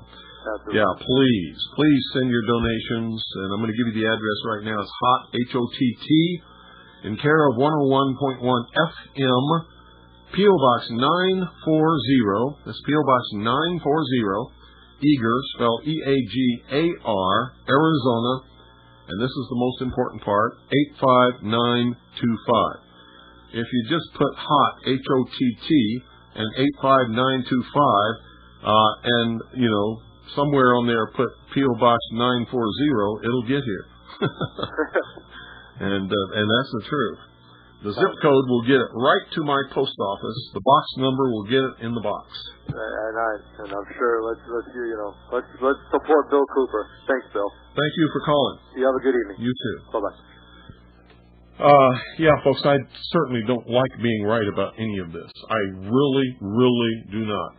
And I did make that statement. They tried to bring it down the first time. They didn't do it. I said it wouldn't surprise me. In fact, I think that they'll try again, and I think the second time they'll be successful. That's what I said. Good evening. You're on the air. Hello, Bill. About 21 minutes ago on ABC, they showed a close view of one of the two twin towers coming down. The guy was, I'm guessing, about 2 blocks away, so the angle was right up at the building. And in spite of that view was quite clear in contrast to some of the rather ambiguous footage that they had been showing in some other shots, which were from further away. Now, of that view, you could see the building. They're just taking a picture of the fires. And then all of a sudden, you see this top part starting come crashing down and gradually going down the floors. Now, I don't know whether that was the first Tower 1 or Tower 2. I can't tell you that, but it was quite clear in that view. And then another view that they had showed right after that from a little further away, and it showed it that way also, and it was quite unambiguous that it started at the top. And the engineer who was on a little earlier than that, he said that the buildings, although they were made to withstand the impact of a plane, and obviously they did because they stood for another half hour. And although a 707 I don't think is bigger than a 767 that hit the building. Anyway. Wait a minute. I don't know what the comparative size is between those two planes, but I don't think the difference is going to be substantial. I agree with you. I don't think it is substantial. The building did stand for quite a long time, and the construction engineer said that the buildings are made to withstand fires, but not the fires of lots and lots of jet fuel in there, and he thinks that the jet fuel was burning at a temperature higher than the 15 or 1600 degrees that the building at that height is designed for. That could be possible. And that's what he says. Were you rolling tape on this? Actually, I was rolling tape on CBS, and I have not watched CBS. I've been watching ABC because I'm rolling the tape on CBS. If you have a tape of what you've just described, I wish I did. I'd like for you to send me a copy so that I can look at it, because I'm watching C-SPAN 2, and they haven't shown anything like what you described. What you need is a tape of what came across on ABC about 25 minutes ago. I don't have it. I've got CBS on my tape. So I'm sure somebody probably has. We need another tape from ABC too, the one of the third building coming down, which I didn't even know about. I believe those other. And one of those pictures of the tower coming down.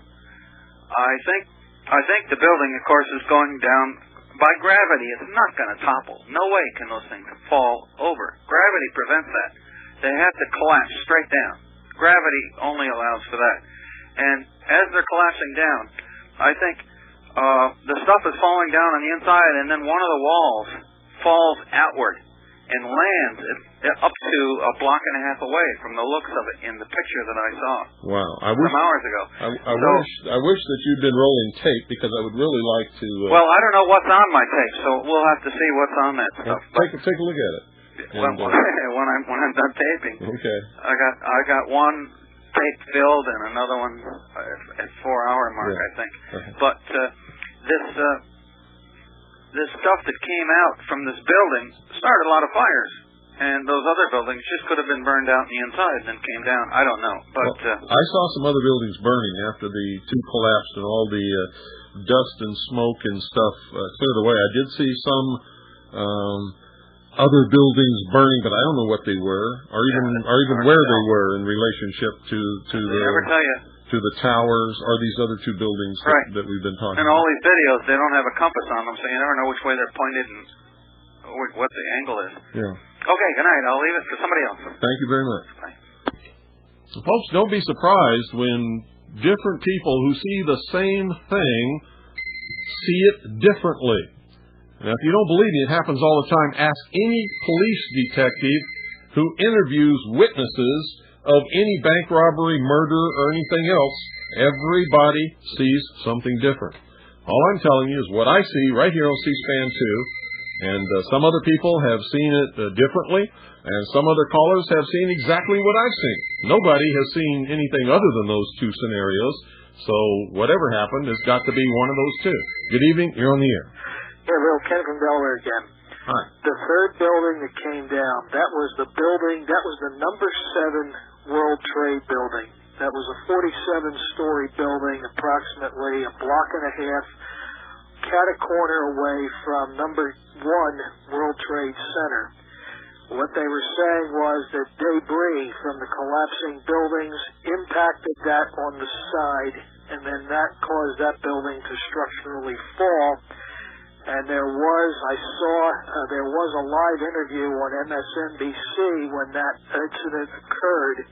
I saw it, and it looked like you heard a rumble, like a constant rumbling noise. I don't know if I had tape running or not. I have to check the VCR whether it was on or not. Did you see the piece of the other building hit this third building? No, I did not see that. But you heard somebody say that that's what happened. That's what they said on MSNBC. Okay. And one other thing also. See, when Bart first told me about that, I suspected that maybe a piece of one of the two buildings that had come down had maybe hit that building and caused it to collapse. But Bart said it collapsed, like a long time later, and it was several hours. Yeah. Several hours later. And they were claiming that the fire department said that building, the number 7 World Trade, was structurally unsound. Okay. And one other interesting fact, I was tuning across to CNBC. That number 7 World Trade building had an awful lot of ancillary offices that were connected to Wall Street located in it. That building is gone. Wall Street is not going to be open tomorrow. Or maybe for several days. Okay. Finally, and I don't want to hold it too long, I can get local New York radio, AM radio here in Delaware. Yeah. There has been some reports of looting in the northern areas of Manhattan. And as I speak, they said the National Guard has been called into the New York City Manhattan Island, and they are currently patrolling the streets. Yeah, the governor, Pataki, actually made an announcement on the air several hours ago saying that he had called up the National Guard, so we knew they were coming in. Okay, let me let someone else get in, Bill. Okay, thanks for your report on that third building. I hope it helps. Until Bart called, I didn't even know that any other buildings had collapsed. Yeah. I'm watching C-SPAN 2. I've been watching it all day long, and their coverage is quite limited, I believe, but because I'm going to them from time to time, I can't go to the other networks because I can't go to the other networks lawfully. Okay. Okay, but C-SPAN is publicly funded and receives part of their money for operating expenses from the government, and that means I can use their feed if I want to, and so can anybody else. There you go. Okay, have a good. Good night. Yeah, I hope we can have a good night. There you go. Let me let someone else get in. Thanks for calling. Right. 520-333-4578 is the number, and appreciate all your calls and all the information that you guys are furnishing. That's the way it's supposed to work. Good evening, you're on the air. Yeah, Bill. Yeah. I wanted to call you and put my 2 cents in on that third building. I just seen it not long ago go down, and it went down pretty much the same as the other 2 did. It just went straight down. Yeah. And I don't understand why they would just go straight down. I thought the same thing as you, that I don't either, because you know what a previous caller said, that's the only way that they can come down, and that's not true. You talk to these people who do professional demolition jobs to bring buildings down, and they'll tell you. I've talked to a lot of them. In fact, I used to teach underwater demolitions for the College of Oceaneering. I worked with demolitions underwater. I've talked to these guys many times to learn things and to become more proficient at what I know about explosives, which was initially taught to me by the United States Navy before I went to Vietnam. And they tell me that it's extremely difficult. It is not normal for a building to come straight down, and it's extremely difficult to make them come straight down. Well, that's what I would think, too. But another thing I've noticed, all the shots, when they show you these buildings coming down, are a distant shot. It's not a good shot of the building. You don't see the bottom, and naturally, when the clouds come up, they probably could blast them at the bottom, and you would have never known it, because it would be all covered up by the debris and the smoke and everything from the thing coming down. Yeah. Yeah. Well, you're right about that. I've watched it over and over again all day long, and it looks to me like some professional went in there and brought that building straight down, right on itself. I mean, it didn't even deviate not 1/2 a degree from center line. Well, the other thing that you have to worry about, too, is the fact that, okay, maybe it did happen that it fell down on its own that way. But 3 buildings falling down that way on the same day? I mean, come on. Yeah, I'm with you. I'm with you, my friend. Thanks for calling. Yes, sir. 520-333-4578. Yeah, I'm with him. I'm with him. Good evening. You're on the air. Hello. I saw the third building come down on CBS in between 7:30 and 8 p.m. Central Time, which would be 6:30 and 7 p.m. Mountain Time. That was on CBS. Okay. That's about 30 minutes ago, right? Well, more like 45, 50 minutes ago. All right. I don't have a VCR, but I thought I would tell you that's what I saw, the third building come down that Bart mentioned. Yeah. And what did you see? It was, first, they showed the 2 towers and the airplanes running into the towers. Uh-huh. Then after that occurred, they showed the third building, which was a smaller one. It came straight down, and there was no airplane that ran into it. Did they give any reason why that building would fall? A previous caller said that when the other 2 buildings fell, a part of one of those buildings flew over and hit that building. I can't remember if they said anything, if there was any connection to the third building or not. Huh, okay. But on the other side of this, if you fast forward, they'll introduce anti-terrorism legislation, and every congressman, or the Masonic doctrine of ordo ad chao, on the other side, every congressman is going to be under the gun to vote yes. Yep, that's right. And all the networks are going to... Yeah, and the sheep will be screaming for it, and that CNN daytime talk show where they have this woman walking around with a microphone, everybody's sitting there, like a bunch of puppets, nodding their head, yes. They're going to be screaming for it, and talk shows all over the country, everybody's going to be calling for it. Do you think there could have been, mind control people done part of this? Or? I have no idea. I don't know who did it. I don't have a clue as to who did it.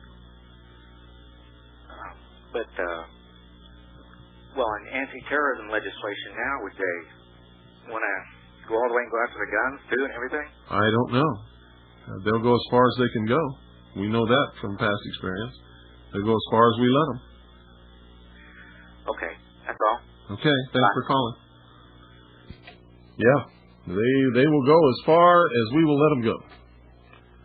And, after this, when they start counting how many people are dead, and the tremendous loss, property damage, and everything else, you can bet your boots it may be a long way. Good evening. You're on the air. Bill? Yeah. Yeah. Let me explain something. You know, they try to make us believe that Flight 800 went down because the tank Are blew you the guy that called before? Yes, but let me explain this. They try to make us believe this. Bill? I'm right here. Okay. They try to make us believe we know that plane was shot down. Yep. Okay.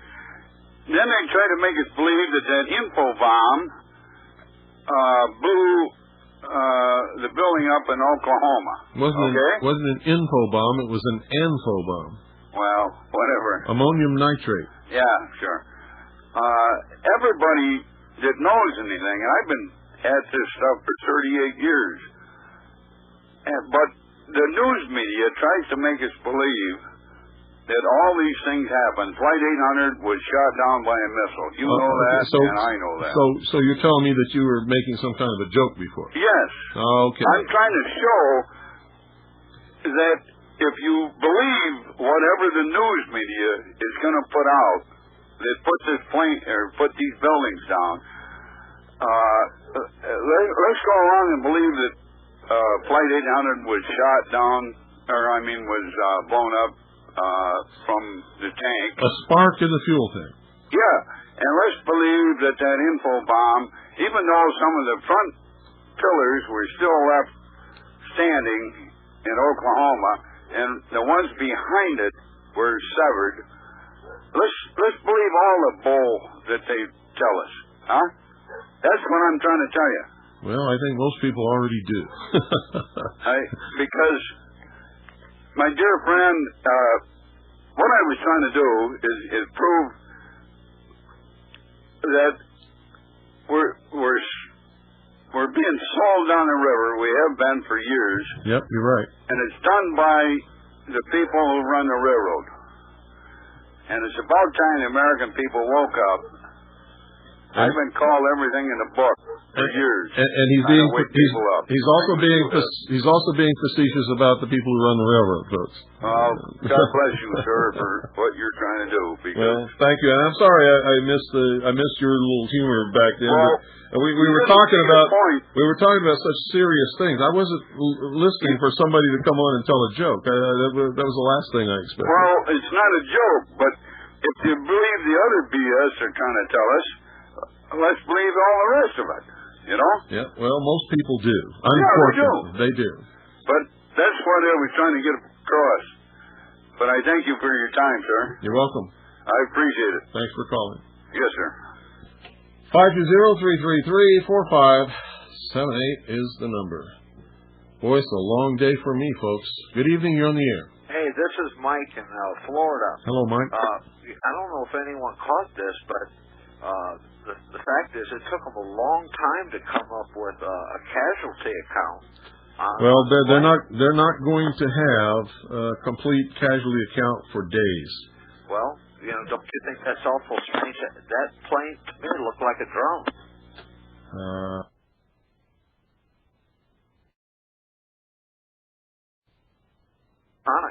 Yeah, I know, but apparently all four of these planes were hijacked and had passengers on them. Yeah, I know that's what they reported, but the thing is they could have come up with that manifest within an hour.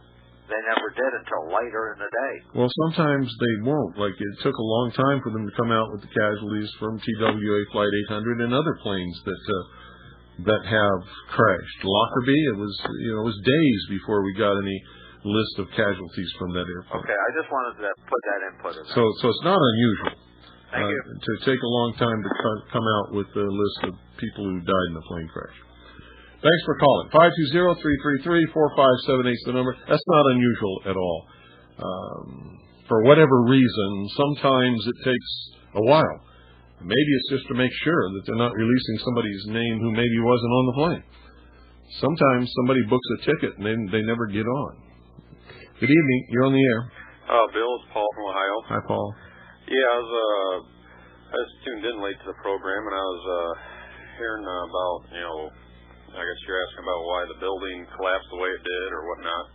The third building and the Marriott. We don't know why they collapsed. Yeah, I don't have an overview of the layout, how the building is set up, but from what I've seen, it looks like the one side, the opposite side, they show a good side of the building, and you can tell the opposite side of the building is sort of caving in, and everything is falling in. I think maybe just debris from other buildings and weakening the foundation and underground.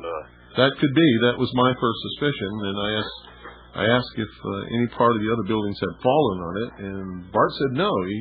He didn't believe that it did. And then later somebody called and said that they were watching, I believe it was ABC, and they said that a part of one of the large towers that fell had fallen on this third building. But then we have also a report that the Marriott Hotel collapsed. Yeah, I think it would be helpful if some of the news programs showed an overview and just an aerial view of what happened. We're just seeing the ground view and side views. And I think on a related note, I'm an aircraft mechanic for one of the cargo carriers, and they told me not to come into work tonight. And I used to work for a passenger airline, and one of the major ones, and that security there at the airports are a joke. You could see how they could get knives or guns on the aircraft through the people who service the aircraft, and so I could see how they got control of one of them aircraft like that. Well, they got control of 4. Yeah. I mean, 4. They could have done more. That's how stupid the security is. Well, there must be something haywire, because every time I've been to an airport since they instituted all this stuff,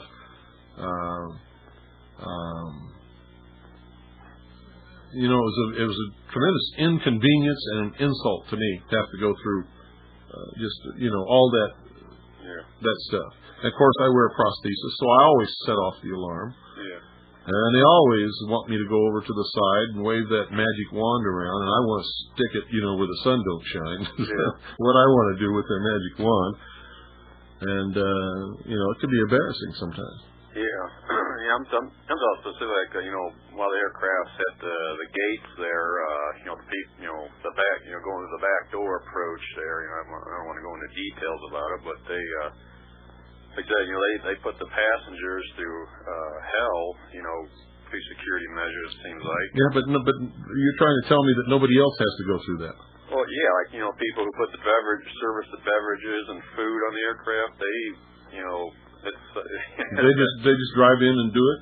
Yeah, I mean, no one's inspecting, no one's inspecting. Well, I've suspected this for a long time. It's like a military. It's very, sure they have to have an ID to get on the airport, but after that, no one's checking their clothing, wanting boxes, it's a joke.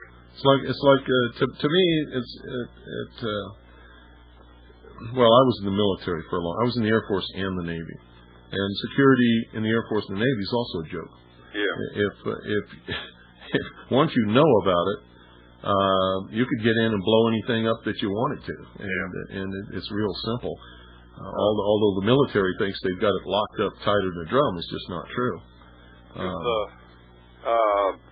got time for a quick question? Go ahead. I've been here since 9:30 this morning. I guess I got plenty of time. Yeah. Okay. With the now they're pointing fingers at Bin Laden and his associates. How do they know? Yeah, I'm just saying. I'm not questioning you. Yeah. I'm questioning them. How do they know? How can they make these accusations when they have no idea who did this? If they do, then that means that they knew about it before it happened. Yeah. Because there's no way that they could know that it was some particular individual after it happened when all of the people who perpetrated it are dead. Yeah. Unless they knew about it beforehand. Do they have the technology to track down somebody like that? Let me tell you, I don't believe in they could tell me until their noses turn purple that they've never known or been able to find Osama bin Laden, and I don't believe it for one single instant. I think they're lying. Because Fox News, when they wanted to interview Osama bin Laden, they just went right straight to him. Right. Now, how does that happen? Yeah. I was wondering, do they? How could they even contact him? Yeah. Do they? And you're telling me that the entire intelligence structure of the United States government can't find the guy, and Fox News just waltzes right in. It seems to me he's like their token boogeyman, Well, they got to have one. Read the report from Iron Mountain, and you'll understand the whole concept of why they always have to have an enemy for the population to focus their anger on. Okay, well, I'll let you go and let someone else on. All right. Bye-bye. Thanks for calling. Yeah, read the report from Iron Mountain, folks. You'll begin to understand a lot more once you've read that little treatise. Good evening, you're on the air. Oh, okay. Finally got through. Yeah, I was talking with a guy this morning about how the buildings were coming down. Mm-hmm. This is just the towers. We didn't know about the other buildings then. And he was saying that they were constructed as temporary structures. They're only supposed to last 100, maybe 150 years. Which structures? The towers, the world's... Well, that's absolutely not true. Well... That's absolutely not true.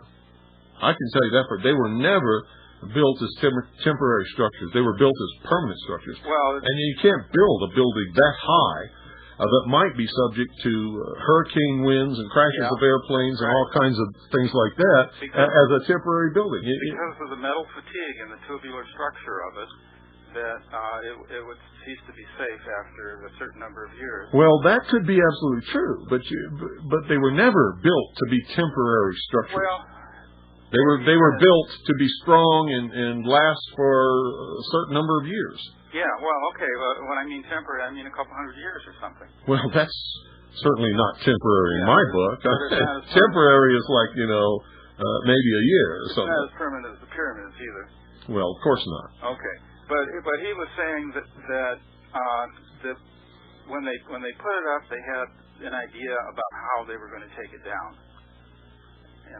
And he's an engineer and I'm not. So I can't tell you much more than that. Yeah. Well, I'm sure that what he told you it sounds reasonable to me. Yeah.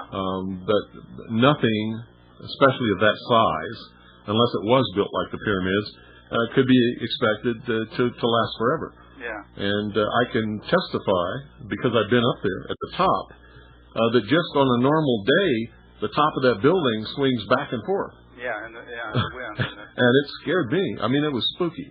Yeah. It was spooky. And they've got a place where you can walk out, and it's like glass, real thick glass, and you can look down. It's like you're standing on air. Yeah. And you can look right straight down at the street, right below your feet. And I'll tell you, I had to get off of there real quick. I chose not to go up myself. I had to get off of there real quick. Yeah. That really was an experience that I did not like. Yeah.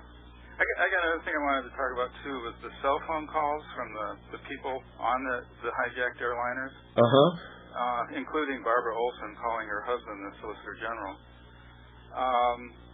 They describe plastic knives and plastic knife-like instruments and so on, which I suppose they could have gotten by the metal detector. No problem. Yeah, low-tech, very low-tech thing, and by doing that, they probably kept the conspiracy small because they didn't need cooperation from anybody working at the airport to let them in. If that's true, you're right. They wouldn't have needed cooperation from anybody, and they could have hidden those things anywhere on their body and wouldn't have set off any metal detectors or any security apparatus. Yeah. And the networks, while they're giving us this information, they're not telling us any description of the hijackers that the people with the cell phones may have relayed. And I can't believe for an instant. I wonder why. They didn't describe them in terms of some ethnicity or gender or anything. I would find it hard to believe too, especially since Barbara Olson used to be a federal prosecutor. Yeah. And she would have been doing her best to describe everything. At least this is what I believe she would be doing. Yeah. People in extreme situations don't always behave as you would expect them to. So I can't say for sure that's what she'd be doing, but I imagine that Barbara Olson would have tried to describe everything that she saw, right down to the least little particular. Ring and tattoo. Yeah. Yeah. Yeah. And some of the others too, hopefully, but I don't know why they're keeping that from us. I don't know why they would either. Or even if they have that information. And it could be that everybody was so scared or shook up that maybe they didn't do that. And maybe all the reporters are too PC to ask something that might be interpreted as profiling. Yep, could be. Okay. Thank you very much, Bill. They don't want to be picked on. Yeah.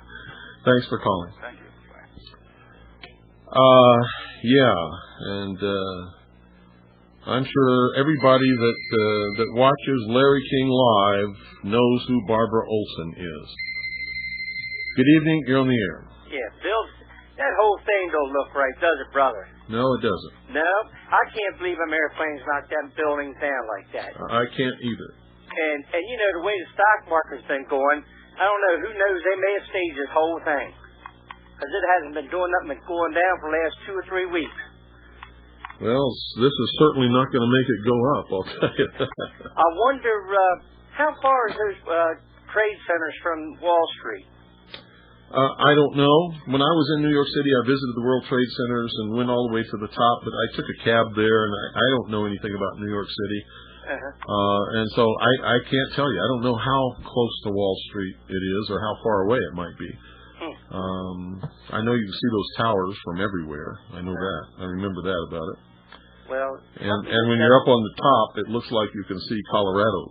I know you really can't, but you know you can see a long way from up there. Oh, I believe it. You know, something just doesn't look right. I try to figure out all day long how can 4 planes be commandeered about the same time to do all this kind of stuff without anybody knowing anything. As tight as security is supposed to be at these airports. If this had been years ago when NORAD was doing what it was designed to do and intended to do, it would not have. It couldn't have happened. Would not have happened. I believe that. But we've been so lax on our security. I don't know. We don't have any security. There isn't any security. Yeah. Sometimes I even wonder. Well, nice talking to you. Thanks for calling. In fact, we're so weak now. I chuckle, but I chuckle because I don't know anything else to do. I'm at a loss here. This whole thing is so disconcerting, and it just hurts so much. I mean, way deep down inside, to see this happen. Even though I predicted it, I knew it was coming. I've been telling you. I even predicted the city. I told you that they didn't bring down the World Trade Center the first time, and the second time they would probably be successful. And it still hurts, and it's still terrible, and I just hate it. I just can't stand it. Good evening, you're on the air. Hello? Hello? Hello? Oh, yes, I got to turn the radio off. I heard my own echo. That shook me up. Bill, are you scared? You gave out the number before, your private number. I got some details on this thing, and I got too much. I want to make a comment over the phone, but I don't want to rattle on. So if you said you got a private number, I could lay out the only number is the number you just called. Pardon? The only number is the one you just called. But I don't want you to call me after this broadcast. Say what you got to say right now. Oh, I got to put this in my right ear. I got a a wireless phone, and at $20, $10 rebate. It's garbage.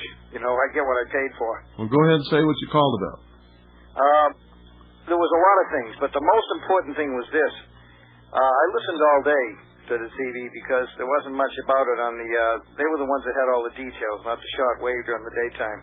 So I listened since on the radio in the morning and then the TV in the afternoon around 12:01. And they mentioned how the plane was 50, 70 miles southeast of Pittsburgh. In the beginning, they said it was shot down. So I got to thinking to myself, maybe that was the one that was supposed to meet up with the other building, and there was a timed explosion.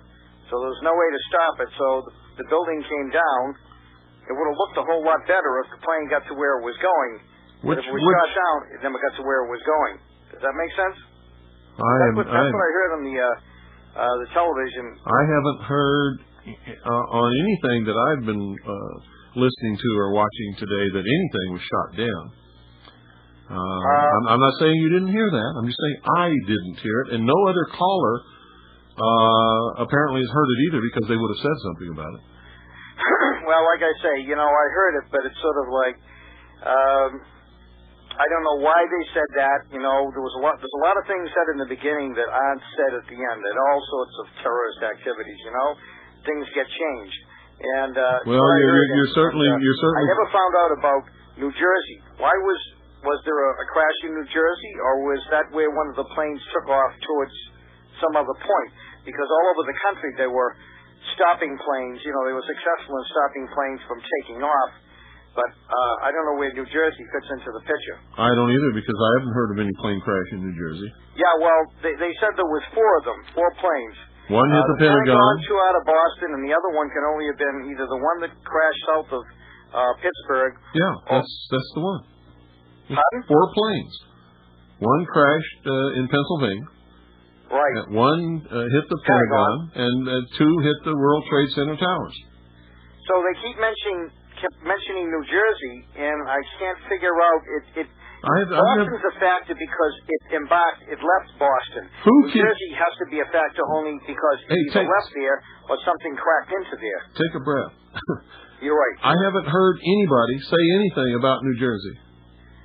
See, I don't know what you're listening to or where you got. I'm watching C-SPAN too. I've been listening, jumping all over the place. I don't have cable, but I've been listening to a lot of different stations. Well, what did they say? I'm listening all day long. Take a breath. My God, will you just stop that? Okay. You know why? Because I can't hear you very good. Well, if you would stop and take a breath, you would hear me every once in a while. Okay. Well, you may be right. You got to have a dialogue here, not a speech. Okay. And I've got to get rid of this phone. If you're listening when they're talking about this New Jersey, you must know what they're talking about. Well, I only caught the tail end of it because I leave the television and I come back later on because, you know, like you, I got other stuff I got to do, you know? So you keep hearing this reference to New Jersey, and every time you hear it, you're at the tail end of the conversation, you don't know what they're saying? Well, something about it figures into it. And the only way I can figure that it figures into it is a plane took off from New Jersey or something cracked into it. I think it was Newark. I believe it was Newark. Nothing crashed into New Jersey. Nothing. So, I don't know what you're referring to. Well, I think they're having a field day with this, and they're creating a lot of confusion by throwing a lot of rumors around. I have no idea. I haven't heard anything about New Jersey all day. Well, it's like you said. As far as who did it, I think rogue factions within our government set the charges, and I think terrorists, Islamics, flew the planes in. I think it was a joint effort. I'm convinced. Well, you might be right, you might be wrong, but that's conjecture, and we don't deal in that. Oh, I knew that something big was going down in September. I just didn't know the date. Now I know the date. Who said that? In Patriot circles, there was talk several months ago about something big going down in September. I tried to get more information. I couldn't get it. Let me tell you something. I'm right at the heart of the Patriot circles, and I've never heard anything like that, ever. Well, what's interesting is the date is September 11th, which is 9/11. What is 9/11? Emergency. Call 9/11. Bye. Goodbye. Don't get out in cuckoo land. Woo-woo, woo-woo. That's Art Bell material. If you want to talk that stuff, go talk to Art Bell. If you got some serious symbology that has something to do with mystery schools, that is the trademark of the people who have done these other things and always leave their trademark, then we can talk about that. But if you want to go off in woo-woo Art Bell land, I don't want to hear it, period. Go somewhere else. Good evening, you're on the air. Hey, Bill, it wouldn't surprise me if that one plane that crashed in Pennsylvania was going for something highly symbolic. They hit the Pentagon, the Twin Towers of Babel over there in New York. Well, they said earlier today, after the Pentagon was hit, that there was a definite threat against the White House. But the plane wasn't headed toward the White House. It was headed toward Camp David, which doesn't mean that it wouldn't have made a course change and gone for the White House. But this is all conjecture. Right. And conjecture really, doesn't belong here. We don't know. Right. We don't know. We just don't know. I think, just hitting the Pentagon was more or less a very highly symbolic thing, and I think that the Washington Monument probably would have been a target. Washington Monument. Well, I'll tell you what, if I was a terrorist, I'd hate to waste my life on a monument. Well, that's possible. I had a friend call me today was really excited and all upset, and I don't want to get woo-woo Art Bell on you, but I just wanted to pass this along to you. He was like astounded. I guess apparently he saw a movie in the 1980s that Orson Welles narrated. It was about this prophet Nostradamus. Yeah. And apparently Nostradamus said that there would be twin towers in New York City that would be engulfed in flames by mechanical birds. And he was just blown away. I don't know if this is true or not. I kind of vaguely remember this movie. I remember it. In fact, I have a copy of it, and they made this boogeyman up to look exactly like Saddam Hussein, who was supposed to be the Antichrist in the Middle East, who would rise up and cause a war, and then, what happened after that was the Gulf War, and everybody made the connection with Saddam Hussein, but I don't remember any Nostradamus prophecy about the Twin Towers being knocked down by mechanical birds, but that doesn't mean it wasn't in there. Yeah, I just don't remember. But I'll tell you this. This Nostradamus prophecy stuff is the biggest crock of crap that you'll ever see in your life. He wrote these in coded quatrains which nobody has ever been able to decode. So all these prophecies of Nostradamus claiming to know what he wrote and what he was trying to say is just a bunch of nonsense. Right. I think I recall remembering something about a nuclear holocaust in the Middle East, and then something to that effect. But who knows? It's like highly possible that something. I mean, if they've gone this far, there could be something definitely nuclear, some sort of nuclear attack or terrorism or even a nuclear war. There could be. I've been telling you for years that if they don't get their way, if all of this stuff that's happened does not enable them to bring about their world totalitarian socialist government, disarm the American people, and create their new world order, they'll blow up an American city with an atomic bomb. They will do it. I've said it. Probably a couple of hundred times. Yeah, well, I know this. They'll do whatever it takes to get what they want. That's to enslave the human race under a world totalitarian socialist government. Reduce the population of the world to what they call a manageable level. Do away with the ownership of private property. And if you read the whole Communist Manifesto, it's right there. That's their goal. That's what they want. Right. And all I can do at this point, Bill, is for me to go on some of the local talk shows that are going to be pretty heated up, and I'm just going to say I don't want my safety. I want my freedom. Don't give me your safety. I want my freedom. We live in a very hostile environment. Anything can happen, but I don't want all my freedoms and liberties taken away over this. Yeah. Me too. I'd rather be free living in a ditch than secure, surrounded by guards living in the Taj Mahal. That's me. Pretty simple guy. Thanks for calling. Thank you. The Hour of the Time may be contacted at HOTT. That's HOTT, P.O. Box 940, Eager, spelled EAGAR, in the state of Arizona, 85925. Our phone number is 928-333-2942, and our website is www.houroftheTime.com.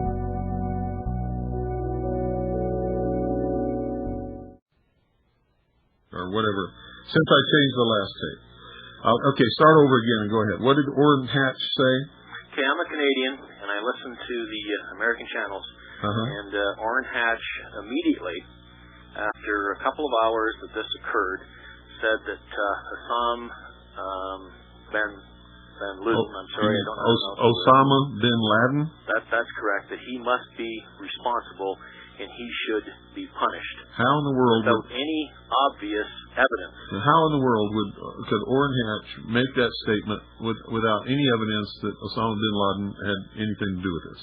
And that is exactly my point. And don't get me wrong, folks. I'm not trying to cover up for Osama bin Laden. I just happen to believe in the law, and I happen to believe in the American way. You don't convict people and sentence them and carry out the sentence without first having the evidence that they did it and trying them and convicting them, by trial by jury and then doing it, lawfully and properly under the law. And Bill, can you still hear me? Yeah. I've listened to you many times say that how do you defeat the biggest bully, you punch them in the nose. Yep, that's right. I heard you say that many times. That's true. It's the only way. Could it be that some of the countries that have lost thousands of their loved ones through U.S. aggression finally got a punch in the nose? Is that possible? Well, it's possible. I mean, when somebody called in and said that the Japanese Red Army were taking credit and were getting revenge for Nagasaki and Hiroshima, that's the only thing I've heard all day that makes any sense.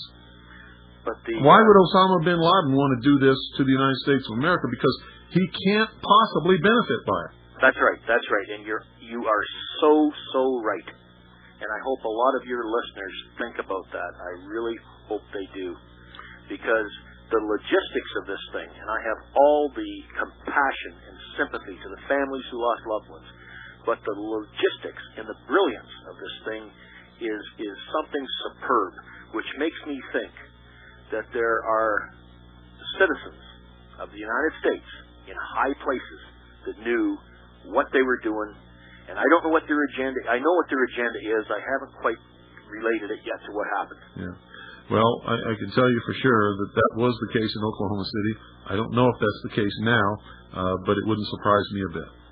Thanks, Bill, for taking my call. You're welcome. Thanks for calling. I certainly hope that it's not true, but from all of what's happened in the last 10 years, I'm afraid that it might turn out to be. Good evening. You're on the air. Evening, Bill. Fox News had an interview with Governor Frank Keating of Oklahoma. It kind of raised a flag to me. I don't know why they'd have this puke on for anything other than... he's the one that found the axle from the truck in Oklahoma. Just strolling around, and he finds this axle, and he points to it and says, "That's the axle from the truck that had the bomb." How the hell would he know? Yeah, exactly. And then when questioned about it later, he couldn't recall ever making the statement. So. Yeah, well, he tried to get out of the fact that he's the one who found it. Yeah, it would be real nice to have that man under oath. It'd be nice to have him under a blowtorch. I'd get the truth out of him, I'll guarantee you. This may sound like a stupid question, but everybody that I've been referring to is how well financed these people were. How do they know that they're well financed? It didn't seem to take a great deal of money, from what I can see, unless I missed something. Airline tickets are what, $300 a piece? So you got 4 airline tickets at $1,200. Where does all the great deal of money coming in? Well, you have to understand that they would have had to do a lot of traveling. They would have had to, support themselves some way while they're in the process of putting all this together and training for it and going through dry runs. And if they came from a foreign country, they have to get here. It's not as simple as you make it sound. It's much more complicated than that. In fact, I know of many military operations using trained personnel who train over and over and over and over and over and over and over and over again to do something, and are bright, really intelligent people, could screw something like this up real easy. Sure. These guys pulled it off without a hitch. Yeah, they did.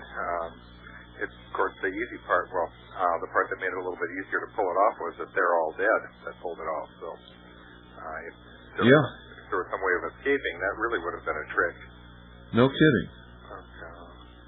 And I keep hearing these people refer to them as cowards on the mainstream television. These were not cowards. No. These were brave men who had an agenda and were doing it for a cause that they fully believe. You don't give your life away for some stupid thing, and you don't do it if you're a coward. That's correct. You know how appropriate use of the word. You know what guts it would take to sit behind the helm or the wheel of an airplane, knowing that you're going to die in seconds, and guide that plane right into the side of the building without flinching? Yep, it would. As to taking out the pilots, would you imagine that could have been done with a piano wire or a piece of weed eater cord or anything similar to that? That could have been done with a bar of soap carved to look like a gun. Yeah, or a pencil or anything else. It was interesting that one pilot was really upset over it. I heard this secondhand. I didn't hear it myself, but he indicated that he was a co-pilot and he wanted to carry a gun to protect his passengers, not on these flights, but any time, and that he was prohibited by doing so from bringing a firearm on the plane legally. But anybody with a federal badge could walk on that plane with a gun. So the way to stop terrorism, of course, is the way that you've always stopped things, is to have a good enough deterrent to where they won't do it, or to have a country that's based in more or less godly principles that really doesn't offend other countries. Yeah. Well, I think the captain of an airplane engaged in international travel through international airspace is the same as a captain of a ship, and he can have guns if he wants to. I would think so. Maybe this was bad information. I don't recall where I heard it. Yeah. Which is often the case. But I did put my tape fire on as soon as it happened, so we'll see if it changes. Positive thing, we didn't have some president coming out and blaming talk radio for this, or... Not yet. Not yet. Not yet. Not yet. I don't think it'll happen. Well, I hope it doesn't happen. I hope not either. And you remember after Oklahoma City, one of the first things they wanted to do was to disarm the American people. I don't know why. But that was on their agenda right away, too. I don't know why either. According to them, they should have been disarming the bowels of all the cows in the country because it was fertilizer that blew up the building. Yeah, precisely. Anyway, we know the whole story about Oklahoma, and let's hope that this one is the 1992 bombing of the World Trade Center. That was where the FBI informant, a man by the name of Salem, actually built the bomb that blew it up, wasn't it? Well, he was one of the people who helped build the bomb under the supervision of the FBI, who showed him how to do it, taught him how to drive the van. And when they wanted to put inert ingredients in the bomb so that it wouldn't actually blow up and kill anybody, the FBI said, no, you got to put real explosives in there.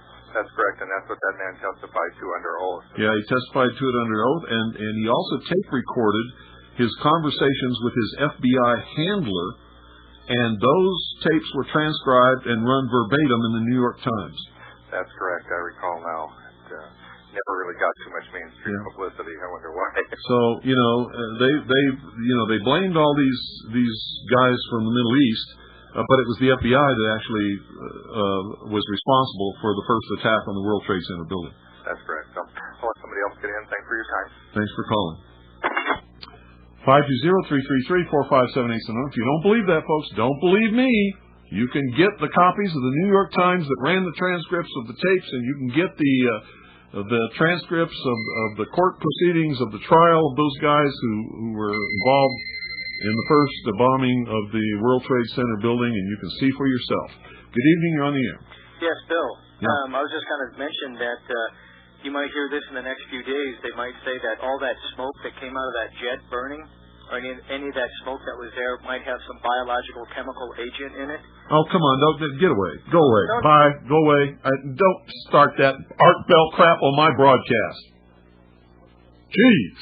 Please. Stop it. Art Bell comes on later.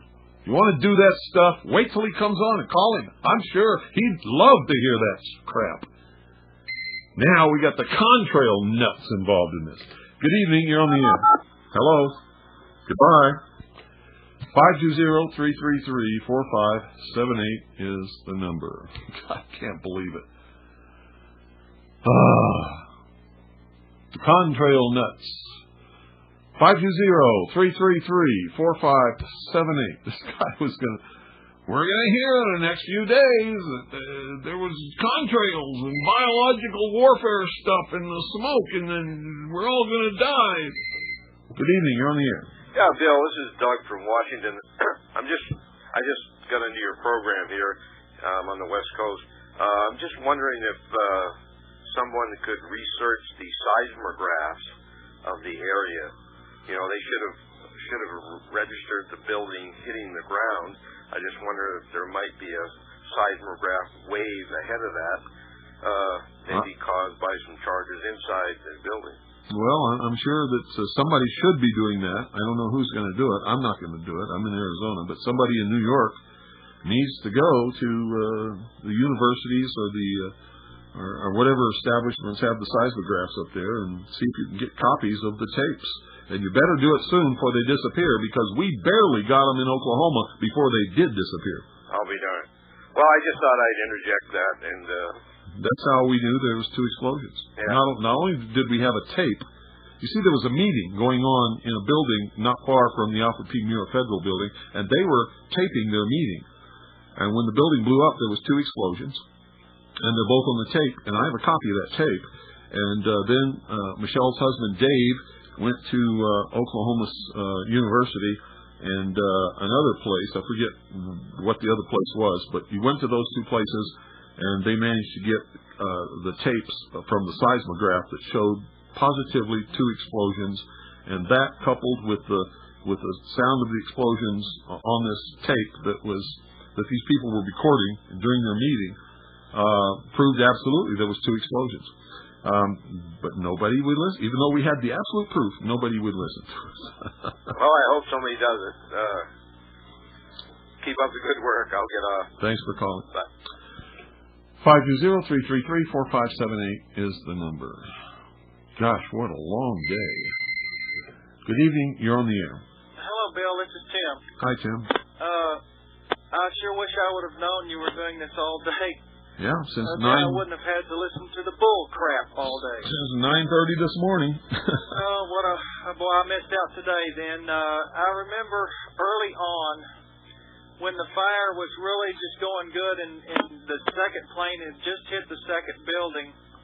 They came across and put their little words across the bottom, and they kept saying, "Well, we know that aluminum and steel will melt." Who said that? One of the newscasters, whether it was Jennings or somebody, I don't know. Well, he's right. Aluminum and steel will melt. But why would they? I don't know. That is one of those things. And I remember an eyewitness that was being interviewed there close after the buildings had come down, saying that they had heard an explosion after the building was on the ground. I remember that. I don't know. And I saw the black helicopter too. I just saw it a little while ago. I glanced over at the screen, and they were showing the building just after the first plane had gone into the building. There was a black helicopter flying around. Yeah, I saw it early on, and I know John McCain got on. Now I'm not trying to imply that means anything sinister. Right. I'm just saying that somebody called in and said that they saw it. I hadn't seen it before, and then there it was, right on the television. I remember John McCain got on the air sometime early on and said, we've lived too free too long, and we're going to have to give up some of our freedoms. He's the Manchurian candidate. He was brainwashed while he was a prisoner of war, and he's a damn communist, and that's the truth. I agree. Have you prayed on the air today? No, I haven't, and I don't want to do that because it's not my place to maybe say a prayer for members of this audience who may not believe as I do. But I have asked my audience on several occasions, all throughout the day, to pray for the people who died and for the people who are wounded and hurt and maimed, and for all of their families and loved ones who are going to be so hurt by all of this.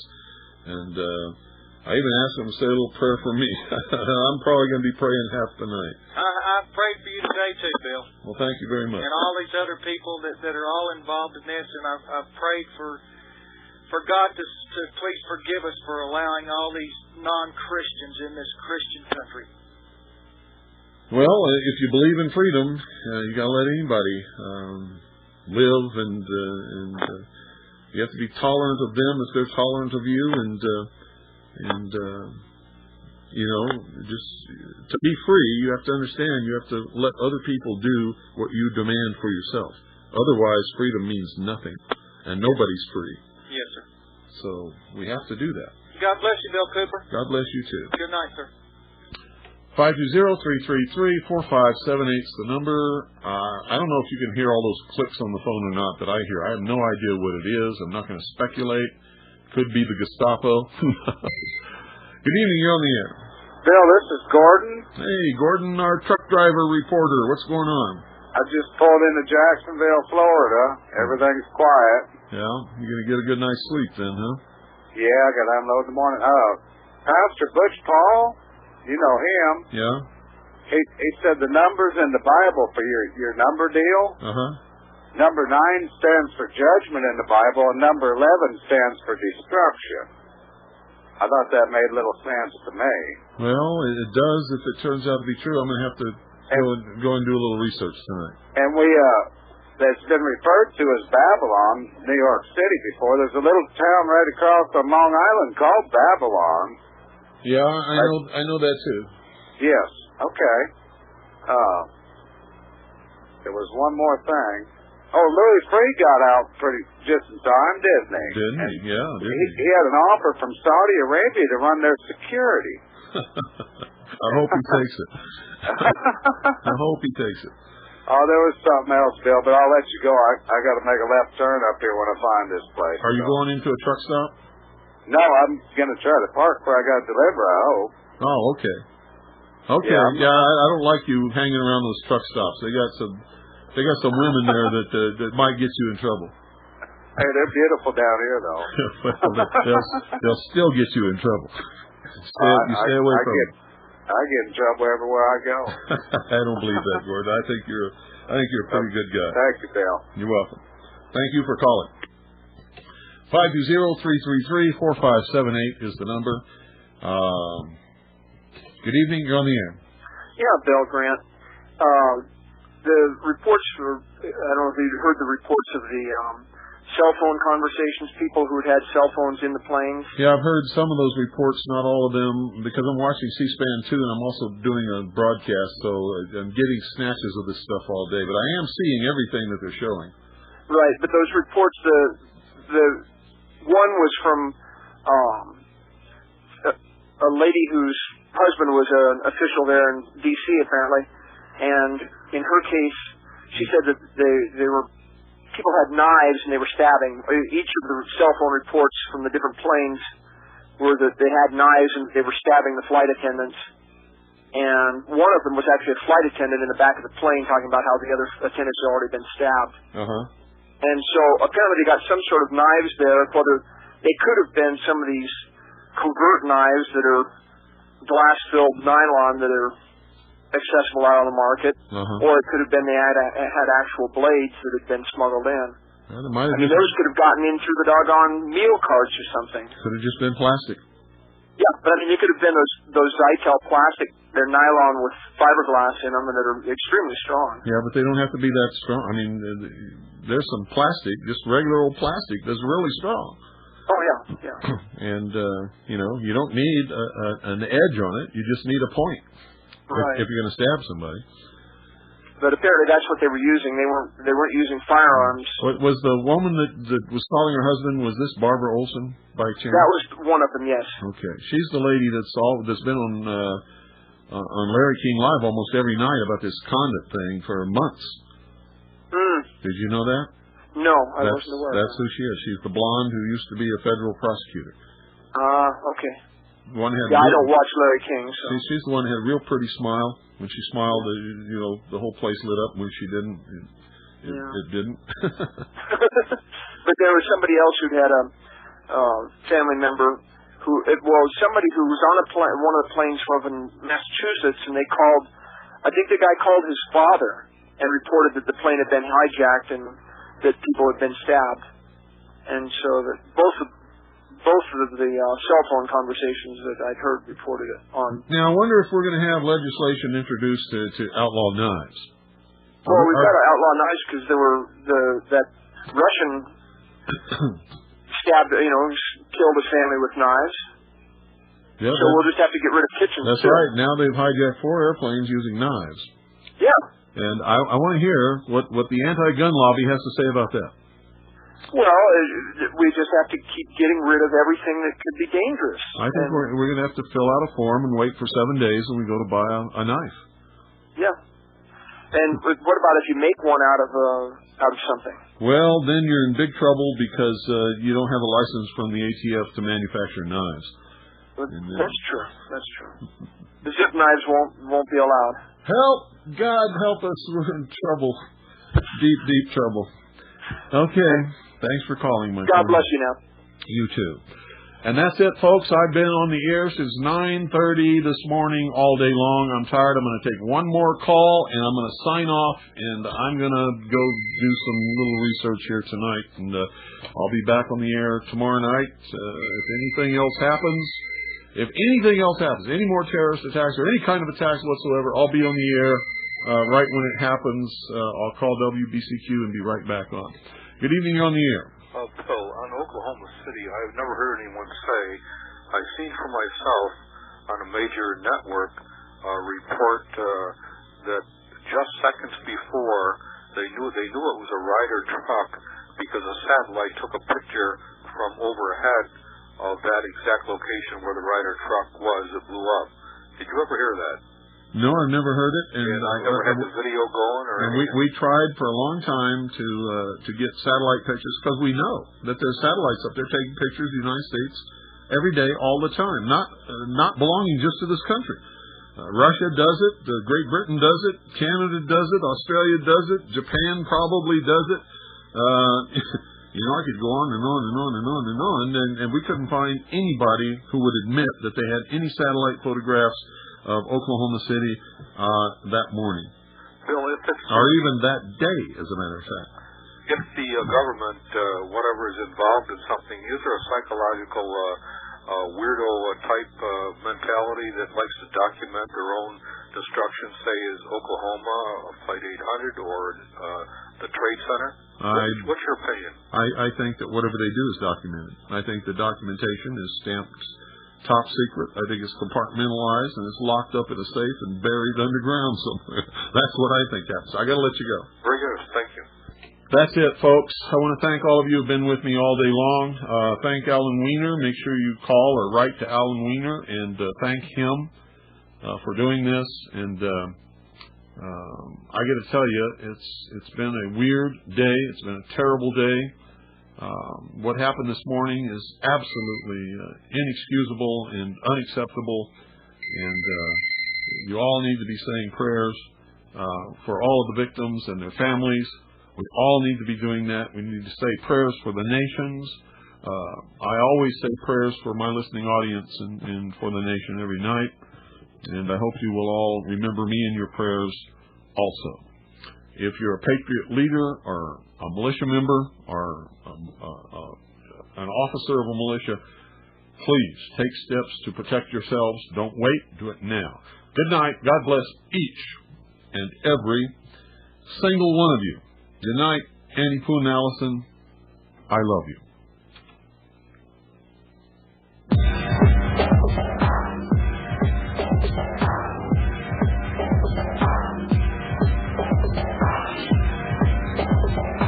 And remember, folks, stay away from the rumor mongers. Don't spread rumors. Don't tell lies. Stop